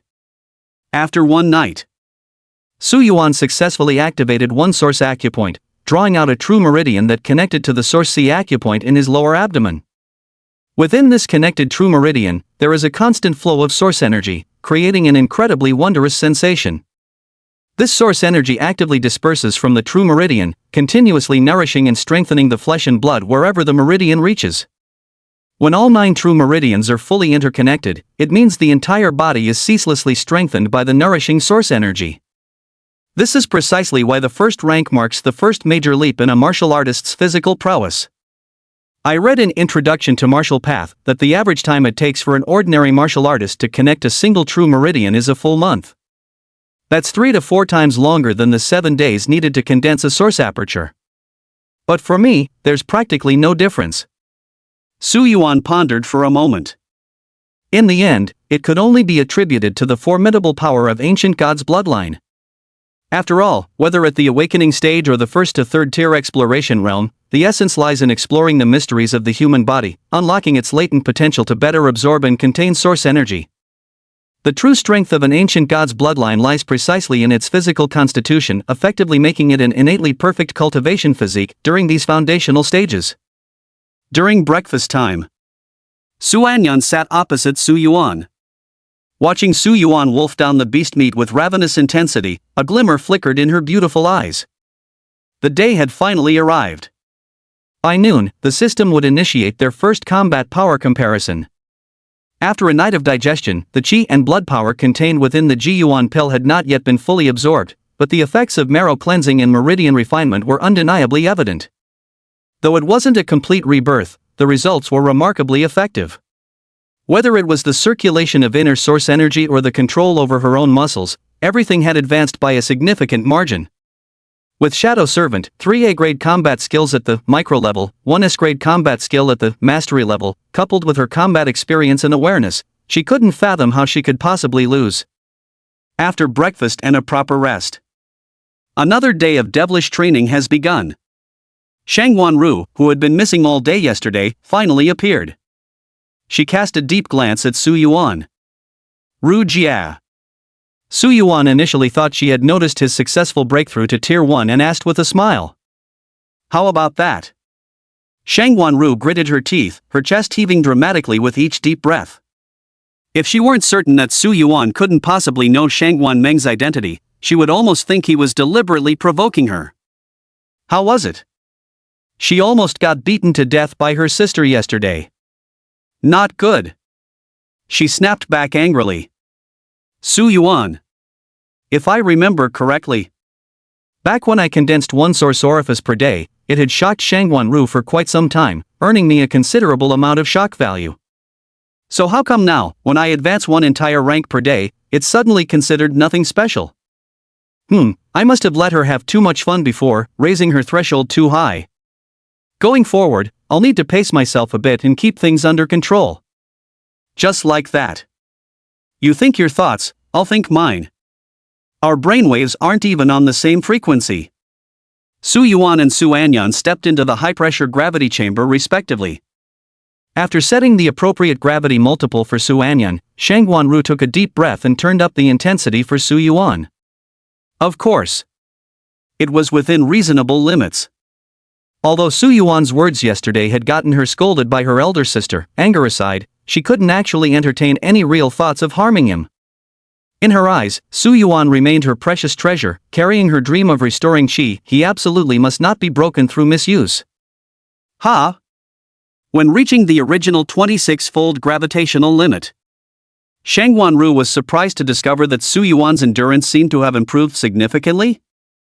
Of course, she knew about the single Ji-Yuan pills that Shangwan Meng had given to both Su Yuan and Su An yesterday. However, apart from the immediate effects of cleansing the marrow and refining the meridians, the immense qi and blood power contained within the extreme origin pill would linger in their bodies for a long time, being slowly absorbed bit by bit. Therefore, the strengthening effects on their physical bodies couldn't possibly be this rapid. Then, how about doubling it? Inside the high-pressure gravity chamber, Su Yuan struggled to maintain his balance. Breaking through to the first rank enhances a martial artist's physique gradually, but the effects aren't immediate. It requires daily accumulation and nourishment from source energy. The true reason his physical strength reached new heights was his use of the Taotia's power last night, mobilizing every cell in his body to voraciously devour the immense life force within the extreme Yuan pills. Yet even so, after an entire night of absorption, he had barely managed to consume a tenth of the pill's power. 27 times gravity. Snap. Su Yuan's knee joints emitted faint cracking sounds as his body bent slightly, nearing its limit of endurance. 28 times gravity. Su Yuan's body bent deeper, now nearly in a half-squat position, needing to brace his thighs with both hands just to barely remain standing. 29 times gravity. 30 times gravity. At last. The terrifying gravitational pressure exceeded Su Yuan's maximum capacity to endure. He was pinned firmly to the ground. In contrast, Su Anyan next door was only experiencing 18 times gravity. Gravity, unseen and intangible, could act on every single point of the body. Under the crushing pressure like a mountain, even Su Yuan found it extremely difficult to breathe, every cell in his body struggling against this overwhelming force. Under extreme pressure, people often unleash potential beyond their limits, which was why Shangwan-ru always set the gravity multiplier for the two of them to the critical value of 1.2. Feed me more. After last night's devouring, every cell in Su Yuan's body was brimming with abundant qi and blood energy, but it wasn't enough, still not enough.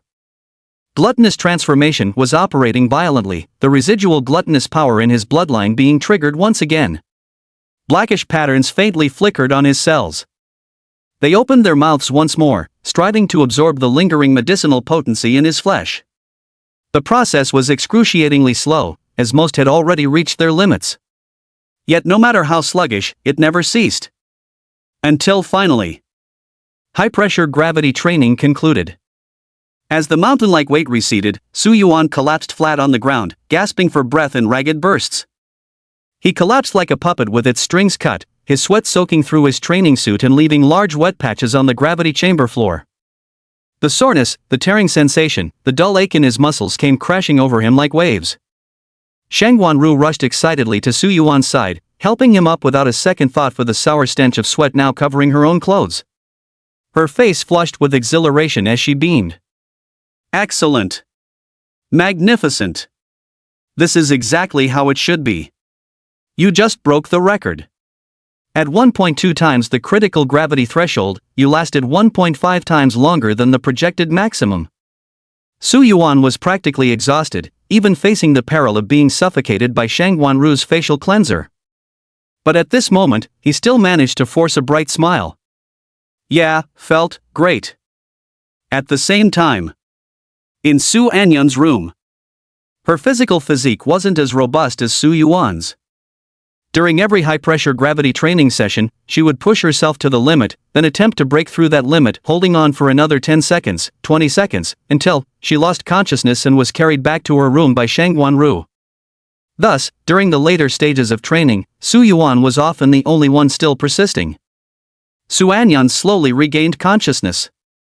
An excruciating, bone-shattering pain coursed through her body, causing her brows to furrow involuntarily. She assessed her physical condition. There's still a long way to go. During her time at the Kanglin War Academy, she had once obtained a secret inheritance regarding the cultivation of battle qi. Under extreme pressure, she could successfully cultivate battle qi using this secret method. But currently, it would take at least half a month to a month before there was any possibility of cultivating even the lowest level single vein battle qi. By the way, what time is it now? Su Anyun abruptly snapped back to attention. At that moment, a mechanical voice slowly echoed in her mind. Ding! The first combat power comparison officially begins. Chapter 62 Lost? Has it finally begun? Earlier when she woke up from unconsciousness looking for her phone to check the time, it was because she was worried about missing the system's first combat power comparison. Only she discovered that while she had been slightly nervous before the comparison started, once it truly began, she inexplicably felt much more relaxed. Because the outcome is already predetermined. There's no doubt she will win. Su Anyun propped herself up against the headboard, trying to ease the soreness in her body after an intense training session. At the same time, she began to ponder what kind of reward she would receive and how to utilize it with maximum efficiency. First combat capability comparison in progress. A mechanical prompt tone slowly echoed in his mind. 1 second, 2 seconds, 3 seconds. Get me a glass of water. The shadow attendant quietly went to fetch a glass of water. Su Anyun took a small sip, relieving the dryness in her throat after waking from unconsciousness. They say waiting feels the longest, and her anticipation for the system's reward resources was so strong that even a single second felt agonizingly drawn out. Ding! The first combat power comparison results are announced. Until finally, the combat power comparison has concluded. Shen Anyun set the water glass aside with a serene expression, as if she had already foreseen her victory. Yet she showed little excitement or joy, because in her eyes this outcome was inevitable, something she was meant to accomplish. At the same time, this didn't make her look down on Su Yuan, as through their recent interactions she'd come to acknowledge. Whether in talent, aptitude, or temperament, Su Yuan's performance was monstrously exceptional. Completely different from his ordinary and unremarkable self in the previous life. He could truly be called a heavenly prodigy. It's just a shame he encountered me. Losing to me is no shame. The starry sky is filled with countless prodigies. You'll always find worthy opponents and your rightful place. May your future. The martial path thrives.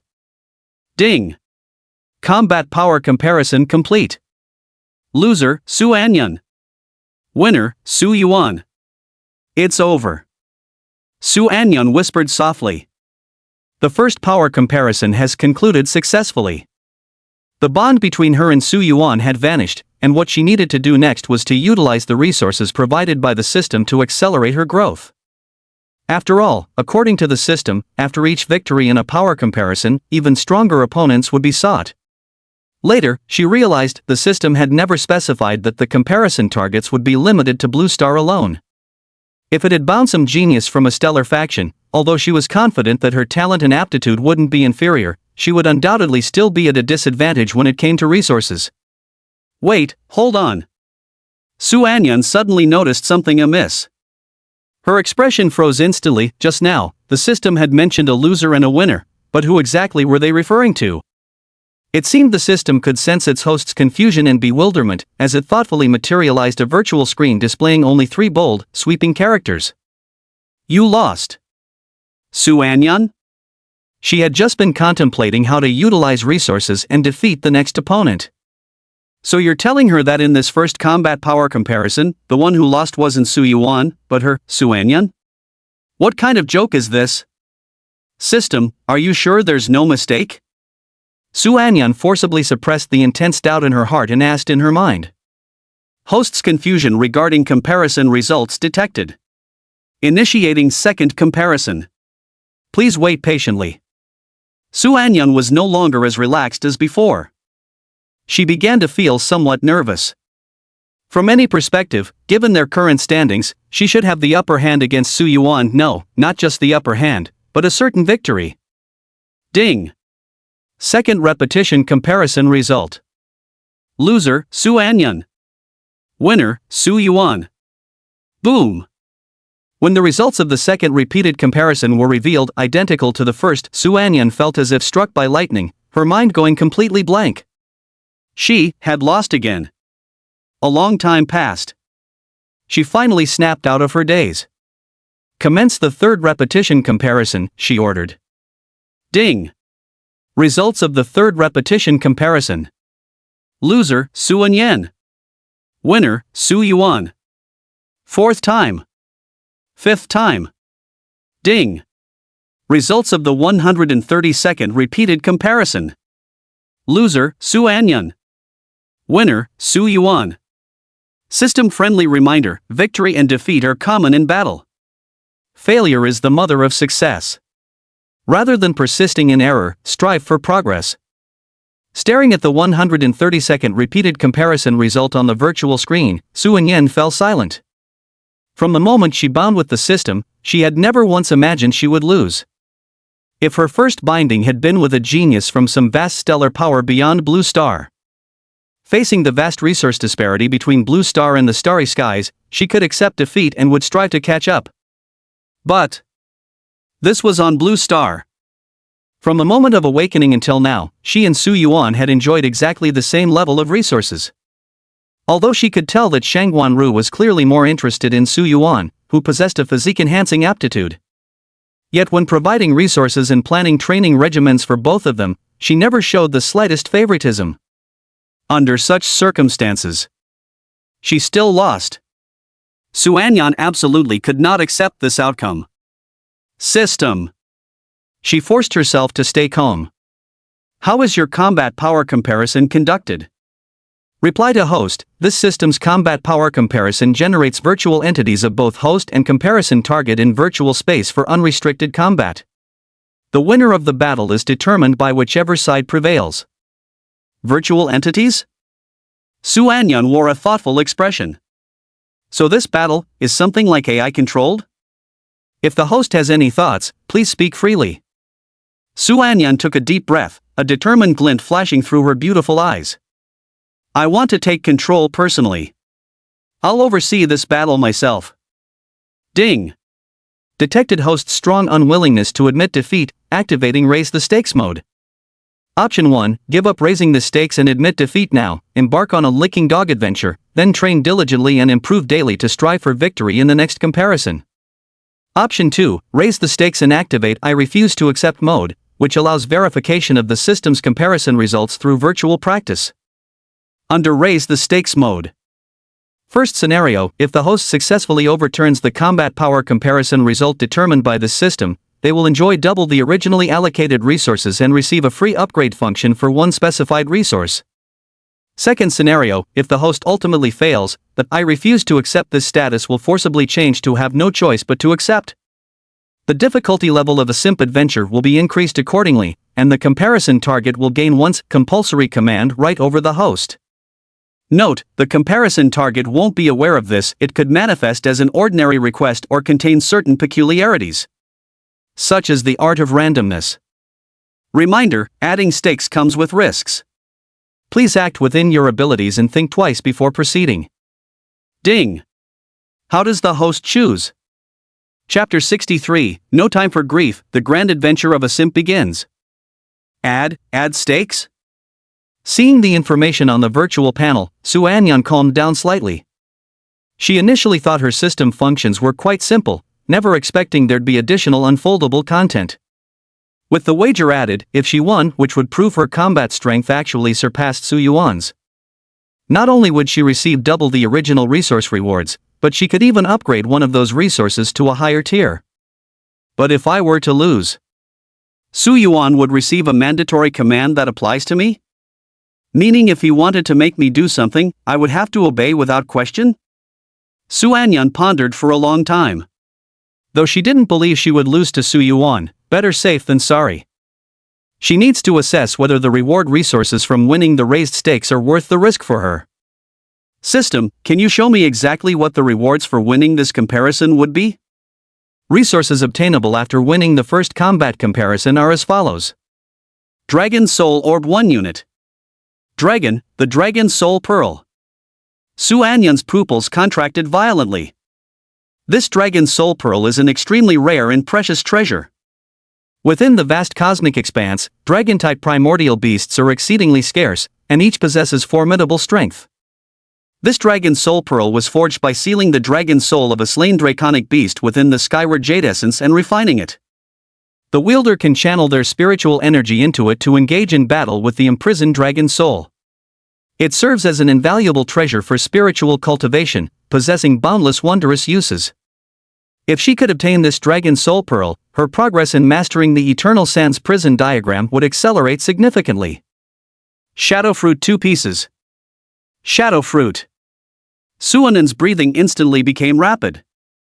This was a precious spiritual treasure she had painstakingly obtained back then, one that only grew in the shadow boundary between starry skies of the cosmos. Shadow Junction is an extremely unique and rare zone. On either side of it, one side was a dazzling expanse of stars, while the other was a void of darkness, devoid of any stars. Such regions are exceedingly rare even in the vastness of the cosmic sky. Moreover, it possesses an extraordinarily potent enhancement effect on her shadow talent. Talent is the foundation of her existence. If she could obtain these two shadow fruits, her growth rate would become even more terrifying. Beyond that, there are purple extreme crystals, heavenly origin spirit liquid, jade marrow stones. Each and every one. They're all incredibly precious resources. They're treasures that don't exist on Blue Star. It is of tremendous help and benefit to cultivation. But what truly excited Su Anyan the most were the Dragon Soul Pearl and the Shadow Meld Fruit, as they were the most compatible resources she currently needed. The Shadow Meld Fruit, after growing for 1,000 years in the border shadow domain, can evolve into the even more potent Shadow Still Fruit. The system mentioned that as long as I win the wager, I can get a free resource upgrade opportunity. Su Anyan took a deep breath. She simply refused to believe it. Could she really be outshone by Su Yuan? System, I choose. Raise the bet. Ding. The host clearly states I don't accept this and chooses to raise the bet. Ding. Virtual space generating. Good luck. The system's voice trailed off. Su Anyan felt a momentary dizziness. By the time she regained her senses, she was already inside the virtual space simulated by the system. Steadying herself, she looked up to see Su Yuan standing coldly across from her. Is this the one-to-one replica virtual entity created by the system? Su Anyan's eyes flickered slightly as she raised her hand, a tang blade already gripped in her palm. Up to this point, she had yet to cross blades with Su Yuan, and thus had never witnessed his true strength. Well then. Come at me. Show me how you managed to defeat me in 132 combat simulations. With unwavering determination, Su Anyan made her move. Precision, level shadow dash. Whoosh. Her figure vanished in an instant. In the blink of an eye, she arrived at the spot where Su Yuan had stood moments before. This was a virtual battle, even death wouldn't affect reality in the slightest. So Su Anyan held nothing back. A lion uses its full strength even when hunting a rabbit. Without hesitation, she unleashed an S-grade combat skill, Boundless Blade Shadows. The Tang sword in her hand moved so fast it left afterimages, like the bone-whittling wheels of the incessant hells, offering no escape. The best outcome? A merciful departure to paradise. At the same moment, the shadow attendant silently appeared behind Su Yuan. It activated its innate ability, Shadow Bind, as countless dark tendrils surged from the ground like vines, ready to coil around Su Yuan and pin him in place. Its razor-sharp dagger gleamed with a chilling light as it attacked simultaneously with Su Anyan from both front and back, each strike carrying lethal intent as they aimed directly for vital points. But just then, Su Anyan's pupils abruptly contracted. Boom! The solar mark on Su Yuan's right hand suddenly blazed to life. Blazing solar energy erupted from it, enveloping Su Yuan like a scorching sun. The shadow tendrils summoned by Shadow Bind were completely incinerated, and even the shadow servant melted away like ice meeting fire, vanishing without a trace. Only the dagger in its hand remained, clattering to the ground where it stood. Before Su Anyan could react, without the shadow servant attacking from behind, Su Yuan's figure abruptly vanished from the spot. This is perfect, great shadow flash. Faster than Su Anyan's speed. How is this possible? Su Anyan had previously learned that Su Yuan's mastery of the 9 murder spear had reached the perfect level. Though shocked, there was a logical explanation for it. After all, before awakening, during practical combat classes in school, Su Yuan's most proficient weapon had always been the spear. If one were to call him a born prodigy in the spear path, it would indeed be a plausible argument. But Shadow Flash, this A-ranked movement combat technique. How could he have mastered it to perfection level? No time to think now. The warrior instinct alerted Su Anyan to the impending danger approaching from behind. Through sheer control over her muscles, she forcibly halted the momentum of boundless blade shadows mid-execution and turned around only to meet Su Yuan's pair of strikingly golden eyes that radiated absolutely no trace of human emotion. What was this? Though she sensed that inexplicable tremor of fear, Su Anyan reacted just a fraction too late. Su Yuan's mastery of Shadow Flash surpassed hers. In multiple dimensions such as muscular explosiveness, brute strength, and peak speed, he also surpassed her. Even in mental attributes like reaction time, perceptiveness, and seizing opportunities, thanks to his cultivation of the Great Sun visualization scripture, he was not inferior to her. Under these circumstances, without surprise, the spear in Su Yuan's hands pierced straight through Su Anyan's chest. Su Anyan coughed up blood, her heart shattered, impaled upon the spear tip, yet Su Yuan merely flung her to the ground with indifference. As her consciousness faded, Su Anyan heard the system's announcement. 133RD Combat Power Comparison concluded. Loser, Su Anyan. Winner, Su Yuan. Friendly reminder, choosing practical combat may cause certain psychological trauma or setbacks for the host. Unless absolutely necessary, please refrain from being stubborn in the future. When she opened her eyes again, she was still in her own room. Su Anyan's expression was complicated, her eyes filled with bewilderment. Why did she lose? She couldn't understand. She had indeed sensed the brilliant sun power from Su Yuan before, but that power had been extremely faint, far too weak to inflict such severe damage upon the Shadow Servant. And besides the 9-kill spear, why had his Shadow Flash also reached a perfect level mastery, allowing him to evade her boundless blade shadows with such ease? Moreover, his reaction speed, explosive power, and ability to seize opportunities were no weaker than her own. Yet, she had clearly cultivated the Ganges prison suppression diagram, which should have given her a significant mental advantage over him. Ding! No time to mourn the host's defeat, for what comes next is the upgraded Simp's Great Adventure, now majestically unveiled. Su Anyan suddenly froze in her tracks. An indescribable sense of humiliation welled up in her heart. Once upon a time. Never mind. A true hero speaks not of past deeds. Losing was losing, she wasn't the sore loser type, and besides, raising the stakes had been her own choice born of stubborn defiance. This time I lost, but there will be a next time. Next time, she would definitely win back everything that rightfully belonged to her. Thinking this, Su Anyan took a deep breath and clenched her teeth. Speak. Tell me what to do. Chapter 64, The True Value of Compulsory Command Authority. Wait, are we even acquainted? Ding. Original Lick Dog Adventure Mission, buy / make breakfast for Su Yuan for 5 consecutive days and deliver it to him personally. Due to the host choosing to raise the stakes and losing the gamble, the Lick Dog Adventure has been upgraded. Upgraded mission details as follows.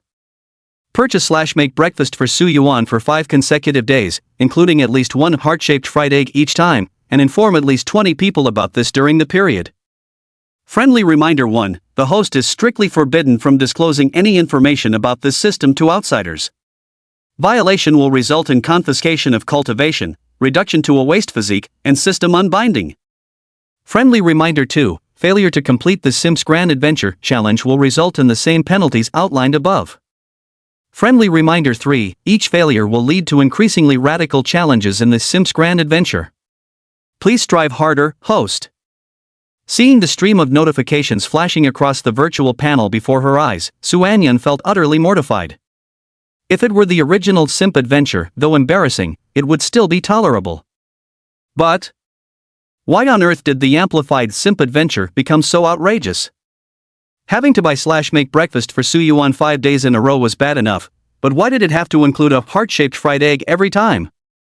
The meaning behind a heart-shaped fried egg is just too obvious, it's practically a blatant confession. And in this past year, the number of words I've exchanged with Su Yuan can be counted on one hand. If I suddenly pull something like this, how would he see me? And another thing. Telling at least 20 people about this. Whoosh. Su Anyan exhaled deeply, trying to clear her mind while persistently convincing herself, almost brainwashing herself. Su Anyan. You can do this. You can definitely do it. Compared to failing and becoming a cripple, forever losing all hope of reaching the pinnacle, what's this little challenge in comparison? As long as you can swallow your pride, it's just a bit of hardship after all. A long silence. She had finally mentally prepared herself. At that moment, the system popped up the corresponding prompt again. First comparison completed. Begin your bootlicker adventure now. Before the next comparison arrives, you will gain Fangirl Mode. Fangirl Mode, the strength of the comparison target fills you with admiration and fascination. You will gain a 20% cultivation speed boost, all for the sake of standing shoulder to shoulder with them. Su Anyan. My bad. Although she lost this time. Yet in her heart, she still refused to accept defeat. As for that so-called fangirl mode, she didn't have an ounce of it. Of course, being able to gain a 20% cultivation speed boost, that was excellent. No reason to turn down free benefits. 10 days. In these 10 days, I will surpass you without fail. Su Anyan steeled her resolve, her gaze unwavering with determination. The consequence of her first failure in this loyal dog adventure had already pushed her to the brink of endurance. She couldn't imagine what greater challenges she might face if she lost again. So, next time, she absolutely must win. Coming back to her senses, Su Anyan suddenly realized. Compared to delivering breakfast to Su Yuan for 5 consecutive days, making 20 people aware of this matter seemed even more challenging. Su Qingling. Shang Ru. At most, there's also Shang Meng. Apart from these 3 people, she hardly knows anyone else. Then, where on earth would she find the remaining 17 people? Got it. Su Anyan suddenly saw the light. For the remaining 17 people, finding complete strangers could minimize the awkwardness. Ding. Friendly reminder, these 20 people must be those who know both you and the person you're comparing with. Su Anyan. Afternoon. It was time for the virtual death duel training again. During the preparation period, Su Yuan noticed that Su Anyan sitting across from him seemed somewhat restless, occasionally stealing glances in his direction. She appeared completely distracted. This wasn't like her at all. What's going on? Was something troubling her? Su Yuan pondered silently. He had no thoughts about Su Anyan, but he cared deeply about Aunt Su. Aunt Su had once told him to look after Su Anyan when they were outside, so he naturally had to keep his promise. After some consideration, Su Yuan stood up and sat down beside Su Anyan. If it had been the Su Anyan of the past, she would have had no reaction to Su Yuan's action, she might not have even batted an eyelid. But now, she felt inexplicably nervous because she hadn't forgotten. After failing to annotate, Su Yuan gained the authority to issue a compulsory command against himself.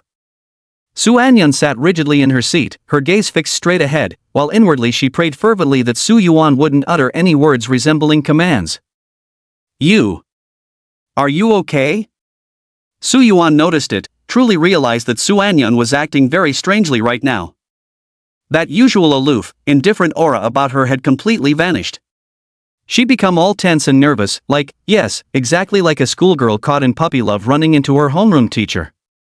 But that's not right. This guy is an iceberg. Famous far and wide, known throughout the whole school. What could possibly make her this nervous? Just as Su Yuan was feeling perplexed about it, Su Anyun gave a slight nod. I'm fine. Clearly. She had also noticed something was off about herself. She didn't want to be like this and was trying hard to maintain a steady state of mind. But the thought of what she had to do next, coupled with Su Yuan's mandatory command authority, made it impossible for her to stay calm. It was like a ticking time bomb, pressing down on her chest, making it hard to breathe. Su Yuan thought for a moment before speaking slowly. Even though there's no particular connection between us, Aunt Su instructed me to look out for you while we're outside. If you ever encounter any trouble, just tell me. If I'm capable of helping, I'll definitely help. Ding. Detected compulsory directive, if you ever encounter any trouble, just tell me. Ding. Please complete this mandatory instruction without revealing any information about this system. Su Anyun? What the hell? Her eyelashes trembled slightly, her heart began to race, and even her breathing became rapid. Su Yuan? He was slightly bewildered. As a Tier 1 martial artist with extremely sharp senses, he naturally noticed the change in Su Anyun. Did I trigger some kind of keyword? But I didn't say anything wrong? Just as he was feeling puzzled, Su Anyun stammered hesitantly. I did run into some trouble.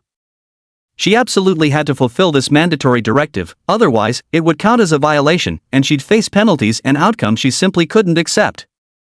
If the original Su Yuan had been bewildered, now he was utterly stunned. Because what he just said, "Come talk to me if anything happens," was actually just lip service. You know what lip service is, right? I clearly said, just make a statement. I didn't mean for you to actually do it. Besides, he knew full well that with Su Anyun's aloof personality, even if something truly happened, she would never confide in him but bury it deep in her heart, unspoken to anyone. And yet, why the hell aren't you playing by the rules? We're not that close. Are you really going to share your innermost thoughts with me? Chapter 65, I crown you the king of contrasts. Just as Su Yuan was puzzled by Su Anyun's sudden change, Su Anren was frantically thinking in her mind about how to complete Su Yuan's compulsory directive without revealing the existence of the system. Finally, she thought of a way, a nearly perfect way. This method would not only fulfill Su Yuan's compulsory directive, but could even alleviate much of the ensuing awkwardness. She turned her head, locked eyes with Su Yuan for a few seconds, and then slowly spoke. I'm in love. Oh. Su Yuan nodded. He was about to say congratulations, or maybe that's great, or does Aunt Su know? But the next moment, when Su Yuan came to his senses, his entire body froze for a brief second or two.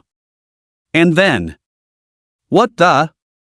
He jumped straight up from his seat, his face filled with shock. Su Anyun said she's in love. What the hell is this? Is this something that could actually happen? No way, absolutely no way. If someone were to burst in excitedly at this moment and tell him there was a sow flying in the sky while playing the guitar and singing "Pig, Your Nose Has Two Holes," Su Yuan would rush out to see without hesitation. Because in his view, the likelihood of the latter occurring seemed higher than the possibility of Su Anyun falling in love. Su Anyun raised her head indifferently. What's wrong? Isn't it allowed? Su Yuan. He struggled to calm his emotions and forced himself to sit back down. After a long moment, he realized Su Anyun didn't seem to be joking. No, wait, if Su Anyun knew how to joke at all, she wouldn't be Su Anyun. You're serious? Serious. How did you meet? Online relationship. Su Yuan was stunned. He gave Su Anyan another careful once-over from head to toe. Wait, did he hear that correctly? Su Anyan. This woman cold as ice. Living under the same roof with me, yet the words we exchanged could be counted on one hand throughout the entire year. At school, beyond necessary exchanges, she hardly spoke with teachers or classmates at all. And she claims to have fallen in love online. I'd rather hear that she randomly spotted some handsome guy on the street and it was love at first sight. Online dating? Even my grandmother wouldn't mess with that crap, so how could Su Anyan possibly be into such nonsense? Su Yuan fell silent. The truth was, he knew all too well that this world did have people like that. They put on one face in public and another in private, completely two-faced. In the eyes of outsiders, she appears as an innocent and pure junior schoolgirl. But in bed, she transforms into a sexy and wild little temptress. Call it repressed passion or stark contrast, such as her nature. But who could be as extreme as Su Anyan? If anyone could, he'd call them the king of contrast. What's that look in your eyes? Su Anyan noticed the change in Su Yuan's gaze.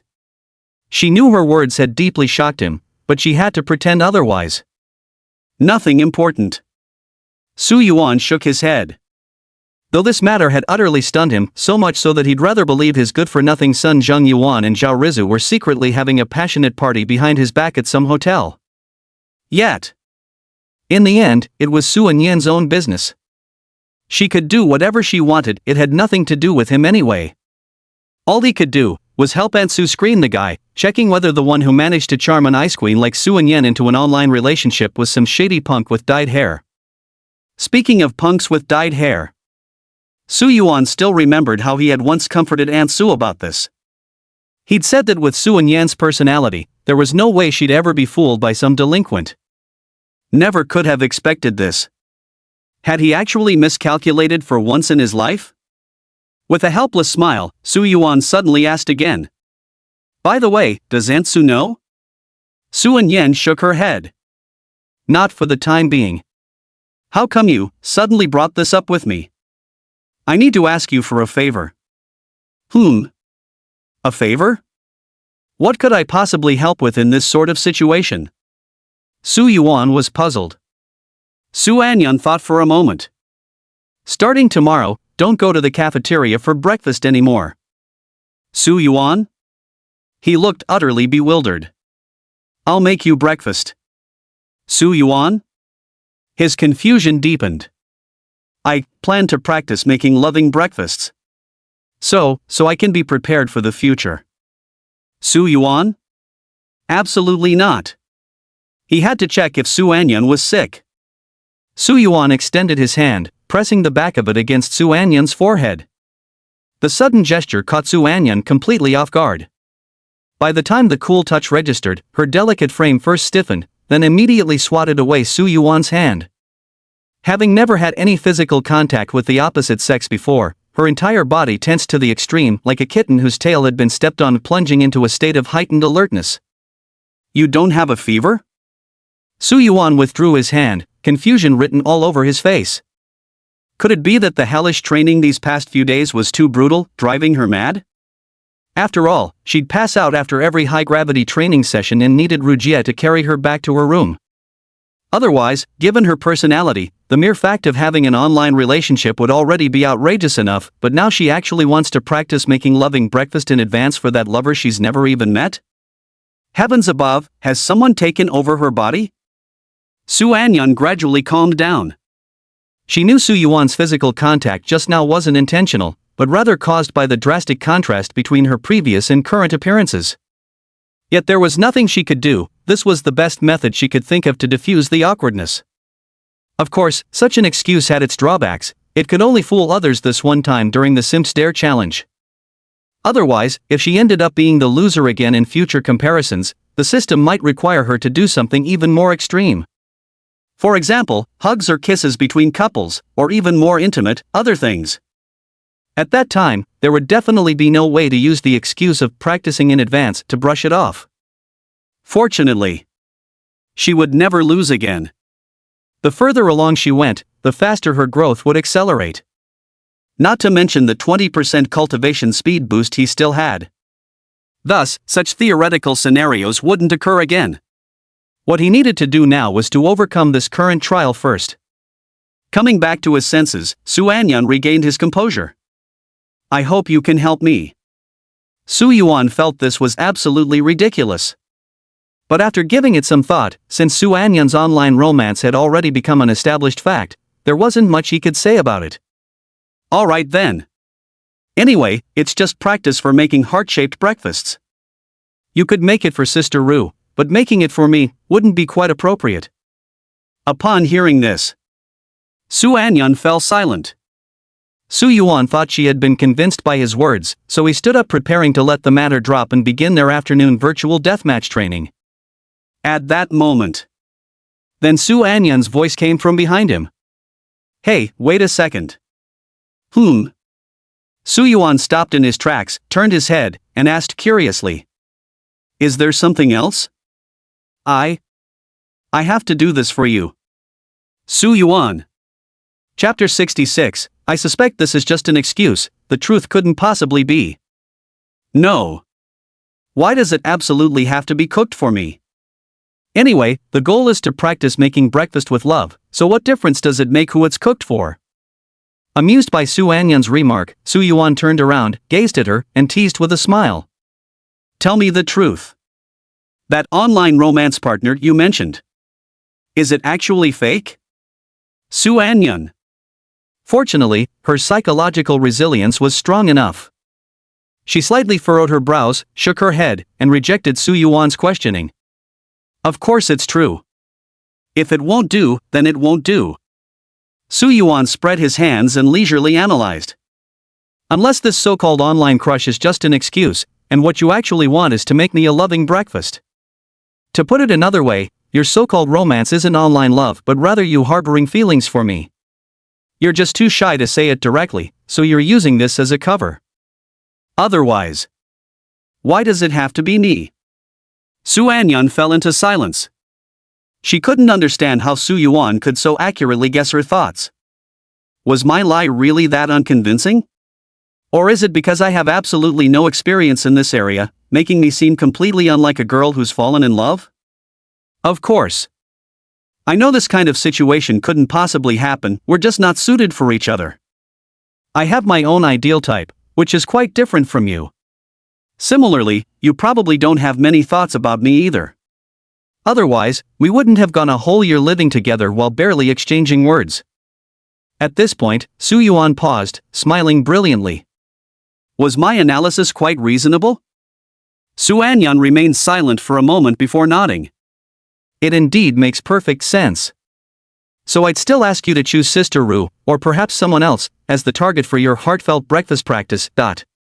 Oh. Su Anyun calmly responded. Then, under Su Yuan's puzzled gaze, she took out her phone and dialed Su Qingling's number. Mom. Xiao Yan? What's wrong?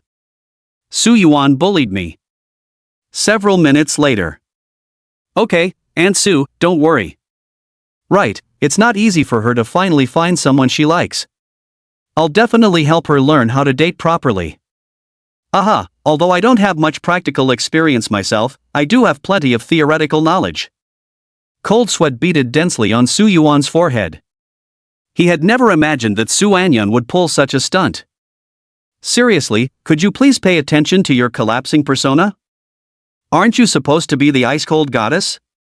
Can't win an argument so you call your parents for help? On the other side. After hanging up the phone, Su Qingling's beautiful eyes held complicated emotions. Her heart was now half joyful, half troubled. Joyful news indeed. Little Yan actually has developed feelings for someone, which is incredibly rare. You see, in daily life she maintains an icy demeanor toward everyone except herself. As for the sorrowful part. Sigh. Su Qingling let out a gentle sigh. Not only was Xiao Yuan handsome and radiant, but his character was also admirable. His exceptional talent in martial arts and overall excellence made him outstanding in every way. Why didn't Xiao Yan have the slightest interest in Xiao Yuan? They say the moon always favors those nearby. Why isn't it like this between the two of them? Qingling Jie. What are you thinking about? You're utterly lost in thought. Could it be about your boyfriend? A colleague asked with a cheerful smile as she leaned in closer. Su Qingling sighed helplessly. What nonsense are you talking about? Gosh, if I were as pretty as you, I'd definitely change boyfriends every single day. After hanging up the phone, Su Yuan let out a long breath. Su Anyan, on the other hand, remained completely composed from start to finish. Ever since Su Yuan stubbornly refused to agree to her request earlier, she had already thrown caution to the wind. Compared to having her cultivation reclaimed by the system for failing the Simp Adventure mission and being reduced to a wasted vessel, what else couldn't she possibly do? The path of seeking truth is long and arduous. This is but a minor trial. Besides, the system's requirements originally included the condition, inform 20 mutual acquaintances of this matter. Coincidentally, one slot has already been filled. At that moment. Just then, Shangwan Ru happened to arrive. Seeing Su Yuan and Su Anyan staring at each other in silence, he asked curiously. What's wrong with you two? Why haven't you started training yet? Su Yuan glanced at Su Anyan. Originally, he had intended to keep Su Anyan's secret. Who would have known? Su Anyan actually told Shangwan Ru herself? One more spot available. Are you in love? Upon hearing this news, Shangwan Ru was clearly shocked for quite a while. Ever since learning about the relationship between Su Yuan and Su Anyan, she had vaguely sensed something was off between them. They were both teenagers in their adolescence, and with both being so attractive, it was truly puzzling that no sparks flew between them while living under the same roof. Later, as she spent more time with them, she realized Su Yuan was perfectly normal, just a handsome, cheerful high school boy. But Su Anyan was somewhat, how should she put it? Emotionally detached? Naturally aloof? That's roughly what it means. And now, suddenly, it's come to light that she's been in an online relationship, even saying she plans to use Su Yuan as her practice subject for making breakfast of love. Who wouldn't be shocked by this? Of course. Shocked or not, training still can't be skipped. Su Yuan and Su Anyan each entered their virtual training pods, commencing their afternoon deathmatch training session. While Su Yuan and Su Anyan were engaged in their deathmatch training, Shangwan Ru, having nothing better to do, decided to share this information with Shangwan Meng. After all, regardless of who you are or how strong you might be, human nature always includes a hearty appetite for gossip. What truly captivates and excites isn't it the madness of the rational, the betrayal of the loyal, the debauchery of the pure, in short, one word, contrast. Only when she heard Su Anyan was going to make AIXAN breakfast for Su Yuan, using him as practice, Shangwan Meng seemed to mutter something under her breath. Unfortunately, Shangwan Ru didn't catch it clearly. Sis, what did you just say? Nothing. Shangwan Meng gave a light hum. If there's nothing else, I'll hang up first. Oh, okay. Dominate the world. In Villa number 001. After hanging up the phone, Shangwan Meng, who had been leaning against the large bed reading a comic book, put away her manga. She hopped off the bed, barefoot with her delicate porcelain-like feet, and nimbly walked toward the kitchen. Before long, the sounds of a video playing could be heard from the kitchen. Hello everyone, today I'm going to show you how to make a week of heartwarming breakfasts without repetition. Friends who like this, remember to follow. Clang clatter. As evening approached, the virtual deathmatch training session concluded. Dragging his exhausted body and wounded psyche, Su Yuan emerged from the virtual pod, proceeding with Su Anan for their routine daily physical data analysis. When she received the analysis report, Shangwan Ru froze in shock, her astonished gaze locking onto Su Yuan. You? When did you break through to Tier 1? Chapter 67, Simp Compensation Reward. 2 lunch boxes? Shangwan Ru's shock caused Su Anyan to abruptly turn and fix her eyes on Su Yuan as well. He broke through to Tier 1 already? How could this be possible? In her original estimation, Su Yuan should have needed another 2 or 3 days to reach Tier 1. The process of extending true meridians from the source orifice isn't easy, it typically demands tremendous effort and time. I had already predicted his advancement speed with exaggerated expectations, yet somehow I still guessed wrong. Su Anyun's gaze was complicated. On one hand, since Su Yuan had already become a rank 1 martial artist, her defeat was understandable. After all, she had just recently condensed her 7th source orifice and was only at awakening stage 7. But on the other hand, Su Yuan's terrifying cultivation speed gave her a slight headache. Could this guy possibly be the legendary Boundless Tao Body? The Boundless Tao Body. It was the darling of the universe, facing no shackles whatsoever in cultivation. As long as it reached the corresponding realm, breakthroughs would naturally follow, like water flowing downhill. In other words, as long as one doesn't perish prematurely and has sufficient resources, they can inevitably grow to become the ultimate powerhouse in the universe. Not to mention in the outer cosmos where source energy is scarce, even in the inner cosmos, such a rare constitution is encountered only once in 10,000 years. Right now, he's merely at the exploration realm. Only if he smoothly breaks through to subsequent realms like the fusion realm and the limit realm would there be a 1% possibility he possesses the boundless Tao Body. Just as Su Anyun was lost in thought. Su Yuan smiled nonchalantly. Last night I was just thinking of giving it a try, didn't expect it to work on the first attempt. Listen to how you're talking. Shang Wanru was utterly flabbergasted. While continuously providing Su Yuan with shock points, she sighed in admiration. It's only been a week since your unified awakening. Among your classmates, 99% probably just reached awakening stage 1, and those with better innate talent might have reached stage 2. But you? You're already sprinting straight toward becoming a rank 1 martial artist. Ah, those poor geniuses from your year. What horrible luck. Guess they'll have to live under your shadow, crushed by you their whole lives. Su Anyun. Feeling offended. Only after finishing her sentence did Shang Wanru realize Su Anyun was standing nearby, and quickly added. Ahem, of course, Anyun, you're also very strong. I have high hopes for you, perhaps you'll surpass Su Yuan soon enough. Su Yuan chimed in teasingly. Provided you don't get too distracted by your so-called online crush. Su Anyun. After the training session, Su Yuan returned to his room with a large quantity of source crystals and nutritional supplements, beginning his daily cultivation session. Being in good health means fearing nothing. High-pressure gravity training and virtual death matches, after these two, anyone else would probably be too exhausted to even move in bed.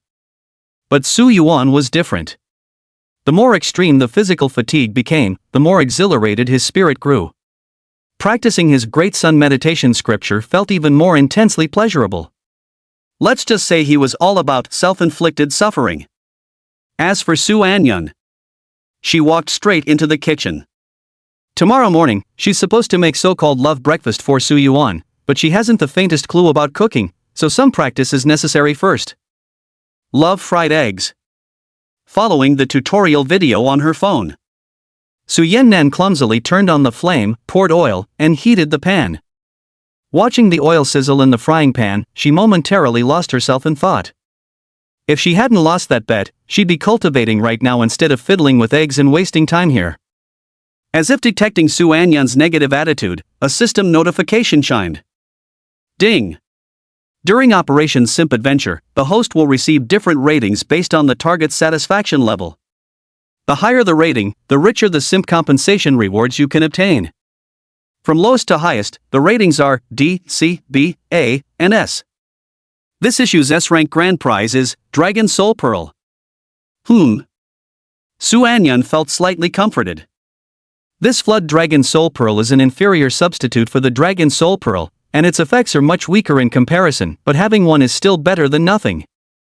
Because the martial arts world of Blue Star is still in the exploratory stage when it comes to cultivating spiritual power, there's simply no way to create such auxiliary treasures for mental training.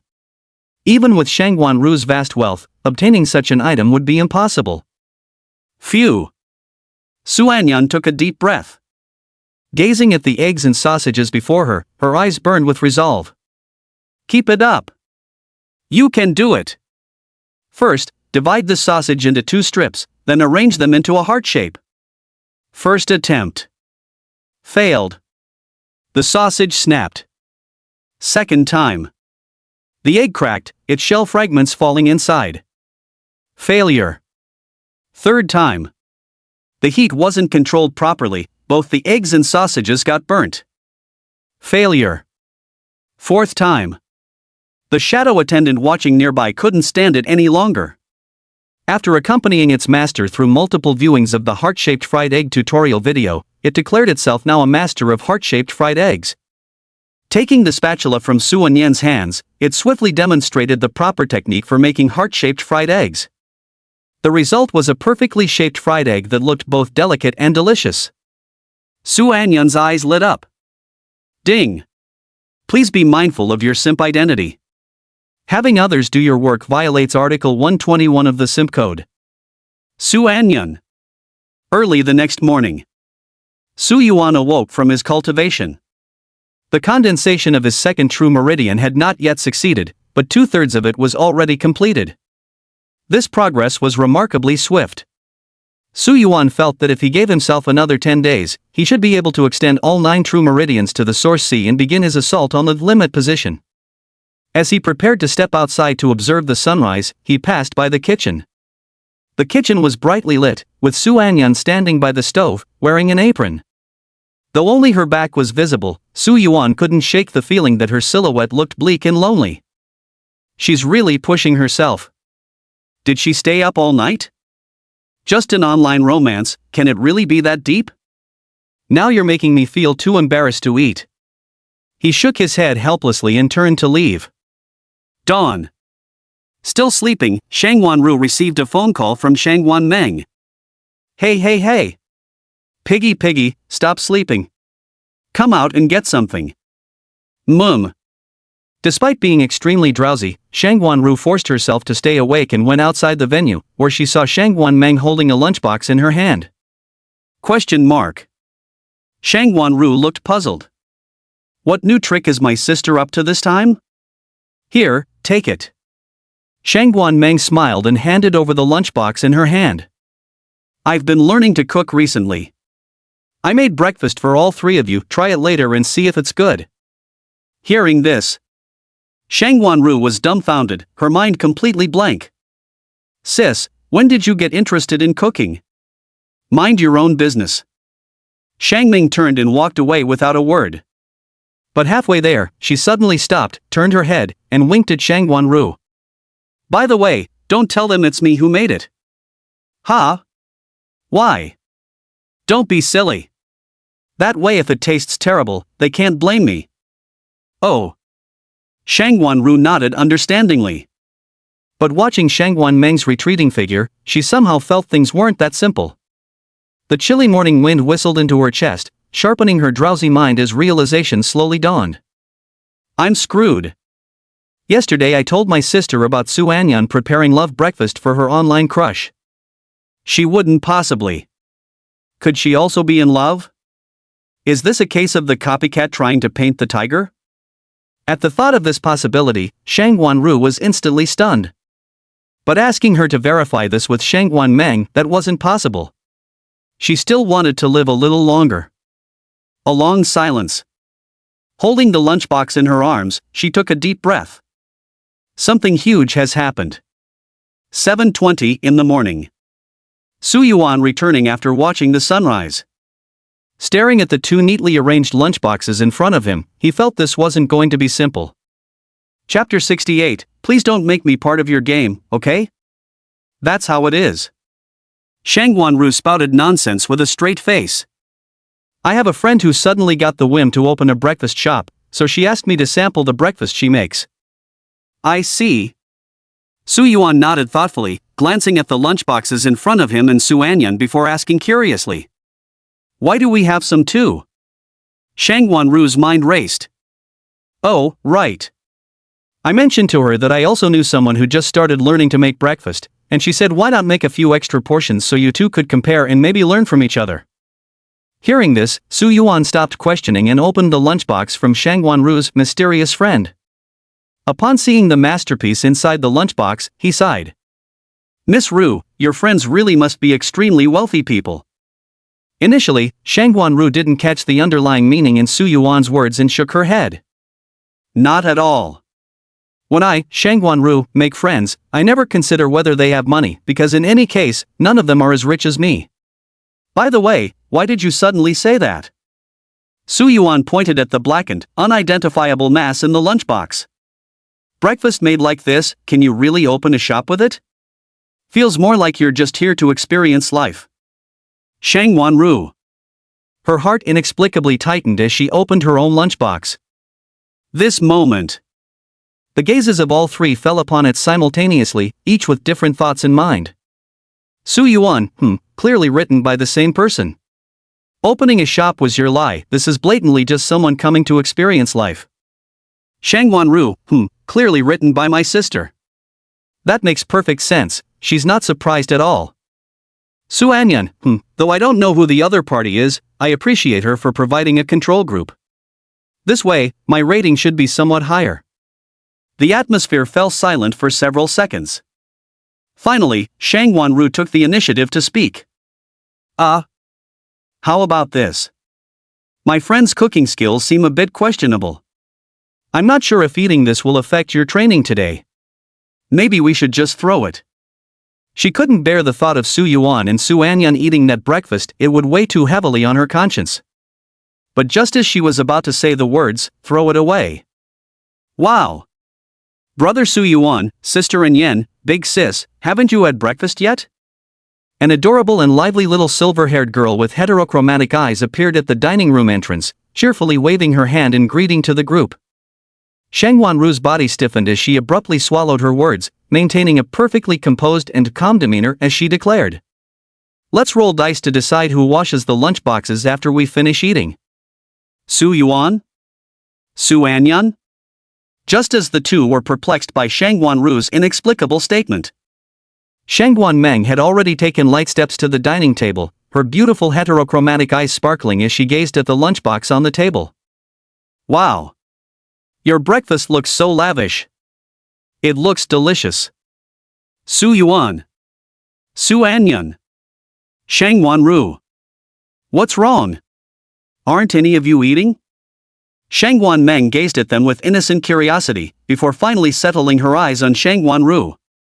Shangwan-ru swallowed lightly, forcing a smile. Of course I'll eat it. With that, she picked up a spoon and scooped up a spoonful of the thick, black goo, trembling as she brought it to her mouth. So? Your thoughts? Shangwan Meng tilted her head slightly, her face full of anticipation as she watched Shangwan-ru. It's okay. Shangwan-ru stammered before finally squeezing out those two words, as if she had exhausted all the strength in her life. Seeing this, Shangwan Meng gently wrinkled her adorable little nose. Just okay? It looks delicious to me. Let me try some too. As she spoke, she was about to scoop a spoonful to try it herself. At that moment. Wait a moment. Su Yuan suddenly spoke up. Shangwan Meng's spoon froze midair. Everyone's gaze turned toward him. You really shouldn't eat this stuff recklessly. Su Yuan reached out to pat Shangwan Meng's little head while taking the spoon from her hand. Your sister is a powerful expert who can eat anything without consequences. But if you eat carelessly, what will we do if you get diarrhea or fall sick later? As he spoke, he cast a helpless glance towards Shangwan-ru. Sister Ru, why aren't you stopping her? What if something goes wrong after she eats that? Shangwan-ru? Su Anyan? Now Shangwan-ru truly had suffering she couldn't voice. Sis, you enjoy acting, but can you stop dragging me into it from now on? I really don't want to be a part of your little play, could you just spare me? Beside them, Su Anyan also wore an odd expression. She was well aware of the relationship between Shangwan Meng and Shangwan-ru. Hearing Su Yuan worrying about whether a marquee realm expert might get diarrhea or fall ill from eating something bad, this feeling was truly strange. Shangwan Meng also froze for quite a while, then her gaze wavered as she hesitantly said. But I really want to know what they taste like. Why not just ask your sister to tell you? Shangwan Meng curled her lips slightly. I don't trust her.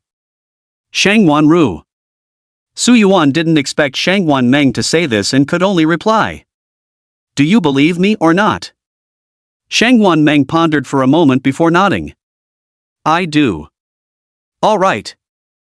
Su Yuan directly picked up a spoon and scooped a bite from the lunchbox in front of him, putting it into his mouth. With the power of Tao Tai within him, no matter what this lump of food was, he could digest it without issue, no big deal. How is it? Does it taste good? Shangguan Meng seemed slightly nervous, her small hands clasped behind her back, appearing somewhat tense. Su Yuan chuckled. What nonsense are you thinking about in that little head of yours? Of course it doesn't taste good. Shangguan Ru, 6. She silently gave Su Yuan a thumbs up in her heart.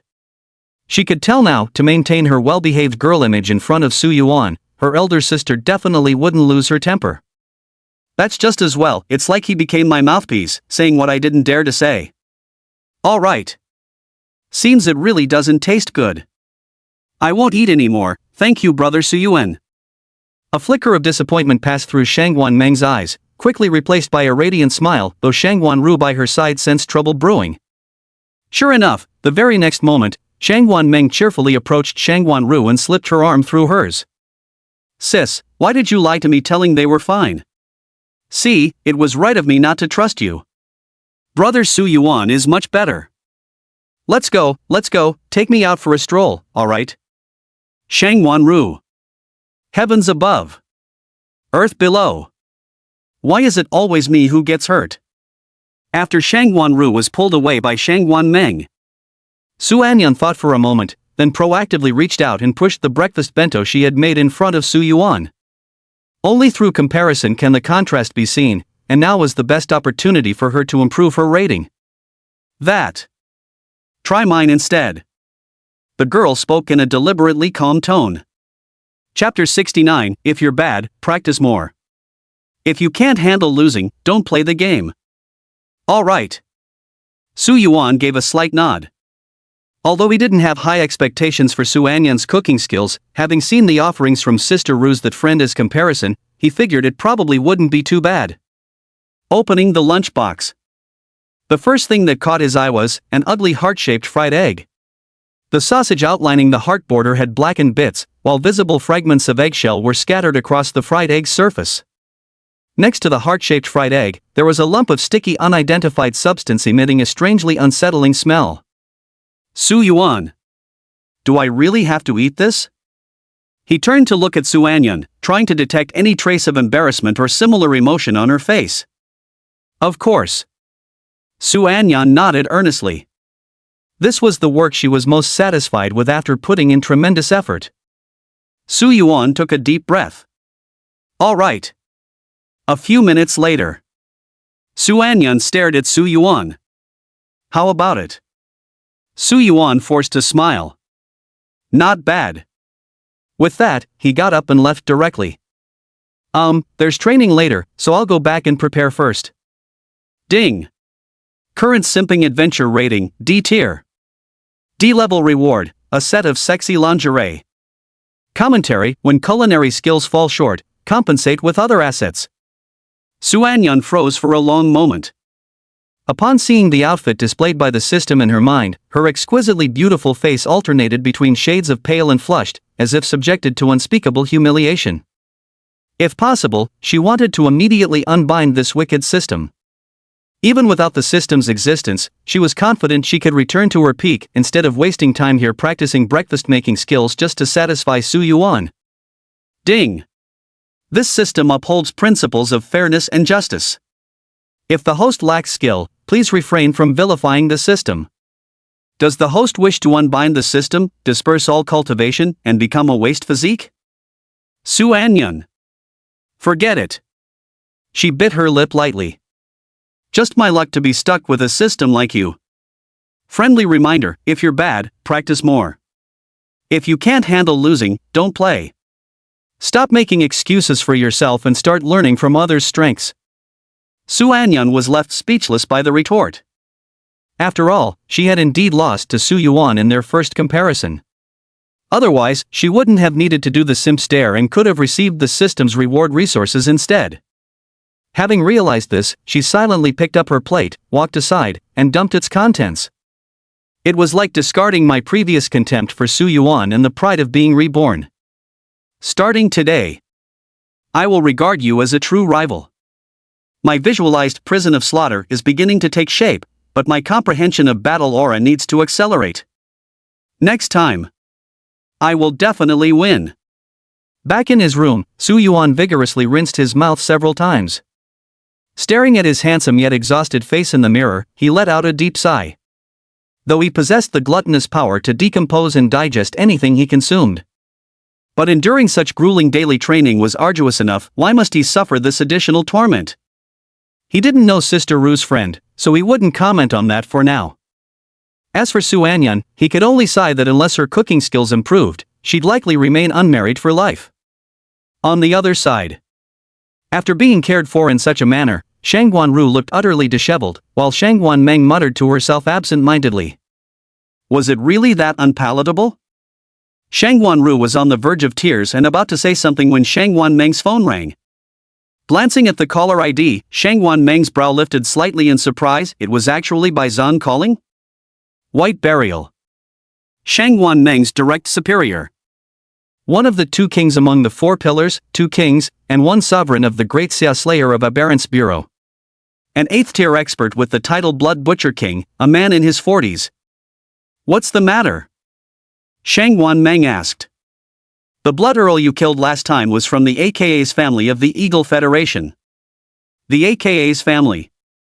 One of the top families in the Eagle Federation. The family possesses one Blood Prince and two Blood Dukes, equivalent to one 9th-rank Supreme and two 8th-rank Monarchs, making them one of the dominant powers in the Eagle Federation. Oh, and then what? The Eagle Union has strongly condemned us, stating that even if he committed any crimes, according to international regulations, he should be extradited back and tried by them. Moreover, they claim he hasn't done anything particularly significant yet. Shangguan Meng paid no heed, unhurriedly saying. According to international protocol, any powerhouse above the 6th rank entering another country's territory must declare in advance, otherwise, they will be treated as spies. And according to the regulations of the Heterodoxy Elimination Bureau, espionage is punishable by death. Of course I know that. Bai Zhang said with a laugh. Besides, since I assigned this mission to you, no matter what happens, the responsibility won't fall on you. So what?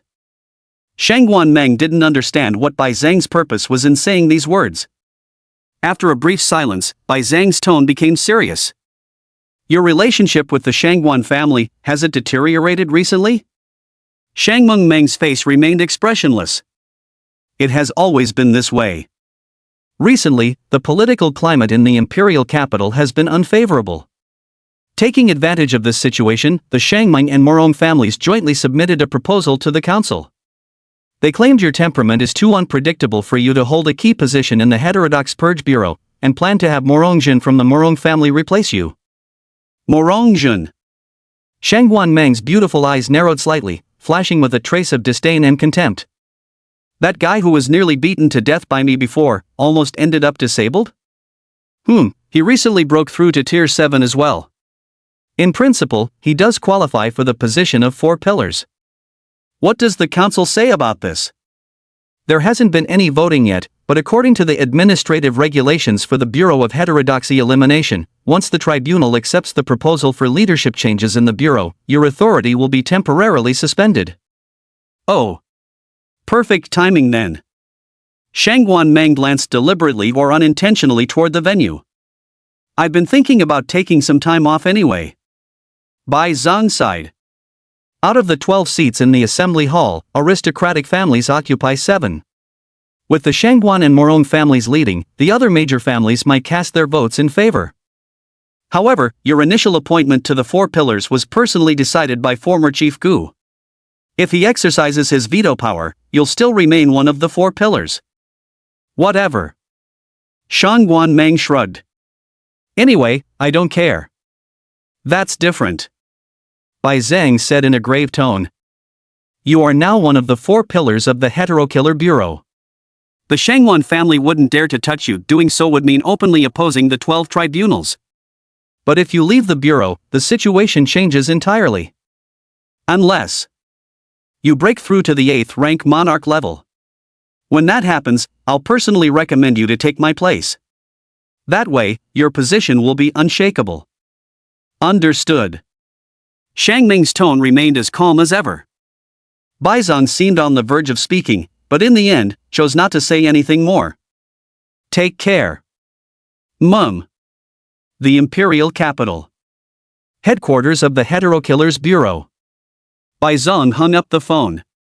This blood butcher king who struck fear into countless hearts bore not the slightest hint of bloodlust in his demeanor, appearing more like a world-weary and kindly middle-aged uncle. He walked to the enormous floor-to-ceiling window, gazing at the thriving imperial capital bathed in morning sunlight, and let out a soft sigh. Shangguan Meng. The millennial-old Great Xia has been burdened by its noble families. Chief Gu was the first to attempt breaking this deadlock, and you are his most valued successor.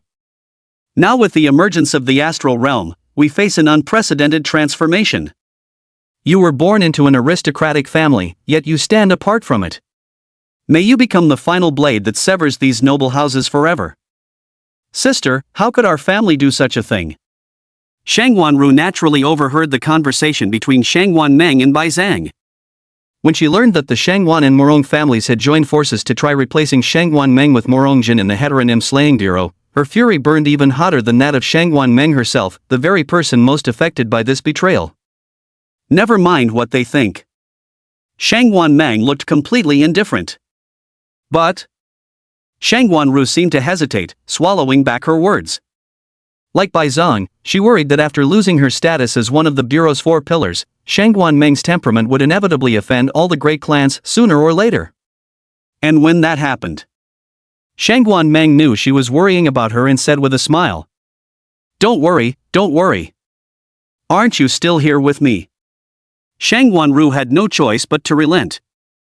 Though she controlled the massive Clover group in her hands and had countless connections. But without substantial strength as backing, when it truly came down to it, none of that could provide tangible help. Seeing Shangguan Ru in this state, Shangguan Meng pointed at the venue not far away with a radiant smile. Even if you can't protect me, isn't there still Xiao Suyuan? He's already at the 1st rank now, right? That's even more impressive than when I was at that stage. Who knows, maybe one day he'll break through to the 9th rank sovereign realm. I'd love to see who would dare provoke me then.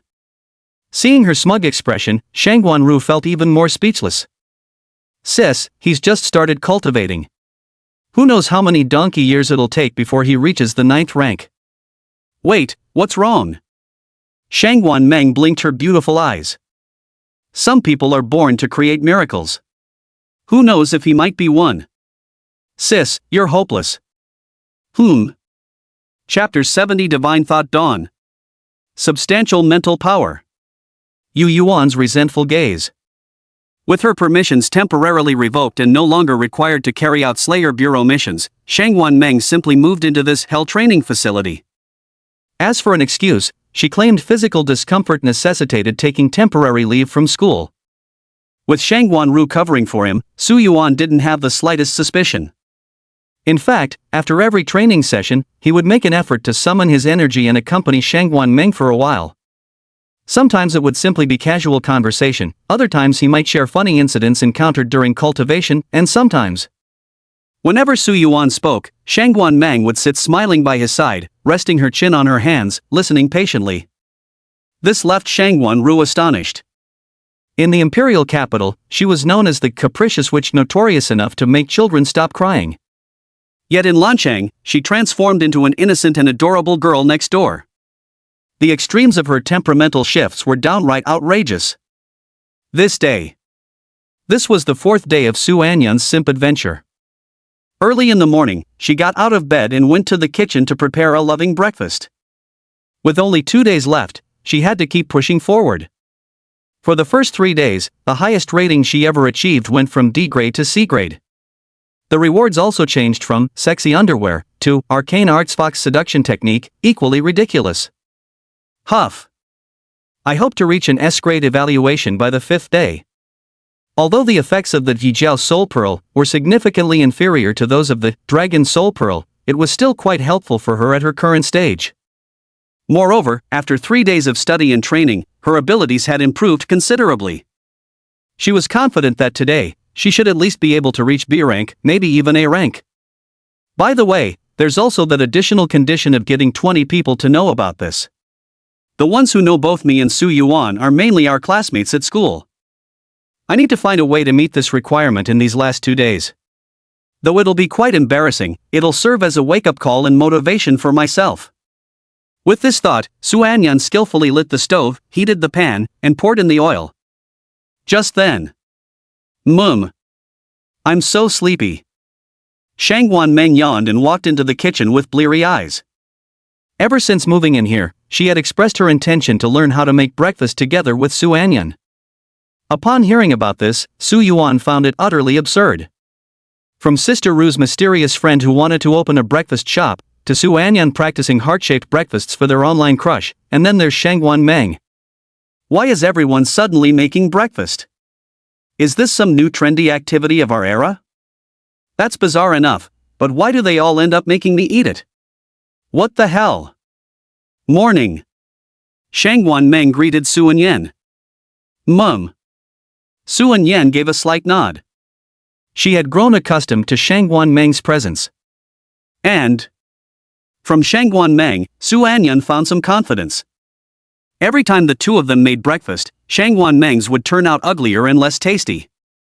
She believed that if she eventually earned an S-rank evaluation on the final day, Shangwan Meng would deserve at least 30% of the credit. Wow, Sister Anyan, how did you make your eggs so perfect? Yours aren't bad either. Huh? Did I add too much salt to mine? Maybe a little. Why is this paste turning black? While Su Anyan and Shangwan Meng were showing off their culinary skills in the kitchen. Dozens of miles away, at Donglin Mountain Peak. Su Yuan sat cross-legged, gazing at the gradually rising morning sun, as he did every day, silently committing its image to memory and sketching it in real time within his mind. Suddenly, he shuddered all over. As if by some divine intervention, an acupoint within him had been unblocked. From the Fengqi point at the base of his skull to the Baihui point atop his head, a tingling sensation unlike anything he'd experienced before shot straight through to his crown. Su Yuan abruptly froze, then immediately understood. He swiftly closed his eyes and began circulating the Great Sun visualization scripture.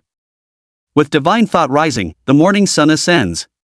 Dawn's radiance falls, bathing the divine palace. The blazing solar energy from the sun's mark gradually gathered within the divine palace, condensing into a radiant morning sun. After daily persistent depictions of sunrise scenes during this period, the morning sun visualized by Su Yuan now bore far greater resemblance to reality than before. Moreover, as the mental cultivation method of the Great Sun Visualization Sutra continuously circulated while Su Yuan's inner gaze remained fixed on that morning sun within the divine palace, something miraculous occurred. The previously unresponsive mornlight actually began to shed faint glimmers, like snowflakes or willow catkins, drifting slowly downward. This is divine twilight. Su Yuan had only been capable of raising divine thought to birth the morning sun, but never expected that in this very moment, the inner vision of twilight descending to bathe the divine palace would also manifest. This is a tremendous leap forward. Moreover, this divine dawn radiance can significantly and effectively enhance the intensity of spiritual power.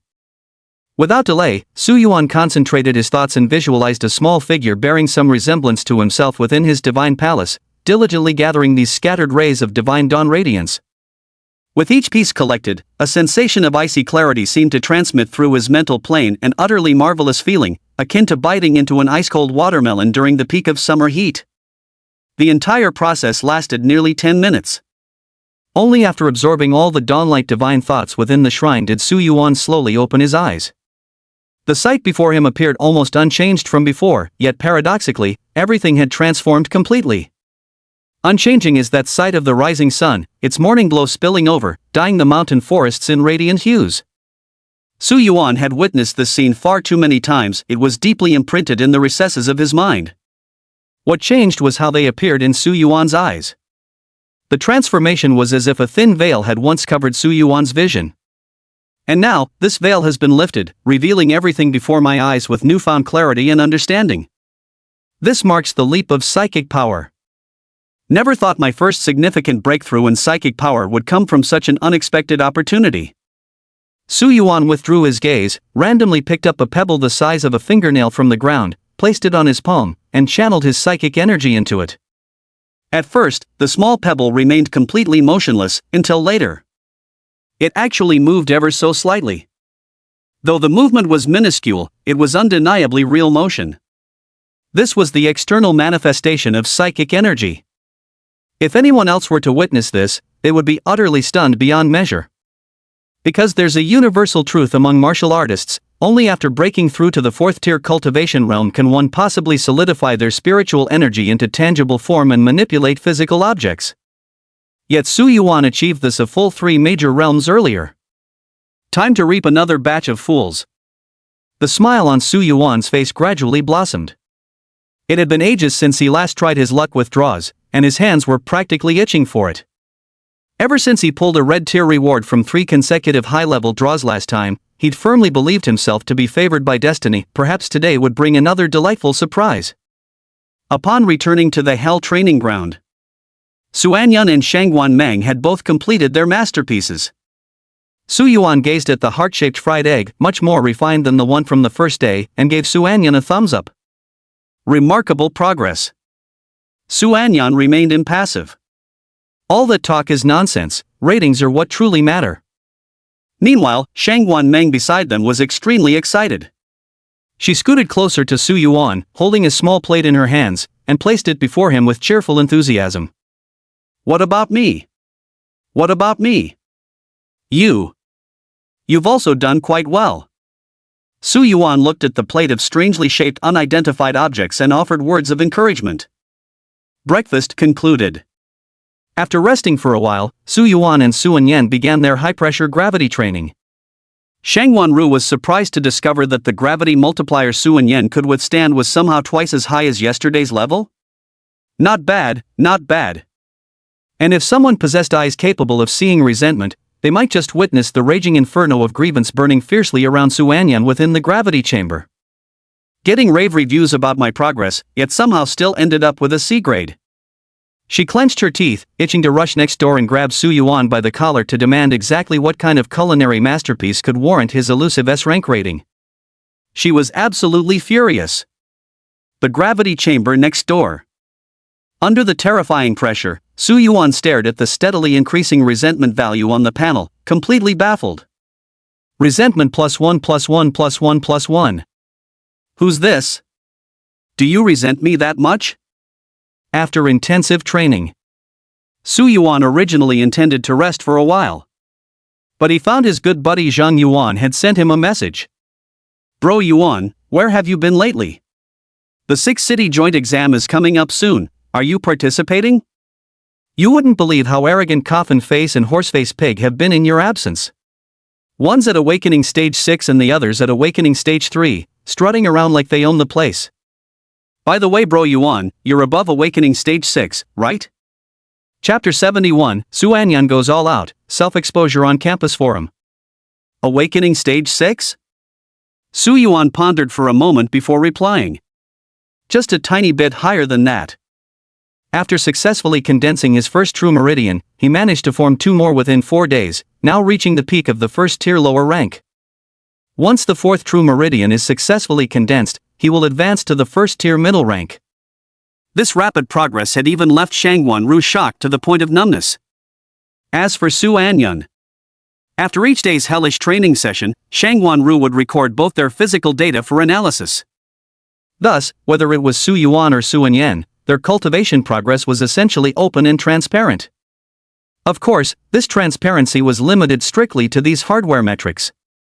For instance, nothing could detect Su Yuan's spiritual energy that had already materialized to the point of affecting physical objects, a secret known to none but himself.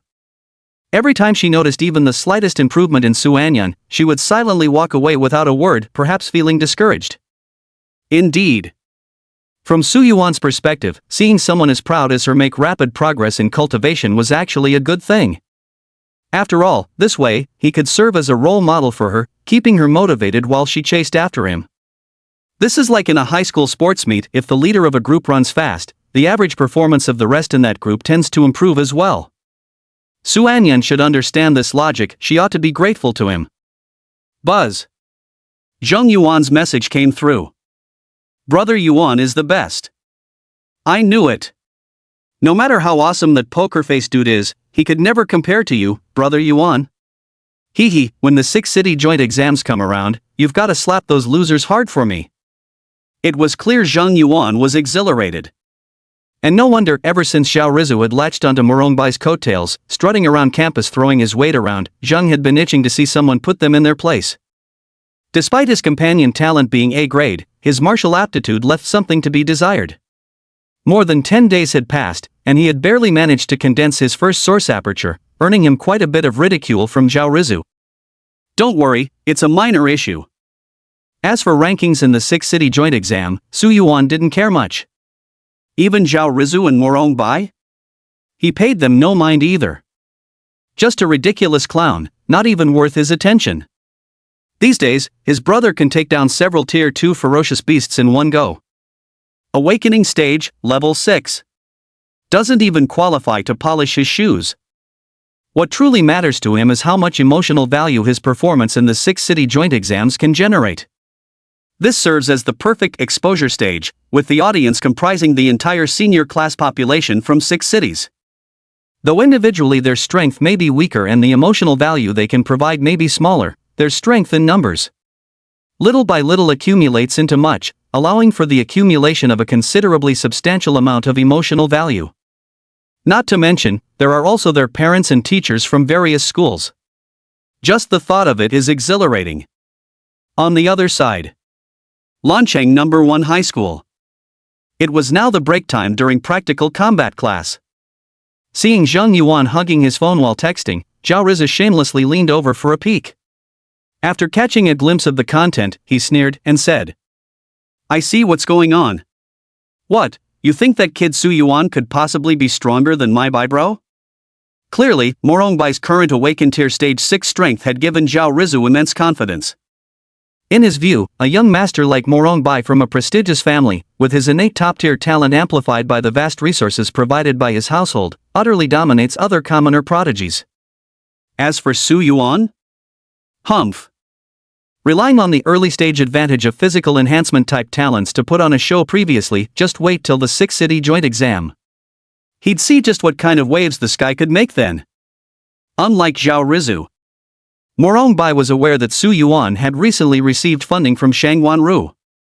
So he had a hunch that Su Yuan's current cultivation progress probably wasn't much worse than his own, and might even have reached the same level awakening stage phase 6. But he still didn't consider Su Yuan as a rival. Why? Because at lower cultivation levels, all resources could be purchased with money. If your Shangwan family had money, sure, you were impressive. You could afford to support him. But what then? Once you reach higher cultivation levels, there are many resources that money simply can't buy. The Shangwan family's foundation is indeed profound, nearly on par with their Morong counterparts. But here's the thing.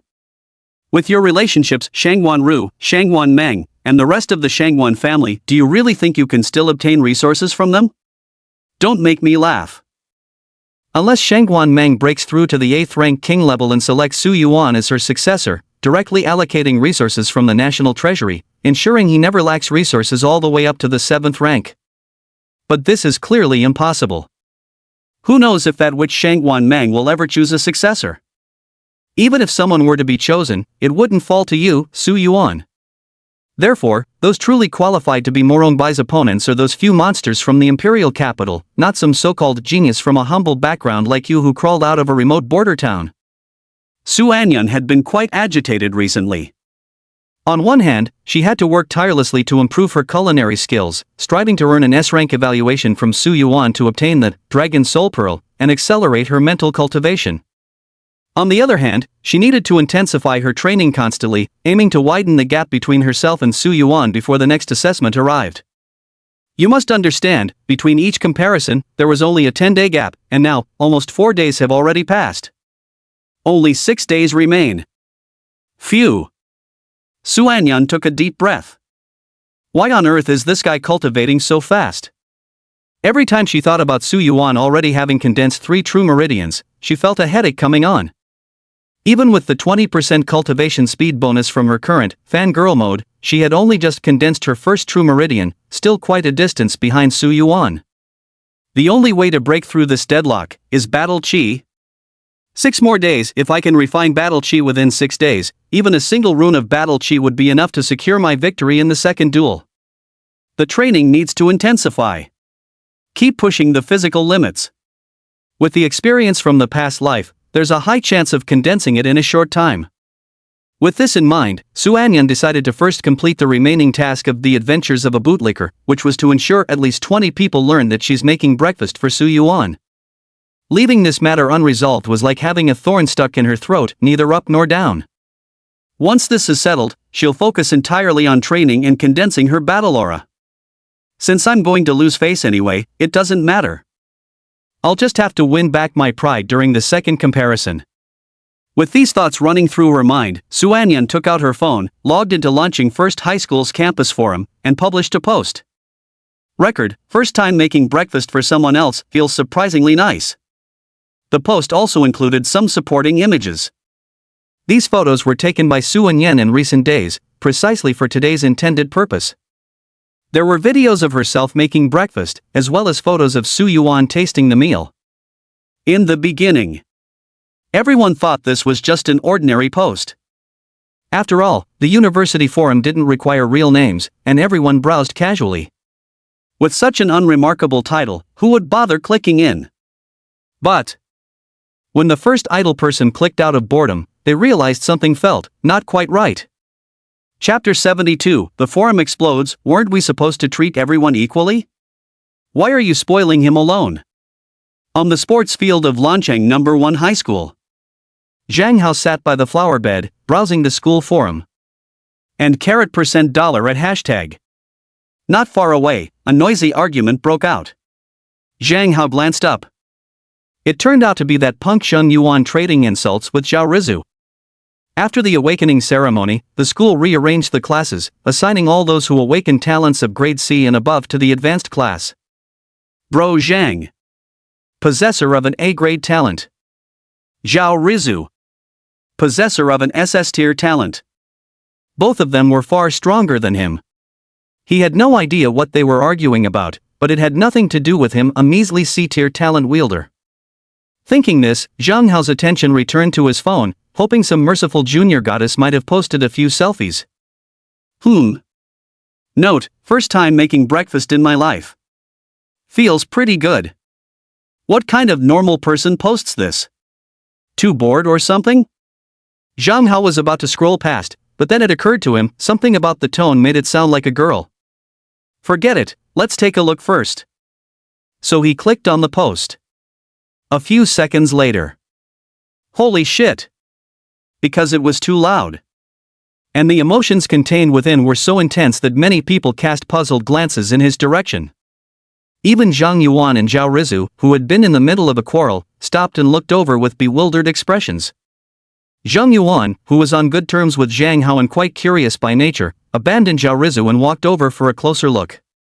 What are you looking at, Haozi? Zhang Hao's face looked as if he'd seen a ghost, his finger trembling as he pointed at the screen. Zheng Ji, can you help me check? Am I seeing things? Is this really our school's goddess Su? Goddess Su? Who else in Lan City First High School deserves this title except Su Anyan? Although Zhang Yuan had long given up chasing Su Anyan, he couldn't help but brighten at the sight, immediately taking the phone to browse carefully. First time making breakfast in life?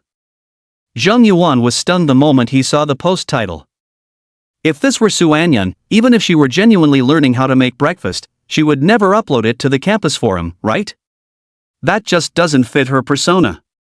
But Zhang Yuan still patiently swiped and tapped into the video clip.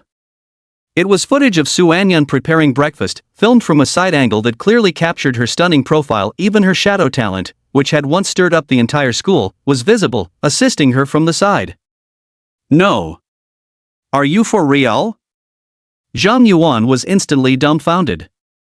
As one of Su Anyan's former suitors, he knew all too well how icy her personality could be. A frosty goddess like her would never, under any circumstances, post personal life details on the campus forum. Could it be? Did someone impersonate Su Anyan and upload this video? But that doesn't make sense. Who could possibly get hold of Su Anyan's video footage? Lost in thought, Zheng Yuan scrolled down a few more times.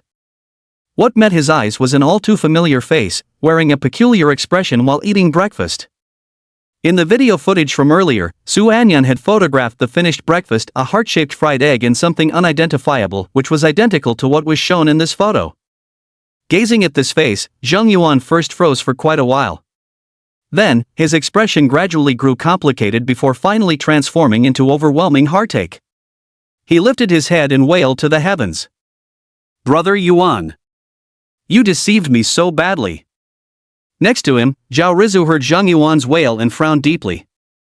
"What the hell are you crazy about?" As he spoke, he moved closer and took a glance.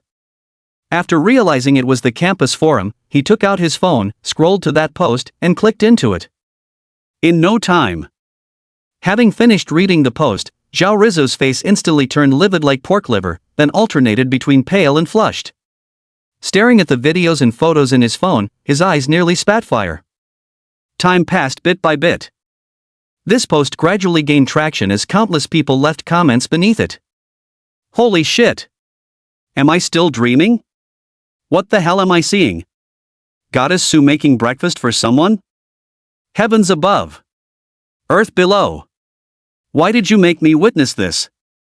Brothers, I'll cry first as a tribute. I thought Goddess Su treated everyone equally, at least that gave me some comfort. But now you're telling me her love is reserved for just one person. I'm crying, I'm bawling my eyes out. No wonder I haven't seen Su Yuan and Su Anyan around lately, turns out they went on a honeymoon together. I'm so bitter. The comments under the post were pretty much all like this. After all, Su Anyan's usual image at school was that of an aloof campus belle, cold and distant to everyone without exception. Now, seeing her preparing breakfast for Su Yuan and even deliberately posting it on the school forum to flaunt their affection, the stark contrast was too much to handle. The crowd instantly erupted, howling like ghosts and wolves, with countless shattered hearts scattered across the floor. Resentment +1 +1 +1 +1 +1. What's going on? Su Yuan, who was engaging in a deathmatch simulation inside the virtual chamber, felt inexplicably bewildered by the sudden surge in emotional values. With a swift sidestep, he dodged an attack from a Tier 2 lower-rank ferocious beast. His spear swept against the momentum with terrifying force, instantly shattering the creature's bones. As the stench of blood approached from behind, he abruptly thrust backward with his spear running through the attacking beast's heart in one decisive stab. What a shame! No sooner had he slain these two Tier 2 lower-rank beasts than several Tier 2 mid-rank beasts materialized, charging straight toward Su Yuan. It turned out to be the extra training specially prepared for him by Shang Guanru. Phew! Su Yuan opened his eyes in the virtual pod, beads of sweat glistening on his forehead. This time, his death came first with the loss of an arm, then a leg, before being cornered by two mid-tier second-order savage beasts, ending in a gruesome demise as he was devoured completely. For others, such repeated life-or-death struggles and brutal deaths might lead to severe psychological trauma. But for Su Yuan, even without the mental tempering from the Great Sun Contemplation Sutra, he wouldn't have faced such an issue. Because before each death, his only thought was how he could more ruthlessly and sadistically annihilate those damned beasts next time. After exiting the virtual pod, Su Yuan took a good rest. You performed exceptionally well. Shang Guanru flashed him a satisfied smile. Su Yuan nodded in acknowledgement as he casually picked up his phone nearby, only to realize how had he been bombarded with countless messages. Nearly every friend had sent him messages, and every group chat displayed conspicuous Reddit notifications. What on earth happened? Su Yuan was momentarily stunned.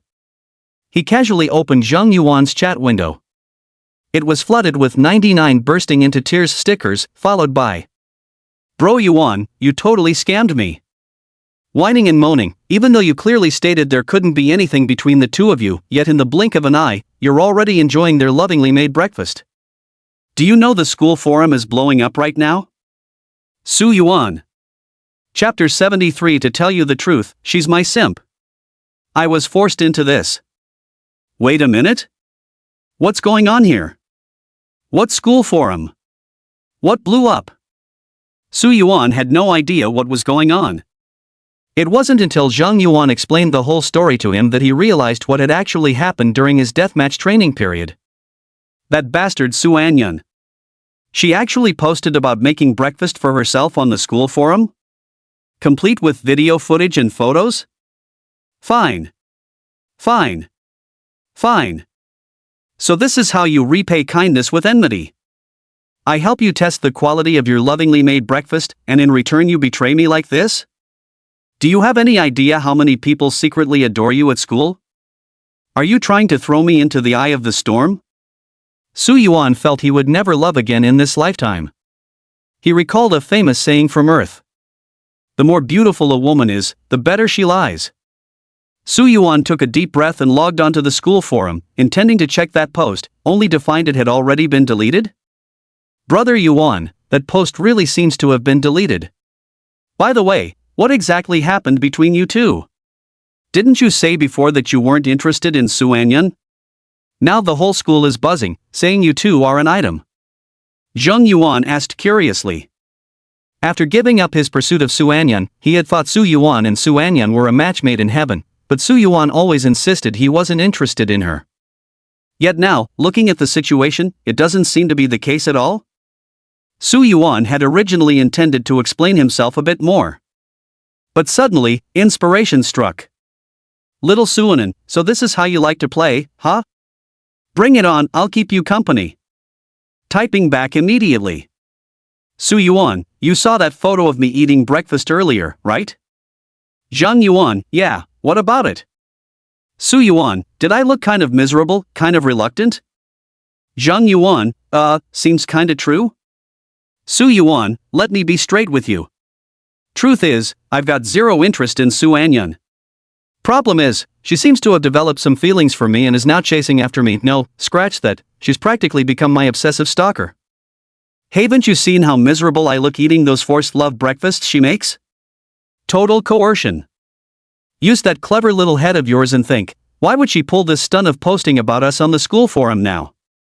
What's her game? Zheng Yuan, huh? What for? Su Yuan, obviously to force my hand. She wants official recognition. She's been my simp, but since I kept ignoring her, she resorted to underhanded tactics. So actually, I'm the victim here. Zheng Yuan, holy shit. So that's what happened?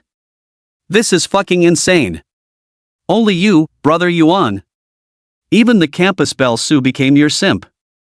Su Yuan, keep it low-key. Anyway, gotta go. Talk later. Put down the phone.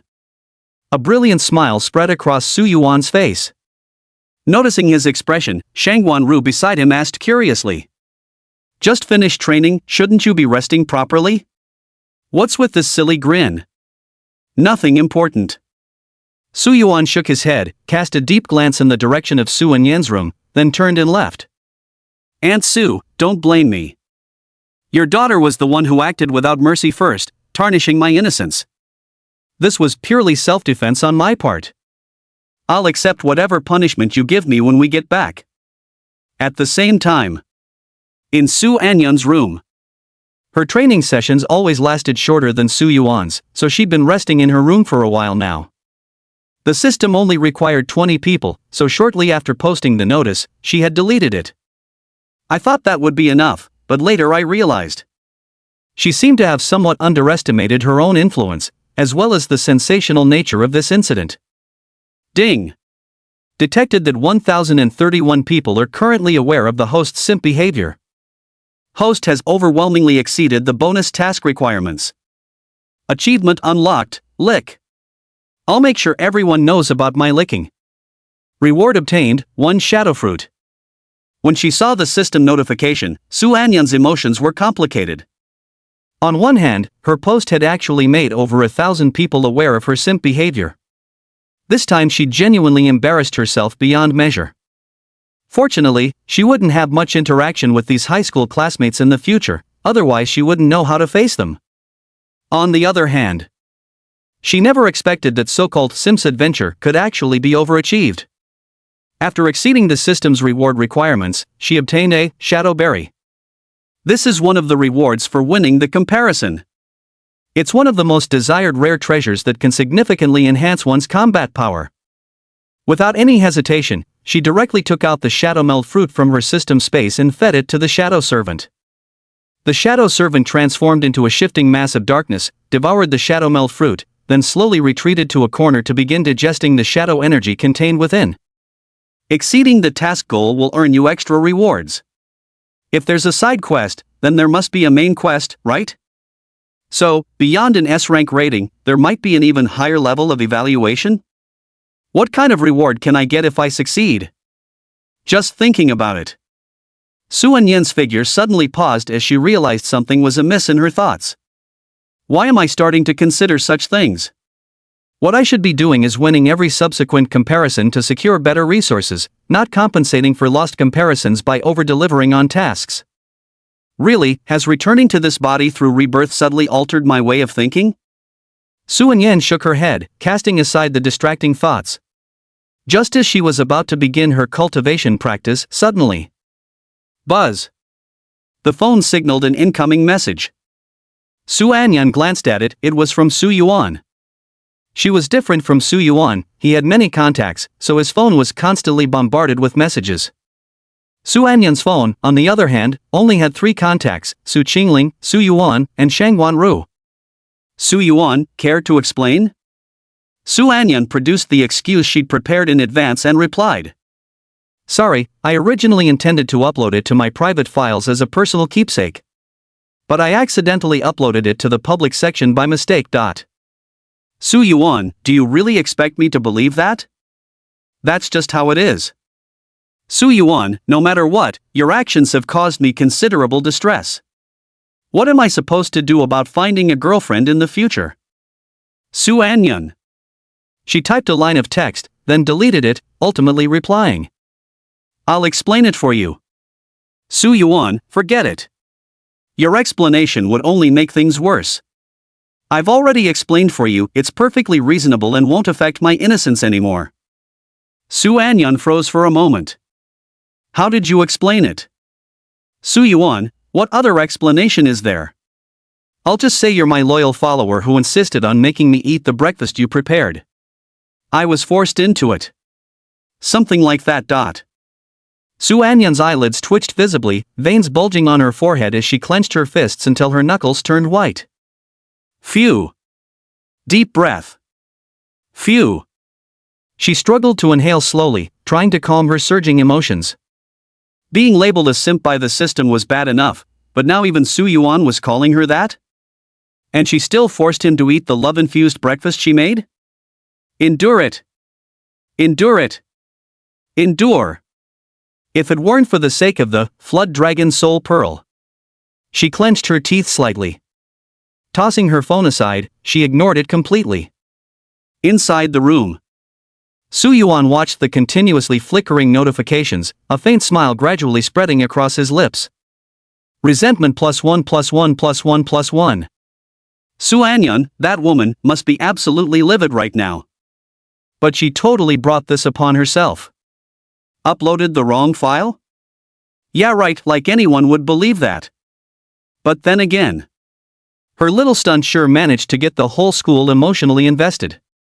Emotional value, 4,241 points. Come on.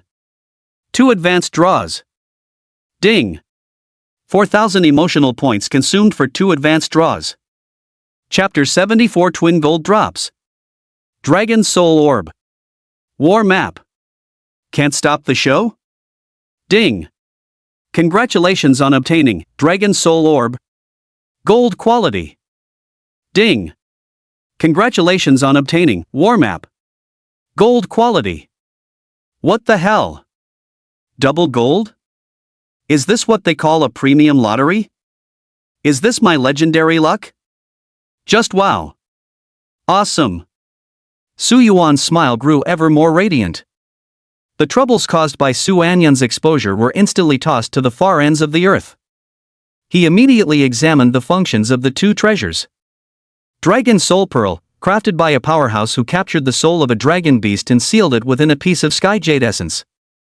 The holder can channel their mental energy into it, engaging in combat with the sealed dragon soul to enhance their own spiritual power, a treasure of boundless benefits for cultivation. Could this actually be a treasure that aids in spiritual energy cultivation? Su Yuan's eyes instantly lit up with excitement. Currently, Blue Star hasn't even developed a unified method for spiritual energy cultivation, let alone such auxiliary treasures for spiritual practice. This dragon soul pearl must be an extremely rare treasure beyond compare. Does this contain the sealed soul of a draconic beast? The dragon soul pearl lay quietly in Su Yuan's palm. Its texture was emerald clear like precious stone, with a vague golden phantom at its center. This must be the so-called dragon soul. As for what the azure sky jade essence was, though Su Yuan didn't know exactly, just hearing its name suggested it must be an extremely high-grade material. Nothing less could have been used to seal a soul.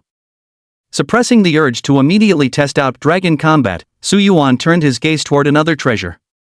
With a flick of his mind, a scroll floated before Su Yuan, slowly unfurling. This was a battle diagram. The painting depicted endless monsters, each one unfamiliar to Su Yuan, vastly different from the ferocious beasts of Blue Star. Yet, their terrifying appearances and eerie auras far surpassed any beast Su Yuan had ever encountered. And at the center of the painting was a man with a blurred face. Bare-handed. Something like flames was burning on his body. The man's face was indistinct, his expression indiscernible. Yet somehow, Su Yuan could sense an overwhelming aura from him, one that spoke of holding a pass against 10,000 enemies single-handedly.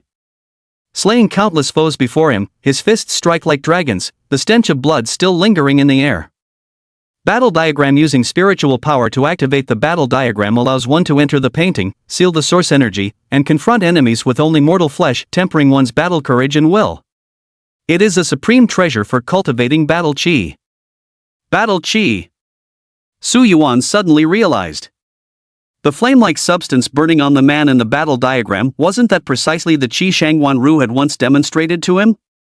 No wonder she looked so familiar when I first saw her. Battle chi, so that's the real name of that mysterious power? Back then, Sister Ru blocked my attack using battle chi without employing any source energy at all. It's an extremely unique force. The combat diagram's description mentioned that when entering the painting physically, one's source energy would be sealed. Su Yuan grew increasingly exhilarated. He suddenly realized that he now seemed to have too little time to spare. On top of the hellish daily training regimen, he still had to practice the Great Sun meditation scripture and consolidate his meridians to advance his cultivation realm. Now, he also had to include Dragon Soul combat to temper his spiritual power and immerse in painting to hone his combat courage and will, accelerating the condensation of battle chi? Is this the so-called suffering of having too many treasures? Su Yuan smiled. But these happy troubles were nothing he would complain about. There's no need to rush. Slow down a little, take your time. Don't bite off more than you can chew, what matters is making progress with every step. You've just finished the deathmatch training. Take some rest first, replenish your strength and vitality, then try the effects of battle diagram tonight. I haven't finished venting the anger and killing intent in my heart after being devoured by those savage beasts. By the way, I can also observe how these monsters differ from the ferocious beasts of Blue Star. During dinner, Su Yuan and Su Anyan sat quite far apart. One sat on the far left, the other on the far right. What's going on with you two? Shangwan Ru looked at them with confusion. At this moment, Su Yuan and Su Anyan showed some unspoken understanding, simultaneously shaking their heads and speaking in unison. Nothing important. The two of them froze for a moment, exchanged glances, then both snorted lightly and turned away to continue their meals. By the way, has anyone seen my sister? Shangwan Ru suddenly realized Shangwan Meng was missing. Previously, she had always appeared punctually by Su Yuan's side during every mealtime. I just saw her, she was here a moment ago, but she took a call and stepped outside. This is good, Su Yuan mumbled through a mouthful of ferocious beast meat. Shangwan Ru had a vague sense of foreboding. Dusk was gathering around. The colossal hell training facility loomed like a slumbering behemoth. Atop the training facility, Shangwan Meng was distractedly gazing at the distant scenery while talking on the phone. A pair of pale legs swayed in the air. Those mesmerizing, strangely beautiful heterochromatic eyes remained eerily calm, giving no hint of what thoughts might be swirling within her. The resigned voice of Bai Zhang came through the phone. These past 2 days, the assembly held multiple discussions regarding the joint proposal from the Shangwan and Morong families. The final decision. Your four pillars status is temporarily revoked. Morong Jin of the Morong family will take your place. Oh. Shangwan Meng responded lightly, her tone calm and indifferent. Whether she had anticipated this outcome all along or simply didn't care remained unclear. Bai Zhang sighed. I wonder what Chief Gu was thinking. He didn't even use his veto power. Doesn't matter. As she spoke, Shangwan Meng reached into her pocket, only to find the lemon candy she'd kept there had mysteriously vanished. She pursed her lips ever so slightly, a look of dissatisfaction crossing her stunning features, as if this trivial matter carried more weight than the revocation of her pillar status. Without the protection of your pillar title, you'll need to be more careful from now on. No more acting so recklessly. Whatever I did before, I'll keep doing. On the other end of the phone, the silent Bai Zhang shook his head with a bitter smile. Indeed, this was Shangwan Meng to the core. Never mind. Although Chief Gu didn't oppose the proposals from the Shangwan and Morong families for unknown reasons, he had after all been cultivating Shangwan Meng as his successor, so there shouldn't be much of a problem. Moreover, as one of the twin kings of the heterodox slaying bureau, he could at least watch over her during his tenure. Drip, drip, drip. Somehow, without anyone noticing, a light drizzle had begun to fall from the sky. Shangwan Meng stretched out a hand to catch a few raindrops, muttering, "All right, it's raining. I won't talk to you anymore. I need to go back for dinner." Fine. Even though Bai Zhang understood Shangwan Meng's temperament, he couldn't help but admire her indifference. Such a significant matter, yet it couldn't compare to having a meal? Hanging up the phone, Shangwan Meng leapt lightly, descending from the rooftop to the ground. A light drizzle fell upon her, dampening her silvery white long hair. Ha! Not waiting for me. Restaurant. Shangwan Meng appeared beside Su Yuan, watching him devour his food with gusto. She planted her hands on her hips, pressed her lips together, and wrinkled her delicate little nose adorably. Shangwan Ru remained silent nearby. If I'm not mistaken, the call my elder sister just answered must have been from Bai Zhang, right? So, how did it turn out? My bad, my bad. Su Yuan initially thought about patting Shangwan Meng's little head, but withdrew his greasy hand halfway and chuckled. The training today was quite intense, I was too hungry. I'll definitely wait for you next time. That's more like it. Shangwan Meng smiled again and sat down beside Su Yuan, happily eating together with him. Far away on the other side, Su Anyan cast glances at the two, intentionally or unintentionally, her gaze finally settling on Shangwan Meng. This girl got addicted to acting? Chapter 75, From All Directions, Invincible and Godless.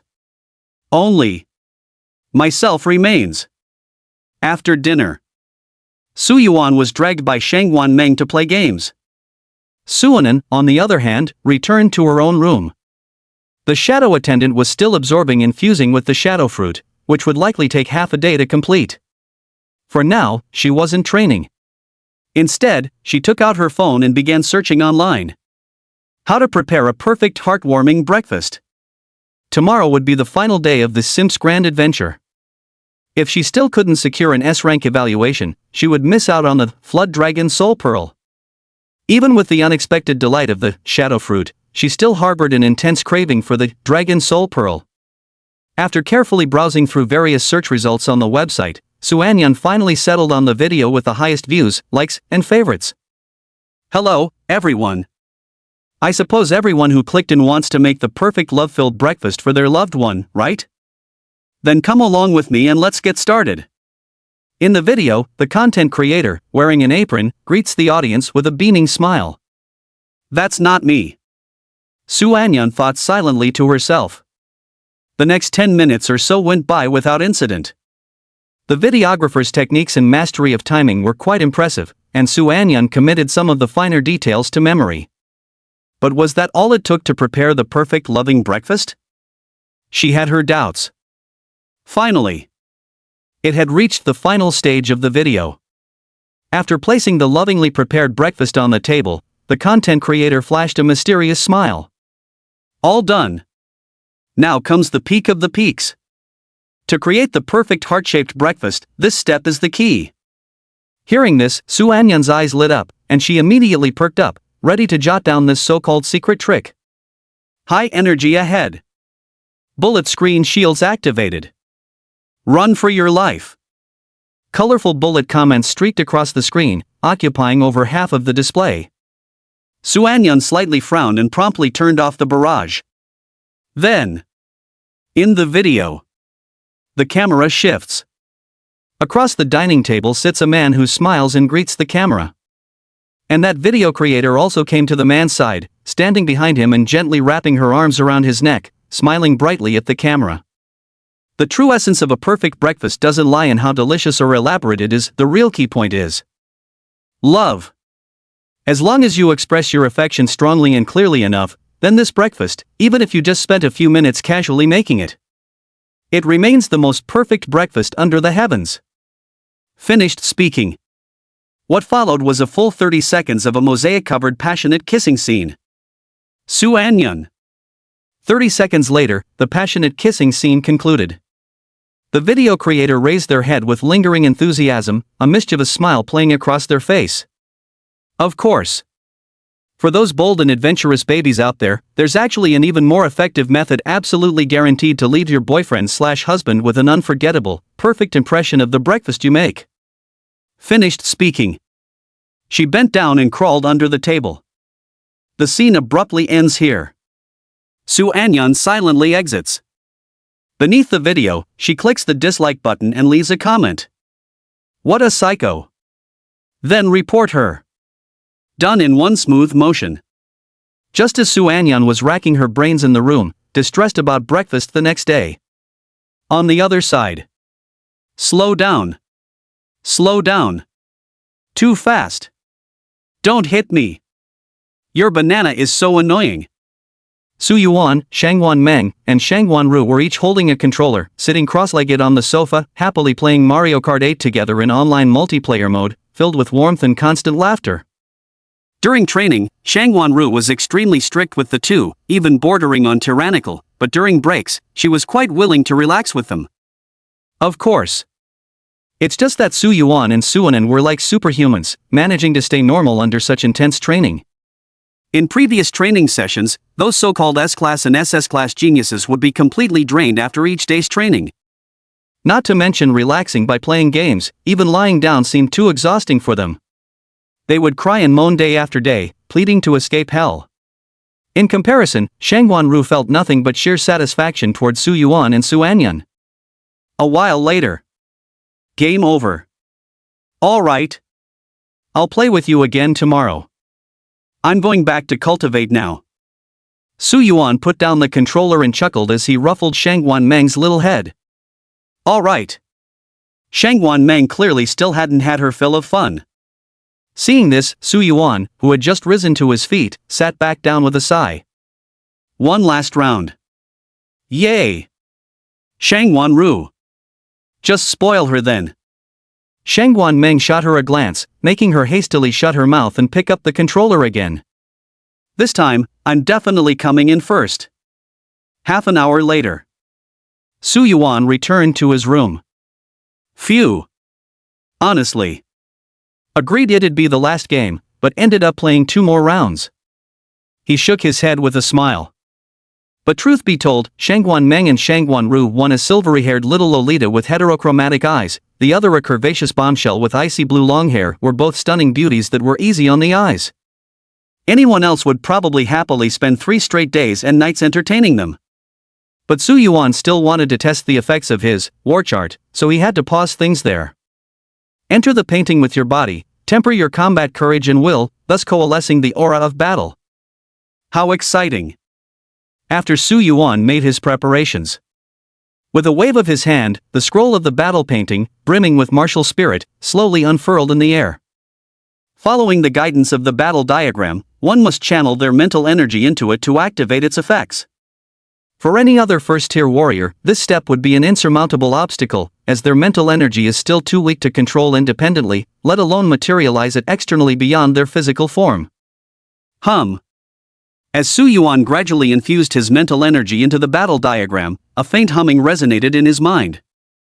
Then, with a deafening boom, his entire consciousness was instantly pulled into the battle diagram.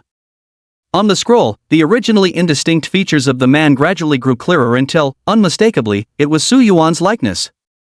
Blood. The stench of blood was overwhelming. Consciousness gradually returned as Su Yuan slowly opened his eyes. This is the world within the war map? Before him stretched a vast, desolate land under a darkened sky, resembling an apocalyptic scene.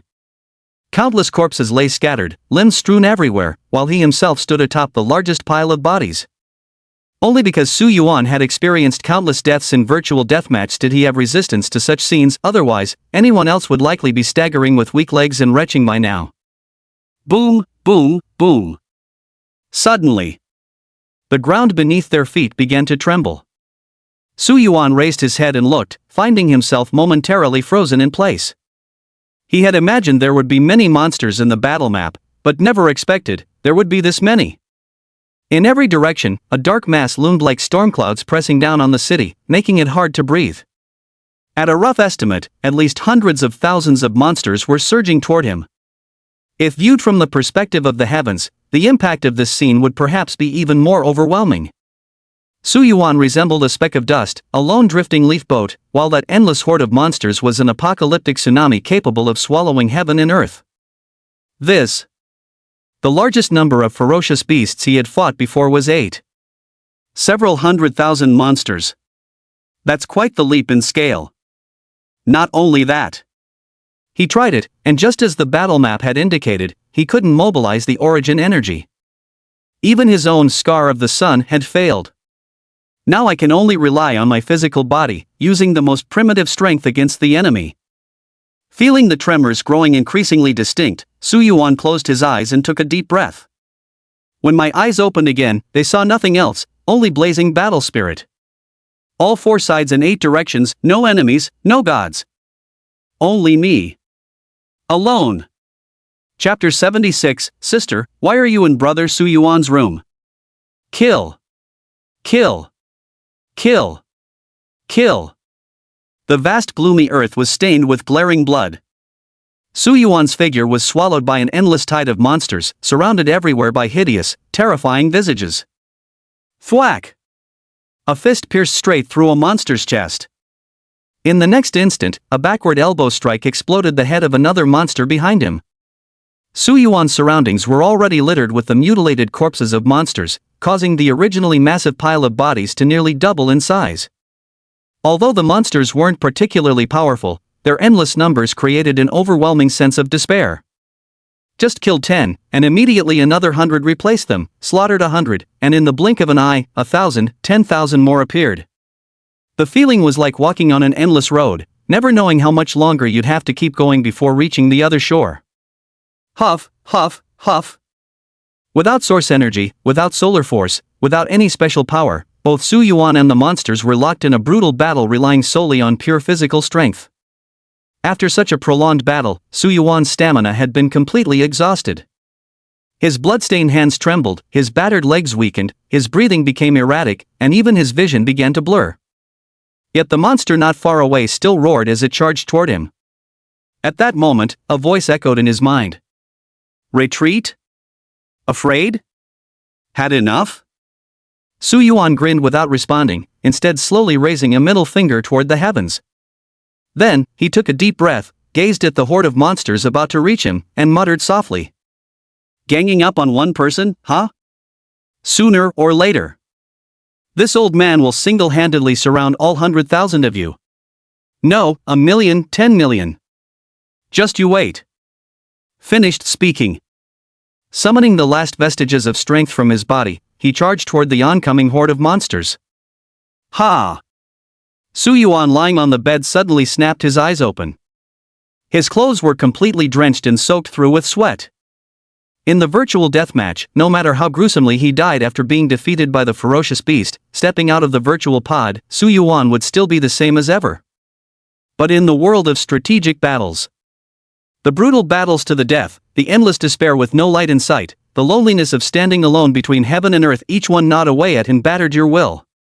By comparison, virtual death matches were practically child's play. So he propped himself up, leaned against the headboard, closed his eyes, and took a moment to recover. The after effect is pretty strong. But totally worth it. Totally addictive. Though mentally exhausted to the extreme. Su Yuan felt something stirring within him, whether you called it vigor, fighting spirit, or even the battle courage and combat will mentioned in the War Diagrams manual, all had been thoroughly tempered. It wouldn't be long now before he could condense that legendary battle aura. Midnight. Having expended tremendous energy in the war map world, Su Yuan, both physically and mentally exhausted, temporarily set aside his cultivation to get a good night's rest. Just as he was about to fall asleep, there came a soft knock at the door. Ha! At this hour, who could be looking for me? Su Yuan got up curiously and opened the door. Seeing the visitor, Su Yuan was truly surprised. He had thought it might be Shangwan Meng or Shangwan Ru, but never could he have imagined it would be Su Anyun. The girl was dressed in light-colored pajamas. Compared to her usual icy elegance, her current loose and lazy demeanor inexplicably carried a peculiar vibe. She just looked exhausted, with disheveled hair. It seemed she wasn't in a good state. You. Su Yuan hadn't finished speaking. Su Anyun entered the room without waiting for him. Su Yuan. What's up with this guy?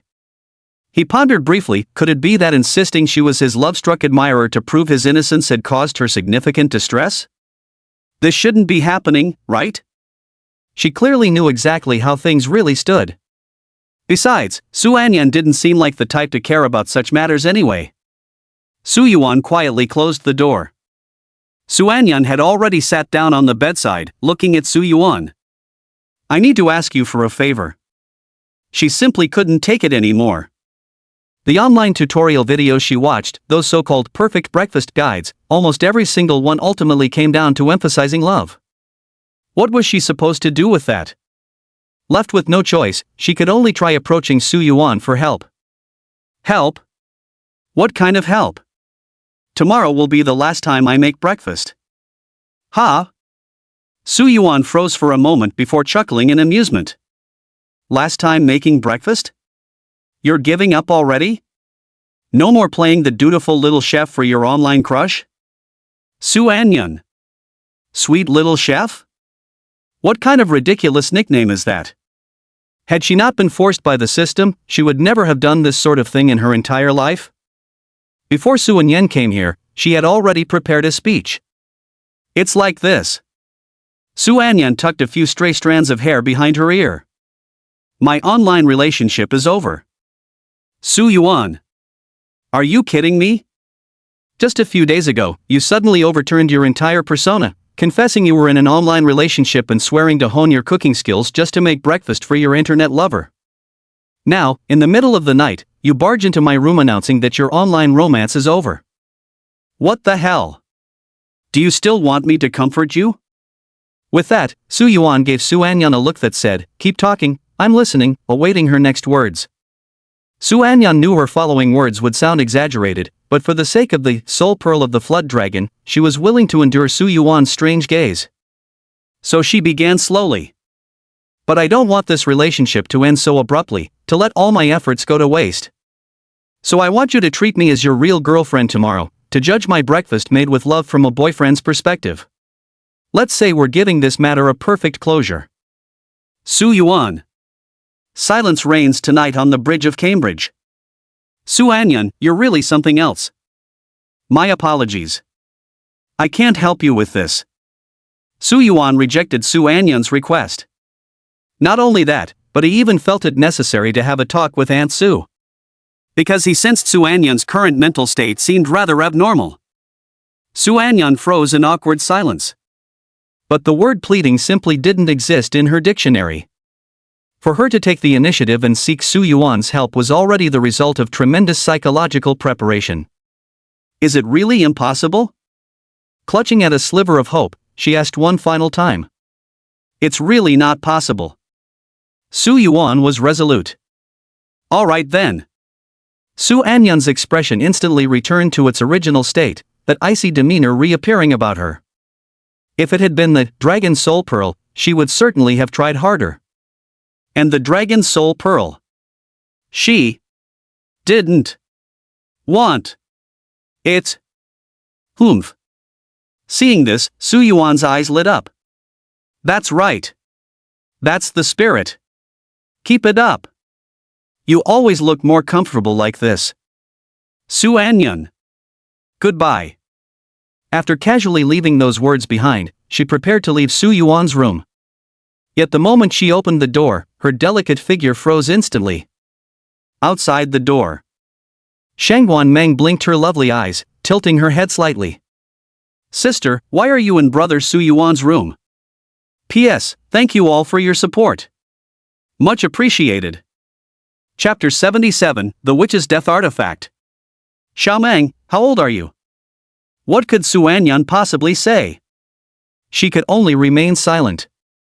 Late at night. A man and a woman alone together. Sharing the same room. Even jumping into the Yellow River couldn't wash away the suspicions. If it were truly just an innocent little girl, it'd be fine. The problem is, this guy is Shangguan Meng. She looks like a naive little girl, but in reality she's already in her 20s, older than both of them. So, just end it all. Su Anyun chose to leave directly. Because sometimes, the more you explain, the murkier things become. Shangguan Meng gazed thoughtfully at Su Anyun's retreating figure. But this way, it essentially left all the awkwardness for Su Yuan to bear. He gave a light cough. Xiaomeng? Still awake so late? As he grew increasingly familiar with Shangguan Meng, Su Yuan's terms of address for her had gradually evolved from younger sister Shangguan to little sister Xiaomeng, and finally to simply Xiaomeng, reflecting growing intimacy. Shangguan Meng withdrew her gaze from Su Anyun, a playful smile hovering at her lips. You two are up to no good, I'm telling big sister. Su Yuan? He gently tapped Shangguan Meng's little head and put on a stern face. What nonsense are you thinking about in that little head of yours? Then tell me what you were doing? Wei. Su Yuan's mind raced at lightning speed. She's just gone through a breakup, and I was comforting her. Got it. A mischievous grin spread across Shangguan Meng's face. I've heard that girls are most vulnerable to being taken advantage of when they've just had a breakup. Brother Su Yuan, is that what you're thinking? Su Yuan exasperatedly replied. I'm not, don't speak nonsense. As he spoke, he intended to turn the tables by taking the initiative. What about you? Staying up so late, aren't you being naughty? Shangguan Meng pursed her lips but didn't press further. With her abilities, she would have clearly noticed if anything had transpired between them earlier. She simply let out a soft sigh. I can't sleep. Can't sleep? Yeah. Su Yuan pondered. Though somewhat drowsy, he glanced at the window. After the evening drizzle, under the cloudless night sky, moonlight spilled into the room. Well then, let me take you out to count the stars. Counting them will make you sleepy. Shangguan Meng's eyes lit up. Great idea. Outside the venue, Su Yuan had a slight headache. This was the suburbs, where's the best spot for stargazing? The rooftop of the training center, of course. The problem is, even he couldn't climb this 30-foot height himself, let alone take Shangguan Meng along. Nearby, Shangguan Meng blinked, having discerned Su Yuan's thoughts. After a moment's consideration, she summoned her weapon. We can use this. This is a giant amethyst scythe. Its surface is covered in mysterious and eerie patterns, resembling a death-harvesting artifact from the depths of the underworld, exuding an aura that makes one's heart tremble. Su Yuan? Shangguan Meng giggled. This was a gift from my sister, she said. It's for my protection. It can make people fly. Su Yuan was astonished. This thing doesn't require origin energy to activate? All right. After all, Shangguan Ru is a director of the Clover Group. It's perfectly normal for her to have some high-tech gadgets at her disposal. But this scythe is even larger than his frame, looking incredibly dangerous. How could Shangguan Ru possibly hand something like this to Shangguan Meng? Is this a joke? What if something goes wrong? In reality, this scythe is indeed extremely dangerous. But not for Shangguan Meng, rather, for everyone else who laid eyes on it. Nether Scythe. One of Shangguan Meng's innate talents, a companion spiritual weapon. Stained with the blood of countless Marquis Tier 7 stage experts, it was known as the Witch's Dark Instrument and the Slaughter Scythe, striking fear into all who heard its name. The 7th-rank vampire Marquis from the Arcus family was originally slain by it. As if able to see through Su Yuan's thoughts, Shangguan Meng smiled charmingly and said, "Relax. I hardly ever use it normally, so there's no danger."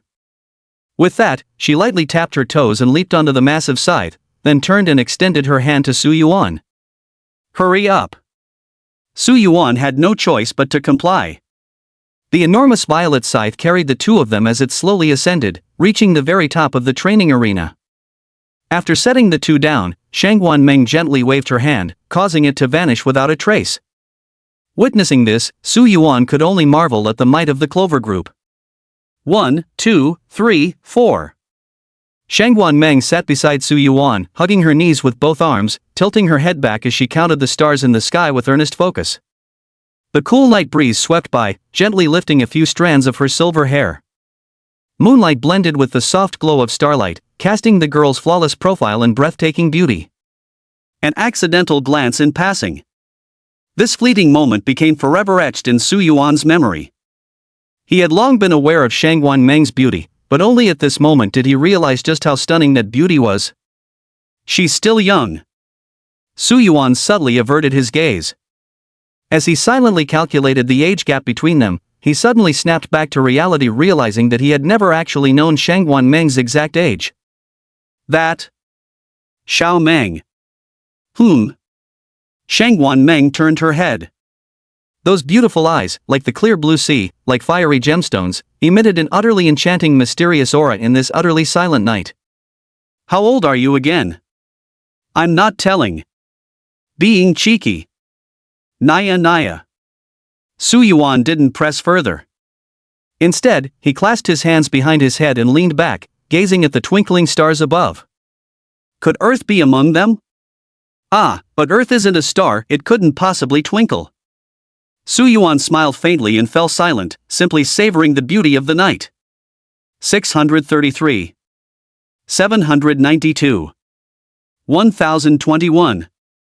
Shangguan Meng was counting when she suddenly felt a bit drowsy.